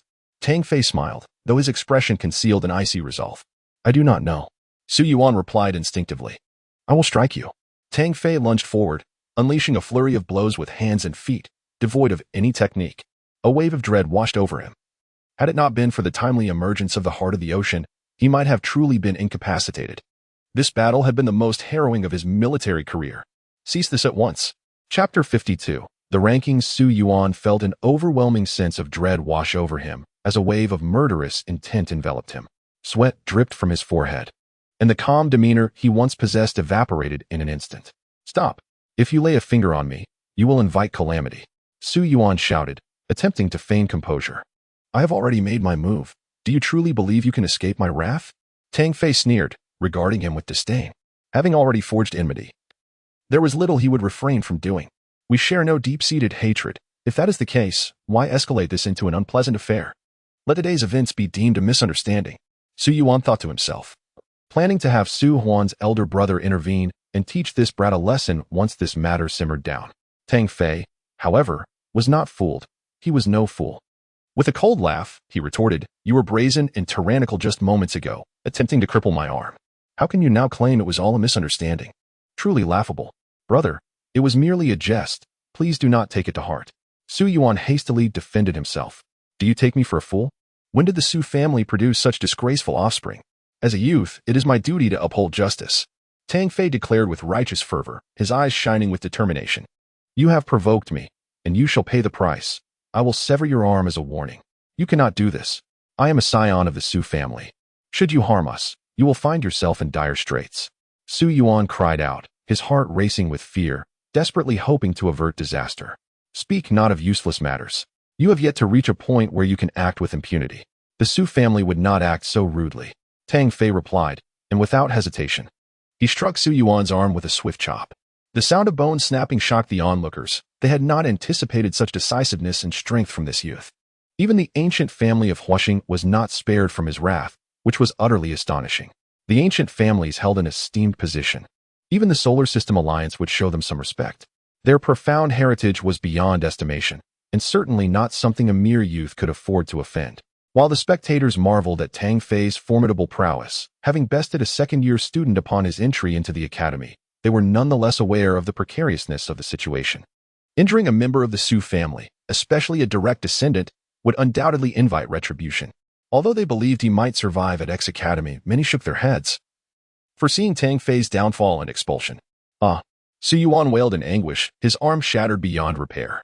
Even with genetic recombination technology, the aftermath would be considerable, potentially leading to genetic damage. Yet Tang Fei was not finished. He approached the semi-conscious Su Huan and delivered a similar blow, rendering his right arm as limp as cotton. This is the consequence of provoking me. Tang Fei stood amidst the chaos, drenched in blood of his enemies. The Su family's prodigies will not let you escape. Just wait and see. Su Yuan bellowed, only to be met with a swift slap across the face. Only 2 members of your clan could be considered my rivals. I fear no one, Tang Fei asserted with confidence.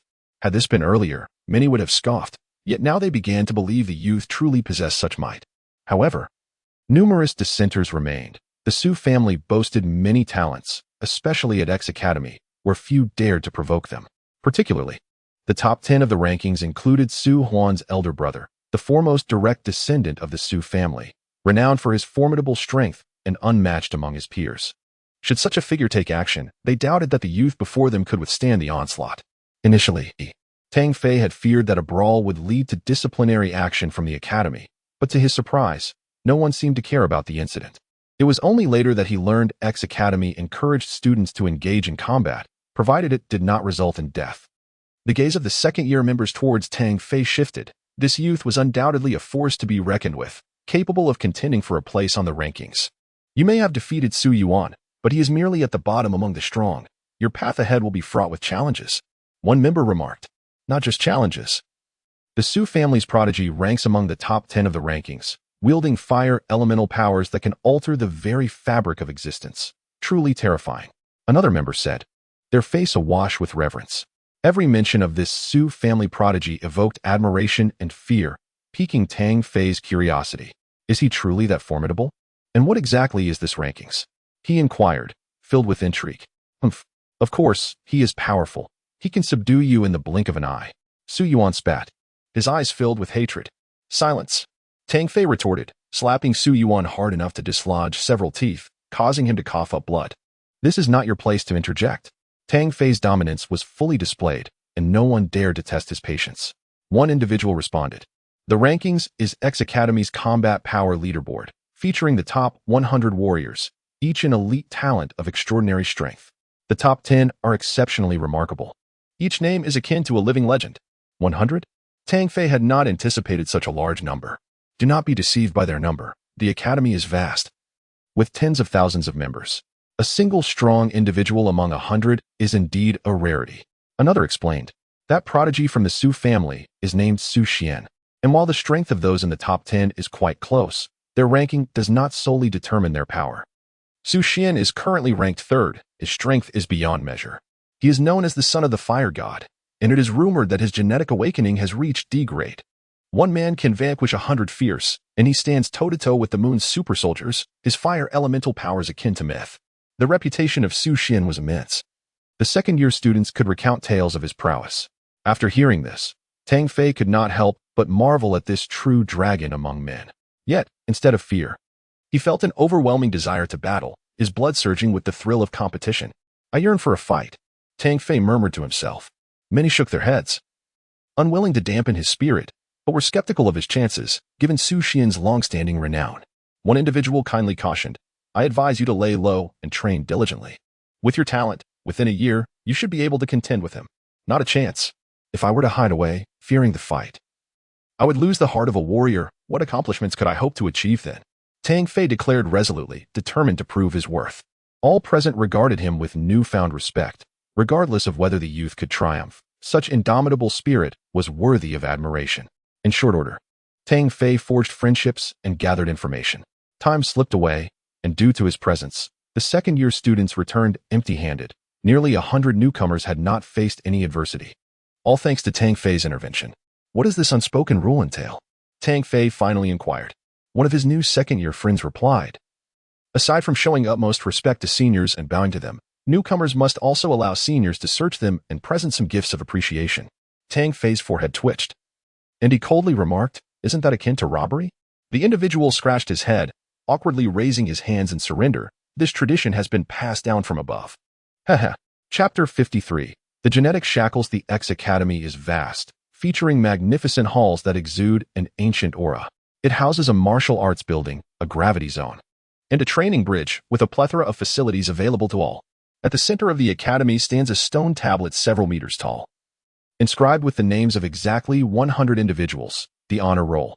Each member aspires to have their name etched upon this stone. Who is that? A second-year veteran exclaimed, capturing the attention of many. The 98th name, Su Yuan. When did he get replaced? Others soon noticed as well. Tang Fei gazed at the tablet, and indeed, at the bottom, just above the last name, his own appeared.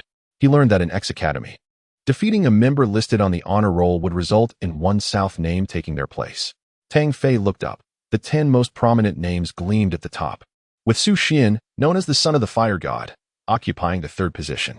He felt an immense pressure, recalling his previous battle with Su Yuan. Had it not been for the heart of the ocean, victory would have been elusive. With such strength at rank 97, one could only imagine the formidable power of those in the top 10. It was clear he must strive diligently. Tang Fei resolved to hone his skills, driven by a simple ambition to enhance his strength while amassing considerable wealth. As a non-enrolled student, he was not a formal member of the academy. Although certain areas were off-limits, his overall experience remained unaffected. Upon his arrival at X Academy, Tang Fei truly grasped the institution's might, particularly regarding the awakening of abilities. He immersed himself in every course: combat techniques, mechanical warfare, operational studies, and genetics, devouring knowledge with fervor, losing track of time. There were no stringent regulations for non-enrolled students. They were permitted to audit any course. Upon hearing that a renowned instructor would be lecturing on awakened individuals, Tang Fei hurried from the library to a grand hall. He arrived slightly late and intended to find a seat at the back. Suddenly, an object whizzed toward him. Tang Fei attempted to evade it, but was astonished to find himself unable to escape. Without a moment's hesitation, he retaliated with a punch, sending the dark object flying. His fist throbbing with discomfort. "How dare you arrive late to my class?" A cold yet melodious voice rang out. Tang Fei turned to see a stunningly beautiful woman glaring at him from the podium. Her striking features captivated all. Her piercing gaze seemingly capable of seeing into one's soul, and her flowing burgundy hair cascaded down her back. Clad in a fitted black blazer that accentuated her slender waist, she possessed an unparalleled allure, complemented by black lace stockings that showcased her long, graceful legs. Perfectly balanced in form, her black high heels added to her elegance, making her appear both striking and sophisticated. Tang Fei couldn't help but admire her. Any man would likely be enchanted. However, he noticed the mocking glances of his peers directed at him. Startled, he realized she was an instructor. "Have you finished your inspection?" Jiang Yu inquired. "Quite finished." "Then leave. Arriving late to my class is unacceptable." Jiang Yu's expression was stern. No one had ever dared to be tardy in her presence. Instructor, I was only a minute late. How about I stand here and listen?" Tang Fei was reluctant to leave, as this lecture held significant meaning for him. "Step aside immediately. I shall not repeat myself." Jiang Yu's tone was uncompromising. "I'm a non-enrolled student, not an official member. Surely, tardiness cannot apply to me." Tang Fei ultimately pleaded, though this statement risked angering the instructor. The other students exchanged disdainful glances, their expressions revealing their contempt for non-enrolled students who held a notably low status within X Academy. Jiang Yu, however, was different. As an instructor, she understood the nuances of the academy and was intrigued by the rarity of non-enrolled students. Those who managed to attend were often from humble backgrounds, possessing considerable practical experience, unlike the sheltered individuals around her. This perspective led Jiang Yu to regard Tang Fei with newfound interest. Yet upon hearing his words, her delicate brows furrowed. "Non-enrolled students must adhere to the rules in my classroom." Her eyes, sharp as blades, fixed on Tang Fei, who frowned and suddenly asked, "Are you not an awakened individual?" Tang Fei's heart skipped a beat, and he answered honestly, "No, I am not an awakened individual." Laughter erupted from the other students, who had initially thought him to be formidable for daring to challenge Jiang Yu, only to discover he had not even awakened his genes. I must have misheard. How did a non-awakened individual gain entry to the academy? Non-enrolled students shouldn't be able to enter. Someone scoffed. Perhaps he had connections. Another jeered. It's amusing that a non-awakened student dares to waste our time. He should leave at once. Tang Fei remained unfazed, his attention fixed on Jiang Yu. He sensed that the remarkable instructor might hold the key to understanding his own genetic awakening. Jiang Yu regarded him thoughtfully. "Though you are not awakened, there lies a latent power within you." She mused aloud, before returning to her lecture, realizing she would not pursue the matter of his tardiness further. Tang Fei quickly found a spot and focused intently on the lesson. The other students were astonished. Jiang Yu, renowned as the Jiang witch throughout X Academy, was known for her unforgiving nature towards those who disrupted her class. Yet today, she had inexplicably let it slide, leading them to speculate that this non-enrolled student must possess an impressive background. The study of genetics was first proposed centuries ago, initially as a potential research topic. The understanding of it then was merely a drop in the ocean, a spark amidst the sun's brilliance, a single star in the vast cosmos. Genetics constitutes the fundamental essence of life, the cornerstone of evolution and mutation. Centuries later, having transcended Earth and ventured into the cosmos, genetic transformations began to unfold, marking an elevation in civilization. It was during the first interstellar expansion that the term awakened resonated throughout the world, a monumental shift in humanity, a moment of historical significance, marking the self-perfection of genes. All present listened with rapt attention, fully aware of the prowess of awakened individuals, but unclear on their origins. Historical narratives always held a magnetic allure. Tang Fei found himself increasingly perplexed. His family's martial arts legacy spanned generations, documented in ancient texts. He recalled tales of mighty humans from millennia past, tales of extraordinary feats such as lifting mountains, parting seas, and altering the very fabric of the earth. Perhaps exaggerated. Yet were they not awakened beings? During his time on Earth, he had reveled in literature, especially ancient texts filled with mythological tales, like Hui shooting down suns, Hua Fu chasing the sun, and Jing Wei filling the sea, figures of divine stature. Were these stories mere fabrications? Tang Fei felt an unsettling sense that history was missing a piece. Something vital had been lost. Awakened individuals, as the name suggests, are those who unlock their genetic shackles, unleashing their latent potential and activating their inherent abilities. Teacher Jiang, what exactly are genetic shackles? How do awakened individuals unlock them? Of course, those who remain unawakened probably wouldn't comprehend. A young man raised his hand to inquire, adding a taunt towards Tang Fei. Tang Fei had little time for such remarks. The answer was when he sought as well.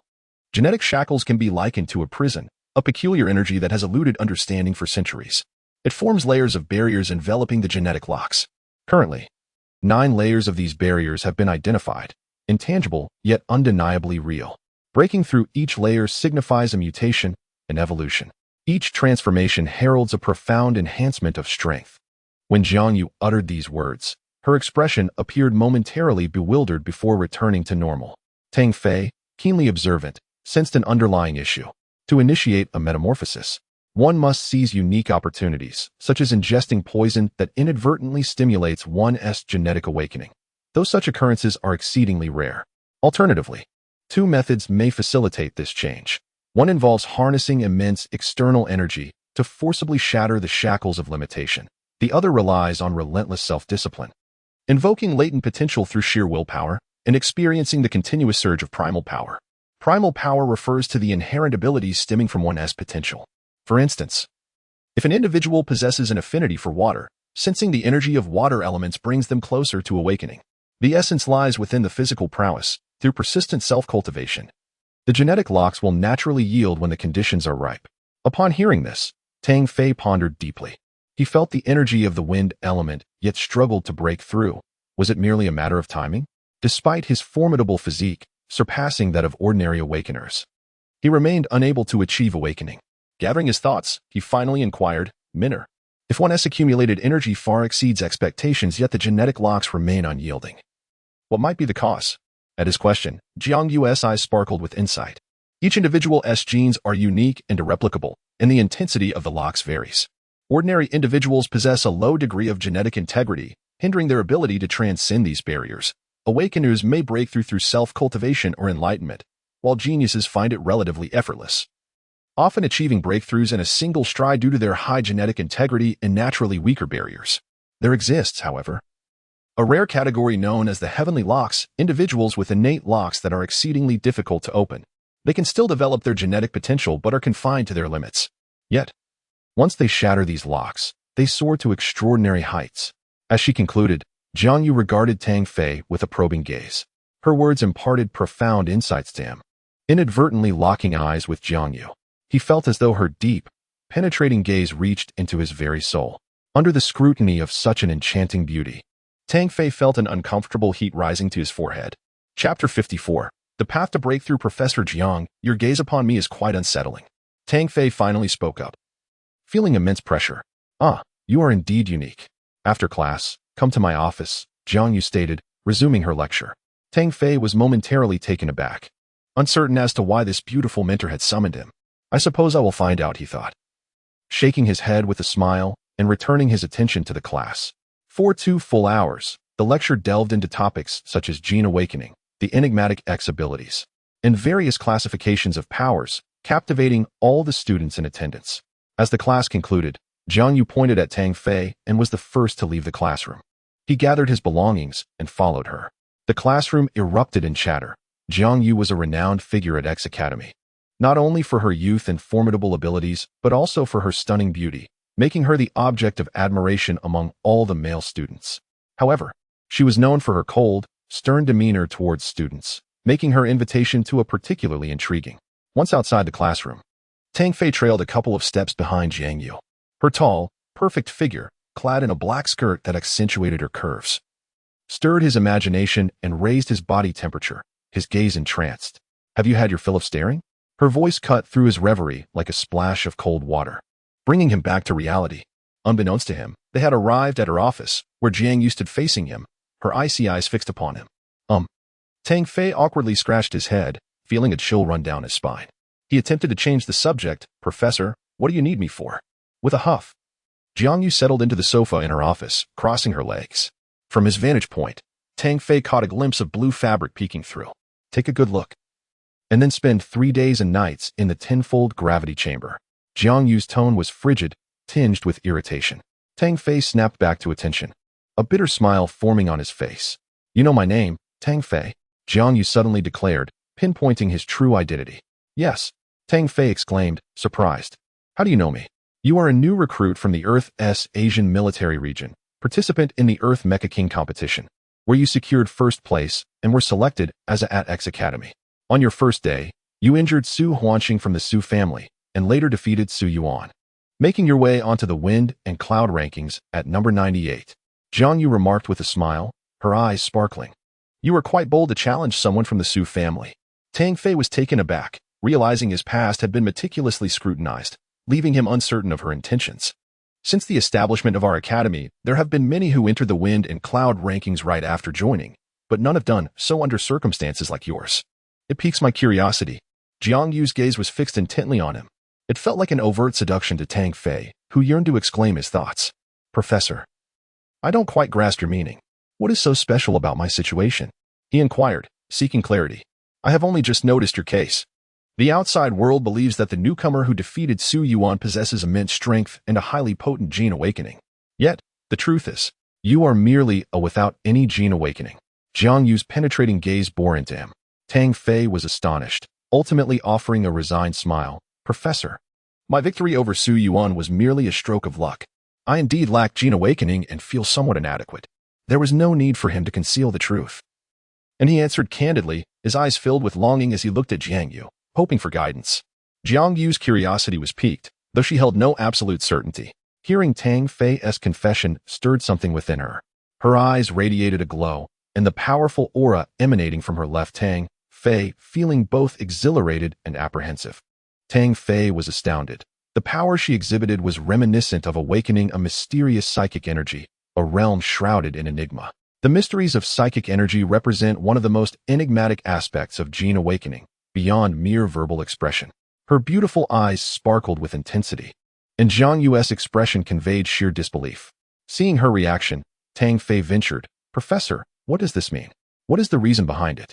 Jiang Yu regained her composure, contemplating for a moment before replying, your genes are quite extraordinary, enveloped in a layer of light, mysterious and imbued with a power that makes me tremble. Upon uttering this, Jiang Yu was taken aback herself, as a mentor at X Academy with formidable strength. It was astonishing that she could be so awed by the power of genes, hinting at its immense potential. You seem to belong to a rare category of innate shackles, difficult to unlock. However, once awakened, your strength could multiply by several times, if not dozens, with each layer representing a new challenge and test. In concluding her statement, Jiang Yu shared essential insights about gene awakening and key considerations, providing Tang Fei with a general direction. Time slipped away quickly in the presence of beauty, and an hour had passed before their conversation concluded. Before Tang Fei departed, Jiang Yu cautioned, let me leave you with this advice. The Su family boasts many geniuses, particularly Su Xian, who is certainly not someone you can contend with at this moment. Remember to stay low-key. With that, she firmly ushered Tang Fei out of her office. Tang Fei rubbed his nose, having intended to express his gratitude, only to be hastily dismissed. Su Xian, you say? I've heard tales of your strength, and I must admit, I am rather eager for our confrontation. Tang Fei felt a surge of adrenaline, his combative spirit surged within him. The presence of formidable opponents only fueled his determination rather than instilling fear. His conversation with Jiang Yu had provided him with a clearer vision of his path. The key to breaking through his genetic shackles seemed to lie in two possibilities. 1. Employing sufficiently powerful external forces to shatter the constraints and undergo transformation. He had previously attempted to use the essence of the otherworldly king of spirits for this purpose, but it did not unlock his shackles, indicating that this route might not be suitable. The only remaining avenue was to continuously hone himself, using unwavering willpower to make breakthroughs while simultaneously attuning himself to the elemental forces of wind. With resolve, Tang Fei set forth without hesitation, heading directly to the gravity training zone of X Academy. The gravity zone resembled a tower, consisting of 10 levels, each with varying degrees of gravitational force. After verifying the information via his innate network, Tang Fei stepped inside. The first level was expansive, presenting a double gravitational force, bustling with numerous individuals training. Without pausing, Tang Fei ascended to the second level. As he stepped onto the second floor, he felt a noticeable weight on his shoulders. The pressure here was more than double that of the first level, equating to a staggering 5-fold gravity. The second level was noticeably less crowded than the first, and Tang Fei's ascent drew many curious gazes. Upon reaching the third level, discussions ensued among the onlookers. The third level's gravity was tenfold. This increment was no mere matter of doubling the previous level. The pressure was significantly different, and most could not withstand its intensity. Only those brave enough to endure such tenfold gravity training would undoubtedly prove themselves as formidable warriors. Chapter 55. Encounter with Zhang Hanfeng. Tang Fei ascended directly to the third level, where the weight of tenfold gravity bore down upon him, causing his bones to creak under the pressure. After a while, he began to acclimate to the force of this level. Every step he took demanded considerable effort. The area of the third level was somewhat smaller, and the number of individuals present was also reduced to just over 100. All were formidable warriors, and none acknowledged Tang Fei or his companions, being engrossed in their personal training. Finding an unoccupied corner, Tang Fei commenced his regimen with push-ups, completing 500 in succession, his sweat soaking through his garments.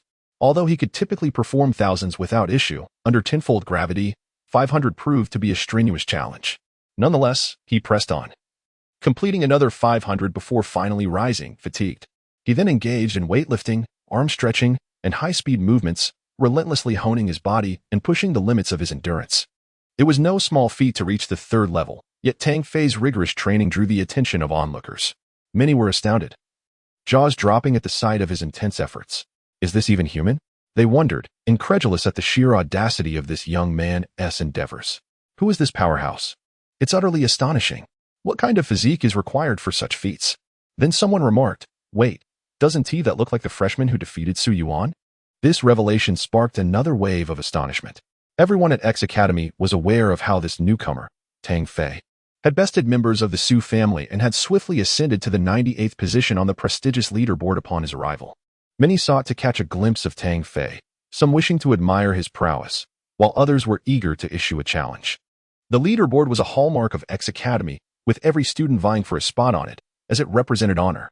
However, with only 100 positions available, each occupied by a formidable contender, the sudden emergence of a newcomer was met with skepticism. Many believed that if someone could defeat this freshman, they would secure a place on the leaderboard. Regarding strength, they doubted a newcomer could be exceptionally powerful, attributing Su Yuan's defeat to carelessness, especially considering that many had witnessed the battle, rumored to involve a treasure that countered fire elemental abilities. For a full hour, under the pressure of tenfold gravity, Tang Fei did not rest, continuously refining himself and unleashing his potential. At that moment, a burly man with brown hair approached, his muscles bulging like bricks, towering over 2 meters, exuding immense strength. Kid, I challenge you, he declared, pointing a massive finger at Tang Fei, his eyes gleaming with mockery. I'm busy, not interested, Tang Fei replied, brow furrowed, continuing with his exercises. The brown-haired giant, clearly taken aback by Tang Fei's disregard, glared furiously. Kid, you're quite arrogant. Do you even know who I am? How dare you speak to me like that? Does who you are really matter? Just step aside and don't interrupt my training. Tang Fei retorted without looking up. My name is Wei Lixiong, known as the Mighty Bear. Any man should accept my challenge. I will defeat you, Wei Lixiong shouted, his voice booming like thunder. A crowd gathered, many sharing the same intent. To them, Tang Fei was akin to a cake. Whoever triumphed would gain a place on the leaderboard. I say, Big Bear, I have no grievances with you. Why fight? It would be better to focus on training. Tang Fei sighed, wishing to ignore the confrontation, yet Wei Lixiong persisted, buzzing around him like an annoying fly. Who are you calling a big bear? Kid. I loathe that term. You've provoked me. Wei Lixiong lunged forward, attempting to seize Tang Fei. Step back. Tang Fei pushed him aside effortlessly, causing Wei Lixiong to stagger back several paces. What incredible strength! Wei Lixiong exclaimed, eyes wide with disbelief. In his view, Tang Fei was merely a fragile figure. How could he possess such power? Kid, you've been hiding your true strength. You've deceived many. Tang Fei was baffled. When had he ever deceived anyone? He sighed once more. Fine, I will fight you, but then I must get back to my training. Such arrogance. I'll crush you. Wei Lixiong fumed, his nostrils flaring. He had never been so disrespected before, striding forward, muscles tensed like steel ready to strike. Tang Fei stood his ground, mirroring the movement with a punch of his own. The disparity in their sizes made most doubt Tang Fei's chances. Wei Lixiong's reputation for raw strength was well known, and many anticipated a swift victory in his favor. Boom. The resounding clash echoed through the third level as their fists collided under the weight of tenfold gravity, the impact astonishing onlookers. Demon Fist. Tang Fei unleashed his martial technique, his arms bulking as he struck with ferocity. Wei Lixiong felt as though a ferocious beast was fixating on him, the overwhelming force rendering him breathless. He roared, unleashing his full potential, his skin taking on a bronze hue as he activated his awakening powers to create a formidable defense. Bang! Wei Lixiong was sent flying, crashing several meters away and hitting the ground with a thunderous sound. The tower, constructed of unknown material, showed no signs of damage. As he rose, Wei Lixiong felt a sharp pain coursing through his arm, as if it might fracture.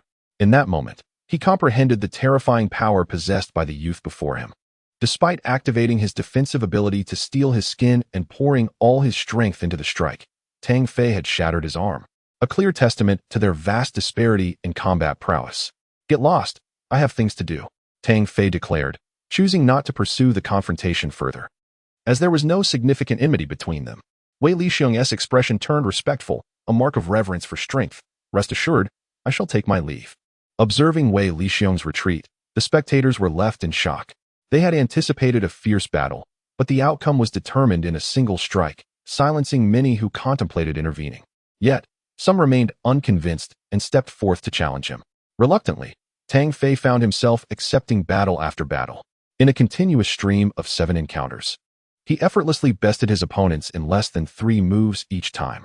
To Tang Fei's astonishment, this display earned him the admiration of everyone on the 3rd level, and thereafter, no one dared to disrupt his training. For 15 consecutive days, Tang Fei remained in the tenfold gravity zone, exhausting his limits each day. The effects of this rigorous training were profound.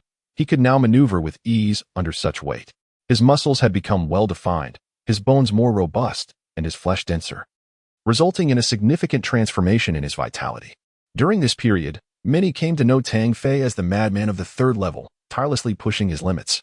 His victories over numerous strong adversaries spread far and wide, further amplifying his renown. Despite his considerable progress, Tang Fei still struggled to uncover the key to his awakening. Is my approach flawed? Or am I simply not training enough? He pondered aloud. Subsequently, he sought out the beautiful instructor, Jiang Yu, to discuss his recent experiences and solicit her insights once more. You have adapted to the tenfold gravity. You should advance to the next level for further training. Additionally, combat will better stimulate your potential. Consider this as your next step. After her guidance, Tang Fei ascended directly to the 4th level, where the weight of 20-fold gravity pressed down upon him. The 4th level was occupied by only a handful of individuals, all elite 2nd-year students. Upon seeing Tang Fei, they exhibited expressions of surprise. Under the crushing weight of 20-fold gravity, Tang Fei felt as though he had regressed, struggling to move even a single step, each motion proving exceedingly laborious. The immense pressure made even breathing feel rushed. Yet, he found joy in this challenge, initially apprehensive about his ability to endure. He now realized it was precisely the strain he needed to test his limits. Observing those around him, he noted they too were laboring under the weight, their movements exceedingly slow. For the next 5 days, Tang Fei entrenched himself in this environment, gradually acclimating to the conditions. On the 6th day, as Tang Fei stepped into the arena, he was met with a discordant sound. Many individuals here exude an overabundance of confidence, mistakenly believing themselves to be formidable. Yet, in the eyes of true strength, they are not but jesters. Suddenly, someone mocked him, exclaiming, I didn't expect you to be from the academy. You are indeed easy to find. Tang Fei found the voice oddly familiar. Upon closer inspection, he couldn't help but exclaim, Ah, it's you. What a twist of fate that brings us together. Bah, who the hell has fate with you? The speaker's gaze was piercing. Yu Ping is not someone you can touch. She is my fiancée, and you are merely a buffoon. So, scram from Mech's academy, and I might spare your life. The speaker was none other than Zhang Hanfeng, with whom Tang Fei had previously crossed paths upon his arrival on Mars. Brother Feng, is this kid provoking my sister-in-law? Inquired another stylish, fair-skinned youth. Humph. He is but a toad yearning for a swan's flesh, Zhang Hanfeng replied disdainfully. Look, it was a misunderstanding back then. Do you believe me? Tang Fei rubbed his temples, feeling the weight of impending trouble. Do you think I would believe you? Kid, if you dare to act, you must dare to admit. Meeting me is your misfortune. Today, I shall cripple you and expel you from Mech's academy. This is the fate of opposing me. Zhang Hanfeng's tone grew frigid, laced with a hint of mockery. Huang Zi. Go teach him a lesson. All right, Brother Feng. Huang Zi, a youthful figure, advanced step by step, struggling under the 20-fold gravity. Tang Fei sighed, aware that he could not evade this confrontation. However, recalling the beautiful instructor's words that combat could better awaken one's potential, he felt a surge of fearlessness. The 5 days of acclimatization to the intense gravity had brought him closer to awakening his true power. All he needed was an opportunity. How dare you harbor thoughts about my sister-in-law? Look in the mirror. I'll break your legs, and you can crawl out. Huang Zi grinned maliciously, launching forward with a swift kick that stirred the air like a whirlwind. Tang Fei steadied his mind, refusing to underestimate his opponent. Anyone who could endure the 20-fold gravity was formidable, and he sensed the power of the wind element emanating from Huang Zi's kick. With focus and vigor, he drew upon the air around him, attuning himself to the presence of the wind element. In unison, he unleashed his right leg, channeling his entire strength to collide with Huang Zi's attack. The two engaged in a fierce exchange of blows, grappling closely. Under the weight of 20-fold gravity, their movements slowed, resembling a scene played in slow motion to the onlookers. Chapter 56. Breakthrough in battle indeed. You are formidable. The ability to engage in hand-to-hand combat under 20 times the gravitational force is no small feat yet. It is far from sufficient. Huang Zi chuckled sinisterly, unleashing another kick while simultaneously summoning 2 blades of wind that sliced through the air like genuine weapons. Although Tang Fei had anticipated this and prepared himself, the proximity was too close for him to evade entirely.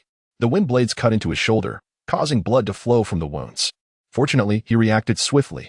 Otherwise, this maneuver would have inflicted severe damage. The melee under the weight of 20 times gravity is a scene difficult to fathom, where every move is painstakingly executed. Do long drill. Seizing the opportunity, Tang Fei unleashed his leg techniques, channeling immense power to injure his opponent. The two combatants showcased their utmost strength, pouring every ounce of energy into their strikes.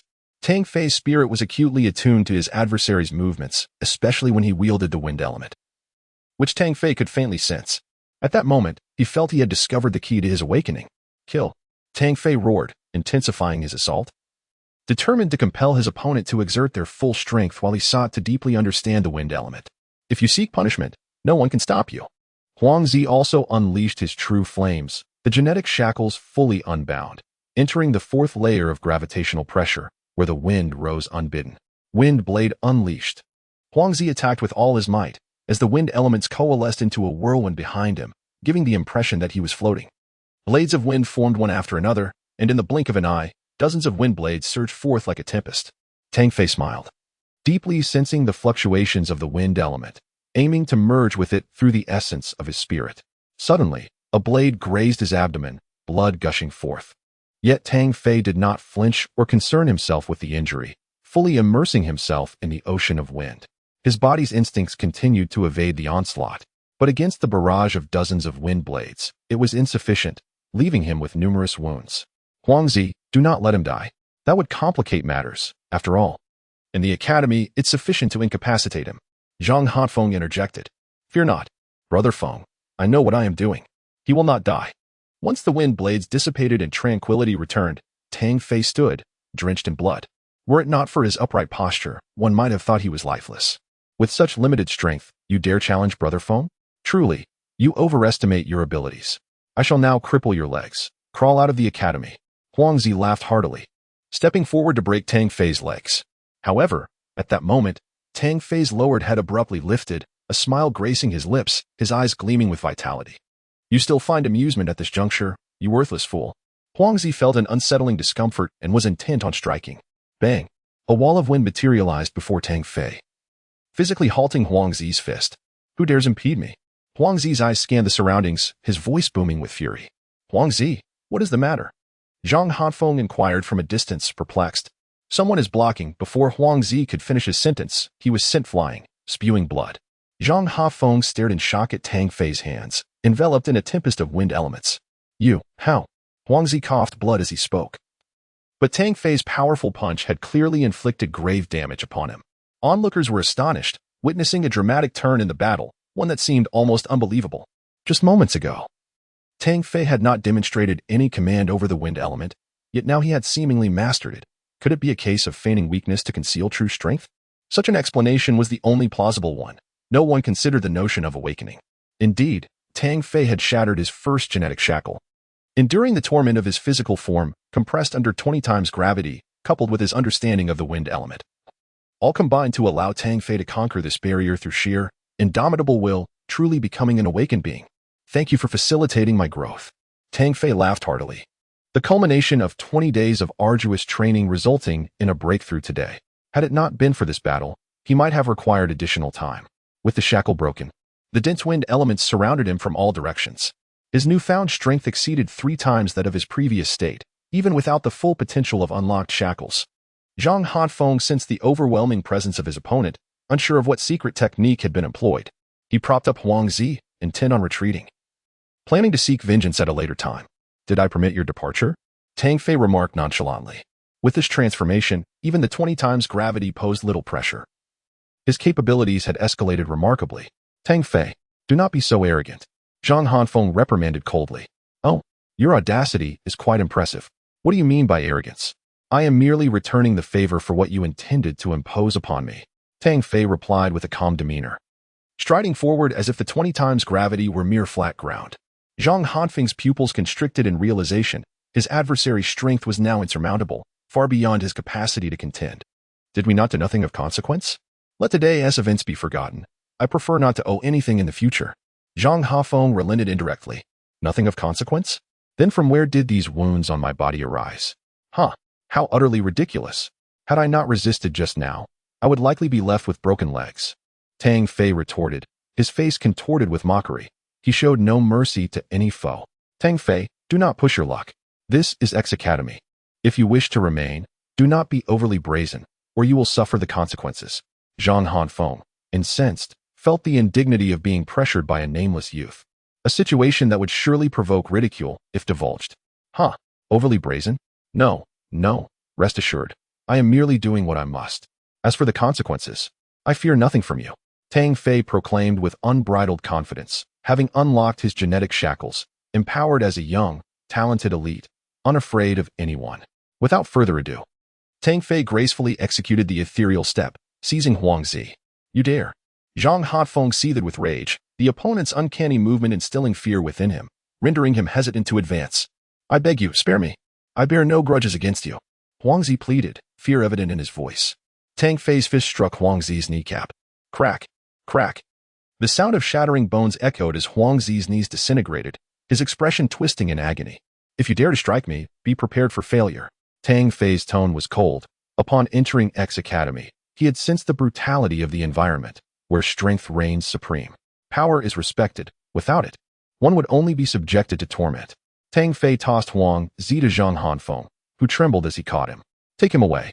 Zhang Hanfeng's mind raced with trepidation, feeling as if he were a mere shell as he departed with Huang Zi in tow. Before long, this battle garnered attention as Huang Zi, ranked 93rd on the wind and cloud rankings, was supplanted by Tang Fei.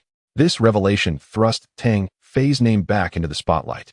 And news of the battle in the 4th layer of the gravitational zone spread, prompting many to seek out Tang Fei, eager to uncover his origins and strength. Chapter 57. An Embarrassing Predicament. The stormy rankings are a symbol of extraordinary prowess, representing the elite of X Academy within the Solar Alliance. They are undoubtedly figures of dominance among the younger generation.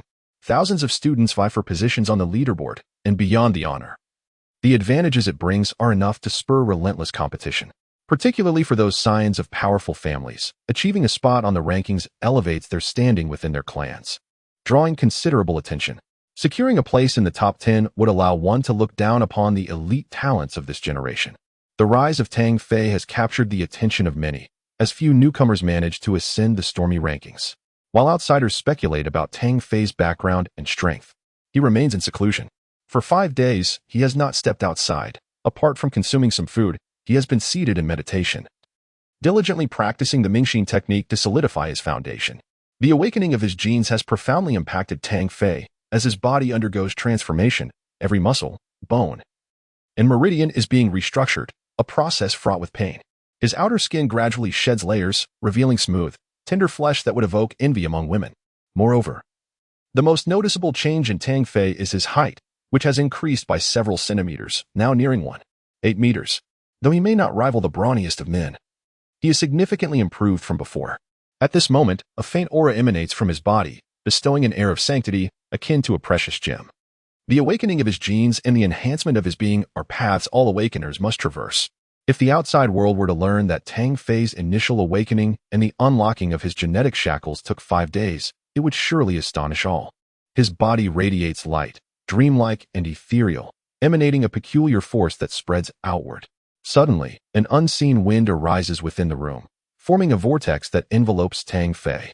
The wind intensifies, ultimately shrouding him in an elemental tempest, the destructive power of the wind shredding everything in its vicinity. Tang Fei, enduring excruciating pain, bellows loudly, his voice resonating far and wide, catching the attention of many. Boom! The storm escalates, breaking through the walls and soaring into the heavens, manifesting as a colossal tornado. At the center of this tempest, Tang Fei appears godlike, his garments obliterated, sitting stark naked within the chaos. What is happening?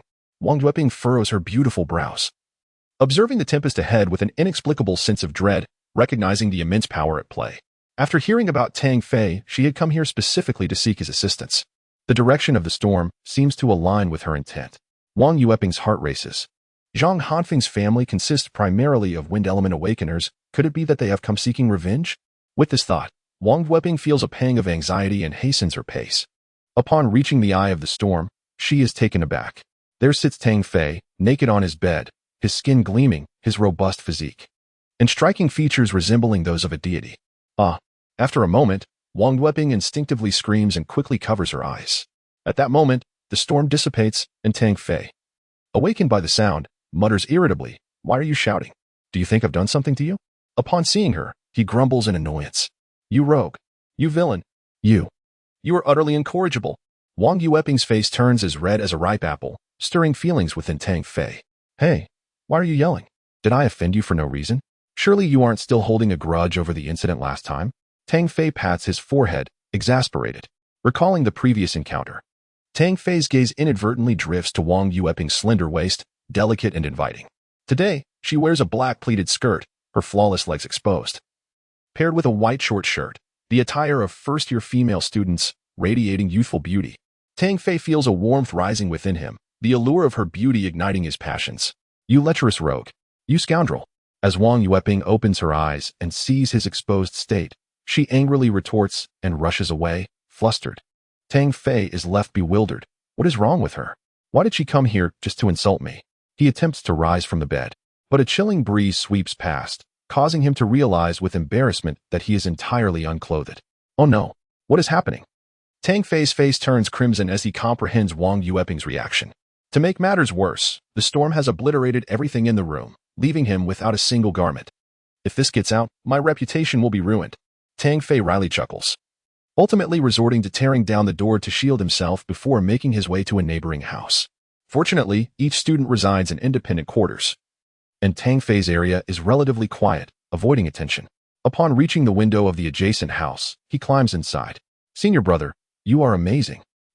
Harder." "Oh, junior sister, does it feel good?" "Oh, it feels so great." "Yes, harder, even harder."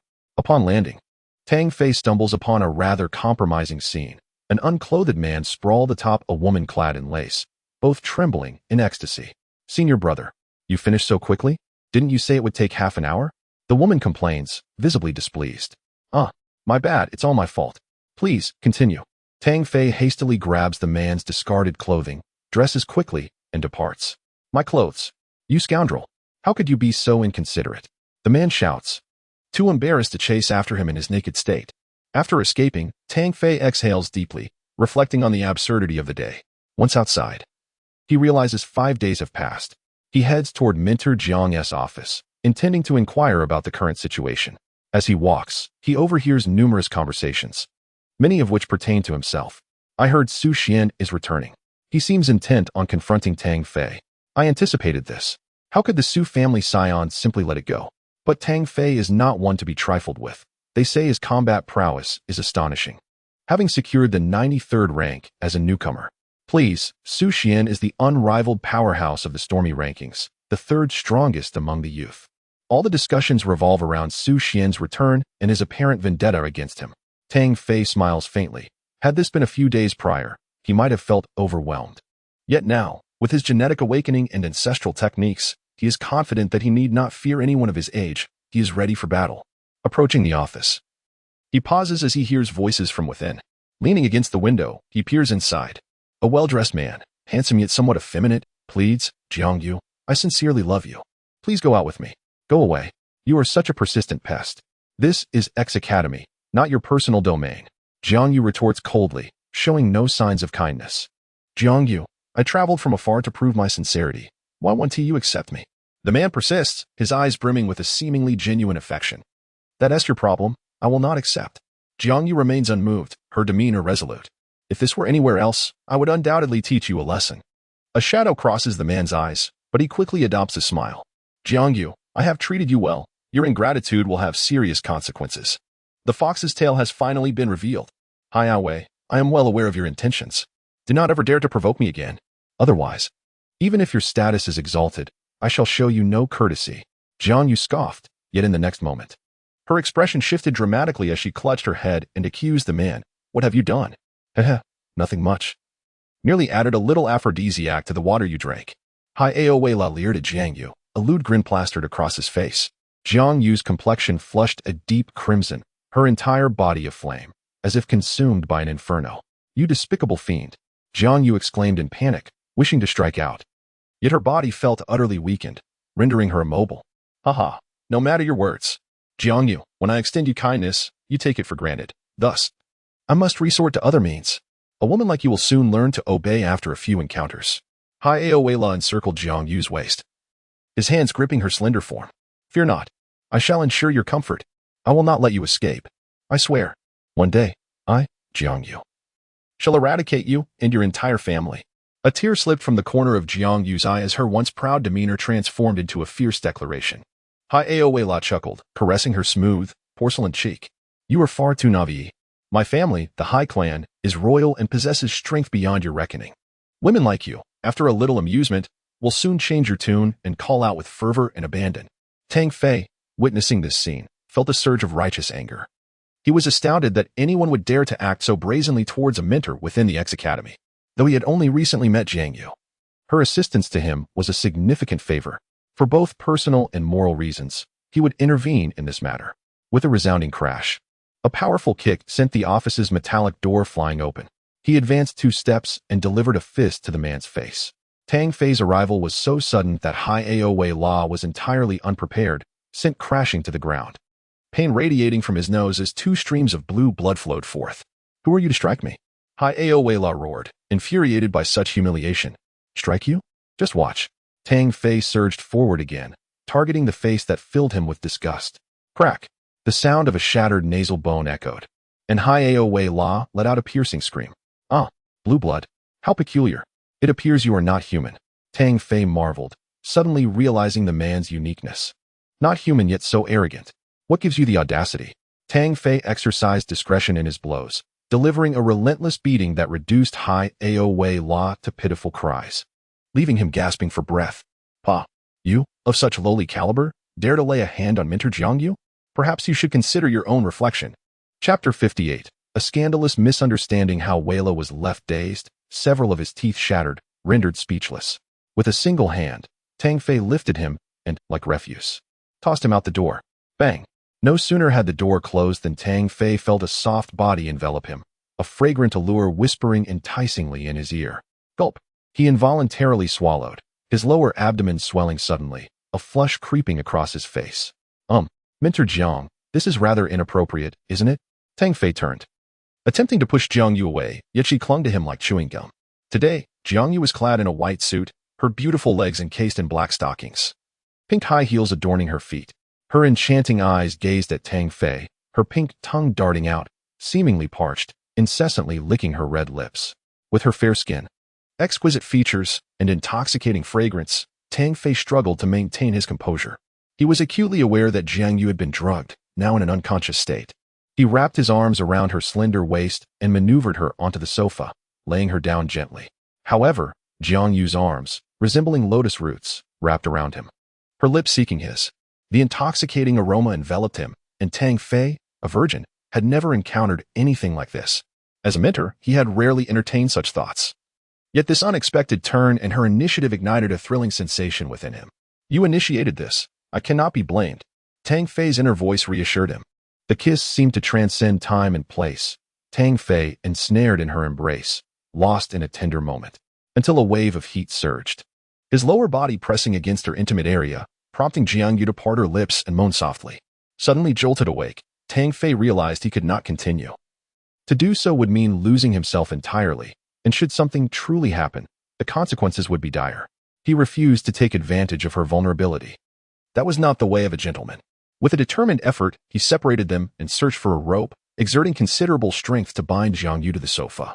Yet the pose was undeniably provocative. Her legs parted in their stockings revealed a glimpse of purple underwear, her suit disheveled, and her white shirt askew, hinting at a purple bra beneath.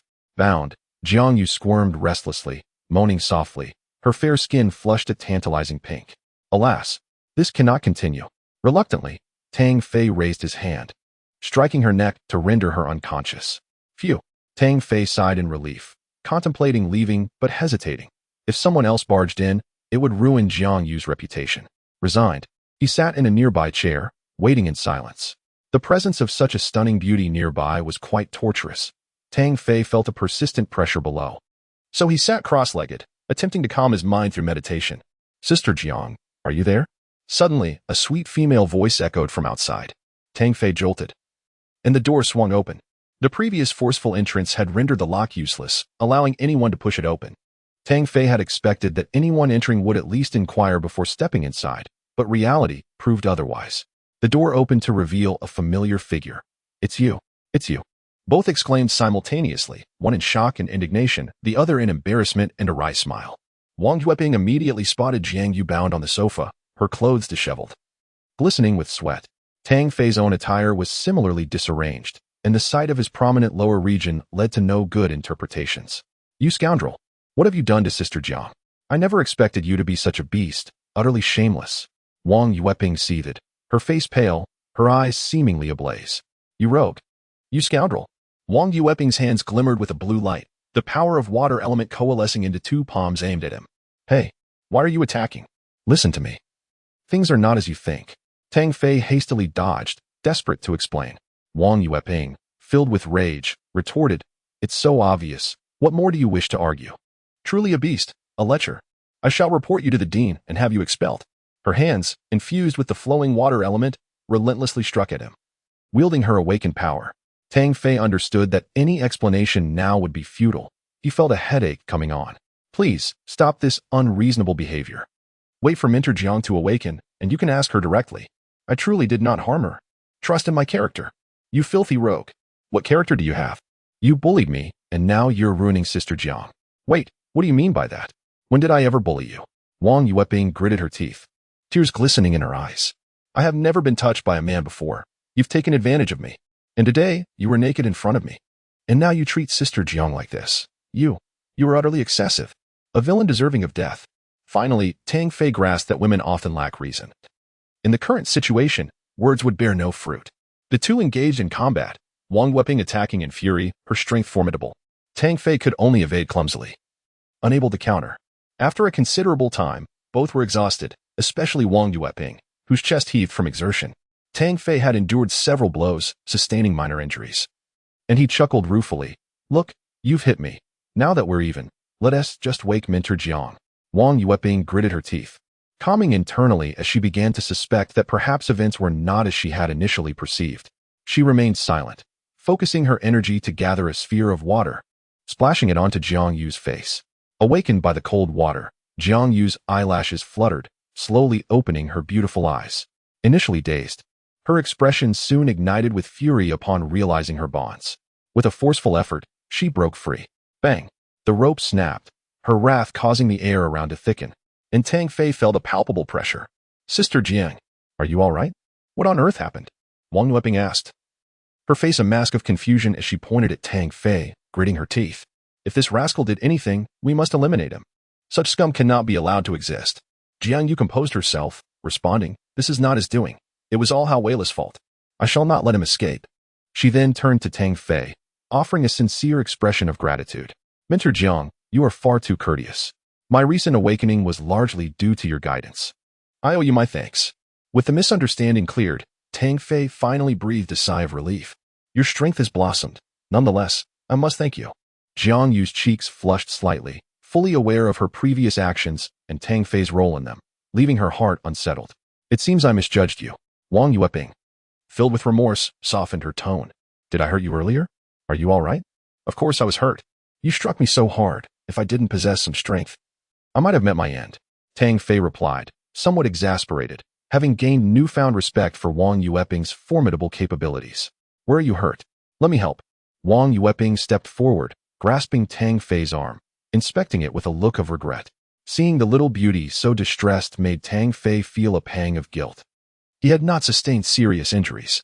He smiled reassuringly. All right, you claimed I bullied you, but now you've hit back. We're even. Tang Fei, do you need something from me? Jiang Yu inquired, noticing the two had reconciled. Mentor Jiang, I came to thank you, and to inquire if now that my genes have awakened, I should simply continue to comprehend elemental power and hone my abilities. I can sense that your awakened power is incredibly potent, far surpassing your peers. Jiang Yu finally recognized the transformation in Tang Fei, her astonishment evident. Previously, Tang Fei resembled a raw jade stone, possessing an intrinsic value that required careful unveiling. However, this time, he stood before a beautifully unrefined gem. What was required of him was a deeper comprehension and application of elemental power to enhance his prowess. Jiang Yu pointed the way, providing invaluable guidance to Tang Fei. Ultimately, she imparted a significant piece of information. In a month, the rankings battle of the Wind and Cloud list would take place, and he would have the opportunity to participate. Engaging in combat would facilitate his self-improvement, allowing for swifter growth. Furthermore, the top 10 members would receive a unique opportunity beneficial for their strength enhancement.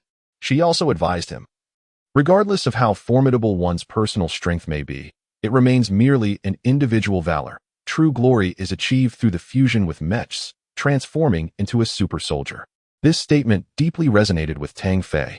Since his arrival at X Academy, he had indeed neglected the Mechs. Presently, even with immense strength, confronting an ordinary mech soldier with mere physicality would likely result in defeat. Only through the amalgamation of his own power with the Mechs could he unleash unparalleled combat capabilities, thereby dominating the battlefield and becoming a war god.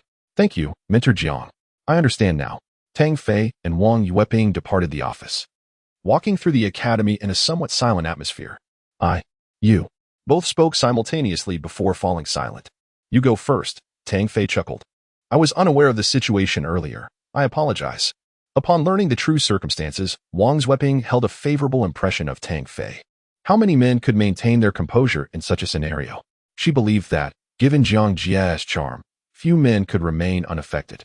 Now that the matter has passed, what is the point of dwelling on it? Tang Fei smiled, shifting the topic. You seem quite familiar with Mentor Jiang. Indeed. Our Wang family and the Jiang family are both aristocratic clans, and we interact frequently. Then it stands to reason that Mentor Jiang has quite an impressive background. Tang Fei realized. No wonder Jiang Yu possessed such strength at a young age and could serve as a mentor at X Academy. By the way, I must inform you of something. You are in danger. Su Xian has returned. Wang Yueping recalled a pressing matter. Oh, what do you mean, Bio? Wang Yueping furrowed her brows. Su Xian is extraordinarily powerful, beyond imagination. You cannot afford to be careless. I am not being careless. The third position on the Wind and Cloud list is indeed formidable, but what does that have to do with me? Tang Fei replied with a casual smile. You can still laugh about it. Of course, it concerns you. You have offended the Su family and insulted them. Su Xian will undoubtedly seek trouble with you. Wang Yueping was anxious, perceiving Tang Fei as a reckless youth. Chapter 59. Simulated battle. Come at me, if you dare. I fear no one. I eagerly anticipate this battle. Tang Fei exclaimed with a confident smile, brimming with fighting spirit. Wang Yueping sighed. You have no idea how formidable Su Xian is. He is utterly invincible among peers. I suggest you lay low until you have strengthened your abilities. You fail to comprehend. Without the heart of a warrior, how can one ever grow stronger? Moreover, with my current strength, there is no need for concern. Tang Fei replied, his confidence unwavering. Who is worried about you? How self-important? Wang Yueping retorted, her cheeks flushing as she mumbled. Tang Fei remained silent, awkwardly rubbing his nose. Also, Zhang Hanfeng will surely seek you out. Be cautious. Wang Yueping's heart raced. And after this warning, she dashed away. With his previous residence destroyed, Tang Fei applied for a new one at the Academy's administration office. Remembering Jiang Yu's emphasis on the significance of mechas, he returned and entered the simulation chamber for mecha combat training.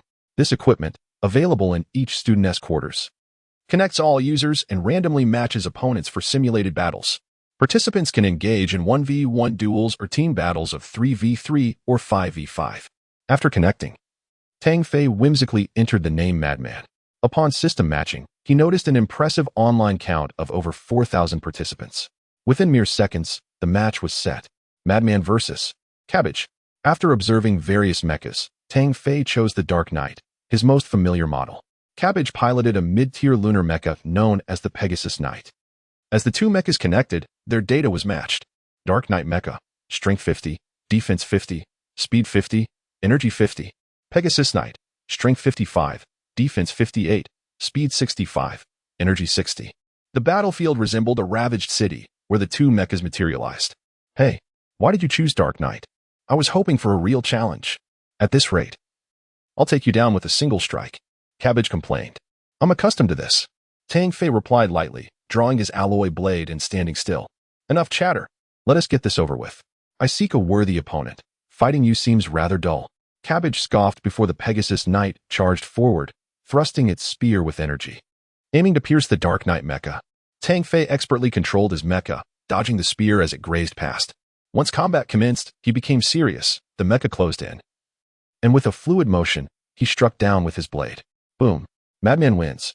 Cabbage was left dumbfounded, realizing he had merely swung his spear before being defeated by an ordinary Dark Knight mecha, no less. Well, when did Dark Knight become so powerful? Cabbage thought as he exited the battlefield. Tang Fei felt no pride. Beneath his name, it indicated one victory, as each battle was meticulously recorded. He continued matching. Madman versus Dragon Overlord. Tang Fei again piloted the Dark Knight mecha. Meanwhile, in a student's residence at X Academy, a burly man with a scruffy beard stared at the Dark Knight mecha on his screen, his eyes widening.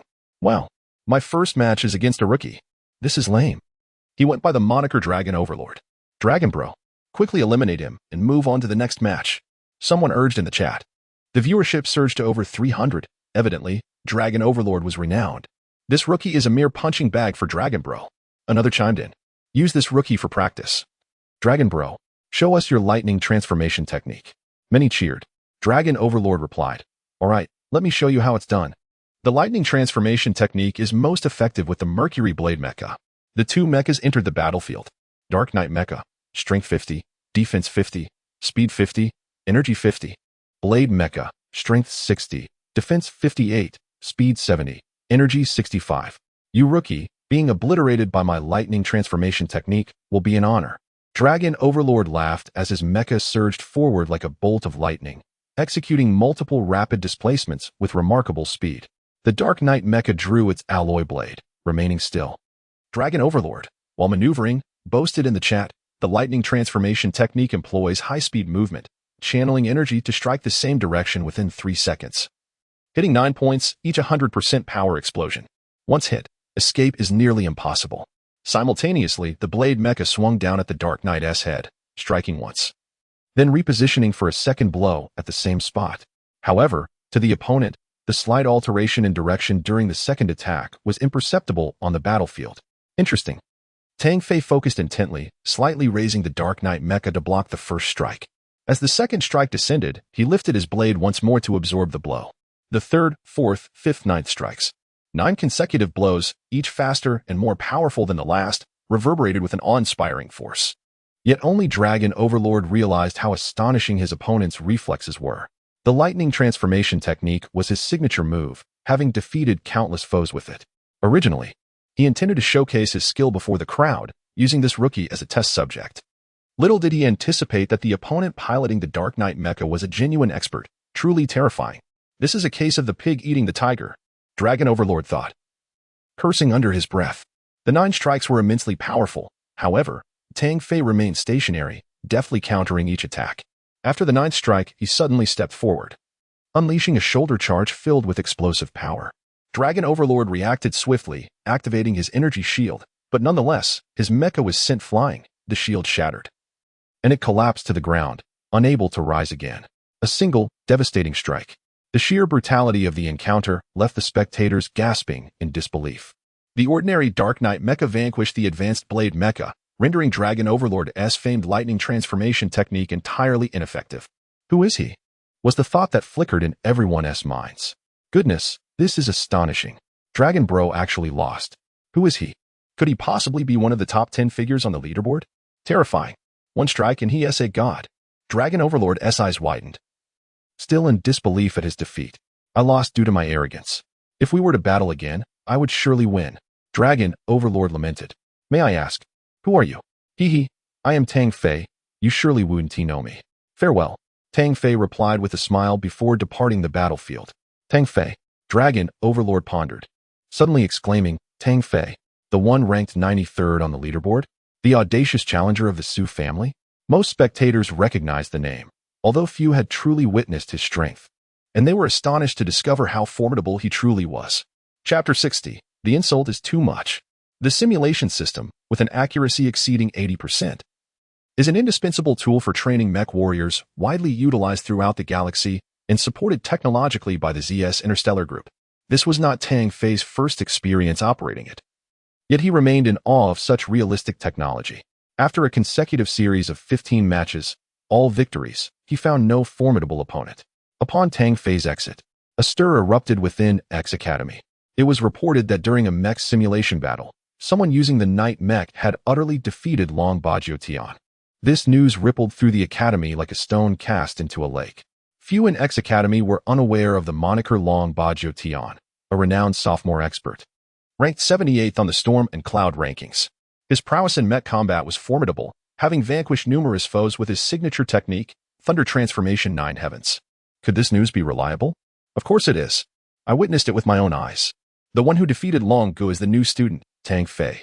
Wow, that's incredible. Long Gu is a subordinate of young Master Su. Is Tang Fei essentially declaring war? In an instant, sensational news swept through the academy, with everyone discussing the event.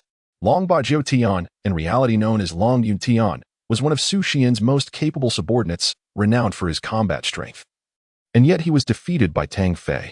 The implications of this event were profound and left much to ponder.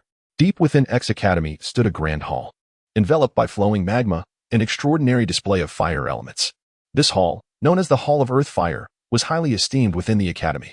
The concentrated fire elemental energy within the palace allowed students awakening fire elements to train with remarkable efficiency, simultaneously honing their bodies and fortifying their physical strength. Su Xiao, I was defeated by that Tang fellow. Could there be a deeper meaning behind this? Long Yun Tian stood respectfully before a young man. The youth, approximately 20 years old, stood nearly 6 feet tall, with a well-proportioned physique and bronze skin that exuded strength.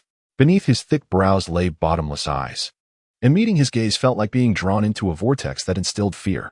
This young man was Su Xian, a direct descendant of the Su family, whose reputation within X Academy was unparalleled. Many revered him, viewing him as a young deity of unparalleled talent, ranked 3rd on the Storm and Cloud rankings. His formidable strength attracted many followers.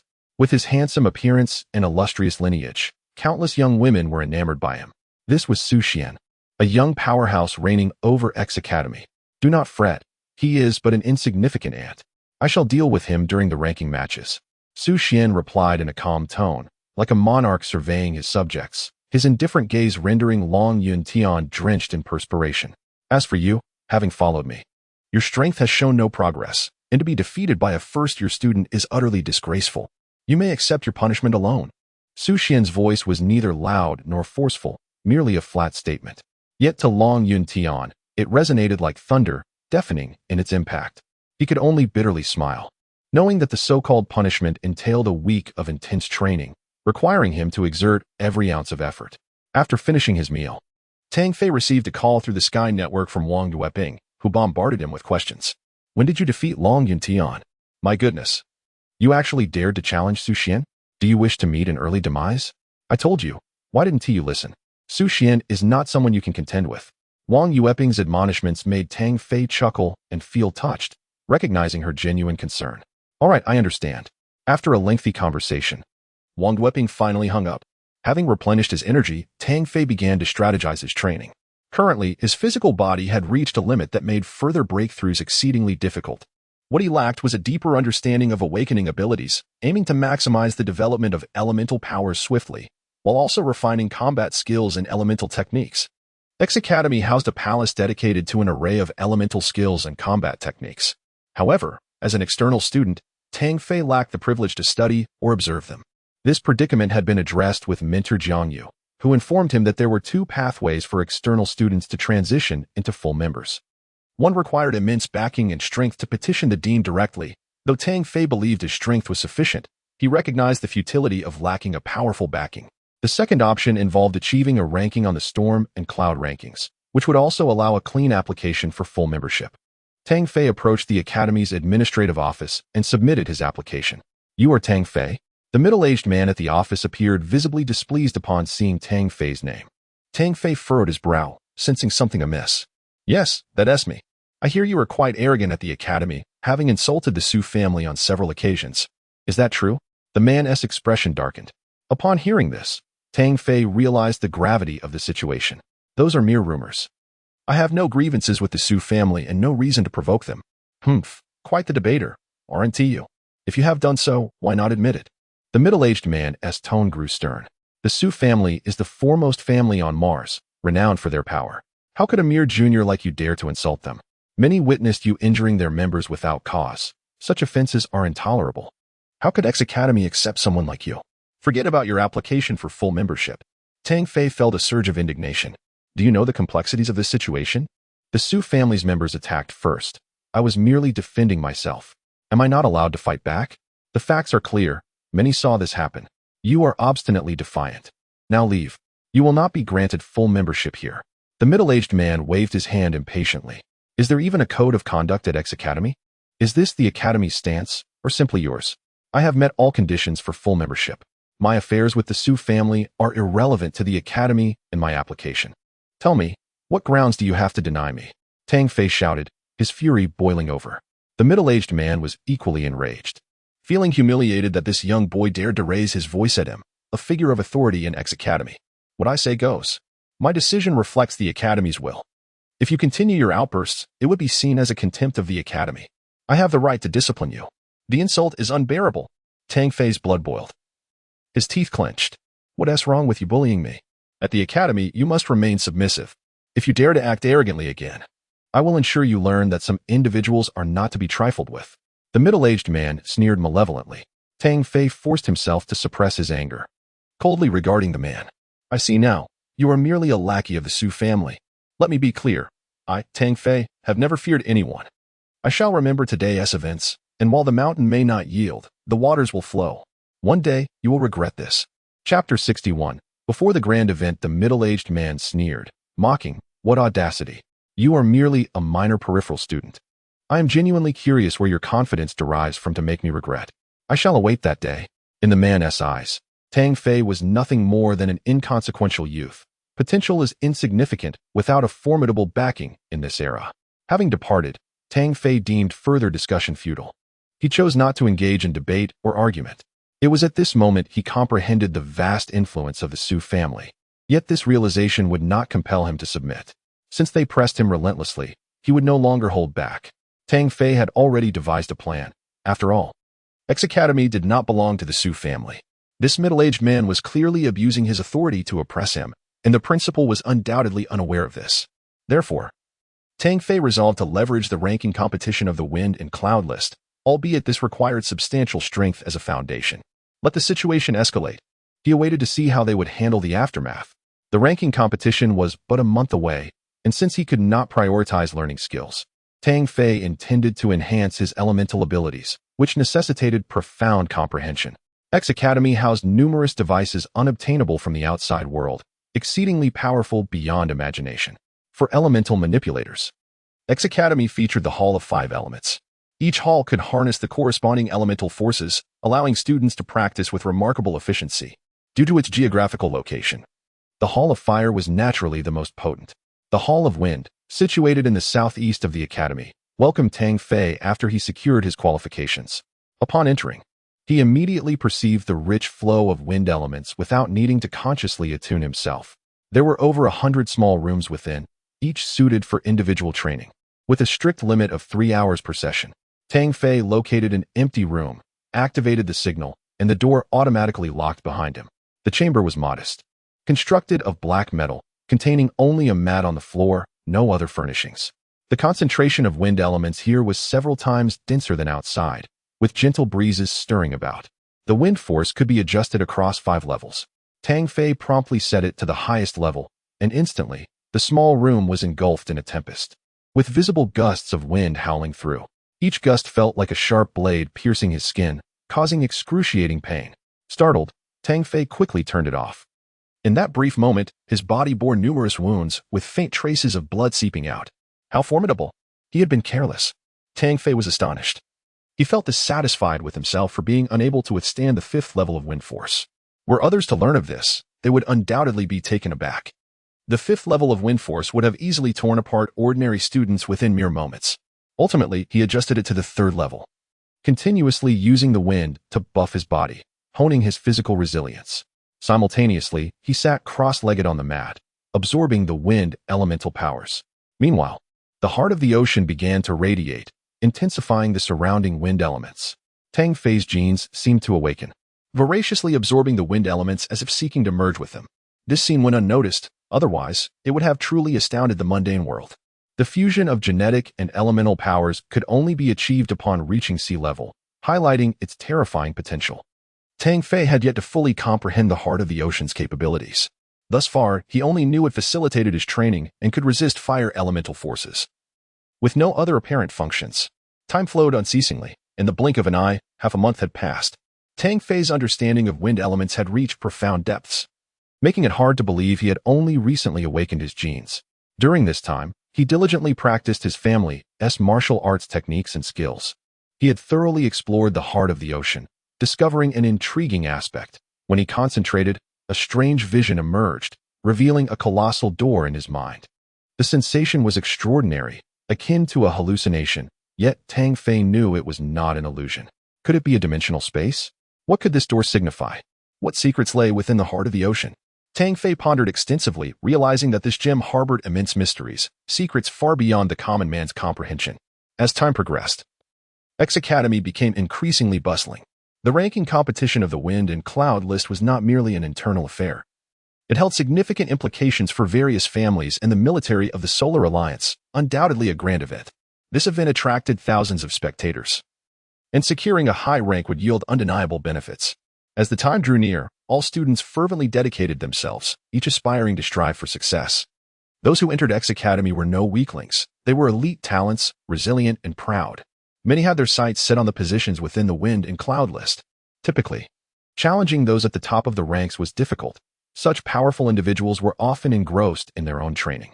Furthermore, the ranking competition involved mech battles, where many with weaker physical abilities might still excel in mech control, prompting numerous individuals to seize the opportunity for advancement. At this moment, Tang Fei remained oblivious to external happenings, training daily. Outside the Hall of Wind for 3 hours, he would subsequently hone himself in the 20-fold gravity zone. Soon, the grand occasion would arrive. This day marked the registration period. Every participant was required to sign up. Tang Fei had been training in the gravity zone when a message from the network interrupted him. Wang Yueping's voice emerged. Tang Fei, have you registered yet? You shouldn't go to this ranking competition. If you encounter Su Xian and the others, you will undoubtedly suffer. Oh, has the registration time arrived? Had you not reminded me? I might have missed it. A smile graced Tang Fei's face. Who suffers is yet to be determined. Such a grand event cannot be without my presence. Worry not. I am fully capable. Tang Fei's resolve was unwavering. Wang Yueping had come to understand him during this time. Once he set his mind on something, it was challenging to sway him. Wang Yueping frowned. You are essentially walking into a lion's den. Alas, who is the sheep and who is the lion? That remains uncertain. Tang Fei replied ambiguously, gazing at Wang Yueping. I sense your concern for me. Could it be that my imposing stature and masculine charm have captivated you? Bah, narcissist. To describe your small frame as imposing is nothing short of an insult. I kindly warned you, only to be met with ingratitude. I shall not converse with you. Wang Yueping blushed and abruptly disconnected. After a hearty laugh, Tang Fei exited the gravity zone and made his way to the registration area. He was determined to participate in this ranking competition and secure a high position. He aimed to stir the winds of X Academy, not only to refine himself and contend with formidable opponents, but also to declare his strength and transition into a formal member. The registration hall was already teeming with crowds. Registering merely involved leaving a message through the network. Suddenly, the crowd erupted in excitement, filled with gasps of admiration and awe. A figure approached from the distance, a youth bearing a heavy sword, exuding an air of chilling coldness, with frost trailing in his wake. It was the 7th-ranked Sky Sword Walker. Someone revealed the youth's identity. The title Sky Sword Walker was a term of respect for the boy, known for wielding a heavy sword that swept through all foes.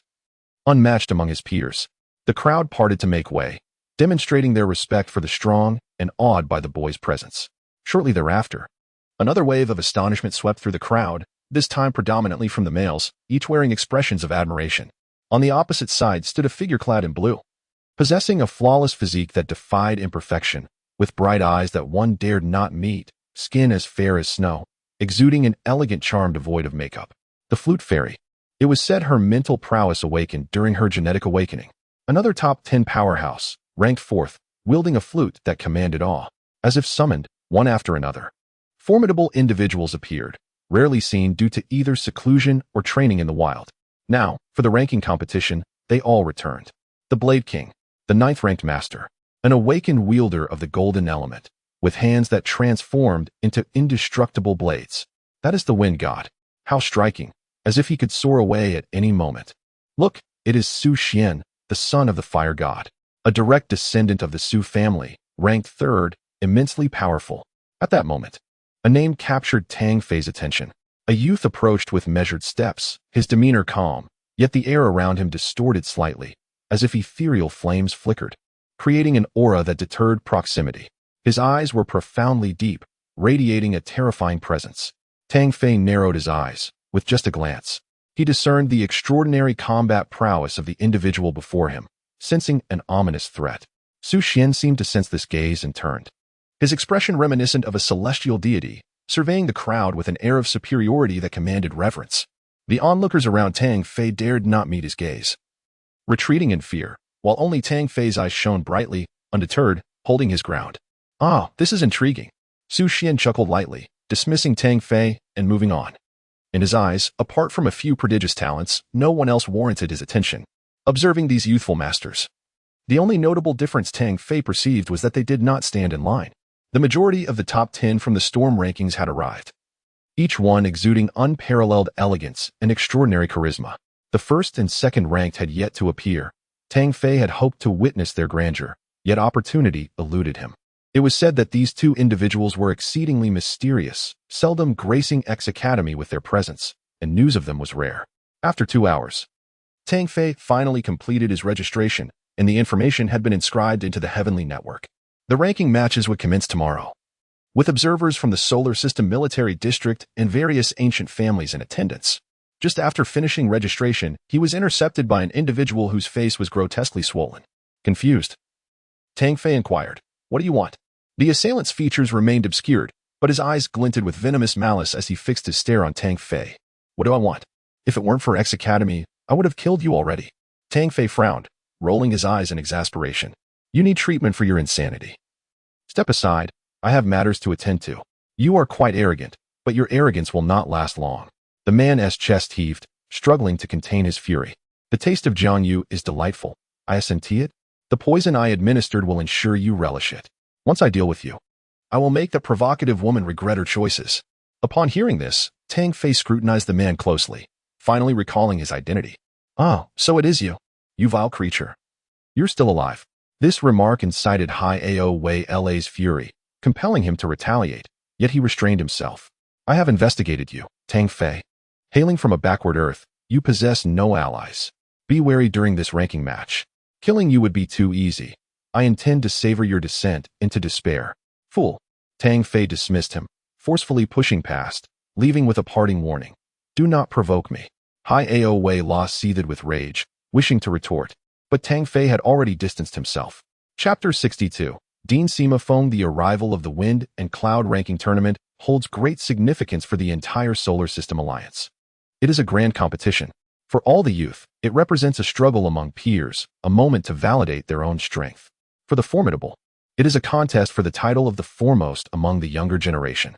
This event symbolizes the combat prowess of this generation within the Solar System Alliance, determining how many can ascend to the ranks of super warriors, becoming the backbone of their nations. The ancient families are particularly invested in the strength of their younger generations, as it pertains to the future might of their clans. Amidst the anticipation of all, the day has finally arrived. The square in front of X Academy's South Gate is now teeming with tens of thousands of people, a sea of heads moving in unison. Today, numerous political figures often seen on screens make their appearance.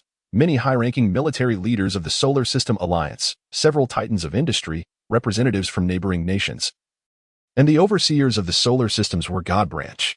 Countless illustrious figures, each holding a prominent status, eliciting admiration from the masses.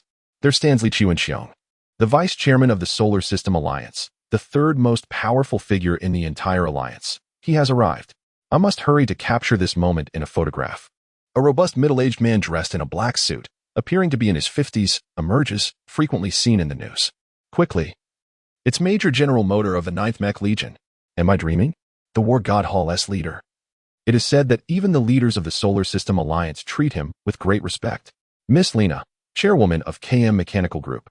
And is that not the wealthiest man in the solar system, Mr. Malin? Countless voices rise in exclamation, filled with excitement, many recording the moment on the Skynet. The appearance of these rare figures ignites an electrifying atmosphere. Tang Fei stands in the competition area, where thousands of X Academy members have gathered to participate in the ranking tournament. Each displays a potent conviction as they vie for their rankings, destined to make their names known far and wide.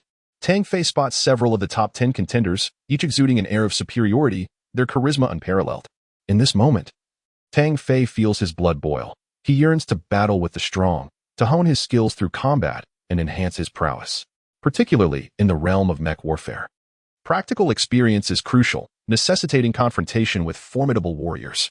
At this juncture, it is challenging for Tang Fei to find worthy opponents in his daily life. Only in such a grand occasion can he encounter rivals of comparable strength. Awakeners are invaluable assets to a nation, and mechs, being the mainstay of interstellar combat, combined with the power of these individuals, serve as a measure of national strength. The advancement of technology and the evolution of humanity have culminated in a fusion of the two. The power of an awakener can be unleashed at 200, 300, or even 1,000% during mech combat, terrifyingly potent. Tang Fei recalls a historical biography that chronicled a super mech warrior capable of almost annihilating an entire nation. A miraculous feat. Suddenly, the crowd erupts again, all members of X Academy shouting in fervent excitement, as if they have just spotted their idol. An elderly man appears on the platform, surrounded by a throng of admirers, with a head full of silver hair, yet brimming with vitality. His eyes shine like two radiant suns, making it difficult for anyone to gaze directly at him. An inexplicable aura of authority emanates from him, instilling a sense of pressure among all awakeners, akin to encountering a deity. Such a phenomenon occurs only in the presence of an exceptionally powerful awakener. The stark disparity in levels creates this palpable tension. It is the first time Tang Fei has encountered such a situation, his heart filled with astonishment. He recalls that even his mentor, Jiang Yu, a sea-level awakener, never possessed such an aura.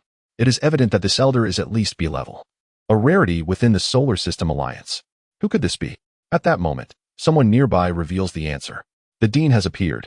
I never expected the Dean would attend this ranking tournament. It is truly extraordinary. To witness the Dean in my lifetime is a blessing beyond measure. The two young men beside him exude a powerful aura, clearly formidable in their own right. Yet, witnessing the elder's presence has stirred such excitement in these talented youths that Tang Fei is left perplexed, prompting him to inquire. The two young men regard Tang Fei with a look of incredulity and concern, responding, "You truly do not know the Dean? Are you even from the Solar System Alliance?" Tang Fei finds himself at a loss for words, humbly seeking knowledge. One of them, with a tone of reverence, explains, the Dean's full name is Sima Feng, a great hero of our solar system alliance and an unparalleled powerhouse. He is, in fact, a legendary super mech warrior. No, he is a war god. The other young man adds, his life is a saga of legend. Born into poverty without any backing, he has risen solely by his own strength, carving out a resounding reputation that echoes throughout the entire galaxy. Is he truly that formidable? Tang Fei gasps in astonishment. More than formidable, he is akin to a deity. The youth responds, filled with admiration. The CJ warriors, held once every decade by the Silver Federation, sees hundreds of nations in the galaxy vying for supremacy. A true test of each nation's might. For nearly a century, our solar system has languished at the bottom, a disgrace for the origin of humanity, the origin galaxy. Only Dean Sima, 40 years ago, led the Solar System Alliance to glory, securing a place among the top 10 CJ warriors and ultimately achieving 7th place. Hearing this, Tang Fei cannot help but feel a profound respect for the Dean, not only for bringing honor to the nation but also for his extraordinary strength. Leading a team into the top 10 amidst the myriad nations and talents of the galaxy is a feat worthy of immense respect.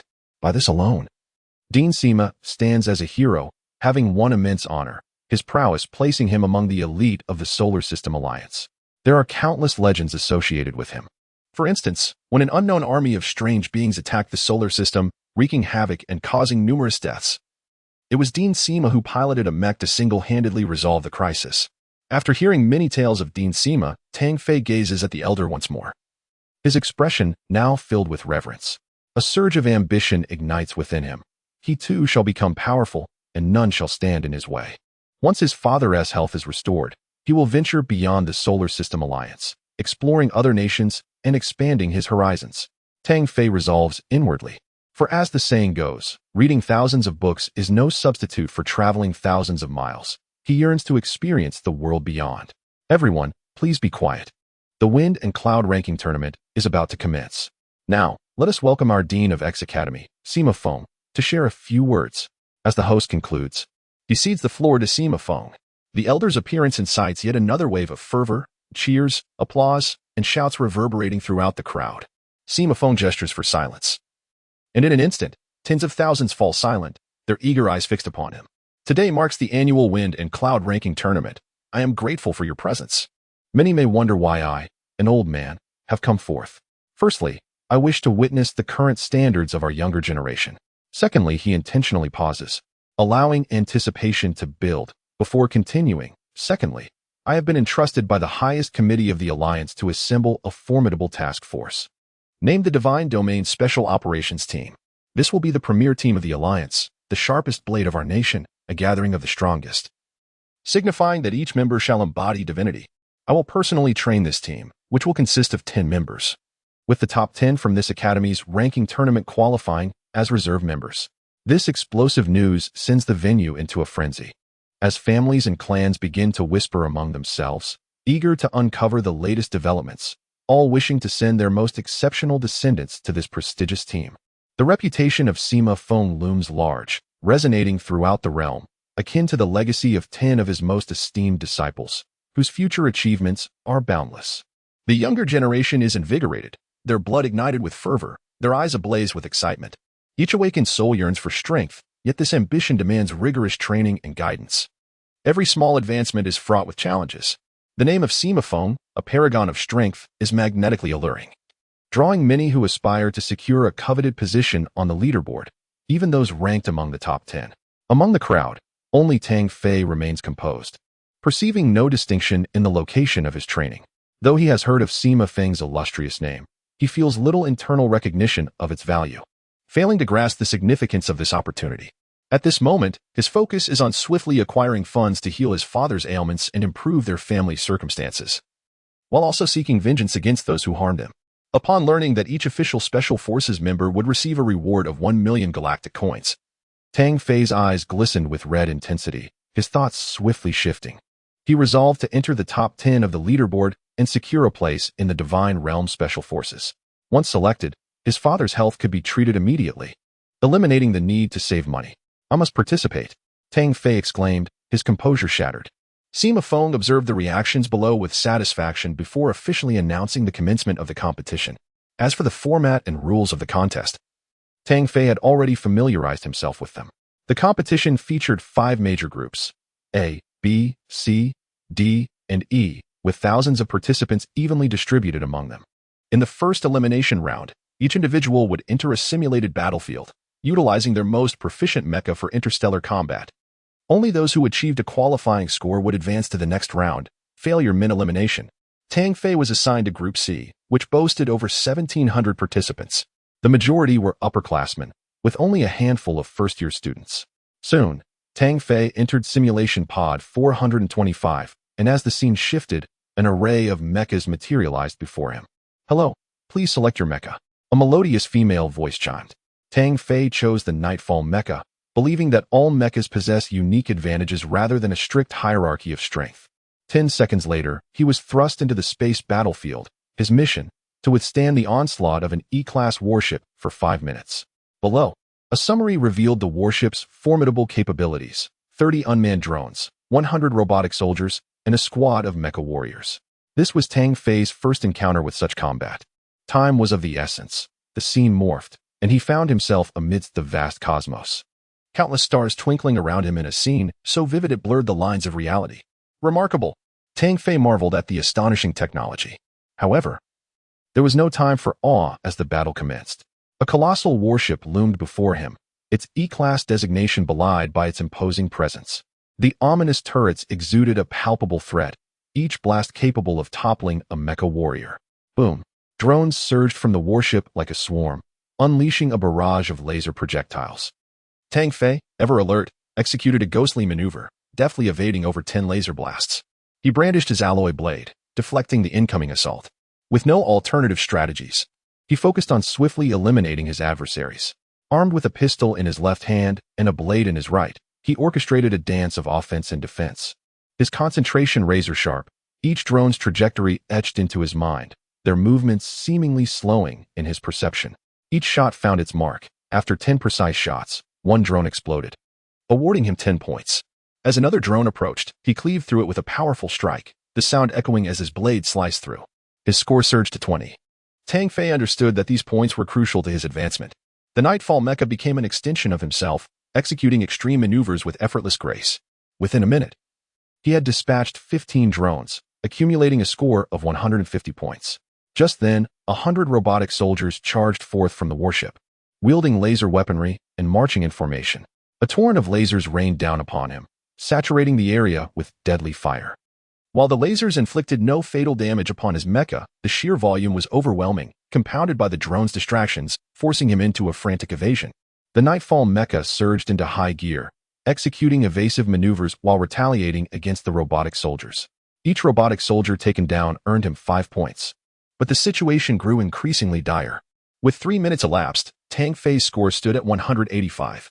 Then, the warship unleashed 20 mecha warriors, encircling him with the intent to eliminate him. The odds were stacked against him. Though he possessed hidden reserves, enduring the onslaught for 5 minutes seemed insurmountable. Uncertain of the qualifying score, he feared falling short at the last moment. Bang! A deafening explosion jolted him. A laser cannon from the warship had fired upon him. "This is absurd." Tang Fei couldn't help but exclaim in frustration. Without hesitation, he unlocked the first layer of his genetic shackles, releasing a surge of power that propelled his mecha into a frenzy of agility. The wind element enveloped the Nightfall mecha, enhancing its responsiveness. Nevertheless, he faced a relentless barrage from drones, robotic soldiers, and mecha warriors, with the warship periodically launching its own attacks. Even with the first genetic unlock, the peril remained palpable. "This cannot continue. My score is barely over 200, and time is dwindling." Tang Fei furrowed his brow. After narrowly dodging another strike from the warship, a bold idea struck him. Drones were worth 10 points, robotic soldiers 5, and mecha warriors 30. Perhaps destroying the warship would yield a significant score. Without hesitation, he forged ahead, propelled by the wind element, transforming his mecha into a projectile. He cleaved through 3 drones, 1 mecha warrior, and 5 robotic soldiers en route to the warship. As he approached, the Nightfall mecha swung its blade at the laser turrets, obliterating the offensive weaponry. Meanwhile, the drones, robotic soldiers, and mecha warriors unleashed a torrent of fire upon him. Yes, just like that, the Nightfall mecha soared upwards, evading the onslaught as the lasers redirected towards the warship. As anticipated, the virtual battlefield mimicked reality, lacking only true intelligence. In the final seconds, a resounding explosion illuminated the silent void of space, the warship erupting into a dazzling display of debris. As the 5-minute mark approached, Tang Fei exited the simulated battlefield. Greeted once more by the sweet voice of the girl, the system announced, Pod 425 has achieved a total of 1,655 points. Upon stepping out, he was met with a cacophony of disbelief. Is this real? Others scored between 100 and 400. How did Pod 425 achieve such an astounding score? Could it be cheating? With so many witnesses, that seems implausible. The simulation must have malfunctioned. Pod 425's results are erroneous. Many spectators, including those from prestigious families, voiced their confusion. As the 5-minute mark concluded, participants from Group C emerged from their pods. Upon gazing at the colossal screen of Group C, the glaring score of 425 sparked a collective skepticism. In such an environment, how could such a score possibly materialize? Indeed, there must be some underlying issue, and a satisfactory explanation is demanded. The people of Group C were in disarray. They understood the arduousness of attaining a score in this simulated confrontation. A score in the range of 300 to 400 was already indicative of a formidable contender, and achieving 600 or 700 required not only exceptional prowess, but also a stroke of luck. Yet, a staggering score of 1655? Such a terrifying number was met with disbelief. Silence. As the situation escalated, an instructor from X Academy arrived to intervene. Amidst the murmurs of the crowd, the recording of the simulated confrontation involving contestant 425 was reluctantly replayed on the large screen. Upon realizing that contestant 425 utilized the Nightfall Mech, disbelief spread not only among the students but also among the esteemed figures of prominent families. The only one who appeared enlightened was Dean Sima, whose eyes sparkled as if he had unearthed a hidden treasure. Each strike delivered by contestant 425 elicited commentary from the onlookers. Witnessing such a display of combat prowess earned this contestant admiration from many. As the final minute approached, when the Nightfall Mech charged towards the space battleship to initiate an assault, an eerie silence fell over the arena. The spectators were left in stunned awe, utterly incapable of fathoming that someone would dare to confront a space battleship under such circumstances. While it was not unheard of for a mech warrior to destroy a battleship, witnessing such a cunning tactic employed for its annihilation was an unprecedented sight. Is this truly possible? This phrase echoed in the minds of all present. Chapter 64, Self-Inflicted Hardship. The riddle unveiled the actions of contestant 425 opened the eyes of all, revealing that such a grand competition could indeed be manipulated. Many silently lamented why they had not discovered such a tactic themselves. Only a select few understood that such cunning was founded upon formidable strength. In Group C, the statistics emerged. Out of over 1,700 participants, only 386 made the cut, a staggering elimination rate of 4/5. Unsurprisingly, the first place was claimed by contestant 425. This individual was extraordinarily powerful, surely not someone merely within the top 10 of the rankings. Could it be the infamous Blood Demon, known for his indestructibility? Heaven forbid. To be grouped with such a person was truly a misfortune. One could only hope to avoid an encounter with him. Many participants speculated about the origins of contestant 425, yet no one could ascertain that it was Tang Fei, as all were merely known by their code names. The results for Group C were released later than the others, and once the scores from all 5 groups were announced, numerous formidable individuals emerged. Among them, 6 surpassed Tang Fei's score, a truly astonishing feat. Chen, this year's talent pool is impressive, with so many exceptional youngsters, particularly that 425. He possesses both courage and capability, observed Sima Feng with a smile. To Sima Feng's left sat a middle-aged man, clean-shaven with a fair complexion, who smiled amiably beside him. Had Tang Fei been present, he would have recognized this man as the one who had previously obstructed him, aiding the Su family in preventing his transition to a formal student. Chen Jing, the director responsible for the college's affairs, was fortunate to accompany the dean today. Hearing Sima Feng praise the student, he was taken aback, for he knew the dean seldom offered compliments, indicating a high regard for contestant 425. He chimed in, "Indeed, Dean, there have indeed been many talented individuals in the past 2 years. Shall I bring you their profiles?" "Very well," Sima Feng nodded in agreement. He had not been involved with X Academy for many years, having primarily resided in the Silver Federation until recently returning. Chen Jing hastily instructed someone to fetch the profiles of the outstanding contestants. Matrella, known as the Void God, an awakener of spatial abilities, What an incredible individual! Sima Feng exclaimed as he opened the first page, marveling at the rarity and might of spatial powers, which could easily surpass many of equal rank. Tasked. Revered as the Blood Demon, a master of life restructuring and power awakening, Su Xian, a direct descendant of the Su family, the son of fire, possessing fire elemental abilities, and rumored to have mental capabilities. Each one was a rare genius, possessing extraordinary skills and formidable strength. Tang Fei, this year's freshman from Earth, eh? Upon reading this, Sima Feng paused, for he was indeed the contestant 425. Xinjing's heart sank upon hearing this, realizing the dire implications. He had never anticipated that the individual who scored highly and received the dean's praise would be Tang Fei. Meanwhile, seated on the other side was Li Chuanxiong, the vice chairman of the Solar System Alliance, who inquired, "Still eh? With such strength, he should be transitioned to a formal member. We cannot squander such a promising talent." Sima Feng nodded in agreement, saying, "Chairman Li is absolutely correct. Our X-Academy is dedicated to nurturing young elite talents for the nation, the backbone of the future. Since we have such promising individuals, we must cultivate them diligently." A cold sweat broke out on Xinjing's forehead. Though Tang Fei was merely and he held some notoriety within the academy, he never believed that someone from Earth, a mere nobody, could achieve anything significant. Yet, he never anticipated that the first round of the rankings would showcase Tang Fei so prominently, catching the attention of several notable figures, leaving him in a precarious position. Xinjing's expression was troubled, and he ultimately resolved, "Dean, Chairman Li, you both are unaware. While Tang Fei does possess some strength, his character is quite poor, which is why I have not approved his transition to a formal student." Per character? Sima Feng's gaze sharpened, eager to discern further details. With trepidation, Xinjing continued. "This individual is arrogant and enjoys creating disturbances within the academy, humiliating others. For instance, upon his arrival, he insulted the Su family, injuring one of their members, and even provoked the Zhang family, resulting in hospitalization. Furthermore, a prince from the Heidogio alliance was also injured by him recently, causing significant negative repercussions. He is nothing short of a violent troublemaker. If he were to become a formal student, who knows what chaos would ensue? Haha, this lad has guts. A commoner daring to provoke the Su and Zhang families, and even assaulting someone from the Heidogio alliance. How delightful. He reminds me of my younger self." Sima Feng unexpectedly laughed heartily. Xinjing's expression shifted. "Dean, he is far too violent and lacks decorum. Consider that he hails from Earth, a backward planet. How could he possibly be civilized?" Suddenly, an overwhelming aura surged forth, and Xinjing felt as though a blade was poised at his throat.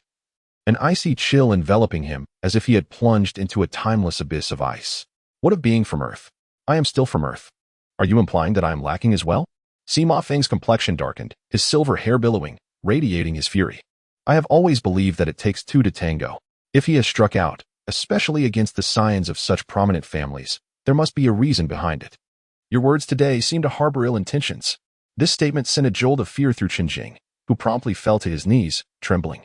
He wished he could slap himself, lamenting his own folly, for how could he forget that the dean was also from Earth? Despair washed over him. He had initially aimed to leave a good impression, yet now he felt fortunate merely to escape with his life. "Forgive me, esteemed dean. I spoke without thinking. Please pardon my transgressions." Xinjing pleaded for mercy, his mind far removed from thoughts of Tang Fei. The commotion on the high platform drew the attention of many, including Tang Fei, who observed the scene with curiosity. Unbeknownst to him, it was precisely because of him that such events unfolded. Convert Tang Fei's status from to formal student after the competition concludes. Sima Feng commanded, without further elaboration, as he waved his hand, unleashing a force that sent Xinjing flying. The results of the 5 groups were announced, revealing that only 1,427 individuals advanced to the second round of the competition. Still a considerable number. Each participant was a brilliant young talent within the Solar System Alliance.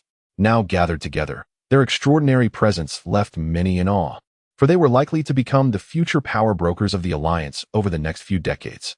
Numerous factions were keenly observing, eager to court these young, gifted elites. The second round was titled the Polar Free-for-All. The name alone hinted at significant implications. Tang Fei set aside any dismissive attitudes, recognizing from the first round's requirements that the second would undoubtedly be even more rigorous. Chapter 65, The First Canyon. The Polar Chaos Battle. The venue for this competition is the largest canyon on Mars, known as the Mariner Canyon, stretching nearly 4,000 kilometers in length. With a width of 200 kilometers and a depth of 10 kilometers, the Mariner Canyon lies to the east of the Tharsis volcanic plateau. It is not only the most expansive canyon on Mars, but also the grandest in the entire solar system, steeped in countless legends. Some scholars assert that the canyon's ends show slight erosion marks, indicating that powerful water flow once deepened the gorge, suggesting the presence of liquid water and possibly life billions of years ago. Others claim that the Mariner Canyon resembles a colossal handprint left by ancient deities, a testament to divine intervention. There are even whispers of gods residing here, with promises of great power for those who find the hidden sanctum. All in all, this canyon is both enigmatic and vast, evoking awe. The first match is a real combat confrontation, essentially a chaotic melee. Each mech will bear a white insignia on its shoulder, and 127 participants will be randomly deployed into the canyon for a duration of 5 days. To qualify for victory, one must collect at least 5 jade stones. The second round of the competition prohibits intentional killing. Once a participant surrenders, they must leave the battlefield. In essence, this battle hinges on both strength and luck. Lacking either component could lead to defeat. Even the mightiest warrior may fall if surrounded by dozens of adversaries. Historically, these polar brawls have been notoriously brutal, as many powerful contenders often refuse to conclude the battle without collecting 5 jade stones. Numerous participants strive to eliminate their opponents to diminish future competition, while those with grudges take the opportunity to eliminate rivals, finding great satisfaction in such achievements. Renowned prodigies will struggle in this contest, as many will band together to target them. In this vast canyon, deploying 427 participants is akin to pouring a bucket of water into the ocean. Over 5 days, even while piloting a mech, one might only manage to circle the canyon. Thus, the task of collecting 5 jade stones, though seemingly straightforward, proves to be quite challenging, as locating others becomes a daunting endeavor. Each contestant is equipped with a standard model of Martian Lightspeed Mech, a reconnaissance-type humanoid machine. The specifications are as follows: Power 50, Defense 52, Speed 54, Energy 50. In terms of speed and defense, this model surpasses the Abyss variant significantly. After taking control of the Lightspeed Mech, Tang Fei reflects on why the Earth region holds a low status within the Solar Alliance, evident from the ordinary configuration of these mechs. Tang Fei lands beside an artificial lake, one of only 3 in the canyon. This particular lake is situated to the west of the Mariner Canyon. Long ago, the government intended to develop tourism projects here. However, the mysterious deaths of construction workers sparked widespread panic. To this day, the true cause remains unclear. Each year, the X Academy conducts its prestigious polar brawl within the canyon, partly in hopes of uncovering the truth. Participants are informed that they must also observe the canyon's conditions during the competition. Should they uncover the ultimate cause, the Alliance will bestow a second-class merit medal, granting the rank of second lieutenant as a reward. For Tang Fei, however, this prospect holds little allure, aside from the excitement of the galactic currency. Other material rewards fail to captivate him. The surroundings are eerily silent, devoid of any life, as if he has entered a desolate realm. Tang Fei's expression turns grave. The stillness only amplifies the canyon's unsettling presence. The artificial forest stretches into the distance, vibrant with greenery and blooming flowers. Normally, such a place should teem with life. Yet Tang Fei has not encountered even the tiniest insect. The canyon feels lifeless, and as darkness descends, it resembles a descent into the underworld. Even Tang Fei, bold as he is, cannot help but feel a chill of trepidation. Determined to collect 5 jade stones and succeed in the competition, Tang Fei does not rush to seek out other participants. Instead, he strides steadily toward the canyon's central region. Legends speak of a chasm there, the deepest part of the canyon, and he yearns to investigate. This canyon is unique within the solar system, unmatched by any other locale. As night falls, the canyon is shrouded in darkness, the blackest night on Mars. Even Tang Fei's keen eyesight can barely pierce through the gloom. Suddenly, a thunderous roar shakes the ground, as if the entire planet is trembling, sending a jolt of fear through him. Stabilizing himself within the Lightspeed Mech, he notices that the ocean heart pendant around his neck begins to shimmer, twinkling like distant stars, albeit with a dim glow. For reasons unknown, the ocean heart seems to beckon to him, urging him toward a certain location. This sensation is profoundly unsettling, sending shivers down his spine in the quiet canyon. Tang Fei focuses intently, sensing that something ahead is drawing the ocean heart, undoubtedly linked to the recent earthquake. What could be causing this attraction? The ocean heart is a treasured heirloom, purportedly retrieved by his ancestors from the depths of the Pacific Ocean on Earth, thus earning its name. Could it possibly originate from Mars? This notion ignites restless curiosity within him, overshadowing the competition entirely. His instincts tell him this is a divine artifact, a wondrous treasure whose revelation could spell calamity. With this newfound urgency, Tang Fei resolves to uncover the truth behind the ocean heart. After making up his mind, he accelerates the Mech toward the faint pole. Through the night without rest, his energy remains undiminished. The lightspeed Mech reaches its utmost speed, following the direction indicated by the ocean heart. Gradually, he realizes the path he is tracing leads directly toward the abyss at the canyon's center. Navigating through the verdant forest, he soon encounters an expanse of barren yellow earth, dotted with uneven hills, a stark contrast to the lush greenery. Suddenly, he senses a surge of energy on his left side.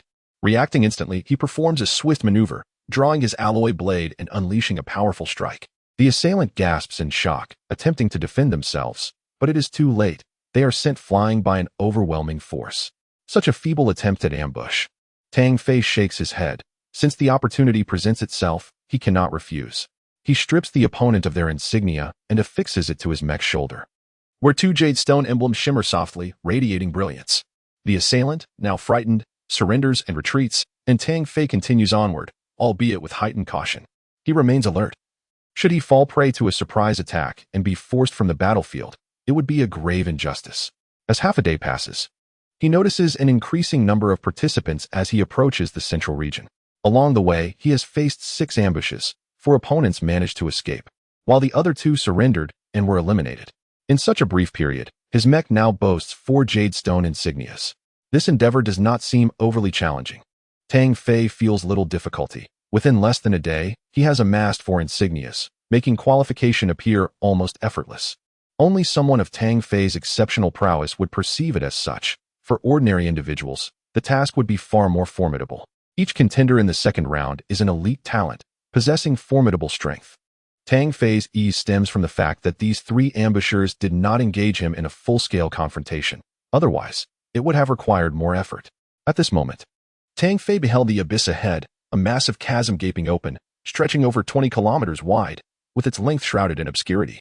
Approaching the brink, he gazed into the inky darkness below, utterly unable to discern the conditions that lay beneath.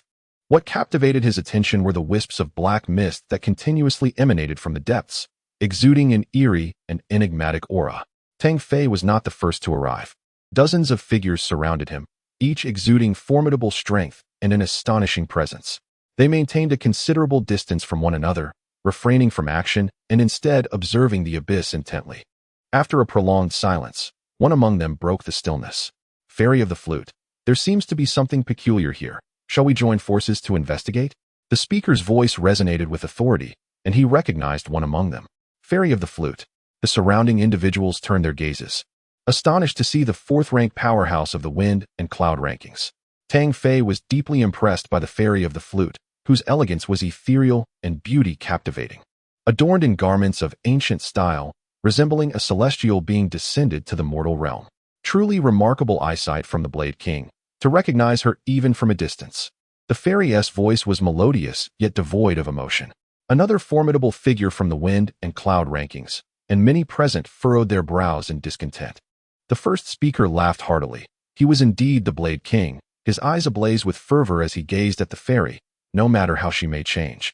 I would recognize the fairy's beauty even if she were reduced to ashes. His words brimmed with affection, yet they nearly caused Tang Fei to lose his balance at the edge of the abyss. Was this a compliment or an insult? To claim recognition even in ashes hardly seemed appropriate in matters of affection. Laughter erupted among the crowd, unable to contain their amusement. Who dares to laugh? Are you mocking me? The Blade King roared, his voice akin to a lion's roar, shaking the very air. In that moment, they realized that this figure before them was the 9th-ranked Blade King, not someone to be trifled with lightly. The Fairy of the Flute displayed no expression, having heard similar remarks countless times before. She swiftly diverted the topic. My instincts warn me that this place is perilous. It would be unwise for just the 2 of us to proceed. Her statement sent shivers through all present, if even the Fairy of the Flute expressed such concern. The abyss indeed harbored great dangers. Suddenly, a violent tremor shook the ground, unsettling the earth once more. This was not the first time they had experienced such disturbances during their journey. The closer they drew to the abyss, the more intense the tremors became, compelling them to investigate the site. With so many gathered here, this place must be extraordinary. The newcomer, enveloped in wind elements as he piloted his mech, appeared to float down as if descending from the realm of the celestial. Chapter 66. Entering the abyss, the ostentatious entrance elicited scornful glances from the crowd, many of whom were already aware of the newcomer's identity. The Blade King, upon recognizing the visitor, voiced his displeasure that wind god enjoys showing off. He always has to make a spectacle of himself. It's quite irritating. Blade King, your jealousy of my charm remains ever so evident. I've mentioned countless times that this effortless elegance is beyond your grasp. Wind god replied, his tone soft like a gentle breeze, yet laced with unmistakable arrogance. Wind god, I've never been envious. If you've got the prowess, then let us battle for 300 rounds. No more posturing here. Blade King shouted, a surge of combat spirit igniting within him. Many senior members of X Academy recognized the long-standing rivalry between Blade King and Wind God. Their conflict had been apparent during the last ranking competition, where Blade King had ultimately been defeated, leading to his lingering disdain for Wind God. As Wind God landed, he chuckled softly and turned to the flute fairy, saying, "Fairy, what a stroke of fate that we should reunite in this vast canyon. Surely, it must be a divine arrangement."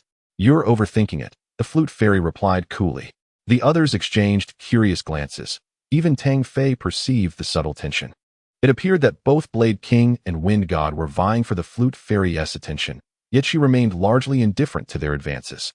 Tang Fei chose to remain an observer. Moments ago, during the tremor, he had sensed a peculiar stir from the abyss, intimately connected to the heart of the ocean, as if it were summoning him. However, the abyss exuded a fearsome aura, laden with peril, prompting him to refrain from descending recklessly. He opted to wait. Earlier, Tang Fei had faintly overheard several skilled individuals collaborating to investigate further. As time passed, more participants began to gather, and after a brief period, over 300 had arrived. Even the top 10 of the wind and cloud rankings had congregated, with 5 of them present, and the crowd continued to swell. The sound of slicing air heralded the arrival of a colossal sword spiraling through the sky, followed by a radiant mech that landed gracefully upon it. This fellow's entrance is even more dazzling than mine. It seems I must up my game. Wind God mused quietly. Many quickly recognized the newcomer, the Swordwalker. On another front, flames erupted, coalescing into a dragon of fire that circled the mech, resembling a divine monarch, the son of the Su family as fire god. Simultaneously, a blue halo formed a disk behind another mech, pulsating with extraordinary energy. The Sea King, someone exclaimed, recognizing the 10th-ranked powerhouse. A sight Tang Fei was witnessing for the first time. At that moment, Tang Fei sensed an inexplicable killing intent directed at him, emanating from the Sea King, who seemed to have locked onto him. Have we crossed paths before? Tang Fei pondered, perplexed. The Sea King's immediate hostility was evident, suggesting a direct confrontation was imminent. At this juncture, the top 10 warriors had convened, seemingly engaged in deliberation before finally solidifying an alliance. 8 of the 10 had arrived, leaving only the first and second rankings absent. Numerous participants began to form factions, eager to establish alliances for the exploration of the abyss. All present were formidable, and a temporary pact was reached. No one would attack another until the abyss had been thoroughly investigated. This student, one individual spoke. You must have understood the flute fairy's warning about the dangers of the abyss. Rather than venture alone, why not join our team? Tang Fei considered this briefly before agreeing to join the group. With his addition, the team comprised 7 members, 2 women and 5 men, a notably small assembly in this region. I shall serve as the temporary captain of this team. Any suggestions are welcome. Let it be known, should anyone within the team turn against another, all will be permitted to retaliate. The captain, a robust young man named Kai Wei, was a third-year student of considerable strength. Captain, as a third year and the strongest among us, we unanimously agree to your leadership, a young man promptly affirmed. The rest concurred, and as Kai Wei had formed the team, Tang Fei had no objections. As they awaited further developments, Tang Fei remained quiet and reserved, yet no one underestimated him. For the 4 jade stones adorning his shoulders indicated his formidable nature, which was precisely why Kai Wei had sought to recruit him. Once the canyon trembled again, the group of over 300, divided into dozens of teams, began their descent along the cliffside towards the abyss's depths. Many powerful figures leaped into the air, including Wind God and Swordwalker. The abyss was vast and deep. A stone dropped into it took considerable time before its sound echoed back. Silence enveloped the descent, with all participants proceeding cautiously. The atmosphere was eerie as tendrils of black mist began to rise. Most participants believed the peculiarities of the Sailor Canyon originated from this very place. They had come seeking glory and substantial rewards, with the second-class merit being a significant achievement for the military, hardly attainable, combined with the rank of second lieutenant, which motivated many to brave the risks. Approximately half an hour later, the first batch of Mechs reached the ground, prompting the others to quicken their pace. Anxious not to be outdone, the abyss's floor was damp, the surface dark and incredibly firm. The massive Mechs left no trace as they tread upon it. "It's so dark here," exclaimed a girl from the team, named Zong Sisi, her voice melodious. "What is there to fear? Stick close to me. I shall protect you," boasted a young man in his 20s, eager to display his masculinity. "Just look after Sisi. I don't need your protection," another girl retorted, her voice deep and unmistakably assertive. The young man, Lu Wei, frowned. "I never said I'd protect you." He shot a mocking glance at the last-in-line Tang Fei, taunting. "Hey, what are you doing lagging behind? Are you afraid?" Laughter erupted among the other men, all of whom were powerful and would not show weakness before women, contrasting sharply with Tang Fei's demeanor. "Silence. The atmosphere here is unsettling. There's no time for jest," Kai Wei admonished, casting a disapproving glance at Tang Fei for trailing behind, but he refrained from making further comments. Tang Fei remained unfazed, indifferent to the remarks, as he focused on the fluctuations of the heart of the ocean.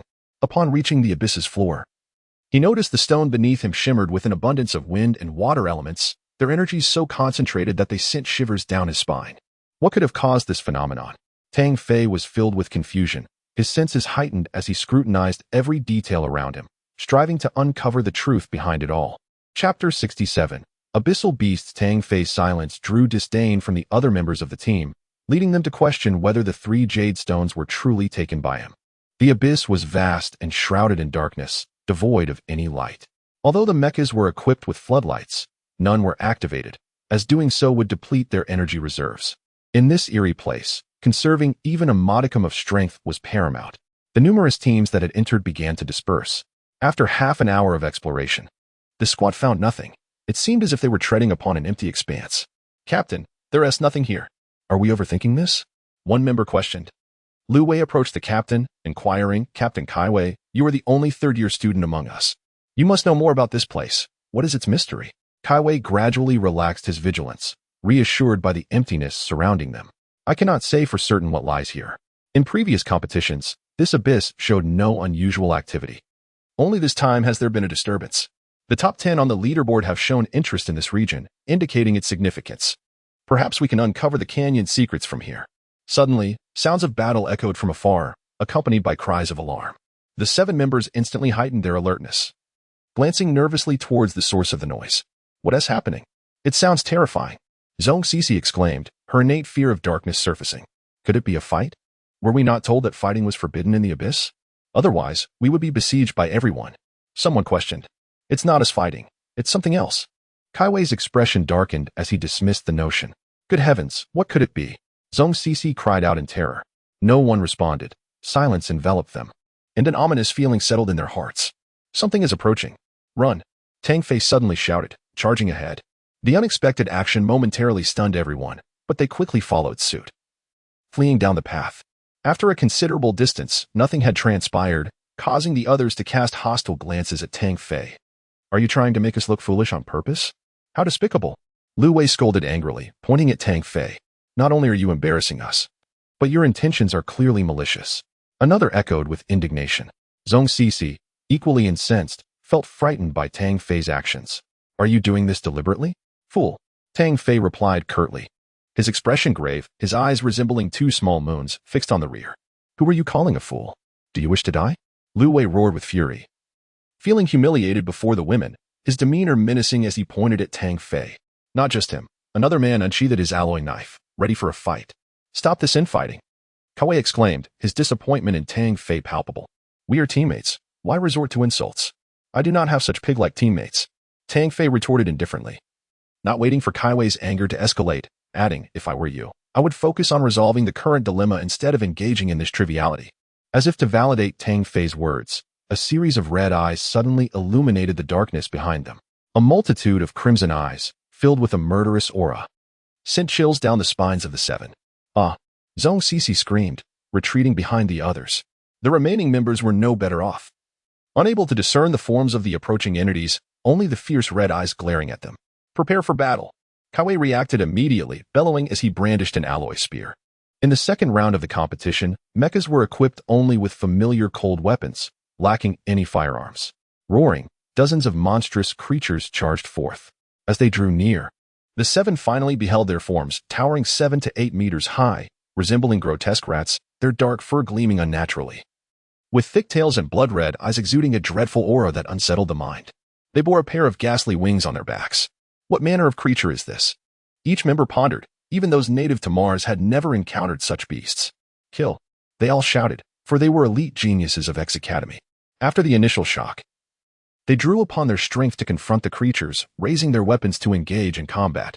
Against the oncoming horde, Tang Fei surged forward, wielding his blade with immense force. Thud. The alloy knife struck the creature's head, and to Tang Fei's astonishment, despite the blow's potential to cleave mountains, it only penetrated halfway and failed to sever it in two. The creature's defense was alarmingly robust. Even more bizarre, the monster emitted a piercing shriek upon being injured. A sound that grated on the ears, while dark smoke billowed from its wounds without any liquid seeping forth. Tang Fei unleashed a flurry of strikes, ultimately cleaving the creature's head, vanquishing it. What in the world is this? Tang Fei's mind raced. He had initially believed it to be a form of otherworldly being, yet upon its demise, no spirit crystal emerged. The creature's body disintegrated into fragments, dissipating into a cloud of black smoke. Truly terrifying.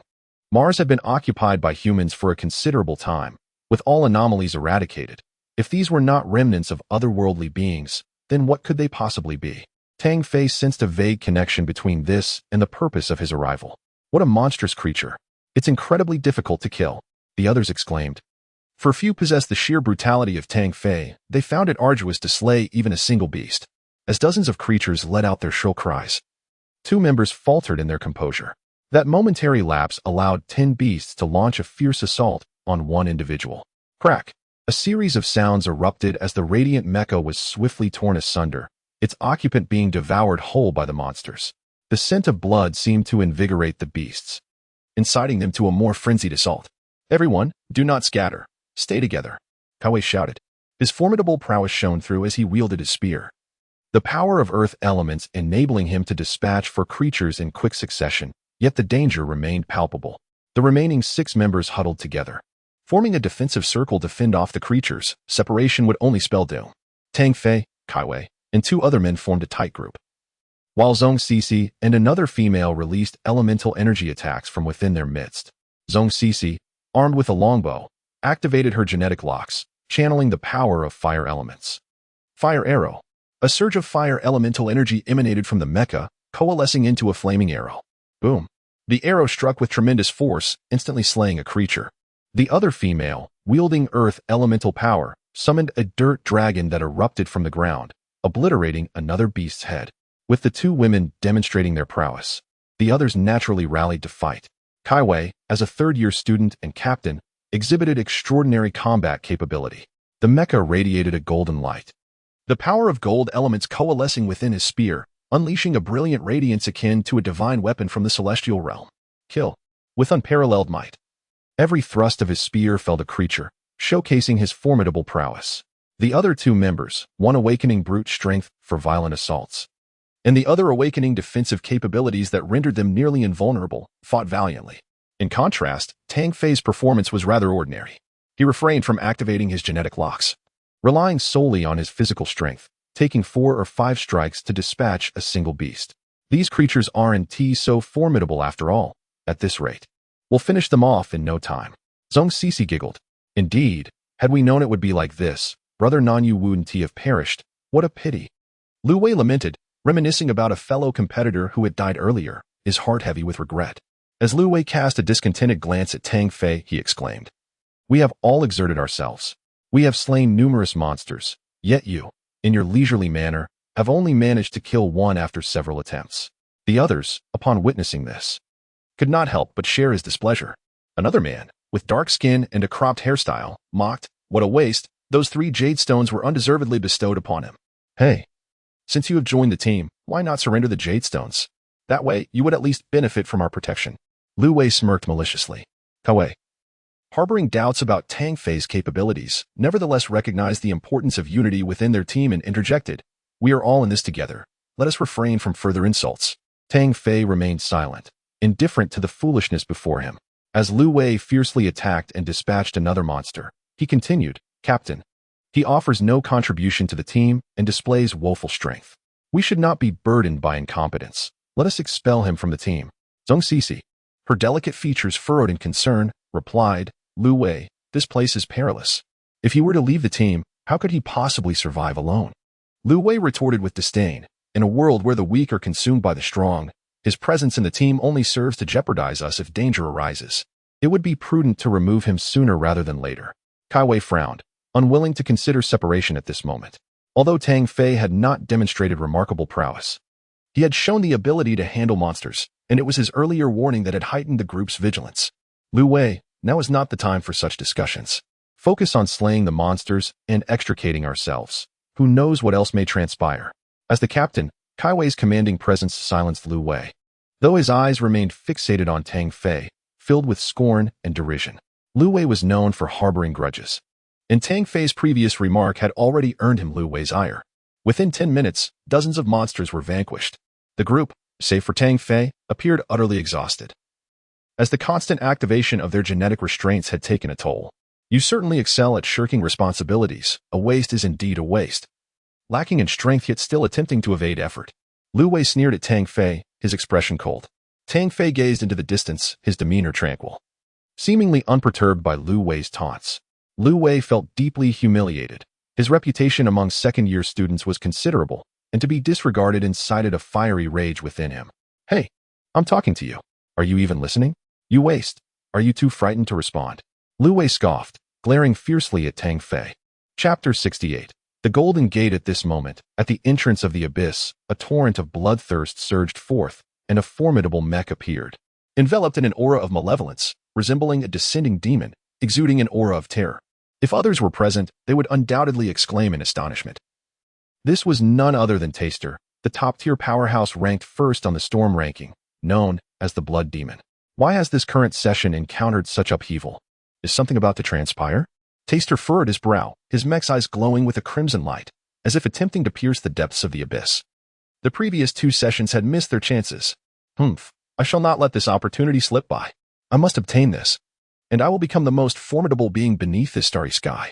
The Blood Demon laughed heartily, the overwhelming bloodthirst swirling around him, a terrifying sight, as he leaped into the abyss, disappearing into the darkness.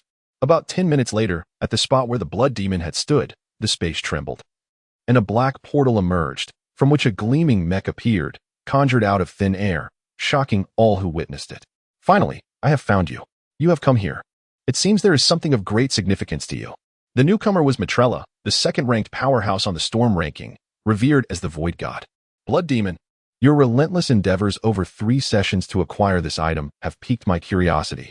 Matrella's eyes shimmered with an ethereal light as she smiled slightly. The black hole behind her Mech opened again, vanishing from sight. Within the abyss, Tang Fei dismissed Lu Wei's provocations, preoccupied with the increasingly radiant glow of the heart of the ocean. Fortunately, they were inside the Mech. Otherwise, being seen by others would have caused unnecessary trouble. The outer layer of the heart of the ocean was enveloped in elemental energies of wind and water, each occupying its own side, in a standoff. "Lu Wei, we are all comrades here, sailing in the same boat. Let us settle our disputes outside this place, and behave ourselves for now." Kai Wei's expression darkened. He disliked anyone disrupting the team. What the captain said is indeed correct. We must unite. Although this person is weak, he can still lend a hand. Zhong Sisi twirled a strand of hair, pointing at Tang Fei. Lu Wei, having feelings for Zhong Sisi, glanced furiously at Tang Fei upon hearing her words. His sarcasm momentarily silenced. He contemplated seizing the opportunity to snatch away the other's precious stones. Dozens of monsters had perished, leaving no corpses, all dissipating into black smoke. An eerie phenomenon. The 6 did not linger, continuing onward, yet this time they were all on high alert. The existence of monsters clearly signified great danger within the abyss. Not far along, they discovered the situation. In this area lay 5 mechs, severely damaged. Some were missing arms, others had their bodies cleaved in two. The participants who piloted these mechs were nowhere to be found, evidently devoured by the monsters. As they progressed, in just over an hour, they encountered several mech remnants scattered across the ground, tallying at least 30 to 40 fallen participants. Where on earth did these monsters come from? It's terrifying to think so many have perished, Zhong Sisi exclaimed. With so many powerful beings fallen, this place is indeed a land of great peril. Another girl frowned, hesitating. Given how dangerous it is here, perhaps we should leave. Leave? What nonsense! Since we've come down, we must thoroughly explore. Besides, we've all encountered monsters just now. With our strength, we can certainly manage. Lu Wei countered, casting a sidelong glance at Tang Fei, sneering. Those who perished are likely as useless as he is. Fool. Tang Fei scoffed, too preoccupied to pay attention to Lu Wei as he examined the fallen mechs. Tang Fei's eyes narrowed as he investigated. He discovered that the fatal injuries of the deceased varied significantly. This phenomenon indicated that other types of monsters existed within the abyss. How did they come to be? Why are there no corpses left behind? The abyss is terrifying, harboring such creatures. This is truly unprecedented. Tang Fei had a premonition that answers awaited them ahead. Hey, useless one. Do you dare insult me? Do you wish to die? Lu Wei's veins bulged, rage surging within him. Silence. Remain quiet. Kai Wei retorted coldly, and they did not stop. Pressing onward, the pitch-black space seemed isolated from the world, devoid of any glimmer of light. Were it not for the company of a few individuals, one might find the very environment intolerable. Along their journey, they endured 3 waves of attacks, each time confronted with a peculiar monster. The squad banded together, fighting collectively. And fortunately, no one was harmed. They had no notion of how far they had traveled when suddenly, a golden light burst forth from around a corner. Strikingly brilliant against the dark backdrop, the 6 raced forward, exhilarated. After such a lengthy trek, change had finally come. And even Tang Fei felt anticipation swell within him. Perhaps the answers were finally at hand. The light seemed to be just within reach. Yet after a quarter of an hour of traversing another corner, the scene that unfolded before them left everyone astonished. Before them stood an ancient, monumental gate, towering over 30 feet high, radiating a pale golden hue, illuminating the surrounding area brilliantly. The 6 were not the first competitors to arrive at this location. Before the faint golden gate, hundreds had gathered. At the forefront stood 8 formidable figures from the storm ranking, commanding the presence of the entire group. Gazing down upon the contemporaries with pride, the arrival of the 6 drew no attention, as all eyes were fixed upon the faint golden gate. Tang Fei inquired of those who had arrived earlier, but none possessed concrete details. This gate appeared to exist since time immemorial, steadfast in its place. The elder figures ahead were deliberating on how to open this gate. It is likely that this area conceals the great secrets of the canyon, potentially revealing the origins of those monsters. The expressions of those gathered were animated, filled with fervor. Some disclosed to Tang Fei, it is said that this could be a remnant of an ancient civilization, harboring unknown powers. Hearing this, Tang Fei was taken aback. An ancient civilization? Such a thing had only existed in legends, separated from the present by eons. It was said that humanity during that time wielded unimaginable powers, capable of moving mountains and parting seas with a mere gesture, akin to figures in mythology. Tang Fei shook his head.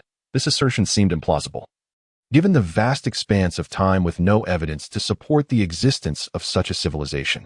Another countered, of course, the ancient civilization is implausible. I overheard the elder figures mentioning that this might be a product of extraterrestrial technological civilization, an existence far removed from our galaxy, containing extremely advanced technological capabilities.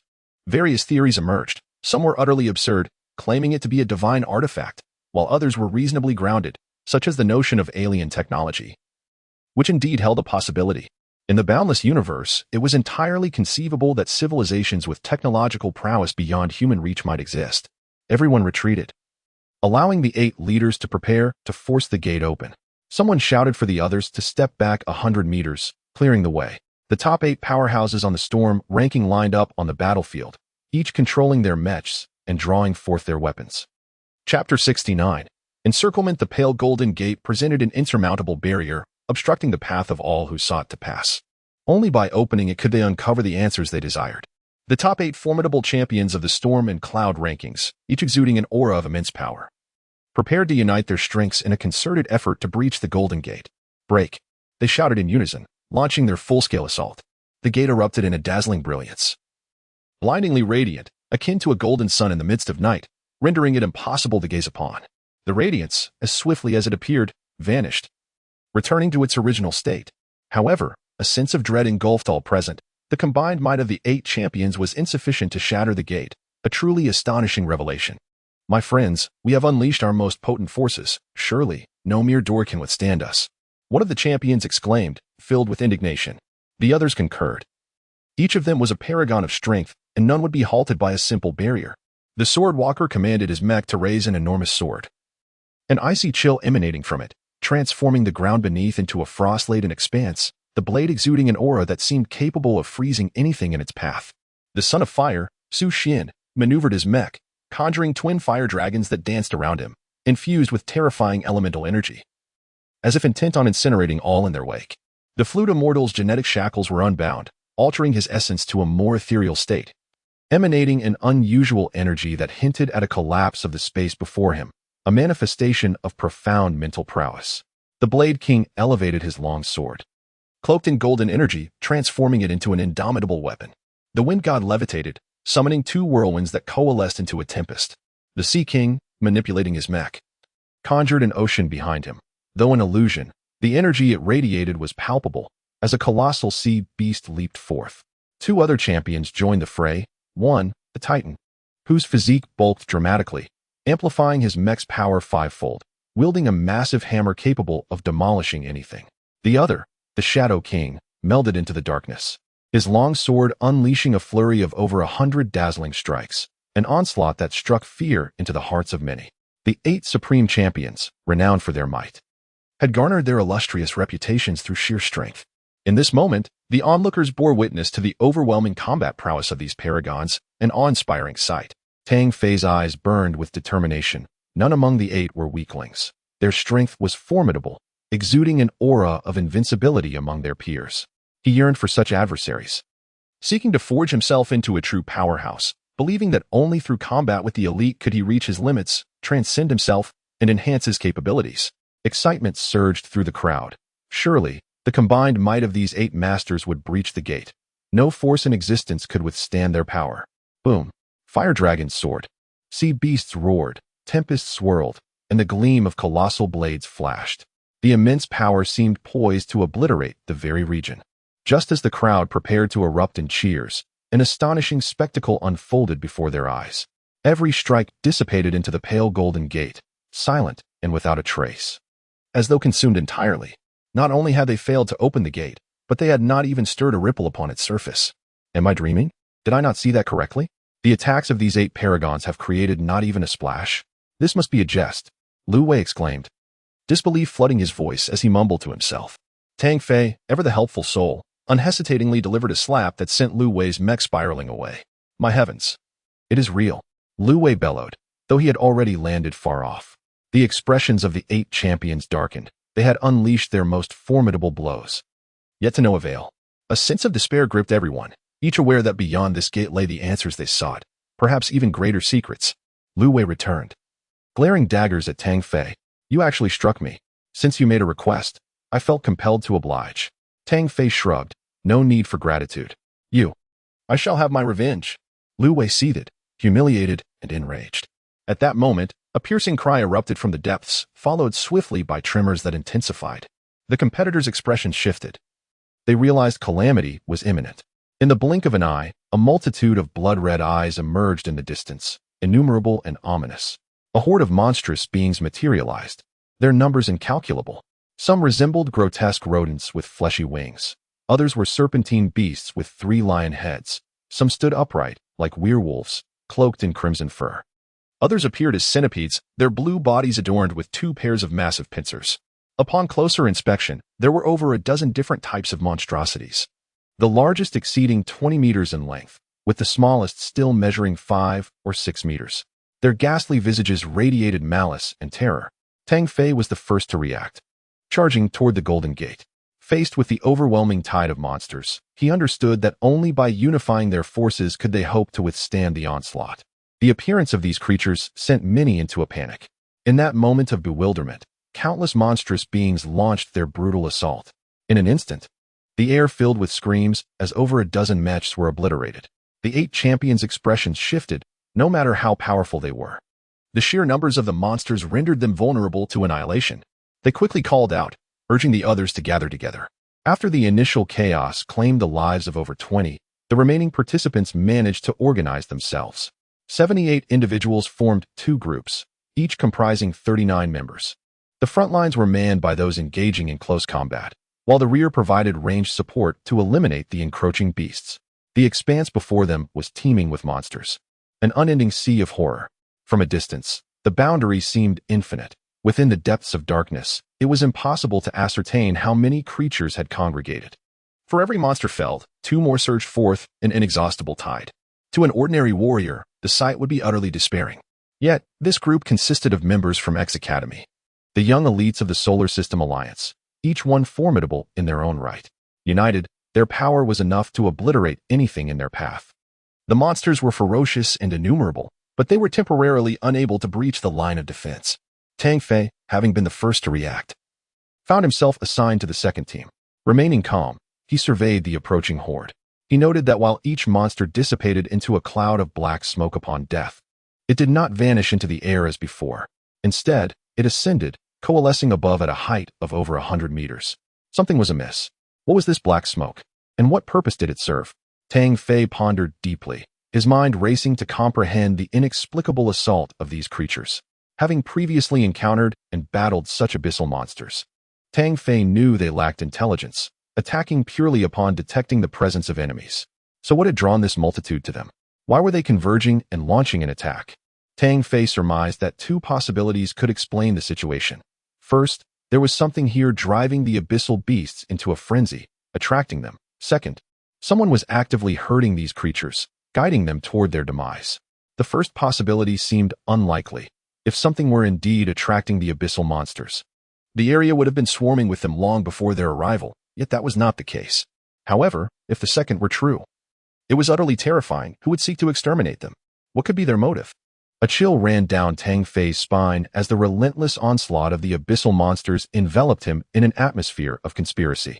The battle raged on, each participant commanding their mechs to unleash their utmost capabilities. For a full half-hour, they vanquished thousands of monsters, yet the battlefield remained unchanged. The abyssal creatures were seemingly endless. The first group was exhausted and required a moment to regroup. The second team swiftly took their place, reinvigorated by the infusion of fresh forces. With renewed vigor, the battle surged once more. A massive sword, imbued with unfathomable ice, engulfed the area before them, freezing 7 serpentine beasts with lion heads into clouds of black smoke. Meanwhile, from the depths of the ocean, sea beasts surged forth, all composed of water elements, charging into the horde with devastating ferocity. Various prodigies unleashed the shackles of their genes, releasing formidable power as the abyssal monsters were eradicated in droves. However, they were swiftly overwhelmed by the creatures lurking behind, plunging into yet another fierce battle. 2 full hours elapsed, and the monsters showed no signs of abating. They were seemingly endless. The participants had replaced each other 4 times consecutively, dwindling their numbers to just over 50, with casualties mounting alarmingly. At this rate, when will it end? Someone lamented, their heart filled with trepidation. We cannot slay them all. We shall inevitably perish here. A cry of despair echoed through the ranks. Who is sowing discord among us? I shall eliminate them. Su Xian, the son of the fire god, observed the crowd with a cold gaze. He thrust his mech arms forward, unleashing a fire dragon that swept through the monsters ahead, instantly clearing a path. His powerful strikes, coupled with his menacing words, instilled a profound sense of awe, silencing many who dared to speak further. Tang Fei marveled at Su Xian's prowess, recognizing him as one of the top 10 warriors. He had been keenly observing the unusual phenomena above. The countless slain monsters dissipated into black smoke that coalesced into a massive, ominous cloud, swirling with a palpable malevolence. Many others had also sensed this occurrence, harboring a premonition that a turning point was imminent. Sure enough, the once quiet light golden gate suddenly radiated with boundless brilliance, divine light swirling and embodying astonishing power. As the golden light erupted, the ominous cloud churned and surged forth, rushing into the golden gate as if intent on engulfing it entirely.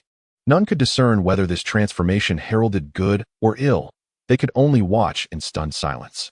Haha, it is finally to be opened. A booming laughter resonated from the sky, shaking the very ground. Who dares to toy with the divine here? The mighty Hercules bellowed, clearly displeased by the laughter. Humph. Who are you to brazenly challenge me? Suddenly, from the original position of the ominous cloud, a figure descended, clad in a shimmering mech. Yet emanating a bloodthirsty aura akin to a fearsome beast, it radiated a terrifying presence. Blood Demon Taster. Gasps of disbelief erupted from the crowd. This formidable figure had been elusive at X Academy, rarely seen by others.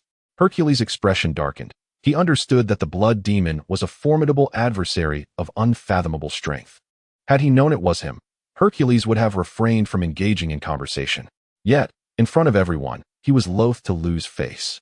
Gritting his teeth, Hercules declared, "I am Hercules, ranked 6th on the wind and cloud list. What are you laughing about, you old demon?" Chapter 70. The Supreme Blood Demon, the Hercules? How laughable. Such mediocrity can now be deemed divine. What a ridiculous spectacle. The Blood Demon laughed heartily, his expression dripping with disdain. Humiliated before the multitude, the Hercules' countenance darkened, fury igniting within him. "Old demon, do you wish to engage in battle? Do not overstep your bounds. Is it you? You are unworthy to be my opponent." The Blood Demon laughed with abandon, his words exuding an aura of invincibility. This declaration enraged the other top 10 experts on the wind and cloud ranking. If even the 6th-ranked Hercules was deemed unworthy, what then of the Blade King, Wind God, Shadow King, and Sea God? This remark offended all present. For each was a proud individual, a paragon of their generation, confident in their unparalleled might among peers. The Hercules raised his hammer and bellowed, "Anyone can boast. I shall see if your title truly reflects your prowess." His furious roar echoed through the abyss. As an E-grade awakened, the Hercules had achieved a terrifying level of strength. With continuous gathering of power, he manipulated his mech to swing the colossal metal hammer, a blow capable of shattering mountains with its immense force.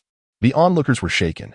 This strike was formidable enough to obliterate any foe, truly befitting the title of Hercules.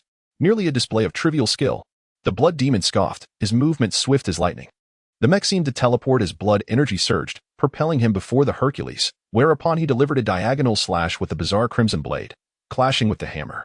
The Hercules' tremendous force was surprisingly neutralized by the Blood Demon's single strike, leaving him unharmed. Simultaneously, the Blood Demon kicked out, forcing the Hercules to raise his arms in defense, retreating several dozen meters. Impressive. The Hercules was astounded. His previous strike had been executed to perfection, yet it had been effortlessly countered. The experts present were equally astonished. To so easily withstand the wrath of the 6th-ranked Hercules revealed the Blood Demon's unfathomable strength.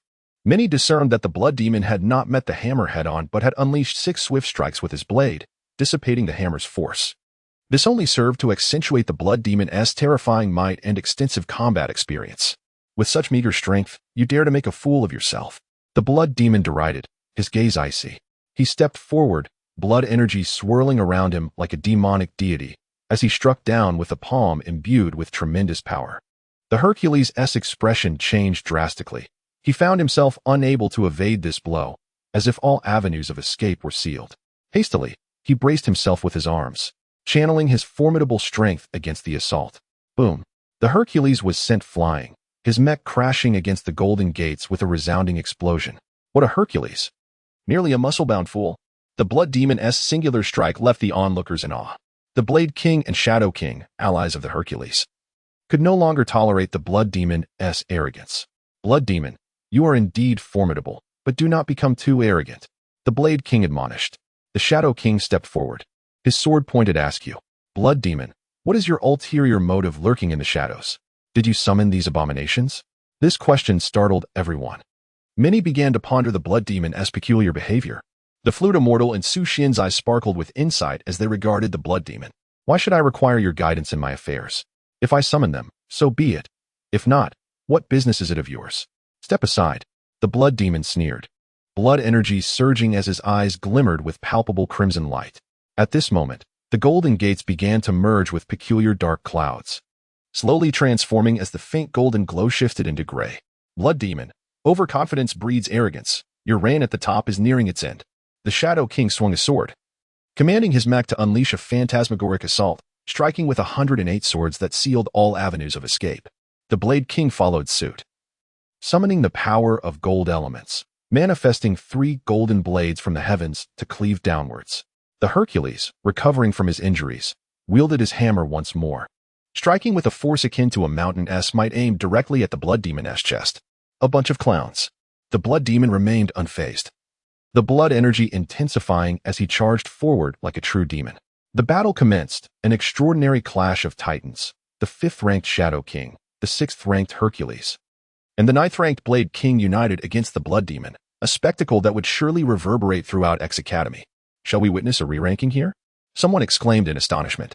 With the external threat of monsters dissipated, many seized the opportunity to attack, whether for revenge or competition, and chaos erupted as the formidable fighters clashed. The Sword Walker wielded a colossal icy sword toward the flute immortal, his demeanor cold and devoid of mercy. Hey, are you not ashamed to strike a lady? The wind god intervened, blocking the colossal sword, the clash of frost and tempest unleashing a terrifying energy. You dare step on my foot? I'll teach you a lesson. How dare you touch my backside? I'll fight you. Damn it, you dare attack my brother? I'll slay you. The skirmish escalated. With more and more participants joining the fray, many unwittingly swept into the chaos. Die, Tang Fei. Lu Wei sneered, raising his weapon to strike with his mech. Tang Fei had long anticipated this, sidestepping to evade and delivering a side kick that sent Lu Wei flying. Lu Wei's smile froze. He could not fathom that the seemingly incompetent Tang Fei would unleash such terrifying strength. Regret began to creep in. Yet there is no remedy for regret. Tang Fei surged forward, his long blade swinging down to sever Lu Wei's mech head, obliterating it. This abyss was eerily treacherous, once one surrendered. The signal for return could not be transmitted. Thus, to fall here meant only death. Tang Fei's overwhelming assault left Kai Wei and Zhong Sisi stunned. They could hardly believe the spectacle they had just witnessed. A sense of peril arose within Tang Fei, and he executed the ethereal step, displacing himself over 10 meters away. Boom. A plume of mist erupted from the spot he had just vacated, leaving a small crater in the hardened black earth. Quite nimble, the assailant remarked. Refraining from further attack, his gaze toward Tang Fei laced with mockery. The 10th-ranked expert of the wind and cloud ranking, Sea King. Tang Fei narrowed his eyes, recognizing his opponent. I bear you no grudge. Why seek my life? Huh? Do I require a reason to kill you? The Sea King boasted, viewing Tang Fei as nothing more than an ant easily crushed beneath his heel. Since I am destined to die, you won't even disclose the truth to me? Tang Fei retorted with a sneer. A blue halo emanated from the Sea King's back, resembling a divine monarch manifesting, his mech enveloped in this radiance, exuding an extraordinary presence. Let me enlighten you. I am Prince Hai Aowaira of the Heiduogia Alliance. You are not someone you can provoke, the Sea King declared. As water elements surged behind him, conjuring waves, a colossal hand emerging to claim Tang Fei's life. Chapter 71. The Distressed Sea King. The Sea King, ranked 10th on the power list, does not signify that his true combat prowess is inferior to others. Each of the top 10 warriors possesses extraordinary abilities, showcasing their unique and formidable strengths. The Sea King, an awakened master of water elemental powers, stands at an E level of strength, commanding respect as a remarkable figure of his era. QE and his teammate, Zhong Sisi, swiftly withdrew, astonished that Tang Fei had inadvertently provoked such an exceptional talent. They felt a deep sympathy for Tang Fei, knowing that engaging with such a prodigy could only lead to his demise. The sea behind roiled ominously, as a terrifying hand formed from the concentrated water element surged toward him, imbued with immense power. I was just contemplating how to thwart your return signal, but it appears this abyss has done me a favor. Prepare to meet your end. I might even consider leaving your corpse intact, the Sea King declared with a smile, exuding an air of dominance. Oh, are you so certain you can slay me? Tang Fei retorted with a laugh, unperturbed, as he activated his mech suit, channeling his strength to clash violently with the water element. Killing you would be a matter of mere moments. The Sea King boomed, intensifying the elemental force, his hand becoming even more solid. Haha, be careful not to bite your own tongue. Tang Fei laughed heartily, a sense of invincibility radiating from him. As he unleashed the demon fist, break for me. His physical form surged with power, the mech's right arm thrumming with an energy that tripled its might. With a resounding crash, the hand formed of water shattered, dispersing into countless droplets. The Sea King's expression shifted dramatically as the sea behind him stirred violently. Realizing the overwhelming force of Tang Fei's punch had obliterated his attack, the earlier confidence he had in annihilating Tang Fei now felt like a stinging slap to his face. The Sea King bellowed, his previous arrogance transforming into fury. Your fate is sealed. You shall undoubtedly perish.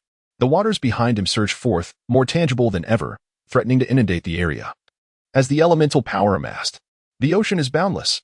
As the Sea King maximized the energy output of his mech, the genetic locks within him unlocked, unleashing his fullest awakened potential. A massive wave surged forth, morphing into a colossal beast, towering 10 feet high, intent on engulfing Tang Fei. Wrapped in the embrace of the beast, Tang Fei felt the relentless water element assaulting his mech. Had he not activated the energy barrier, the impact would have surely inflicted damage. Initially planning to counter with the wind element, Tang Fei instinctively summoned the heart of the ocean, which erupted in brilliance. A blue barrier materialized around his mech, effectively nullifying the water element's onslaught. Just as I suspected, the heart of the ocean seems to possess defensive properties against elemental forces. Tang Fei mused, recalling a similar incident during his battle with the Su family's disciples when he faced fire elemental attacks. Could it be that the heart of the ocean can shield against all elemental assaults? Intrigued, he pondered the potential of this ability, eagerly awaiting the chance to test it. If this were true, he would be laughing in his sleep. Is that all your power? Then your title of Sea King is hardly impressive, Tang Fei proclaimed. Laughter echoing as he burst forth from the melee, the dragon's spear descending from the heavens. Bam! The Sea King conjured a water shield, which was shattered by the dragon's spear, sending him reeling. How can this be possible? The Sea King exclaimed in disbelief. As even the mightiest of warriors would struggle against the ocean's vastness, yet this nameless boy appeared unscathed. The battle drew numerous eyes. As onlookers marveled at the sight of an unknown warrior forcing the Sea King to retreat, speculation swirling about his true identity. Among the top 10, only the second-ranked Void God was capable of defeating the Sea King. Could this be the Void God?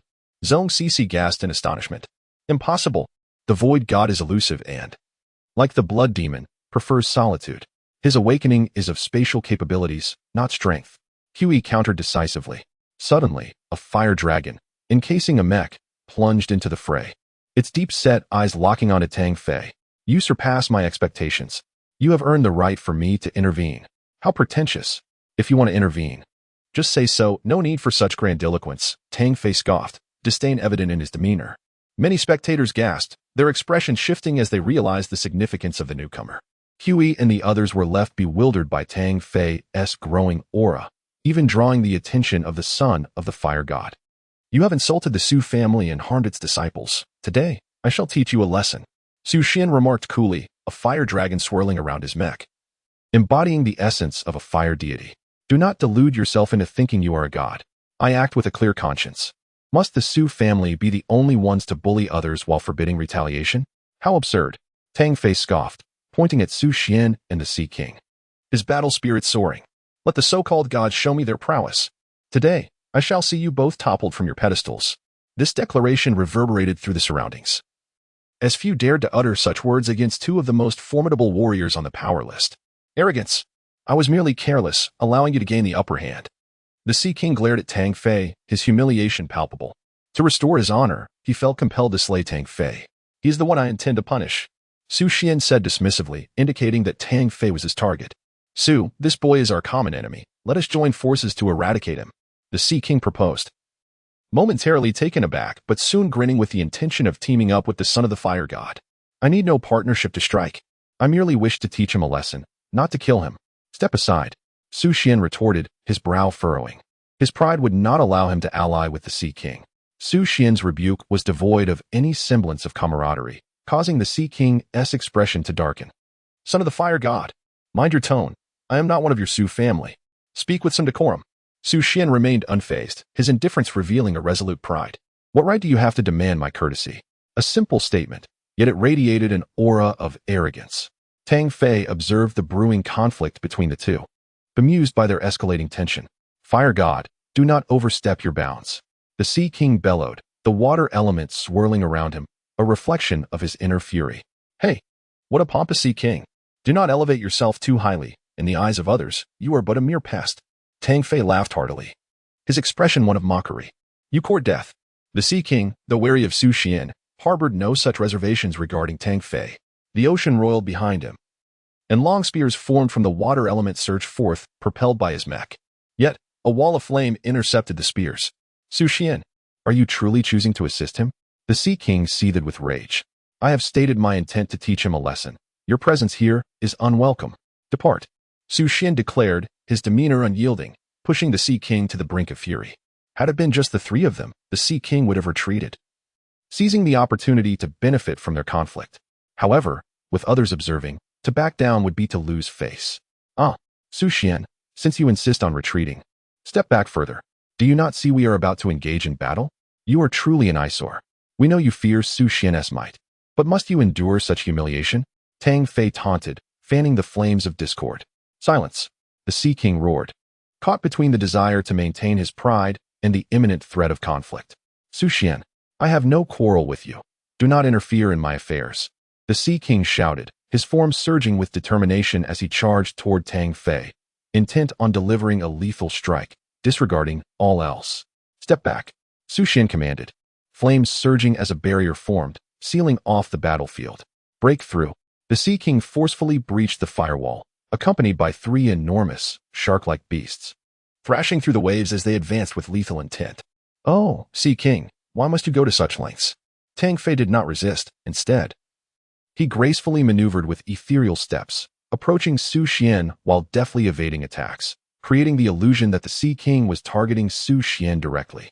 A thunderous roar erupted as a fire dragon surged forth to confront the ferocious sharks, its divine might sending shivers through all who beheld it. Su Xian, your actions will only serve to be exploited by this boy. The Sea King fumed. I operate by my own design. Heed my final warning and step aside.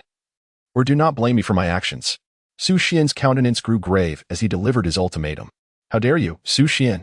Do you truly think the Sea King fears you? I shall demonstrate the full extent of my strength.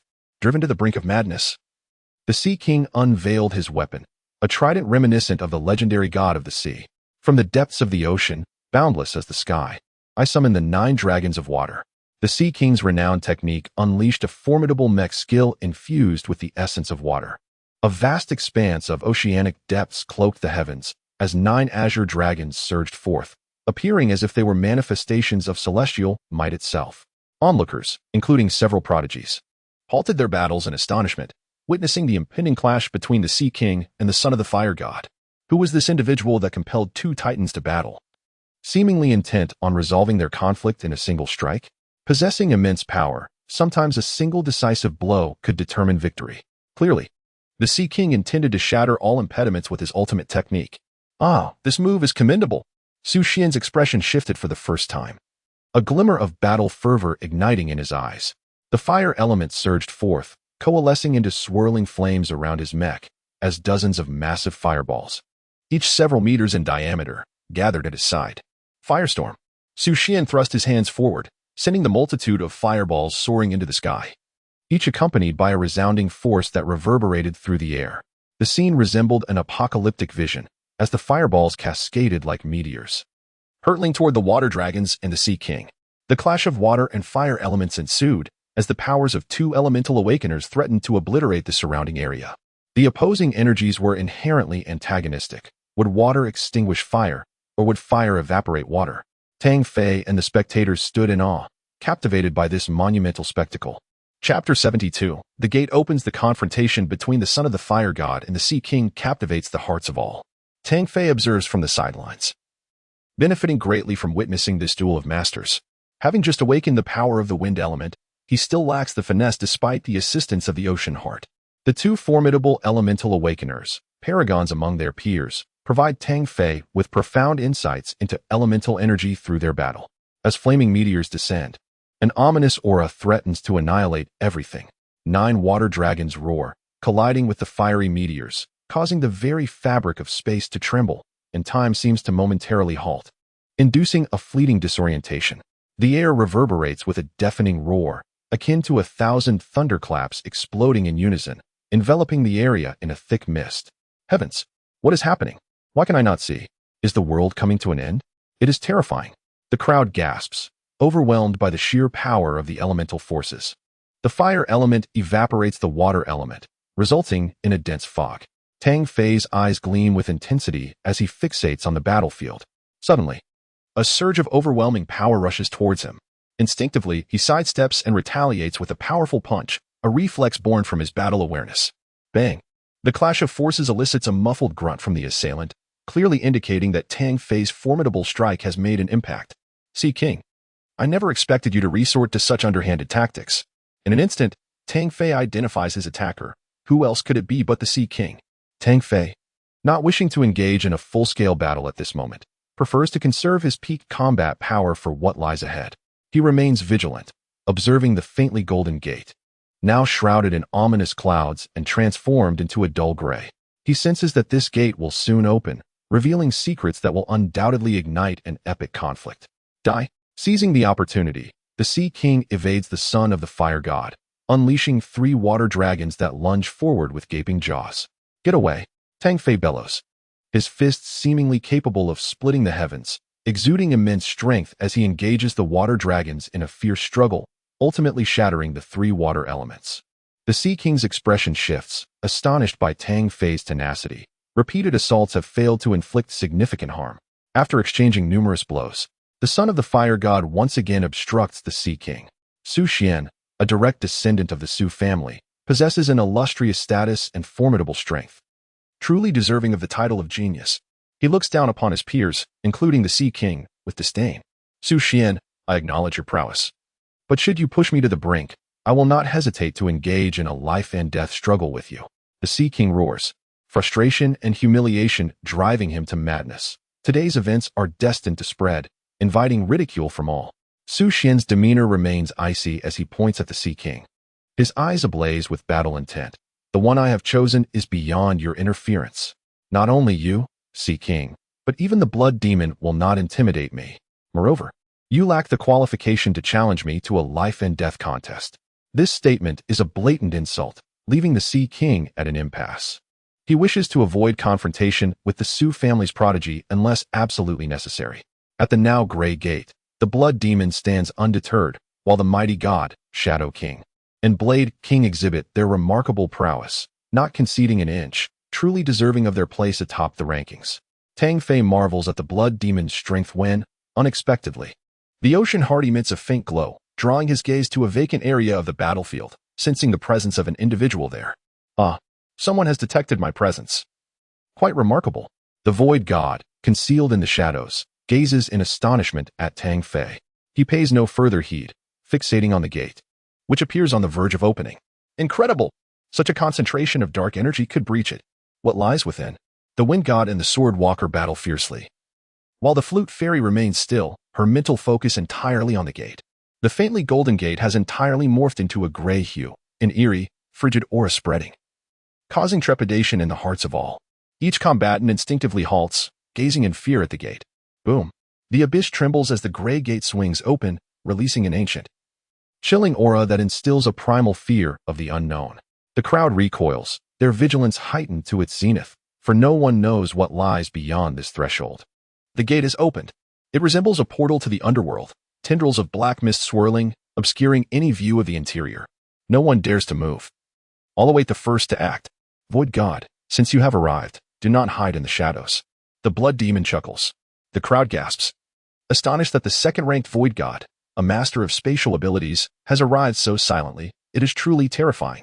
Now, all 10 of the most powerful individuals from Mech's Academy have assembled within the abyss. Tang Fei realizes why he sensed another presence without seeing anyone. It is the power of spatial concealment. He envies this ability greatly. What a remarkable skill for evasion and surprise attacks. A black hole materializes, revealing a Mech, the Void God himself. Blood Demon, I have just arrived. Let us join the fray.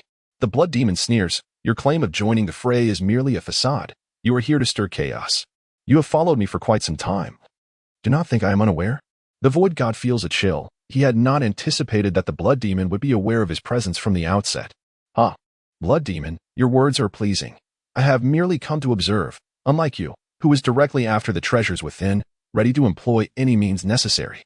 These words carry significant implications, revealing that the Blood Demon's ultimate goal is indeed the treasures behind the gate. Blood Demon, you have long known of this place and come for what lies beyond. It seems the Shadow King's words ring true. The mighty god's expression darkens, recalling his recent defeat. I have always stated that the Blood Demon harbors ulterior motives. Those monsters are drawn here by him. The Shadow King scoffs, pointing an accusing finger at the Blood Demon. The Swordwalker, Flute Fairy, Wind God, and other powerful beings wear grim expressions as the elite of the Solar System Alliance. They are infuriated to have fallen victim to the Blood Demon's schemes. You have been exploited by him. It is best that we compel him to reveal the secrets of this place, so we may be informed. The Void God remarks with a sly smile. Many find this reasoning compelling, shouting in unison, Blood Demon, hasten to divulge what you know. The secrets cannot be hoarded alone. Blood Demon, you are exposed. Swiftly reveal the mysteries of this place. A chorus of voices demands the blood demon's confession, to which he responds with a series of cold laughs. A group of jesters dares to shout at me. The blood demon conjures a blood arrow, launching it at a contestant who pointed at him, impaling the individual to the ground. The crowd is struck with shock and rage. The blood demon's ruthless methods have claimed the life of a genius with a single blow. No matter how formidable you are, can you stand against us? The Shadow King retorts, as several top 10 warriors step forward, exuding an overwhelming pressure. Regardless of your numbers, I fear none of you. The blood demon proclaims defiantly, his words radiating an aura of invincibility, though he soon shifts his tone. Chapter 73. The Three-Headed Hellhound. However, it would not hurt to inform you. The blood demon spoke with a commanding presence, undeterred by the audience. The specifics of the situation elude me. Yet, one thing is certain, great peril lies within the great gate. The void god was the first to laugh, mocking, "Are you jesting? Who is unaware of the dangers lurking inside? You know nothing. This is the realm of darkness, rumored to be the final resting place of gods and demons, where immense terror resides. Yet, there are also remarkable opportunities." The blood demon continued, unafraid of others knowing, asserting that many awakened abilities exist. But only a few are powers that are legendary, perhaps non-existent throughout the entire galaxy. Many nodded in acknowledgement, recognizing that numerous abilities are spoken of in legends. Yet hardly anyone has witnessed them in reality. They are powers akin to the divine, truly fearsome. For instance, the laws of time, the essence of light, and the forces of darkness, among others. These are virtually absent in reality, but I must assert that behind the great gate lies the source of dark energy. The blood demon's proclamation stirred a tempest of excitement. This was monumental news that could upheave the galaxy. Did I hear correctly? Dark energy. That is a forbidden power. Someone exclaimed in disbelief. It is said to originate from the underworld, a force of gods and demons. This cannot be. To wield darkness is to command the night. It is an ultimate power that has never manifested. No one remained composed. Even Tang Fei felt a tremor in his heart, unable to believe it. Could it be that the source of the ocean heart's allure is this so-called dark energy? Tang Fei's heart raced, swallowing hard. If his speculation were true, what would that imply? An extraordinary opportunity would descend, and whoever possessed it would undoubtedly become the foremost expert in the solar system. A formidable presence that could command respect across the galaxy. A singular individual capable of instilling fear in 100 nations. A deity among mortals. Blood demon. You aren't concocting tales to deceive us, are you? Questioned the Blade King. How absurd. Do you think you are worthy of such deception? The blood demon replied haughtily, his disdain evident. You. The Blade King was about to erupt, but was halted by the Shadow King. Words alone yield no benefit, said the Shadow King. What he speaks is indeed true. I believe him. The void god, who had been opposed to the blood demon, suddenly declared, leaving everyone momentarily stunned. However, with someone affirming it, the likelihood of its truth became apparent. No one remained unexcited, gazing fervently into the depths of the great gate, eager to attain the dark energy. Allow me to inform you all, the great gate has opened. Let us venture forth together. Only through unity do we stand a chance. The blood demon transformed, his tone now gentle. Tang Fei and other powerful beings frowned, sensing something amiss. They refrained from any action. The blood demon is correct. We must unite. Someone agreed. The blood demon smiled, an unusual glint in his eyes. Since you all know, let us proceed. The dark energy lies ahead. Let us charge forth. With his inciting words, many could no longer contain their eagerness and surged toward the gate in groups. Yet, the blood demon remained still, observing his few trusted experts. A cold smile spreading across his face. They did not believe he would be so benevolent. Esteemed ones, what are we waiting for? Let us advance. The blood demon urged. You are the strongest. If you do not lead, we dare not go ahead. The wind god remarked. Indeed, what if we meet a gruesome fate along the way? Who would we hold accountable? The void god scoffed. There were nearly 20 individuals left, none of whom were weak. All possessed extraordinary powers, some nearly equal to the top 10. The blood demon ceased to speak, his bloodshot eyes fixated on the depths of the gate. Tang Fei, prolong your life a little longer. I shall assuredly eliminate you. The Sea King roared, held back by Su Xian. Ultimately, he was forced to relent after the gate opened.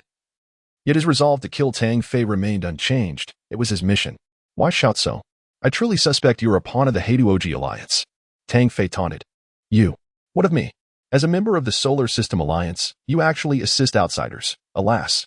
Speaking with you tarnishes my reputation. Other powerful beings turned their attention. curiously scrutinizing Tang Fei. It was rare to witness such humiliation directed at the Sea King. Tang Fei, for the affront to my Su family, after this competition, I shall seek you out and bring you to the Su family for punishment. Su Xian declared, appearing unconcerned, as if capturing Tang Fei would be effortless. Let us settle matters now. I am busy and have no time for your bickering. Tang Fei waved his hand impatiently. Boom. Suddenly, the great gate trembled, a surge of energy emanating from within. What is occurring? The crowd focused intently on the depths of the gate, eager to uncover the mystery. To know, one must enter. The blood demon, his blood energy surging, commanded the Mech to proceed into the gate. The others followed, entering this eerie realm with heightened vigilance. Wisps of black gas swirled around them. The space was vast and boundless, akin to stepping into another world. The darkness enveloped them, yet their vision remained unaffected. Ahead, a fierce battle unfolded. As more than 10 powerful beings engaged in combat against a monstrous beast, the scene brutal and intense. The creature loomed nearly 20 yards tall, bearing 3 wolf heads, a dragon-like tail, and 6 pairs of eyes the size of lanterns, emanating an aura of dread. This is the 3-headed hellhound from mythology. The void god gasped, eyes wide in astonishment. For everyone, it was utterly inconceivable to encounter a legendary beast, one that seemed entirely out of place in this realm. The 3-headed hellhound was said to be the guardian of the passage between the mortal realm and the underworld, inherently possessing the powers of fire and darkness, capable of slaying gods. Of course, this was merely a mythological account. While the present beast was indeed formidable, it evidently lacked the power to slay gods. The 10 or so strong contenders were overpowering it. Subduing the 3-headed hellhound was merely a matter of time. Upon witnessing such a ferocious creature, no one doubted the blood demon's words. Indeed, there was a possibility that the source of dark energy resided here. In the surrounding darkness, a closer inspection revealed a path beneath their feet leading into the distance, mysterious and uncanny. Could this truly lead to the underworld? Some were horrified. This was undoubtedly a colossal secret.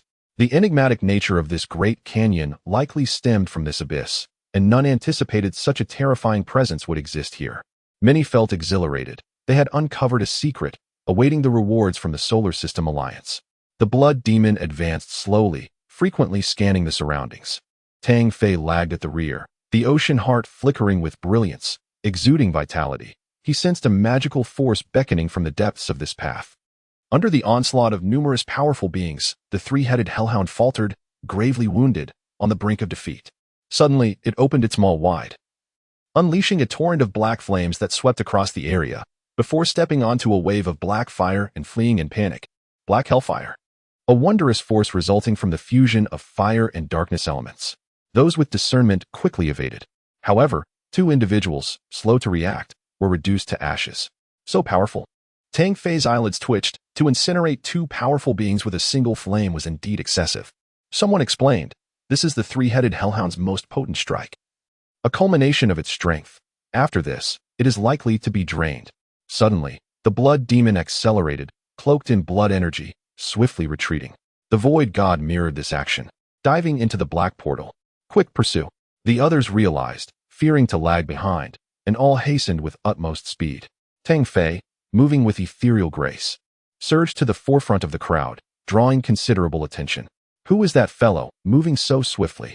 Just like that dog, someone exclaimed, drawing a comparison between Tang Fei and the 3 infernal hounds. Your entire family resembles a dog, Tang Fei retorted, indignant at such remarks. Before long, a massive high platform emerged before them, adorned with a lengthy staircase. What could that be? Could it possibly be the source of dark energy? This cannot be a dream. Once I obtain it, I shall become invincible. Go home and dream. Another scoffed. This energy ultimately belongs to me. A heated dispute erupted among the crowd. As this was a monumental opportunity, whoever seized it would truly become unrivaled, and even their genes might evolve to perfection, enhancing their awakened abilities. The blood demon cautiously ascended the steps, each movement deliberate and slow. Has the blood demon lost his mind? Why not just fly up? Someone mocked, eager to soar into the sky. However, with a resounding thud, they crashed to the ground, their armor shattered, seemingly overwhelmed by an immense pressure. There is a suppression of flight energy here, and gravitational forces at play, the flute fairy articulated, pinpointing the essence of the situation. The void god appeared on the staircase, maintaining a distance from the blood demon, clearly attempting to traverse the space, yet ultimately being forced back. No one hesitated. All ascended the staircase. For the slightest delay would result in the loss of this opportunity, none would relinquish it. Tang Fei stepped onto the staircase, feeling no particular sensation. The gravity felt akin to ordinary weight for him, as if he were traversing flat ground.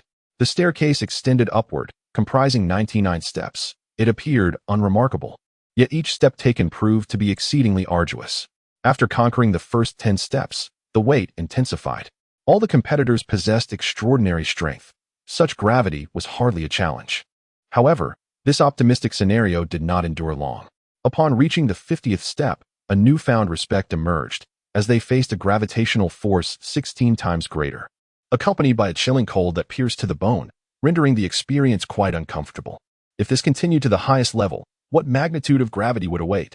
Many gazed upward in horror, struggling on the 70th step, where the gravity had escalated to 32 times, causing several strong contenders to spit blood and tumble down the staircase, while others gritted their teeth, determined to persevere. Tang Fei had only experienced up to 20 times gravity at X Academy, and under this 32-fold pressure, his movements became exceedingly sluggish, his body taut, the genetic shackles long since unlocked to alleviate the weight. The first cohort, comprising the Blood Demon and the Void God, had reached the 90th step, while the second cohort, including the Celestial Swordbearers, Su Xian, the Flute Fairy, the Hercules, and Tang Fei, followed closely. The third cohort consisted of formidable figures such as the Shadow King, the Sea King, the Blade King, and the Wind God, with the remaining prodigies trailing behind. From the current standings, the disparities in strength were evident, their gazes fixated on the ominous black floating orb atop the high platform. Chapter 74, The Struggle. In a realm shrouded in darkness, where silence enveloped the void as if descending into the underworld, a towering platform emerged. Suspended above it was a black orb, exuding a chilling aura that permeated the air. This orb, roughly the size of a human head, was entwined with tendrils of black gas, while bolts of sinister lightning struck around it, producing a cacophony of thunderous sounds steeped in mystery. All the talented warriors fixated their gaze upon the orb, utilizing their formidable prowess to resist the pull of gravity as they advanced towards their ultimate objective. At this moment, fewer than 20 individuals remained upon the steps, all positioned on the 80th rung. Those who lingered were extraordinary beings, their awakened genes remarkably potent, standing as the undisputed prodigies within their solar system. Blood Demon and Void God had reached the 98th tier and were merely 2 steps away from the platform above. Their peers watched with envious eyes, as the shackles of their genes were cast off, each individual unleashing their utmost strength. Blood Demon was the first to arrive. His blood energy surged as he laughed heartily, preparing to lunge at the orb. Void God Mitrella, upon ascending the steps, conjured a black hole, intent on merging with the void to seize the orb at the earliest opportunity. "Mitrella, how dare you?" Blood Demon exclaimed, his eyes widening as crimson chains of energy bound the space around them. Mitrella was forced into the open. After all, he was not a true deity, and his genetic abilities were significantly constrained. If he remained still, Mitrella could evade detection for a time, but movement would reveal him within 3 seconds. Blood Demon and Void God were longtime rivals, fully aware of each other's capabilities. A fierce battle erupted atop the platform. Blood Demon Taster wielded immense strength, yet Mitrella's elusive nature made him difficult to strike. In the meantime, the second wave of warriors, including Flute Fairy, Celestial Swordwalker, and Su Xian, arrived without hesitation, vying for control of the orb. Suddenly, 3 spectral hounds burst forth from behind the orb, their forms entwined with black threads connected to the orb itself. Previously injured, the hounds now radiated a potent aura, astonishingly restored to their peak condition, drawing upon the dark energy to heal. Flute Fairy's expression darkened. As if choreographed, Flute Fairy, Celestial Swordwalker, Su Xian, and Hercules unleashed their might to subdue the spectral hounds and claim the dark energy. The massive forms of the spectral hounds loomed before them, enveloped in swirling dark energy. One of the heads opened wide, unleashing a black energy sphere imbued with a chilling aura.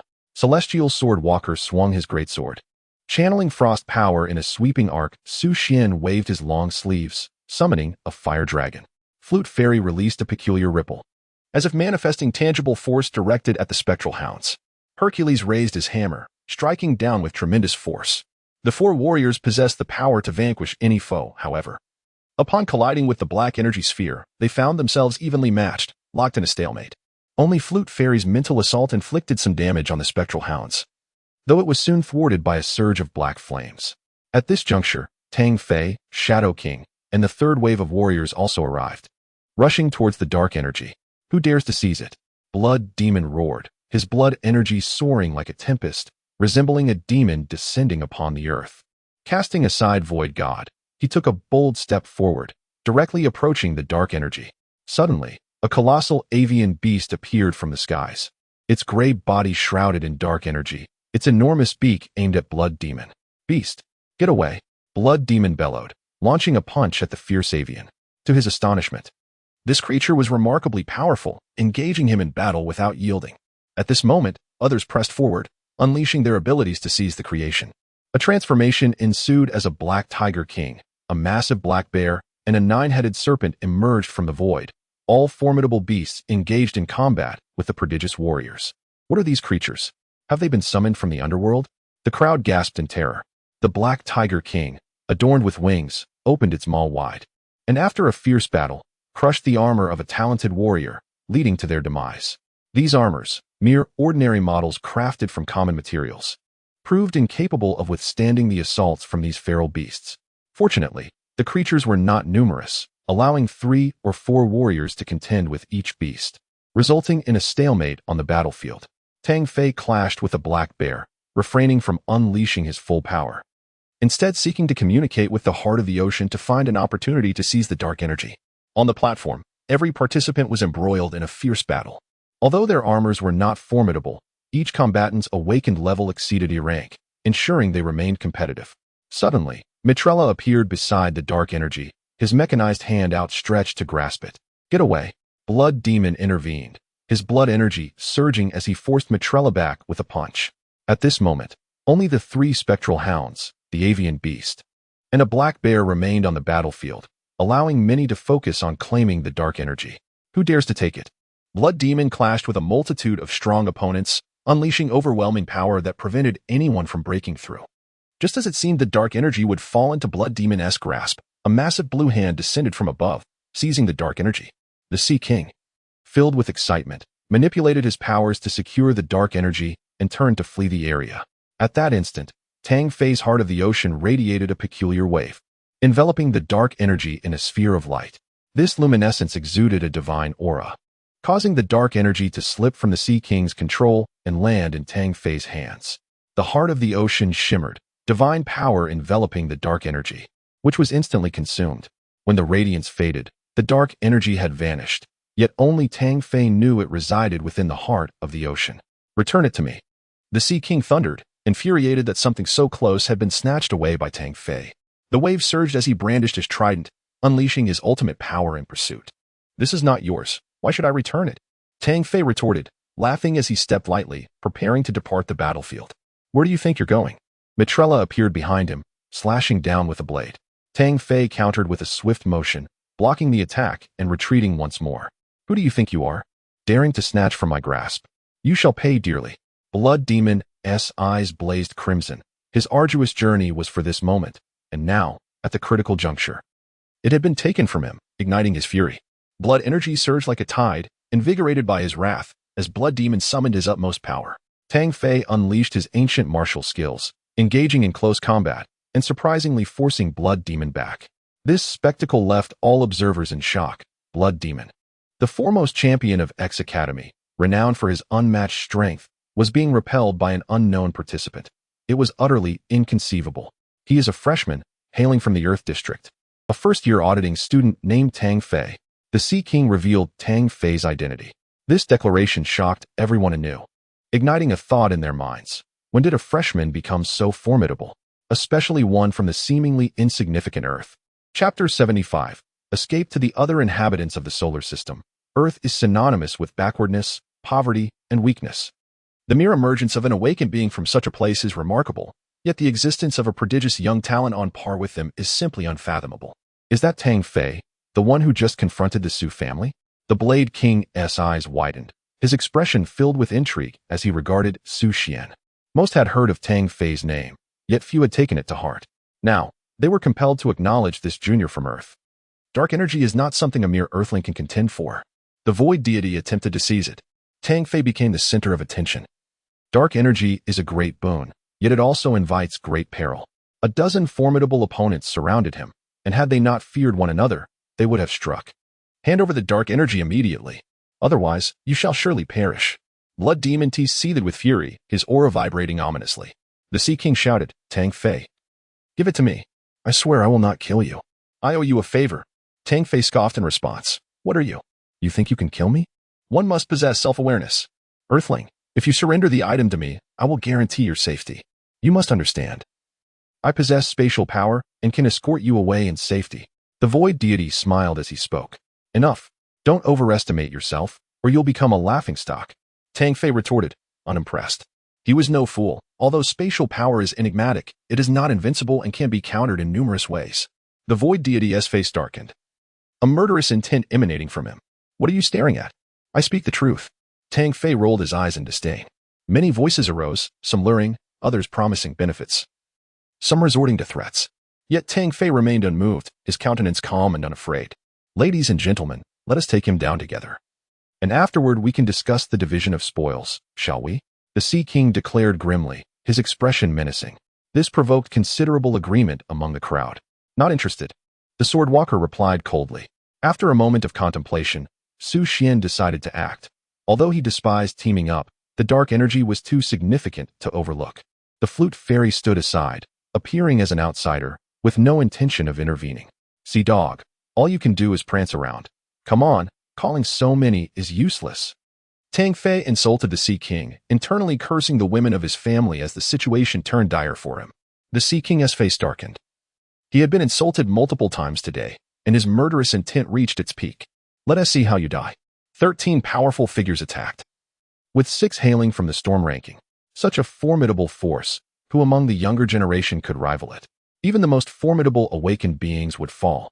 Tang Fei cast aside distractions. He knew this was a dire moment, facing so many skilled fighters, lacking the strength to overpower his peers. He had no choice but to seek an opportunity to escape. The Blood Demon was the first to strike, his hands pulsating with blood energy and bearing immense strength. Tang Fei bellowed, his right arm already charged with power, executing the Demon Elephant Fist to repel the Blood Demon. The ferocity of his attack injured the Blood Demon's arm. Yet the Blood Demon's blood energy surged, and the damaged Mech began to heal. This regenerative ability was terrifying. Earth-splitting slash, ground hammer, rapid 5 kill. The Blade King, the Hercules, and the Shadow King launched simultaneous assaults, each strike aimed at Tang Fei's vital points. Tang Fei utilized the ethereal step to evade, shifting dozens of meters away, activating his gene lock. Wind elements swiftly coalesced into over 10 shields to block the surrounding attacks. The remaining strongmen wielded blades, swords, and elemental strikes. All were thwarted by Tang Fei's wind shields in a rapid series of maneuvers. His acute perception and formidable control enabled him to maximize his strength, every sense heightened, without a hint of carelessness. Impressive. The observing geniuses marveled. Even they would have struggled against such a barrage, yet this earthling youth managed to withstand it. Truly extraordinary. Let us see how long you can hold out. The crowd unleashed another wave of attacks, inundating the area with overwhelming energy. Tang Fei felt like a tiny boat tossed amidst a tumultuous sea, fraught with peril. This cannot continue. I must try this move. In a fleeting moment, Tang Fei sensed his vitality waning, and his Mech, strained by excessive operation, sustained damage, leading to a rapid depletion of energy. Lacking the Blood Demon's monstrous regenerative capabilities, he could only strive to break through with all his might. Earth split. Tang Fei roared, his energy surging as the heart-mind technique coursed through him. In that instant, he felt a profound connection with his Mech, his foot striking the ground. Boom. The elevated platform trembled, the earth seeming to quake, causing all present to stagger. Wind blades. Simultaneously, countless wind blades formed around him. Tang Fei expertly wielded his wind elemental abilities, though he had only mastered this particular skill through observation of others. Hundreds of wind blades represented Tang Fei's utmost limit, howling toward everyone in a sweeping, indiscriminate assault. This was the culmination of Tang Fei's strongest combat prowess. And the earth-splitting technique was the third-tier martial skill recorded in the heart-mind technique. Once executed, Tang Fei hesitated not for a moment. He activated the ethereal step, his figure flickering, and leaped down from the elevated platform. The moment the dark energy was seized, the gravitational force on the stairs dissipated. Within mere moments, Tang Fei had dashed away, swiftly retreating into the distance. The flute fairy and others were taken aback. None had anticipated Tang Fei would escape. And not a single person reacted in time. Quickly pursue. Though the wind deity had not participated in the battle, it did not mean he was uninterested in the dark energy, swiftly employing wind elemental abilities to chase after him. How could he have gotten away? Damnable. The crowd surged forward, but many were not adept at speed, including the Blade King and Hercules, who fell behind, filled with frustration. Tang Fei maximized the ethereal step, each stride propelling him over 100 meters. This was his limit, and he estimated he could not last much longer. Where do you think you're going? The first to catch up was the Shadow King, whose longsword unleashed a series of phantom strikes aimed at intercepting Tang Fei. You all may be formidable, but you alone are asking for a beating. Tang Fei laughed, suddenly stepping back with the ethereal step. With keen awareness, he parried all the incoming attacks, simultaneously gathering a massive wind blade in his left hand to strike back. Bang! The Shadow King's wind blade severed the Mech's left arm, and Tang Fei casually seized the precious jade stone from him, delivering a kick that sent it flying. I'll take this. Tang Fei turned and continued his flight, not daring to pause for a moment. The Shadow King seethed with rage. He had been humiliated, losing even his jade stone crucial for the competition. In the span of mere 5 seconds, Tang Fei had vanished. Where is he? He escaped. The Shadow King replied, his face ashen. You let him get away? You're useless. Blood Demon roared in fury, striking the Shadow King aside as he continued the pursuit. Tang Fei sprinted swiftly, once beyond the gray gates. He was compelled to reduce his speed. The excessive exertion had significantly damaged his mech. Each mech is composed of different materials, particularly high-end or super mechs, which are custom-made and selected based on specific characteristics. The material of each mech is crucial for the awakened operator, as unlocking the lock, utilizing gene abilities, and employing martial techniques necessitate compatible materials. Failing to do so could severely diminish combat strength, and at times, excessive energy could even damage the mech, leading to catastrophic failures or explosions. This luminous mech was the most ordinary type, constructed from average materials. Tang Fei understood that he had not fully unleashed his strength during the recent battle against the Blood Demon and other unparalleled warriors. Otherwise, he would not have been able to escape. However, Tang Fei was in a different predicament. His abilities had reached their zenith, and if he continued to exert such intense control, his mech would inevitably collapse, leaving him vulnerable to his foes. Tang Fei was racing against time, seeking to escape the abyss. Should the situation arise, he would surrender and send a return signal, deeming it worthwhile even at the cost of forfeiting his place on the leaderboard. Nowhere to run. A thunderous voice echoed from the void. The only one capable of such swift pursuit was Matrila. As the void split open, a blade of light descended, aimed at Tang Fei. Get out of my way, or perish. The atmosphere crackled with murderous intent, and Tang Fei retaliated, drawing his alloy blade. The clash of blades erupted in a resounding chime. Utilizing the force of the impact, Tang Fei retreated 100 meters, employing his ethereal steps to evade further. For more than 10 minutes, Matrila pursued relentlessly, repeatedly attempting to obstruct him. What are you, like glue? You just want to let go, Tang Fei exclaimed in frustration. The nature of Matrila's spatial abilities was exceedingly mysterious. Despite Tang Fei pushing his speed to its limits, his adversary managed to keep pace. Leave something behind, and I shall let you go. Otherwise, when they catch up, it will be your demise. Matrila bellowed, unleashing another flurry of blades. Seeking death? Then I shall oblige. Tang Fei roared, his mech responding with a surge of power as he wielded his blade, channeling the elemental force of wind to unleash a devastating strike. Humph. You think you can kill me? How absurd. Do you not realize I am the void deity? Matrila scoffed, but before he could finish, his expression shifted to one of horror as he glanced down at the fist aimed at his chest. Matrila had not perished beneath the blade. Instead, he suddenly found himself behind Tang Fei. Yet, Tang Fei had anticipated this, his initial assault a mere ruse. In the instant Matrila materialized behind him, Tang Fei unleashed his most formidable blow, the Demon Elephant Fist, striking the Mech's chest and shattering it. Nonsense about being a void deity. It merely entails mastering spatial power. With a swift stroke, Tang Fei cleaved Matrila in two. Although he intended to eliminate his opponent, the pursuers were already closing in. Tang Fei dared not linger and activated his ethereal steps once more, fleeing into the distance. Damn it! The Blood Demon materialized, radiating crimson light, as the mech emitted ominous cracking sounds, seemingly on the verge of collapse. Undeterred, he unleashed his ultimate power. enveloping his mech in a swirling mist of blood as he quickly pursued Tang Fei. Chapter 76. Unfearing Battle. As Tang Fei stepped into the third layer of the heart engraving technique, the true power of the mysterious step emerged, allowing him to move with an ethereal grace, leaving behind a trail of illusions. Without the interference of the Void God, other powerful beings lagged behind, unable to catch up.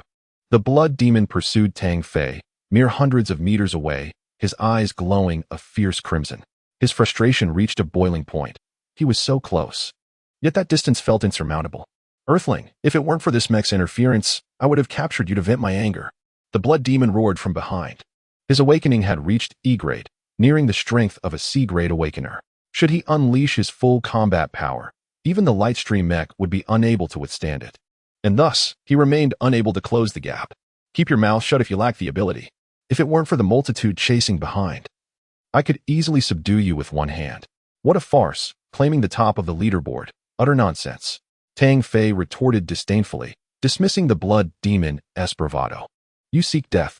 The Blood Demon nearly spat blood in his rage. He had held the top position on the leaderboard for 2 consecutive terms, instilling fear at X Academy, even among the upper echelons of the Solar Alliance. To be belittled by a mere Earthling infuriated him, yet with no means to catch up. He could only glare in frustration. I have no time for your nonsense. Wait until the final match, and I shall teach you a lesson, you arrogant fool. Tang Fei, equally incensed, spared no mercy in his words. The abyss was vast. Tang Fei activated the remaining energy of his mech, initiating the propulsion system.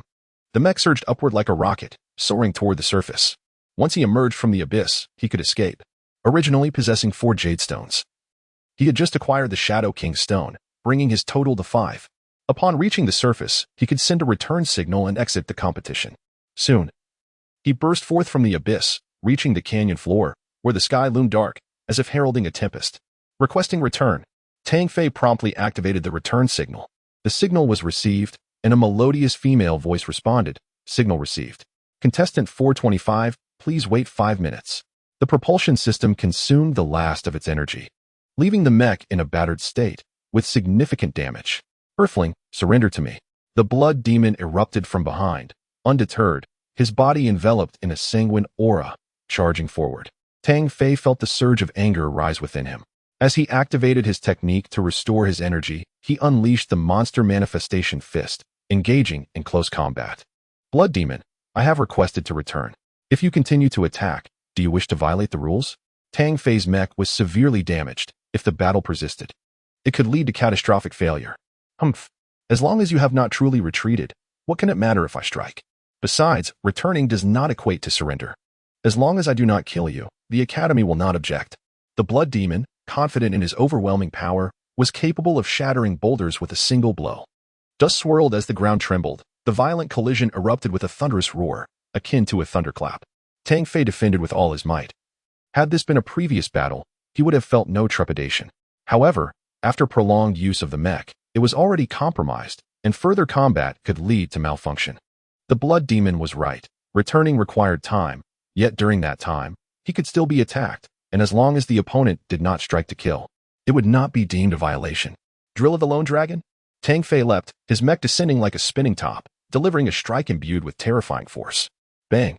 The Blood Demon raised both arms to block, but was still forced back by the impact, his limbs shattering and sustaining significant injuries. Impressive strength. The Blood Demon could not help but marvel at Tang Fei's prowess, truly formidable. Nevertheless, he possessed an invincible belief, confident that no one could surpass him. Reconstitution.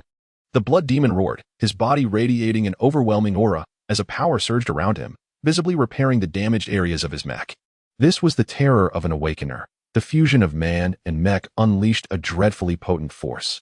The Blood Demon's reconstitution ability, derived from his own blood, allowed him to cheat death as long as his blood remained unspent. No matter how grievous the wounds, he could recover, albeit at great cost. Blood Soul Blade. A crimson aura swirled, coalescing into a knife in his hand, fierce and menacing. Kill.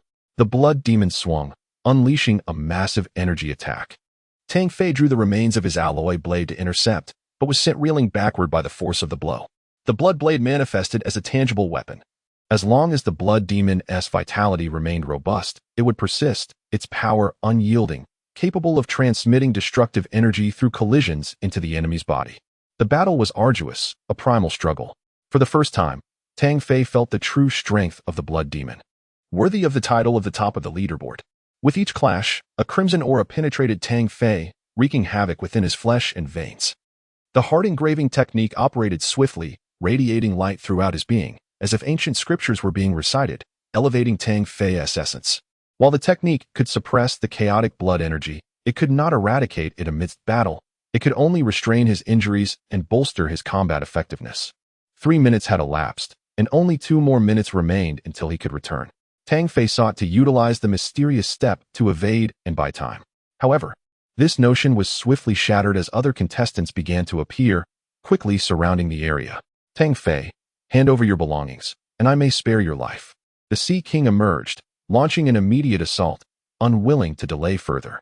The dark energy felt scorching in his hands. He no longer desired to be extravagant, only wishing to incapacitate Tang Fei and fulfill his mission. You lapdog, do you wish for my life? Away with you. Tang Fei realized his attempts to delay were futile. With less than 2 minutes left, a battle was inevitable. With that thought, Tang Fei's aura shifted, a surge of battle intent radiating from him, his vitality coursing. As the wind element swirled, an invincible force enveloping all. Fight! Fight! Fight! I fear nothing. Tang Fei roared, stomping down, causing the ground to crack as his mech shot forth like a cannonball, targeting the Sea King first. You are merely flailing uselessly. Against so many, you will ultimately fall.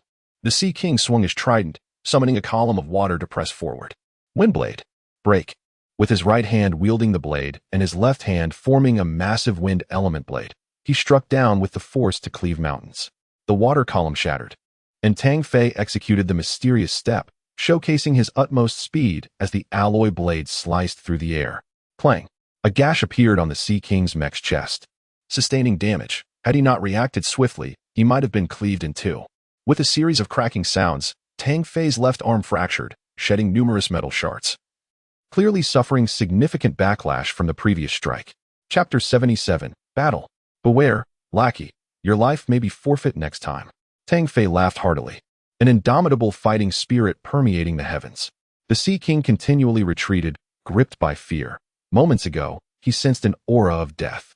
Had his adversary's mech not sustained damage, that strike would have surely claimed his life.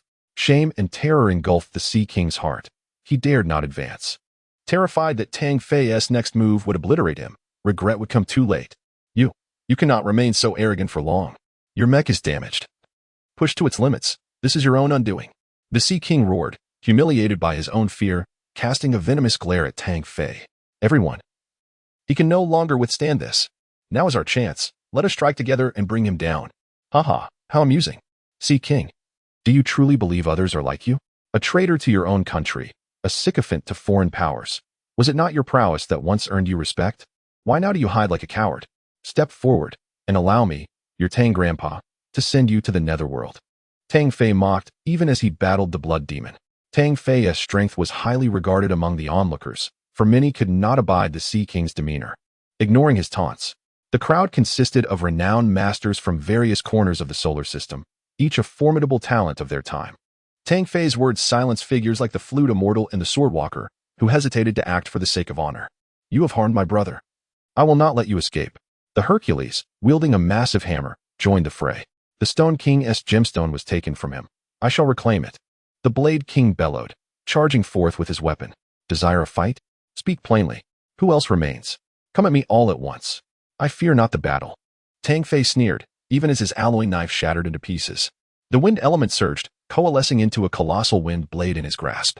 The mech wielded the wind blades, one in each hand, resembling a god of war as he rampaged through the battlefield, colliding with several powerful foes. With utmost concentration, Tang Fei honed his senses to their limits. He had but 1 minute left, and his sole objective was to fight fiercely, to endure until that moment arrived.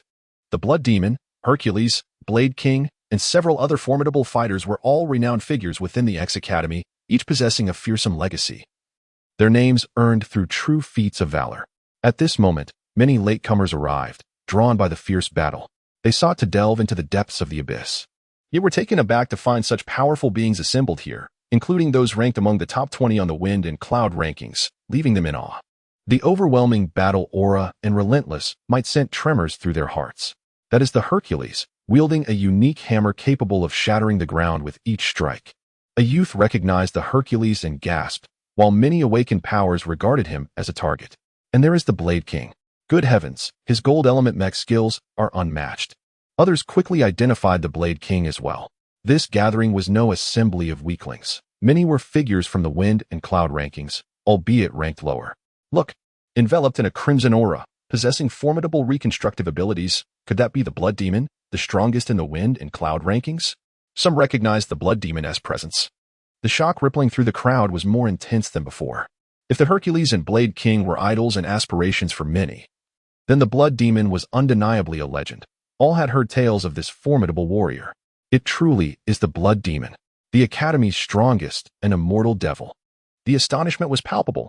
Who was that individual at the center, drawing the ire of the Blood Demon and others, yet still able to retaliate? Incredible! Are we witnessing this correctly? This is impossible. Who in this era possesses such strength? The onlookers gaped at Tang Fei on the battlefield, many hastily recording the encounter. Tang Fei pushed his abilities to the utmost. He could only engage in close combat, as straying from the melee would lead to his swift demise. The wind blades, almost tangible, reflected Tang Fei's hard-earned understanding. His battle prowess was far from weak. Moreover, he communicated with the heart of the ocean, allowing the gemstone's brilliance to enhance the wind element's power, further augmenting his combat strength. Kill. The wind blades slashed forth, forcing the Hercules to retreat 100 meters. Before slicing toward the Blade King, manifesting dozens of smaller wind blades in a fierce assault. The intensity of the battle allowed Tang Fei to manipulate the wind element with increasing finesse. A casual strike was sufficient to counter his foes. Boom. Tang Fei conjured a wind shield to withstand an incoming attack, unleashing a tempest that shattered a rival's mech legs. Had it not been for the subsequent attacks from others, he would have surely perished. Among the throng, the Blood Demon posed the greatest threat. His formidable strength and reconstructive abilities made him a relentless force, ready to engage in a mutually destructive confrontation. However, Tang Fei would not succumb to such tactics. Lacking reconstructive capabilities, he relied on elusive footwork to evade attacks, only bracing himself when escape was impossible. How can his energy reserves still be so abundant? After several battles, it should be depleted. The Wind God noted the anomaly. Mechs had energy values that diminished with skill usage or defensive barriers. And awakened drivers consumed energy when activating gene locks. The higher the awakened level, the greater the consumption, making it impossible for ordinary mechs to support powerful awakened individuals. Indeed, they were merely standard flowing light mechs, so why could he endure for so long, as if possessing boundless potential? Many strong warriors began to heed the Wind God's observations. The Blood Demon sensed the situation as well and was nearing madness, suspecting that Tang Fei's awakening abilities played a role in this endurance. No one knew that Tang Fei's continued survival was entirely due to his ancestral technique, the Heart-Mind technique. It allowed him to replenish his energy reserves, rendering his martial skills independent of the mech's energy values. 30 seconds remained. What usually felt like the blink of an eye now seemed to stretch into an eternity. Su Xian realized Tang Fei was nearing his limit. He furrowed his brow in contemplation and resolved to intervene. Initially concerned with appearances, he now deemed it necessary to set aside pride for the sake of the dark energy. Boom. A fire dragon danced through the battlefield, akin to a fire deity descending. Son of the fire god, you have already made your move. The Blade King protested. Everyone, cease hiding. Let us swiftly bring him down. A powerful figure shouted. Tang Fei's countenance darkened. After the previous clash, he could barely hold on. But Su Xian's arrival altered the dynamics of the battle. Is everyone from the Su family so hypocritical? In the end, a fight is inevitable. Why feign virtue and disgust us? Tang Fei scoffed, his eyes ablaze with fierce determination, casting a proud gaze over his adversaries. Who else remains? Come forth together. It is ill-advised to emulate such hypocrites. His words soured many expressions. While some yearned to intervene, they hesitated due to pride, knowing that joining the fray now would only lead to ridicule. Everyone, act now, or the opportunity will slip away. The Sea King incessantly fanned the flames of discord, his hatred for Tang Fei palpable. As if to corroborate the Sea King's words, a thunderous sound echoed from the sky. An airship appeared, emblazoned with the Martian military insignia. Witnessing this, two more formidable warriors joined the battle. Tang Fei faced the most brutal confrontation of his life, blood streaming from his wounds. His left arm was utterly destroyed, leaving only the right arm to sustain him. Having withheld the dark energy, Tang Fei fought on, devoid of distractions, solely focused on repelling his enemies and preserving his own life. His every action was driven by sheer will. The heart-mind technique spun rapidly, his vital energy nearly depleted, while a sacred chant resonated within him. In that moment, Tang Fei's demeanor was serene, his mind clear, devoid of any extraneous thoughts. The blade of blood souls cleaved through the air, as Tang Fei swiftly stepped to the left, evading the strike. Subsequently, the golden luminescence of the blade enveloped the area, while he executed the ethereal steps, gracefully maneuvering 3 times, circling back to stand before the Titan, launching a fierce wind blade aimed at his chest. The Titan, taken aback, hastily raised his defenses, only to be forced back. The assaults from the other powerful adversaries were deftly dodged by Tang Fei amidst perilous circumstances. Blood Demon and his companions were astounded. Tang Fei appeared transformed, seemingly on the verge of defeat, yet their combined onslaught yielded no effect. What transpired?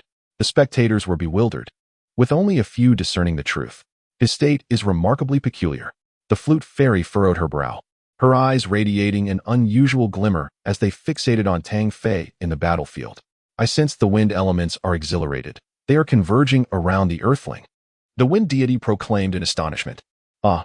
The Sky Sword Walker gazed at the battlefield in confusion, his expression shifting dramatically.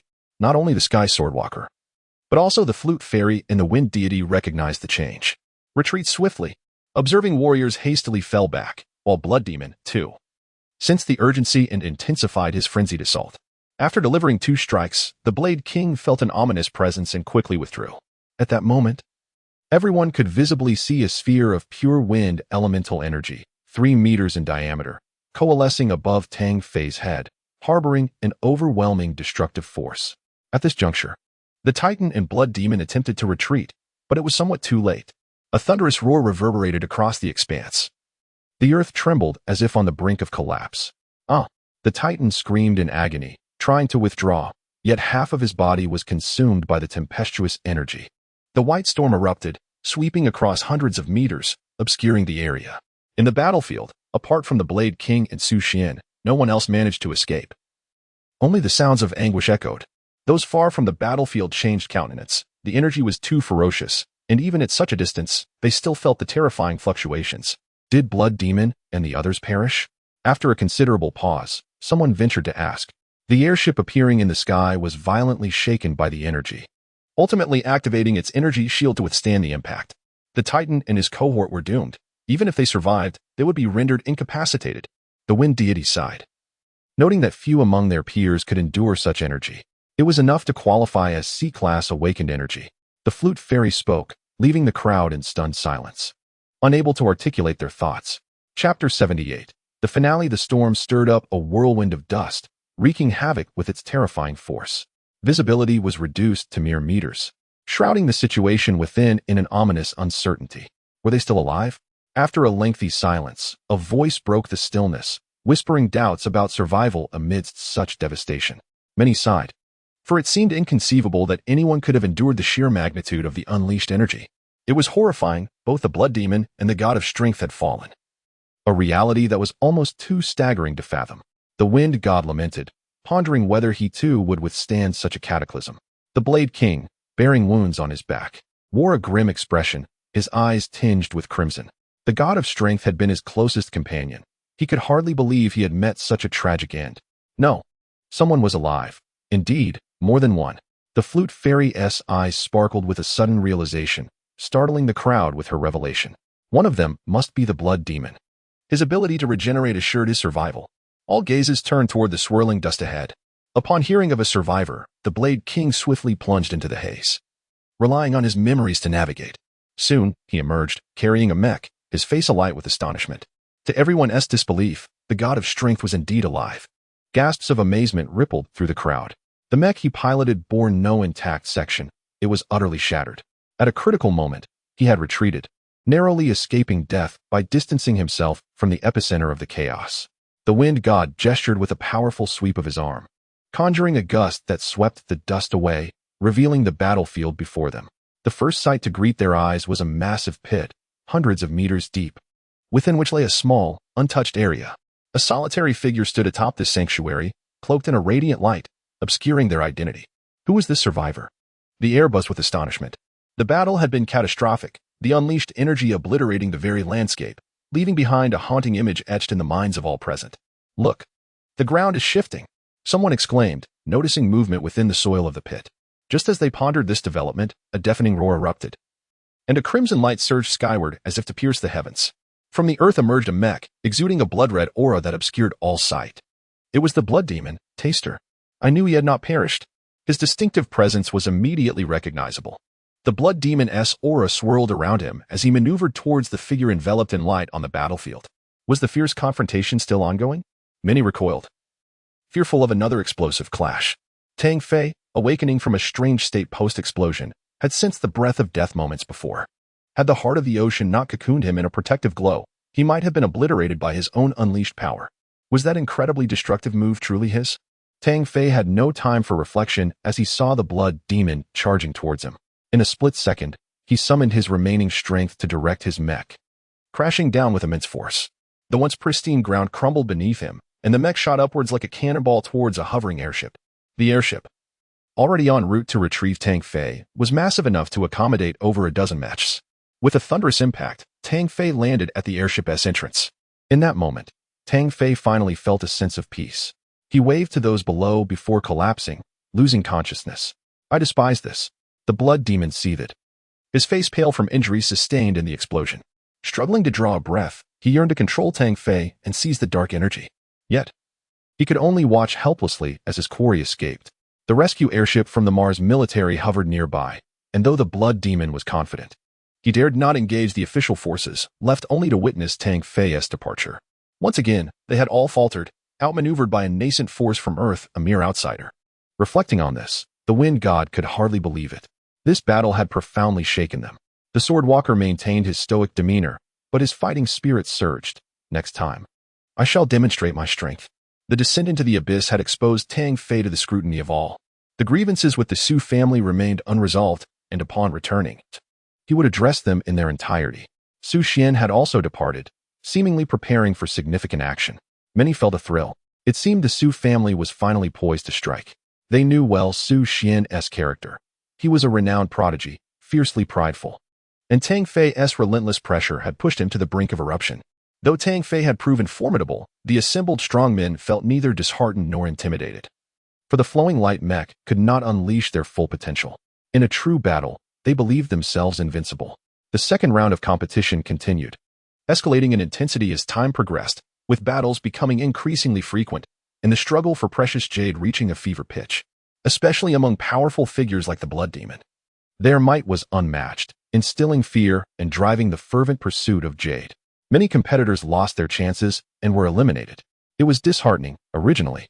Seizing 5 jade pieces would suffice for advancement, yet formidable beings like the Blood Demon and the Blade King had amassed dozens. What were they trying to achieve? Total annihilation. Anger flared among the participants, who contemplated uniting against them. Be cautious. Do you not realize? These individuals suffered significant losses at the hands of an Earthling. This is merely an outlet for their fury. Someone revealed a hidden truth, vividly recounting the battle within the abyss. In the canyon, numerous competitors vied for supremacy, ruthlessly seizing the jade required for progression. The second round of competition concluded, leaving a profound impact, sending shockwaves throughout X Academy. Chapter 79. Farewell to the young nurse. As the second scene of the polar chaos drew to a close, X Academy was soon ablaze with excitement. Countless individuals engaged in fervent discussions, their gazes fixed upon the top 10 formidable figures of the original Wind and Cloud ranking, as well as a new student from Earth named Tang Fei. Many participants of the Abyss expedition revealed that Tang Fei had obtained the legendary forbidden power known as Dark Energy. This revelation was enough to send shockwaves through the Academy. Not only X Academy, but also the ancient families could not remain indifferent, prompting many to dispatch their strongest warriors to investigate. Even prominent figures from the Solar System Alliance arrived at X Academy to verify the claims. Naturally, individuals from various other nations flocked to uncover the truth, as this was undoubtedly sensational news across the stars. However, many students, along with others, were oblivious to the implications of such power. Their primary focus was on how this Earth youth had engaged in fierce battles against numerous strong adversaries, almost matching the prowess of those in the top 10 of the Wind and Cloud ranking. especially after footage of Tang Fei's epic clashes with formidable beings such as the Blood Demon, Blade King, and Hercules was disseminated. It sent everyone into a frenzy. The final explosion propelled Tang Fei to the peak, rendering him a godlike figure in their eyes. There were indeed a few Earthlings within X Academy, but revealing such an identity could invite ridicule and scorn. Thus, they refrained from disclosing their origins.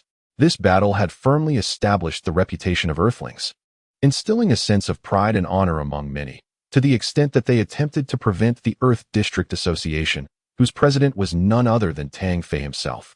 Tang Fei, come out and fight. You have humiliated the Su family and injured their kin. Let us settle this today. Su Xian shouted upon his return to the academy, drawing the attention of the students, but alas, there was no response. Are you afraid? You cannot hide. We shall fight sooner or later, so come out. Su Xian declared from the academy's arena. The leader of the Earth District Association, a bespectacled young man, responded, President Tang is currently resting. He will resolve this matter shortly. Humph. He must be terrified. Hurry and summon him. The Su family demands a resolution. Su Xian expressed his dissatisfaction with the reply. The son of the fire god, President Tang, would never cower. Do not forget, even the Blood Demon is not his match. How could he fear someone ranked third? The bespectacled youth's words elicited a chilling glare from Su Xian. Who are you? Get lost. You have no right to speak to me. Su Xian seethed with anger. Yet his status prevented him from engaging with an unknown individual. Outside, Tang Fei remained unaware of the commotion. The youth was indeed correct. He was resting. At the Martian 1st Military District Hospital, a towering structure of 200 meters occupied a vast expanse, with luxury hover vehicles and even foreign spacecraft making their descent. This was the largest hospital on Mars. On the 97th floor, Tang Fei recuperated. The upper floors, from the 90th and above, were reserved for military personnel. And as a member of X Academy, Tang Fei was placed in a special ward. It's so cold. Tang Fei sat cross-legged on the bed. This time, it was merely exhaustion without significant injury, and he sought to comprehend the dark energy. The dark energy, absorbed by the heart of the ocean, had been devoured, transforming the originally blue gemstone into a deep blue, even more resplendent. Initially, Tang Fei was filled with anger and surprise, realizing that the heart of the ocean had indeed been consuming energy. However, he later discovered that it had fused within the gemstone, allowing him to perceive the dark energy through communion.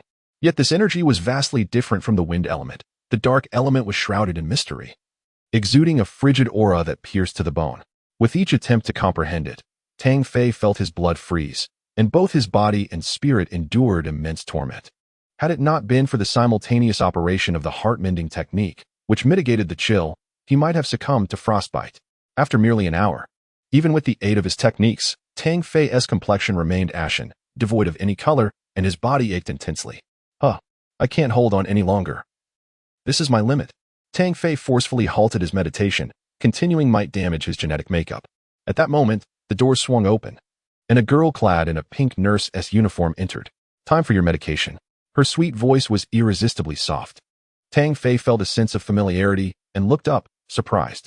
It's you. It's you. Jiang Xinyu's face lit up with excitement as she quickly set down her tray and rushed to Tang Fei, embracing him eagerly. Tang Fei was momentarily stunned, his face flushing crimson as he caught a whiff of her delicate fragrance, igniting a stirring within him.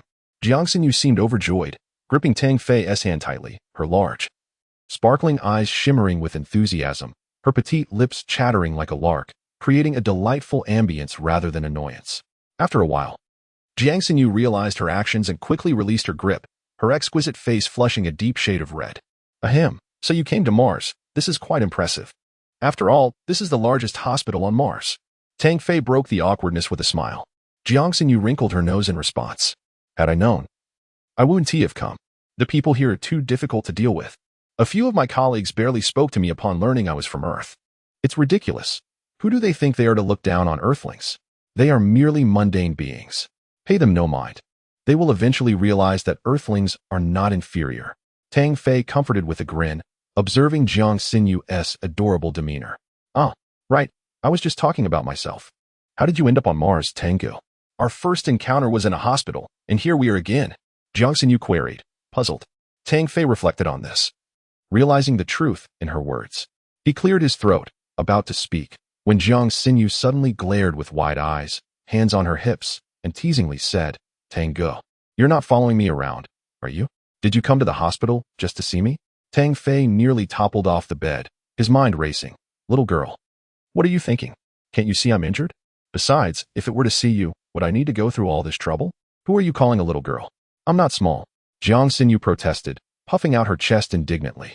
Tang Fei's gaze inadvertently fell upon her nurse's uniform, perfectly accentuating her form, revealing a snowy expanse and a deep curve that piqued his curiosity. Well, you're certainly not small. Jiang Xinyu followed his gaze, her face a mix of shyness and anger. What are you looking at? You're a rogue. Ahem, what do you mean by rogue? I merely lost control of myself. Yes. Lost control. Tang Fei stammered, hastily turning his head away, feeling embarrassed. Jiang Xinyu considered that she might be overthinking things. Her cheeks flushed pink. Oh, by the way, Tang Ge, you're still a patient. Lie down quickly. You need to take your medicine. No need. I'm already better. Tang Fei insisted. Having healed sufficiently to forego medication. That's out of the question. Patients must take their medicine. Lie down now. Jiang Xinyu, resembling a fierce tigress, glared with wide eyes, pressing Tang Fei back down. You're the one with the problem. Take your medicine. I'm not sick. You must be sick. How could you be here without an ailment? I'm really not sick. Not sick. Are you truly stalking me upon hearing this? Tang Fei hastily took the medicine, wishing to shout, I'm truly not sick. Meeting a familiar face on Mars was naturally exhilarating, and the two engaged in conversation for quite some time, sharing their experiences during the intervening period. When Jiang Xinyu learned that Tang Fei had entered X Academy, she was genuinely thrilled for him, waving her small hands excitedly. Tang Ge, for the final competition, take me with you. I'll cheer for you. The pink nurse's uniform enveloped her petite, yet voluptuous form. The prominent curves pressed against Tang Fei. Her exquisite features were tantalizingly close, revealing fair and supple skin, while her lively eyes blinked playfully. What a little enchantress. Tang Fei mused internally, contemplating briefly before nodding in agreement. At that moment, the door swung open, and another woman clad in a pink nurse's uniform appeared, adorned with white fishnet stockings that showcased her beautiful legs. With a carefully crafted face and cascading waves of long hair, she entered the room, filling the air with a potent fragrance. Ah, Jiang Xinyu, so you are here. The woman spoke indifferently, her gaze haughty and devoid of warmth, as if addressing a subordinate. This is the head nurse of this floor, my superior, Jiang Wei. Jiang Xinyu quickly introduced Tang Fei. Jiang Wei scrutinized the ambiguous interaction between the two, her expression darkening. And she chastised, Jiang Xinyu, are you using work hours to engage in romantic escapades? Last time I inquired, did you not claim to be single? Caught off guard by Jiang Wei's sudden appearance, Jiang Xinyu hastily defended herself. Nurse head, I truly have no boyfriend, nor am I involved in any romantic relationship. Jiang Wei scoffed, her tone dripping with sarcasm. If that is the case, this is not the time for your flirtations. Your behavior tarnishes our hospital's reputation. Is it a common trait among women on Earth to be so promiscuous? Her words were merciless, striking with venom. Jiang Xinyu initially froze, her complexion paling, as 2 tears streamed down her cheeks. Nurse head, how can you speak like that? She exclaimed. Am I wrong? You are nothing but a loose woman. Appearing innocent while engaging in who knows what in private, Jiang Wei concluded, pointing at Tang Fei. Your records indicate you also hail from Earth? Are you her lover? Let me tell you, many doctors here are utterly bewitched by her. Nurse head, you have gone too far. Jiang Xinyu wept, her face glistening with tears. Her eyes pleadingly turned toward Tang Fei as she shook her head in distress. It's not as she describes. Overwhelmed with helplessness and indignation, she feared that the young man would believe the head nurse's words. Ha, Xinyu, I believe you. Tang Fei smiled softly. Who would take the words of such a wretched person seriously? It's likely she is merely projecting her own nature. The warmth of the boy's smile was like the winter sun, melting Jiang Xinyu's heart, leaving her deeply touched. Chapter 80. Jiang Xinyu's grievance earthling. How do you speak? Who dares to call someone trash? Jiang Wei's chest heaved violently with anger, her long false eyelashes trembling with fury. Is there anyone else besides you who is trash? Tang Fei replied with a smile. Do you know who you are talking to? This is not the impoverished Earth. This is Mars. Jiang Wei shouted, directing her venomous gaze at Tang Fei. Isn't Mars part of the Solar System Alliance? You should leave, little head nurse. Who gave you the audacity to disturb the patient's rest? If you bother me again, I will escalate this to your dean. You. Jiang Wei trembled with rage, her glare fixed on Jiang Xinyu. You won't be able to stay here any longer. You and your adulterous partner will pay for this. With that, she turned to leave. However, at that moment, Tang Fei suddenly lunged forward and slapped her. The crisp sound echoed, leaving Jiang Wei stunned, her powdered skin swelling instantly. Ah! She shrieked in shock and fury. You dare hit me? You bastard! You dare to! Before she could finish, another slap landed, even louder than the first, transforming her face into a grotesque sight. Leave at once. Say another word, and I shall strike you again. Tang Fei stated indifferently, showing no compassion for such a woman. Jiang Wei glared at the two with resentment before leaving in tears. Tang, you've stirred up trouble now. Jiang Wei is quite petty. You should change hospitals quickly, lest she seek revenge. Jiang Xinyu's face was filled with concern. Tang Fei chuckled, feeling warmth in his heart. He was merely a transient visitor here, recuperating in the hospital, fully capable of departing. Yet, it was Jiang Xinyu who worked and studied here, the one most adversely affected by this incident. And yet her first instinct was to worry about him. Do not fret, I am fine. She is merely a head nurse. This hospital is not her domain, is it? Does she think she can turn the world upside down? He then expressed sincere regret. Xinyu, I apologize. I struck her, and it may complicate your life. I am fine. If it comes to it, I can always resign. Jiang Xinyu declared, shaking her small fist heroically. Quickly, she cast the incident aside and urged Tang Fei to share stories about X Academy, her face flushed with excitement.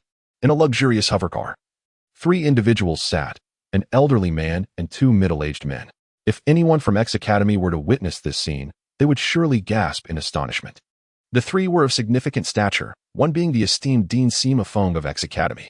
The middle-aged man was Li Chuanxiang, the vice-chairman of the Solar System Alliance. The third in command, while the other was Major General Motor of the 9th Mecha Legion. Each of them was a person of great renown, capable of causing tremors on Mars with a single utterance. Dean, we will arrive at the first hospital in 1 hour, the driver announced respectfully. Indeed. Sima Feng replied with a smile. Gentlemen, this young man is truly extraordinary. I was astounded when I first heard the news. Indeed, Dean Sima. I still find it hard to believe. Li Chuanxiang lamented, shaking his head. Major General Motor's eyes sparkled with enthusiasm. Dean. I must have this young man join the 9th Mecha Legion. Ah, perhaps not. Dean Sima chuckled. The 3 eagerly anticipated their meeting with the Earth boy who had stirred X Academy. On the 97th floor of the first hospital, Tang Fei and Jiang Xinyu were enjoying a pleasant conversation when footsteps and voices approached from outside. Director William, it's in this ward. As the words were spoken, several figures appeared at the door, one of whom was the recently departed Jiang Wei. There they are, Jiang Wei shouted, her face swollen with anger as she glared at Tang Fei and Jiang Xinyu. You injured Nurse Jiang? The man referred to as Director William was a middle-aged man with a bald head and a prominent belly, looking down at Tang Fei. Who are you? Tang Fei retorted. He is a resident physician at the hospital, Jiang Xinyu whispered in explanation. Only then did Director William notice Jiang Xinyu, his small eyes gleaming as he gazed at her. Completely ignoring Tang Fei, Jiang Wei arrogantly interjected. Director William is not only a resident physician but also the dean's nephew. His reputation is quite illustrious on Mars. Oh, how fortuitous. What is the matter here? Such a large hospital, yet you choose someone like her as head nurse, disturbing patients' rest, and even resorting to insults. If I were to overlook this, it could tarnish the hospital's reputation. Reluctantly, I must intervene. Tang Fei shrugged, feigning helplessness. Jiang Wei quickly chimed in, Director William. Look at this earthling. He is too arrogant. He bit back here. You must take my side. She pressed her chest against his shoulder as she spoke. William cleared his throat and spoke sternly. Young man, you are too brazen to have injured a staff member without cause. And you, Jiang Xinyu. How dare you engage in lewd behavior in a patient's ward? As the director, I must impose severe punishment for this matter. It will be reported throughout the hospital, and you shall be dismissed. It will be noted in your internship record. Director William, I did not. How can you speak such lies? You cannot do this. Jiang Xinyu's eyes brimmed with tears as her face turned pale. Dismissal was something she had mentally prepared for, but a hospital-wide report would make it impossible for her to face others, leading to unbearable humiliation. Even worse, it would stain her internship record, a mark that would follow her for life, affecting future job prospects. Humph. Lies? Jiang Wei witnessed it with her own eyes. Can that be false? William's expression darkened, filled with self-righteousness. But Jiang Wei is lying. She is deceiving you. Director William, do not fall for it. I truly did not. How can I face anyone if you proceed like this? Jiang Xinyu cried, tears streaming down her cheeks, her heart filled with grievance. You little girl. If you dare to act, you must also dare to admit it. I speak only the truth. Jiang Wei's vindictive glee was evident in her triumphant smile. Right and wrong. Do I need your guidance? William replied solemnly, his gaze drifting over Jiang Sinyu's figure, lingering on her curves and the elegance of her legs clad in white stockings. A hint of amusement flickering in his eyes. Of course, there is still a chance for redemption. If you are willing to admit your mistake, we can discuss it in my office and you can show sincere effort. I may consider leniency. As William spoke, he swallowed, unabashedly revealing the fervor in his gaze. Director William. Jiang Wei's complexion shifted slightly, and she called out sweetly. Rest assured, I have my own judgment. William lightly coughed, his eyes fixated on Jiang Xinyu. So, what do you say? Have you considered it? You can come to my office right now. Jiang Xinyu was flustered. She had never encountered such a situation before, leaving her at a loss for how to respond. Chapter 81. A major incident. Do not believe the words of these scoundrels. Tang Fei gently held Jiang Xinyu's hand and spoke softly. Brother Tang. Jiang Xinyu looked at him, her emotions gradually calming, filled with grievance. William, witnessing the flesh around his mouth bruised, was furious. Earthling, I haven't settled the score with you yet. You attempted to assault Chief Nurse Jiang Wei, and when she refused, you resorted to violence. I have already reported this to the police, and you will need to explain yourself to them. Tang Fei laughed in anger. Rescue someone like her? Me? That is utterly ridiculous. Earthling, prepare for a lawsuit. Jiang Wei declared with resentment. There is an old saying, to add crime where none exists, one need not lack words. Tang Fei shook his head, but the law speaks of evidence. Evidence. Boy, you will soon understand what evidence truly is. William laughed heartily, no longer looking at Tang Fei, his gaze fixated on Jiang Xinyu. Pondering how to seize this opportunity he had awaited for so long. Soon, Martian police officers arrived, clad in light blue uniforms. Captain Huang, you've arrived. This brat attempted to assault and rape, and even injured Chief Nurse Jiang Wei. William exaggerated the situation as if he had witnessed it firsthand. That's not true, officer. He is lying. Jiang Xinyu blushed crimson, trying to defend herself. Jiang Wei stepped forward, tears streaming down her face as she cried. It was this earthling. He coveted my beauty and attempted to assault me. When I resisted, he became violent. This shameless woman even helped him strip my clothes. I struggled fiercely, and he hit me. Look at the injuries. If it weren't for Director William discovering this early, unbeknownst to them, her clothing had been torn, revealing her fair skin. Her words vividly painted the scene. Captain Huang's mind was clear. He and William had had their share of fun with this flirtatious woman. Hearing that they were to deal with an earthling, they had come without a second thought. You need to come with us. Captain Huang pointed at Tang Fei. How absurd. You believe her word alone and intend to take me to the police station? Tang Fei scoffed, having realized that these officers were in cahoots with the others. We have witnesses and evidence, and we will investigate thoroughly. You merely need to assist us in our inquiries. Captain Huang frowned, suppressing his irritation. Assist in your investigation? More like you want to coerce a confession. Tang Fei sneered. I never imagined the Martian police would be so corrupt. Tell me, how much have you taken? Or is it that you have a secret affair with this shameless woman? Tang Fei was genuinely enraged. He was no child to be easily deceived. Captain Huang, look, he is being too outrageous.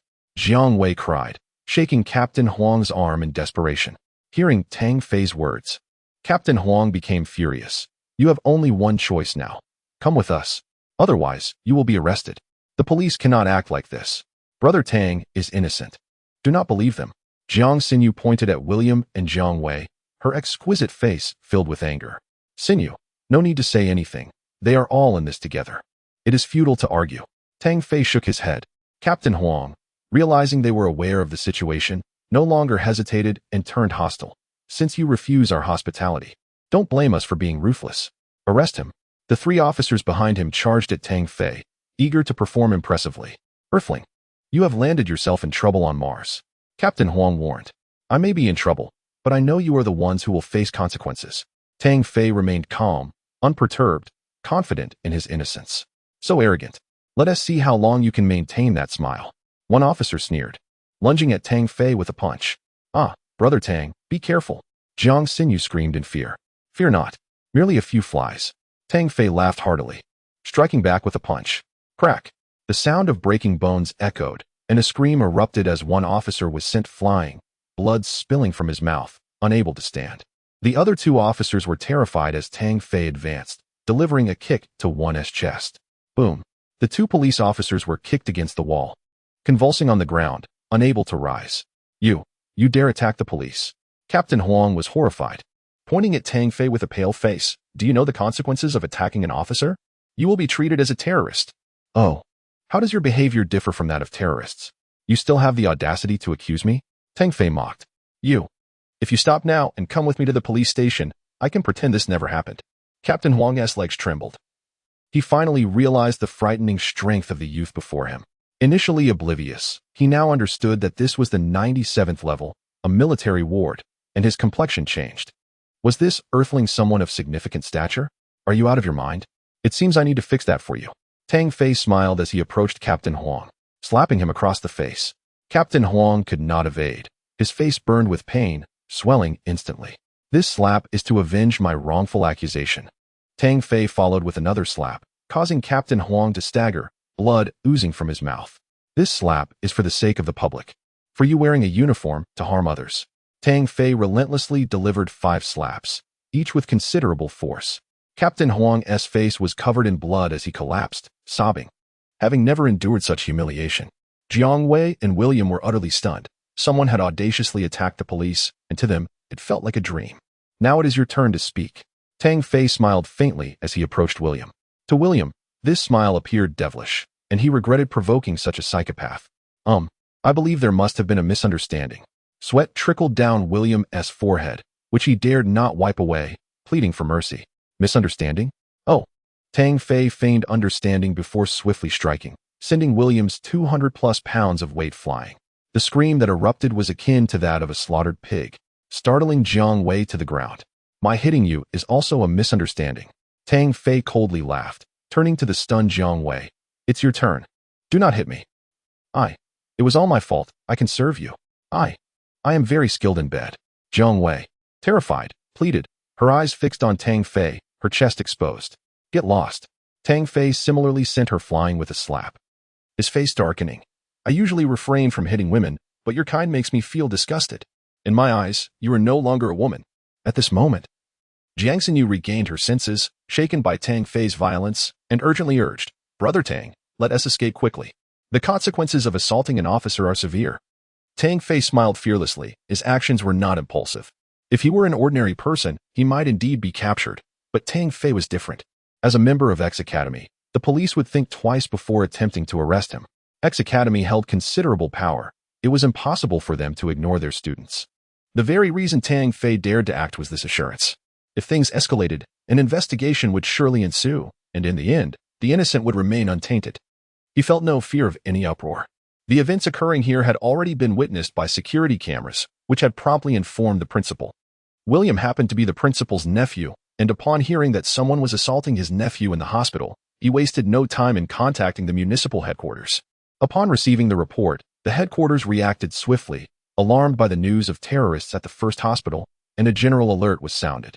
Over a dozen hovering police vehicles arrived, surrounding the 97th floor of the first hospital. 2 police airships hovered above, snipers targeting every exit. A contingent of heavily armed special police officers ascended to the 97th floor, exerting control over the situation. Such a display is rarely witnessed across Mars. You are surrounded. Surrender immediately, and leniency will be shown, shouted one of the officers. Tang Fei was momentarily taken aback. He had not anticipated such a grand scale of intervention. Goodness. The Martian police are remarkably swift.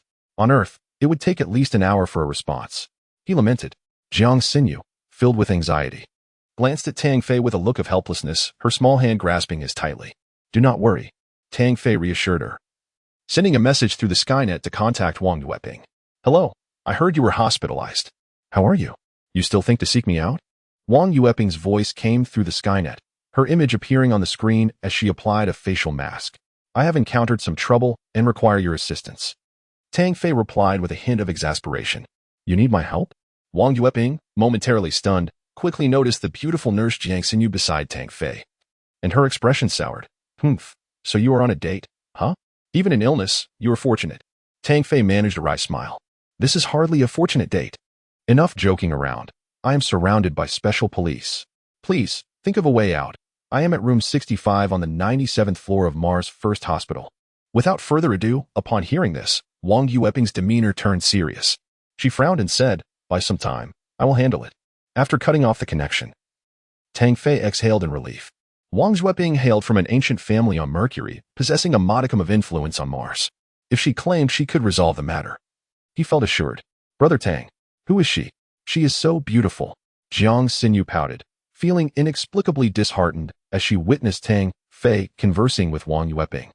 She is a peer of mine, a member of X Academy. I can only seek her assistance in this matter, Tang Fei explained with a smile.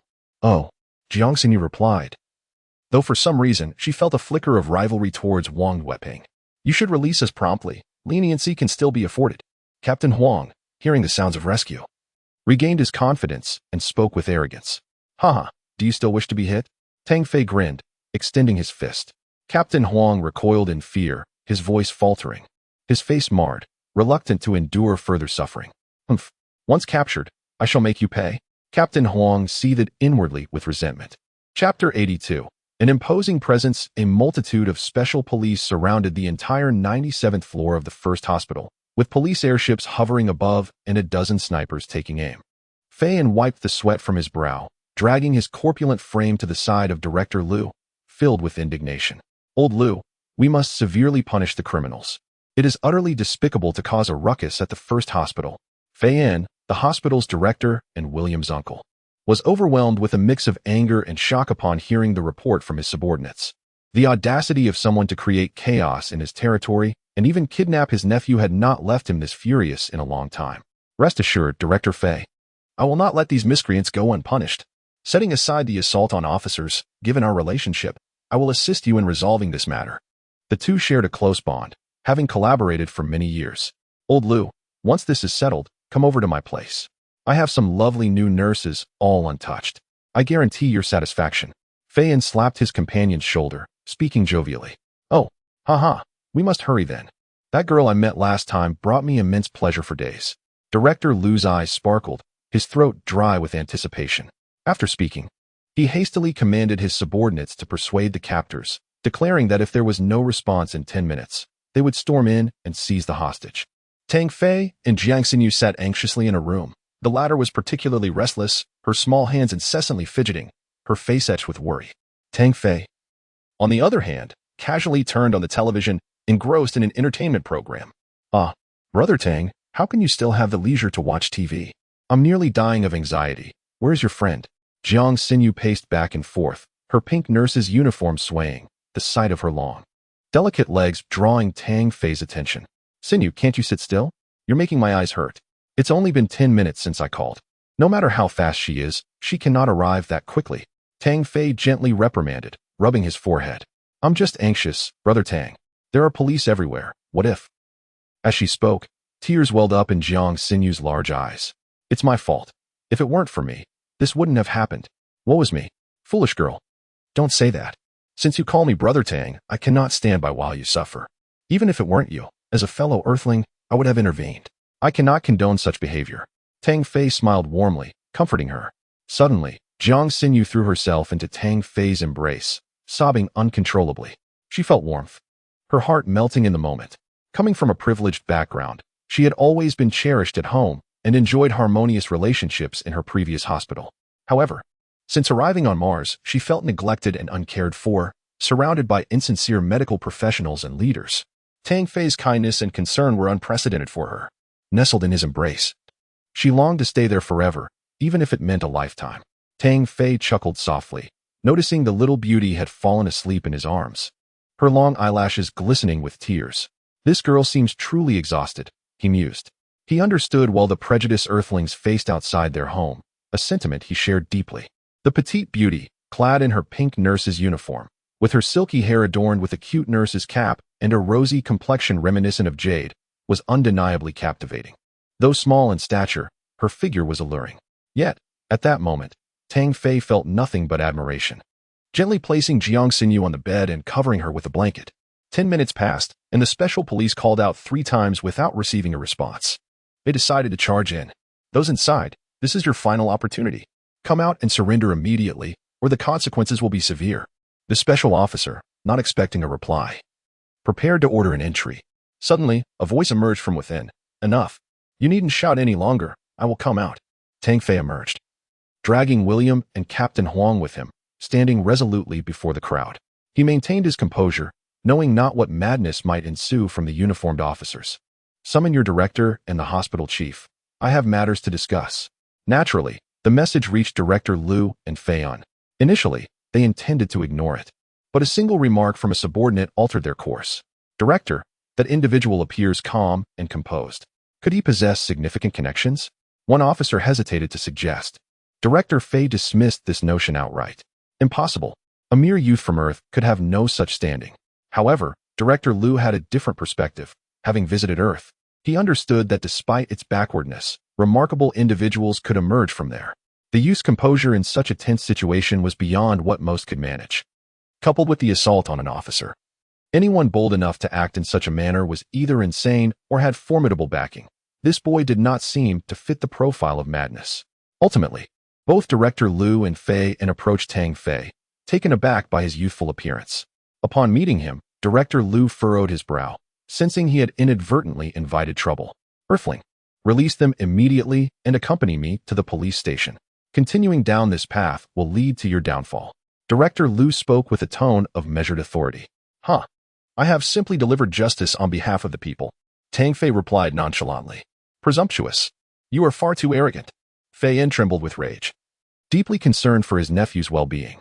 Seeing the state he was in ignited a fury within him. "You cannot escape. I will ensure you spend a lifetime in prison." "Director Liu, there is no more to discuss. Apprehend him and see that he is punished. No one can save him now," Tang Fei sneered, his eyes filled with fierce determination. "You have judged me without understanding the circumstances. How reckless." "This is the truth." Fei's corpulent frame shook with fury. "What more is there to inquire? The evidence is plain to see." Director Liu's brow furrowed deeper, his tone growing more serious. "Young man, come with me to the police station. I will investigate the situation thoroughly." "Will the truth be uncovered at the police station?" Tang Fei retorted with derision. Director Liu's temper flared. He gestured commandingly. "Seize him." Tang Fei's pupils narrowed, a powerful aura radiating from him, undeterred by the prospect of chaos. He was stalling for time. Once taken to the police station, many complications would arise. Yet, he was reluctant to resort to violence. Engaging them here would muddle the situation, irrespective of his intentions. "Wait. Your decisions are ill-advised and may lead to dire consequences," Tang Fei warned coldly. The two men exchanged glances, alarmed. Could this youth truly possess formidable connections? Director Liu, ever suspicious, found himself at an impasse. As the standoff continued, the crowd grew larger. Wiping the sweat from his brow, Director Liu made a decision. "Regardless of your claims, assaulting an officer is a breach of the law, and you must accompany me to the police station.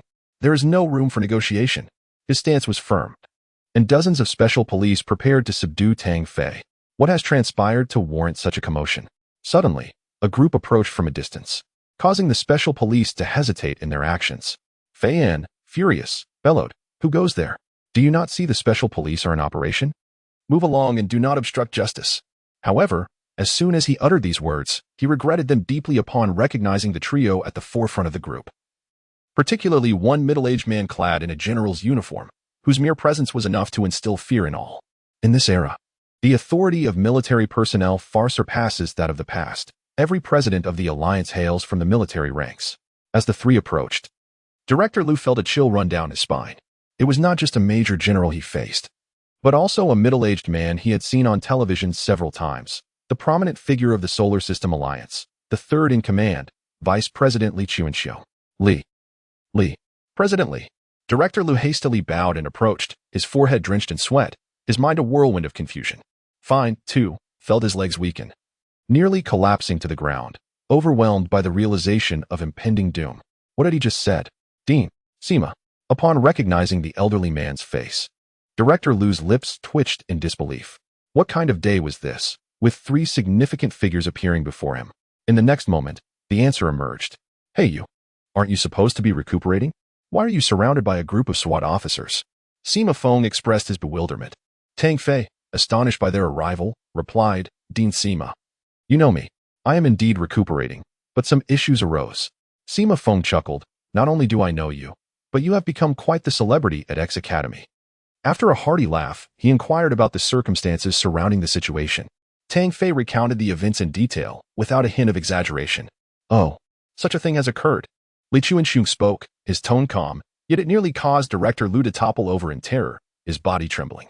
Wiping the sweat from his brow, he forced a bitter smile. Presently, I received a report of an assault on police officers, which is why I rushed here. I am entirely unaware of the specifics. Is that so? It seems, dear Director, that you have quite the rapport with the Dean, Tang Fei scoffed, his sarcasm evident. Not at all. There is absolutely no such connection. I have merely met Dean Fine on a few occasions. There is no relation whatsoever. Li Chuanxiong and Sima Feng had witnessed too much to miss the underlying implications in Tang Fei's words. This matter requires thorough investigation. The students of X Academy are the pillars of our nation. They must not be unjustly victimized. Sima Feng asserted with a commanding presence. Fine and Director Lu were rendered speechless, their hearts racing in fear. They were astounded to learn that this young man from Earth was affiliated with the enigmatic X Academy. Had they known his true identity, they would have certainly treaded carefully, but the opportunity had come and gone. Chapter 83. Shocking news and plans. The Vice President of the Alliance, a Major General from the military district, and even the President of X Academy have come to lend their support. Suddenly, Director Lu's phone rang. To his astonishment, it was the mayor of the city. Hello, Mayor. Before Director Lu could utter a word, he was met with a barrage of reprimands, all concerning the young earthling before him. The mayor finally commanded him to release the boy immediately, stating that personnel adjustments would be made. Director Lu felt as though the apocalypse had arrived, his spirit seemingly drained. Abruptly, he knelt down, repeatedly bowing his head. I was wrong. I should not have failed to recognize the mighty. I beg you, spare me this time. This unexpected display left Tang Fei momentarily stunned. He then placed a hand on Director Lu's shoulder and remarked indifferently, "You have not offended me, but rather justice and conscience." Tang Fei invited Sima Feng, Li Chuanxiong, and Major General Motor into the hospital room. Upon seeing Jiang Xinyu on the hospital bed, the three men's gazes towards Tang Fei became somewhat ambiguous. Cough. She was just tired and fell asleep. Tang Fei explained awkwardly. Oh, just tired. Sima Feng chuckled. That's quite normal. Who hasn't experienced such a thing at a young age? Both Li Chuanxiong and Motor wore expressions that conveyed their understanding. How disrespectful. Tang Fei cursed inwardly. Realizing that clarification was futile, changing the subject, he inquired about their purpose. You have caused quite a stir in the Grand Canyon. Sima Feng sighed. Not only within the academy, but even the upper echelons of the alliance are in turmoil. Li Chuanxiong added. Is it really that serious? It's just a competition. Tang Fei rubbed his nose, feeling somewhat speechless. It is indeed grave. Sima Feng replied earnestly, his expression solemn. Have you acquired the fabled dark energy? At this, Tang Fei's eyes sharpened. Though he was not particularly shocked, after all, the incident had garnered considerable attention, with many students having participated in the Abyss expedition. And it was only natural for the news to leak. Dark energy. It is one of the three forbidden powers alongside temporal abilities and light energy. For every awakened individual, it is one of the most coveted abilities, a double-edged sword of fortune and calamity. Sima Feng reflected. It is said to be the energy of the underworld demon. And it is terrifying, Motor added. Director Sima, I understand the fortune you speak of, but what calamity do you refer to? Tang Fei inquired, puzzled. The calamity refers not only to you, but to the entire solar system alliance. Sima Feng lamented, filled with helplessness. Li Chuanxiong continued. The Silver Federation comprises hundreds of nations, varying in strength. Among them, only 6 are top-tier powers, with humanity represented by just 2. Do you know why? Because these 2 nations possess super-strong individuals who wield forbidden powers, which is one of the reasons for their status. Li Chuanxiong's revelation was news to Tang Fei, leaving him utterly astonished. The Milky Way is but a speck in the universe, so minuscule, yet within this diminutive existence, there are countless nations. Of course, humanity occupies 8/10 of these nations, coexisting with civilizations from other races within this vast cosmos. The existence of the Silver Federation is to maintain peace between races and nations. However, dark energy is a forbidden power, and these top-tier nations, along with other advanced nations, will not permit the emergence of such individuals within the Solar System Alliance. Once you reach your peak, you will pose a threat to their status. You should understand what this entails. Li Chuanxiong rubbed his temples, exasperated. They will kill me. Tang Fei's eyes blazed with fighting spirit, as he had not anticipated such sentiments within the galaxy. Not only will they kill you, but they will also threaten the safety of the Solar System Alliance. It could lead to a great war, and our nation would ultimately face annihilation. Are they truly so unreasonable? Will the Silver Federation turn a blind eye to this? Tang Fei exclaimed, furious. Ah, young man, you are still too inexperienced. In this world, Strength is the only truth. Most members of the Silver Federation's council are followers of the 7 top-tier nations. How do you think they will act? Sima Feng's words struck Tang Fei profoundly. Tang Fei fell silent, feeling an immense pressure as if a colossal boulder was resting on his chest, making it hard to breathe. Kid, do not be disheartened. We are here to discuss this matter. Major General Motor smiled reassuringly. Sima Feng revealed the ultimate purpose. The news of your acquisition of dark energy will not spread throughout the galaxy in the short term. It will take time for those nations to learn of it. Your outstanding performance in the Grand Canyon battle showcased your remarkable strength and potential. Therefore, I believe your future achievements are limitless. For now, you must leave the solar system, distancing yourself from the storm's epicenter, and adopt a new identity for your concealment. Wait until you possess the true strength to face the world before making your reappearance. Tang Fei remained silent, comprehending Director Sima's intentions, but this meant severing ties with his loved ones and embarking on a journey to a foreign land. Rest assured about your family and friends. The alliance will ensure their safety and well-being. Li Chuanxiong reassured him, understanding Tang Fei's concerns. I have heard your father's leg is broken. The alliance will cover his treatment. Moreover, during your absence, only the 3 of us will know your whereabouts, and the alliance will provide you with substantial financial support. Upon hearing this, Tang Fei realized that leaving was indeed the best course of action, and the prospect of healing his father's legs solidified his resolve. All right, but the alliance's assistance to a nameless individual like me surely comes with expectations? Tang Fei mused, fully aware that there would be ulterior motives at play. Fear not. We harbor no malice. In truth, this is an investment, with but one requirement. Once you master the forbidden power and grow powerful, you must join the Solar System Alliance and serve the nation. In doing so, our country will also gain the qualification to ascend to the top tier. Li Chuanxiong expressed with fervor, as this was a dream for all underdeveloped nations. I accept. Rest assured, I will always be an Earthling, and Earth will always remain in the solar system. I will return. Tang Fei made a decision that would influence his entire life. Sima Feng concluded by outlining the plan. In the Academy's final showdown, we will stage a play where you will unexpectedly die and then be escorted away by Major General Motor. They continued to discuss various matters, each word carrying the weight of seismic implications. At this moment, amidst his profound sentiments, Tang Fei found himself yearning for his parents, wishing to see them one last time before his departure. Chapter 84. Return to the Academy before the arrival of the distinguished figures, Sima Feng, Li Chuanxiong, and Motor. Tang Fei had already been left with no alternatives. Whether this development would bring fortune or misfortune depended on his own fate. If he could master the forbidden abilities, awaken to a higher level, and possess extraordinary strength, it would undoubtedly have repercussions throughout the galaxy. Before you depart, please heal my father's condition. I long to see their joyful smiles. Tang Fei inhaled deeply, a gentle smile gracing his lips as he spoke calmly. Sima Feng and Li Chuanxiong exchanged glances and nodded in agreement. Very well. There are 3 days until the final date. We will issue orders to transfer your father to the hospital for treatment immediately. You may connect with them online for a final conversation. Afterward, Li Chuanxiong sent a directive through the online network, prompting a swift response from the government on Earth. Tang Fei's father was placed in the finest hospital and began gene therapy treatment. By tomorrow morning, your father will be restored to full health. Thank you. Tang Fei expressed his gratitude. If he had to rely on himself, it would have taken over a year just to initiate treatment for his father. Now, with the government facilitating top-tier doctors and medications at no cost, it provided him with a sense of solace, allowing him to face the future with assurance. Once the 3 prominent figures had concluded their discussions, they took their leave. Tango, are you leaving? Jiang Xinyu sat up. Her large eyes filled with anxiety as she regarded him. Leaving? When did you wake up? Tang Fei chuckled, evading a direct answer. I heard everything, Tango. Are you going far away? Can't you stay? Jiang Xinyu clutched his sleeve, her heart brimming with reluctance. It's just a temporary departure. I will definitely return. Don't worry. Everything will be fine. Tang Fei replied, feeling a twinge of sadness. The Solar System Alliance was his realm, and Earth was his home. This journey was compelled by necessity. Otherwise, the outcome would be dire, jeopardizing his homeland and loved ones. He did not wish to show his sorrow. The time of his return could be a year, a decade, or perhaps forever. Only by becoming powerful enough to be unthreatened could he return.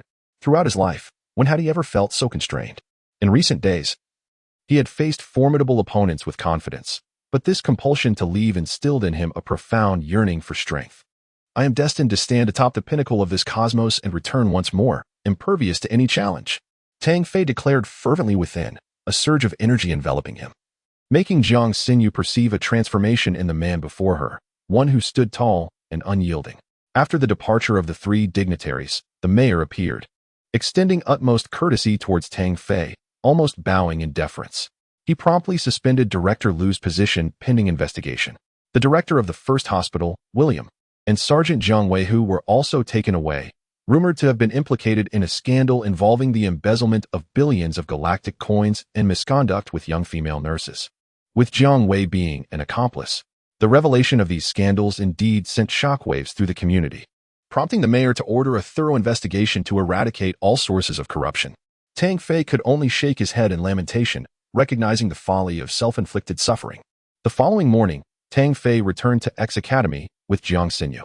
Nestled amidst mountains and built upon lava, this mysterious academy was but one institution within the Solar System Alliance, a mere fragment of the vast War God Hall.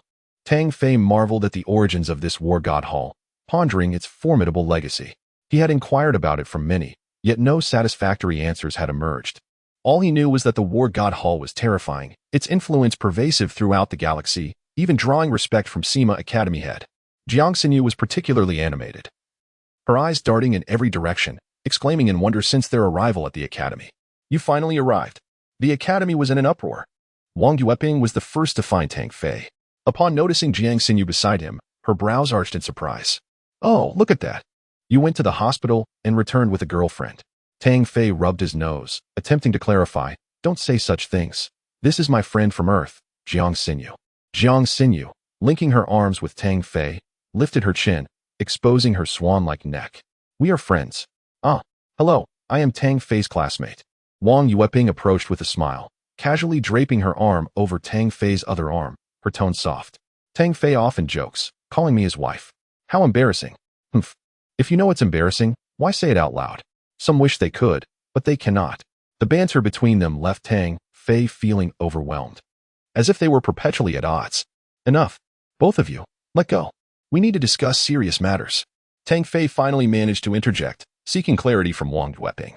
Wang Yueping flashed a victorious gesture towards Jiang Xinyu, declaring, the competition has begun. Over 40 participants have entered the finals, with opponents drawn at random for one-on-one combat. Those who lose 3 times will be automatically eliminated. As Tang Fei made his way to the arena, he absorbed the details.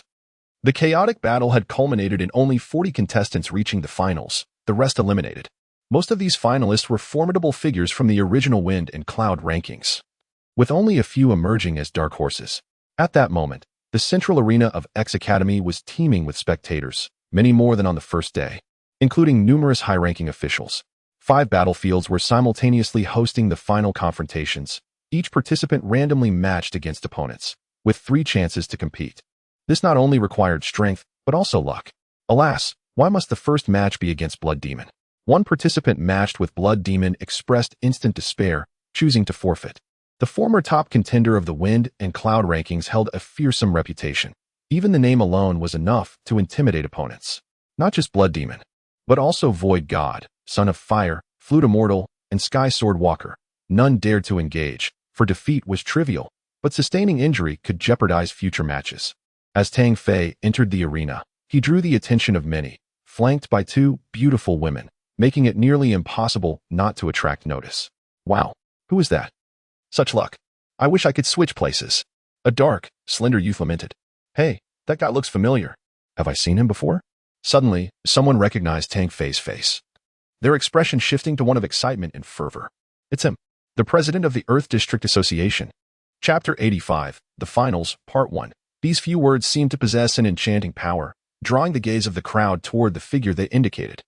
As their eyes fell upon Tang Fei, he was taken aback, feeling as though he was being stripped bare under their scrutiny, bewildered by the significance of the words. Hey, the president of the Earth District Association? Are they referring to me? How is it that after just 2 days, I find myself wearing such a title? Wang Yueping, standing beside him, explained, your remarkable battle in the Grand Canyon has made you a household name. The Earthlings in the Academy have united to form an association, and you have been honored as their president. However, Tang Fei knew he could not hold this title for long, as he would be departing in 3 days. The events occurring here quickly spread throughout the arena, and within mere minutes, throngs of people rushed in, their gazes ablaze with fervor. The impact of the Grand Canyon battle had been monumental. One person had stood against the multitude, showcasing extraordinary strength, especially as he hailed from Earth, something previously unimaginable for everyone. Blood Demon, Blade King, Hercules, Son of Fire. Each of these names represented legendary figures forged through countless battles and hard-earned reputations within the Academy. Yet, it was these very legends that were shattered by a single individual. Curiosity surged among the crowd. They yearned to glimpse the Earthling and discern the source of his prowess. Moreover, the influence of dark energy was immense, while ordinary individuals might not grasp its implications. The powerful understood its significance, taboo forces that could shake the very foundations of the galaxy. Acquiring dark energy signified the emergence of a super-strong individual, likely to become the foremost powerhouse of the solar system, destined to shine brightly within the galaxy. Over 100,000 people surged forward, eager to witness the spectacle. "Wow, Big Brother Tang, I didn't realize you were so famous," exclaimed Jiang Xinyu, her eyes sparkling with admiration, surrounded by enthusiastic admirers. Tang Fei's reputation had soared over the past couple of days. Is this really the one who defeated the Blood Demon? Is he really just like this? Wow, Earth has such handsome individuals. No wonder he is a strong warrior. Even the women around him are stunning. How enviable. The scene was electric. Tang Fei, I want to have your children. Be my boyfriend. A tall, robust woman waved her arms and shouted fervently. Tang Fei broke into a cold sweat, his heart sinking as he chuckled inwardly. Fame was not without its burdens. At that moment, the Son of Fire appeared.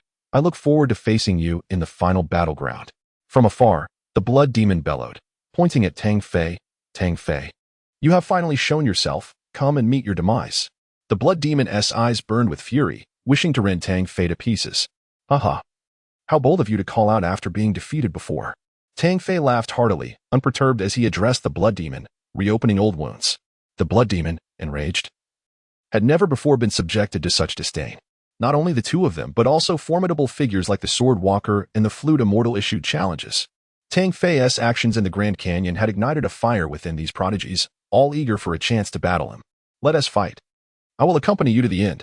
In that moment, Tang Fei's fighting spirit soared, filled with a sense of grandeur. With only 3 days left before his departure, he wished to conclude matters decisively and gauge his own strength against these talented individuals. The atmosphere reached its zenith, with everyone anticipating the ultimate showdown. The top 10 on the leaderboard represented the highest caliber of talent. In history, no one had ever fought against the top 10, which symbolized the strongest of the Academy. Tang Fei's entry into the top 10 as an Earthling was unprecedented. The battles continued, and Tang Fei was matched against a genius from Pluto. Please, grant me guidance, the young man stammered, his face a mask of anxiety as he faced Tang Fei. With such a reputation preceding him, the Pluto genius felt a wave of trepidation. No problem, Tang Fei replied nonchalantly, choosing the Nightfall Mecha. The clash drew the attention of the majority, leaving the other 4 battlefields nearly deserted, as if mere backdrops. A master is indeed a master. He fights with a standard mecha. The Nightfall Mecha from the Earth District must harbor great secrets. A bespectacled youth remarked mysteriously. Is that so? Quick, tell us more. How formidable is the Nightfall Mecha? My aunt's cousin's nephew's friend is from Earth, and it is rumored that the Nightfall Mecha is actually a super mecha. Celestial Blade. The energy of the golden element coalesced into a massive sword, radiating brilliant light, held high above his head. With its golden chassis, it resembled a divine warrior descending from the heavens. The Pluto genius unleashed his mightiest strike, approaching with palpable tension. Tang Fei's expression turned solemn. He understood the caliber of talent it took to rise from among thousands of students. None of them were weak. The Pluto genius's formidable power evoked gasps from the onlookers, the potent golden energy seemingly capable of cleaving the very sky. However, in the next moment, silence enveloped the crowd. Oh no! The Pluto genius has been thrown back, landing at Tang Fei's feet, stirring up a cloud of dust. At the same time, Tang Fei delivered a decisive blow, rendering his opponent unconscious. Tang Fei emerged victorious. The arena erupted in cheers, the Earth District Association members hoisting banners and shouting encouragement. What just happened? He ended it with a single punch. This rhythm is extraordinary. It's terrifying. He didn't even move and yet dispatched the Pluto genius effortlessly. What kind of ability is this? Could it be the terrifying power bestowed by dark energy? Tang Fei chuckled, wondering what had transpired. His previous attack had been instinctive, and he vaguely remembered his opponent lunging toward him. Upon regaining consciousness, the Pluto genius felt like crying.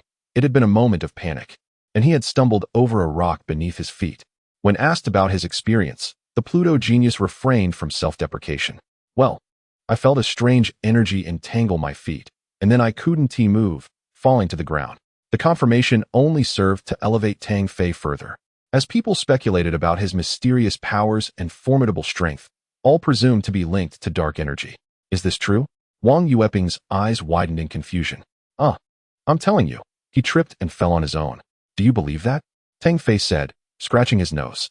Who would believe that? Do you think I'm an idiot? How foolish must he be to fall flat on his face? Wang Yueping retorted, visibly upset. But that is how it happened. Tang Fei insisted. You big liar. Just admit you gained some mysterious forbidden power. What is the big deal? She was furious, feeling that Tang Fei did not regard her as a friend. Tang Fei sighed. He had spoken the truth, yet no one believed him. Even he found it bewildering. Could it truly be the wondrous powers that came from his recent research into dark energy? In the end, he found himself believing that dark energy was indeed the culprit. After successive matches, Tang Fei continued to dominate, triumphing over his opponents. At the end of the day, only a handful of strong contenders emerged. The renowned warriors like the Blood Demon and Flute Immortal would face opponents of equal rank. They would merely compare strengths and eliminate the weaker ones. With the arrival of the second day, the stakes were higher than ever for the ranking matches. The first match featured the Wind God versus Lava from Mercury. The Wind God represented the strongest embodiment of wind elements at X Academy, having secured a place in the top 10 in previous sessions with overwhelming strength. Lava, on the other hand, was a dark horse, having surged into the finals. In an epic confrontation, the Wind God commanded his mecha, conjuring a tempest that vanquished his opponent and secured victory. In the second match, the Sky Sword Walker faced off against Saturn Tyrone. The Sky Sword Walker, endowed with the formidable ability of the Ice element, proved to be a daunting opponent, while Tyrone, merely a defensive awakeners, succumbed after the 17th strike of the Sky Sword Walker. In the third match, the Blade King confronted Tang Fei. This time, the Blade King opted for a high-end Martian mech known as the Golden Ape. The Golden Ape boasts a power rating of 75, a defense rating of 75, a speed rating of 67, and an energy rating of 75. This mech, designed specifically for awakeners of the gold element, exhibits remarkable strength and defense, albeit with a slight deficiency in speed, making it the Blade King's most favored machine. Tang Fei continued to utilize the Night Mech. Just the day before, Dean Sima had imparted several valuable insights regarding the enhancement of strength, one of which emphasized that while a superior mech can amplify combat prowess, it is crucial not to become overly reliant on it. To truly hone one's abilities, one must strive to unleash their utmost strength without depending too heavily on the mech's capabilities. The Night Mech, undoubtedly, harbors hidden secrets. The Blade King had also heard of Tang Fei's recent achievements and sensed that there was more to this seemingly ordinary mech than met the eye. No matter what tricks you possess today, victory will ultimately belong to me. The Blade King was ablaze with determination, eager to reclaim his rightful glory. Enough of your idle chatter. Just show me your moves. If you are weak, this will be utterly dull. Tang Fei responded calmly, his tone brimming with unshakable confidence. The Blade King, his gaze sharp, recognized the futility of further words. In an instant, the genetic lock was unleashed, and a surge of gold element energy flooded forth. The Golden Ape radiated a brilliant golden light, effectively doubling its combat capabilities, far surpassing its prowess during the Great Canyon Clash. With the supreme art of invincibility, the Blade King launched a decisive offensive right from the outset, intending to secure victory in a single blow. The Golden Ape soared into action, its hands swirling to conjure four gleaming golden blades that descended with ferocious intent. The hallmark of the gold element lies in its unparalleled sharpness and hardness, marking it as the epitome of assault. Tang Fei, unwilling to engage head-on, activated his genetic lock, summoning two swirling storms around his mech. With the heart of the ocean coursing within him, he wielded the wind element as if it were an extension of his very being, natural, fluid, and immensely powerful. It appears even more formidable than the Wind God. An observer gasped in astonishment. The Wind God, sensing the gravity of the situation, felt a profound helplessness. Despite his deep understanding and mastery of the wind element, he found himself dwarfed in comparison to Tang Fei. Akin to a primary school student juxtaposed with a high school scholar, an insurmountable gap. Chapter 86. The Finals, Part 2. The clash of the golden and wind elements erupted with a devastating brilliance, its formidable power resonating across the battlefield, instilling terror in the hearts of the spectators. At the very core of those two energy spheres, it seemed as though they could obliterate anything in their path. The wind element coalesced into two swirling hurricanes that swept across the arena, and in that moment, Tang Fei moved, executing the unexpected demon elephant fist imbued with ancient martial arts, striking the Blade King with a sudden ferocity. Boom! The Blade King was sent flying, blood spattering from his mouth, his eyes filled with disbelief and resentment. He could not fathom how his opponent managed to engage him in elemental combat while simultaneously launching an attack. I refuse to accept this, the Blade King roared, blood spewing forth. Even if we played 10 more rounds, you would still not be my match. Tang Fei shook his head. Among the top 10 competitors, only a handful posed any real threat to him. The news of the Blade King's defeat, now ranked 9th, reverberated like an earthquake, igniting a cacophony among the crowd. They had often heard of Tang Fei's prowess, yet had never witnessed it firsthand. This battle proved that his reputation was well-deserved. Less than a minute had passed before he triumphed over the 9th-ranked Blade King, showcasing his formidable strength. Next, the matchups continued, and to everyone's astonishment, it was the Sea King versus Tang Fei. This was a familiar adversary, a long-standing rival. Back in the Abyss, the Sea King had charged in with overwhelming force. But under ambiguous circumstances, Tang Fei had refrained from unleashing his full power, choosing instead to remain concealed among the masses. This time, however, he would not hold back against anyone. Before departing, he intended to defeat all challengers in the strongest manner possible, leaving no regrets behind, especially not against the Sea King. Tang Fei's eyes gleamed with a tangible intensity as he regarded the distant Sea King, contemplating how to exact his revenge for past grievances in the Abyss. The Sea King shivered involuntarily, the memories of the second polar chaos deep in the Abyss lingering painfully in his mind. The young man before him, during their last encounter, had nearly cleaved him in two while contending with numerous powerful foes. He understood all too well that he was not a match for Tang Fei. Not even the most suitable Mech could grant him a semblance of victory. I concede.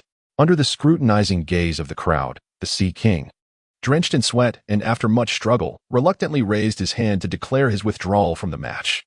What? The Sea King is conceding? Does he not realize how critical each battle is? Many of his followers were incredulous. The excitement surged. Tang Fei's overwhelming presence had driven the Sea King to abandon the fight. The representatives from the Earth District were beside themselves with exhilaration. Did you see that? The president is incredible. He intimidated the Sea King into not daring to fight. Everyone boasted about the event. After all, the Sea King had been the 10th-ranked contender in the previous rankings, a formidable force with potent water element awakening abilities. Yet, even such a powerful individual dared not engage, leaving all to wonder just how terrifying Tang Fei's might truly was. I heard the Sea King and Tang Fei have a vendetta. They fought fiercely in the Grand Canyon, and the Sea King nearly perished. Is that true? No wonder the Sea King refrains from battle. He must be afraid for his life. The events in the Grand Canyon were well known to many, and as the news spread, it became clear why the Sea King chose to forfeit. In X Academy, admiration for strength ran deep, while weakness was despised. The Sea King was subjected to scorn, retreating in shame. In his heart, the Sea King was tormented. He longed to fight. Yet the memory of nearly being slain by Tang Fei in the canyon filled him with dread. He had once sought to vanquish his opponent, and although killing was not permitted in this battle, he could still disable and humiliate his rival. Faced with such potential humiliation, the Sea King preferred to withdraw. Tang Fei was momentarily taken aback. While disappointed, he realized he could not teach the Sea King a lesson after all. The second round of matchups propelled Tang Fei's reputation to new heights. In the third matchup, a formidable opponent emerged, the Swordwalker versus Tang Fei. This individual, ranked 7th, was typically reserved and indifferent, yet Tang Fei did not underestimate him. The rankings on the Storm and Cloud list did not necessarily reflect true combat prowess. Sometimes misfortune led to lower placements. The Swordwalker was a prime example. Despite his previous defeats to the Blood Demon and the Void God, his actual fighting capabilities could rival those of the likes of the Flute Immortal and the Son of Fire. Finally, the moment arrived. The Swordwalker opted for a high-end mech from Mercury, the Unmatched Swordsman.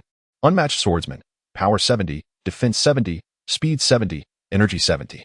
This high-end mech boasted a balanced design, excelling in all attributes, with its exclusive weapon being a massive sword forged from Grade 3 metal, enhancing its effectiveness against ice attribute awakeners. Tang Fei, show me your true strength. Let us engage in a fair battle. The Sword Walker, in his pursuit of greatness, was determined to defeat all strong opponents. Unlike others, he possessed a genuine, indomitable spirit. Tang Fei favored the sleek and simple design of the Dark Knight mech, yet he knew this battle would not permit its use. The Sword Walker's weapon, crafted from grade 3 metal, would likely render the Dark Knight obsolete after a single hit. However, Tang Fei chose not to rely on a high-end mech. He sought to hone his skills through battle, refusing to be overly dependent on mechanical attributes. Ultimately, he selected a low-end Earth mech, the Dark Demon, an upgraded version of the Dark Knight constructed from grade 2 metal. The materials used for mech construction varied greatly, with metal grades classified from 1 to 7 throughout the galaxy. Standard mech units utilized grade 1 metal, low-end mechs were made of grade 2 metal, high-end mechs of grade 3, top-tier mechs of grade 5, super mechs of grade 6. And grade 7 was reserved for legendary war god mechs. These classifications were relative, with some discrepancies. You dare to battle me with a low-end mech? The Sword Walker's expression darkened, a surge of anger coursing through him. You cannot possibly win like this. Switch to a high-end mech. Tang Fei shook his head, assuming a combat stance. This is more than sufficient. Tang Fei had a point. Since he first encountered mechs, he had predominantly used the Dark Knight and had grown accustomed to it.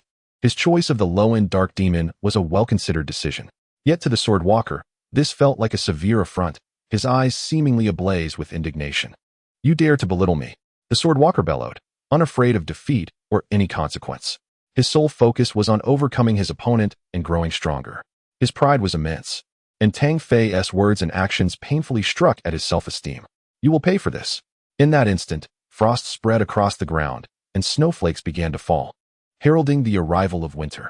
Chapter 87, The Finals, Part 3, The temperature in the air plummeted sharply. An astonishing phenomenon considering this was within a volcano surrounded by magma. It was as if frost had formed on the ground and snowflakes began to drift from the sky.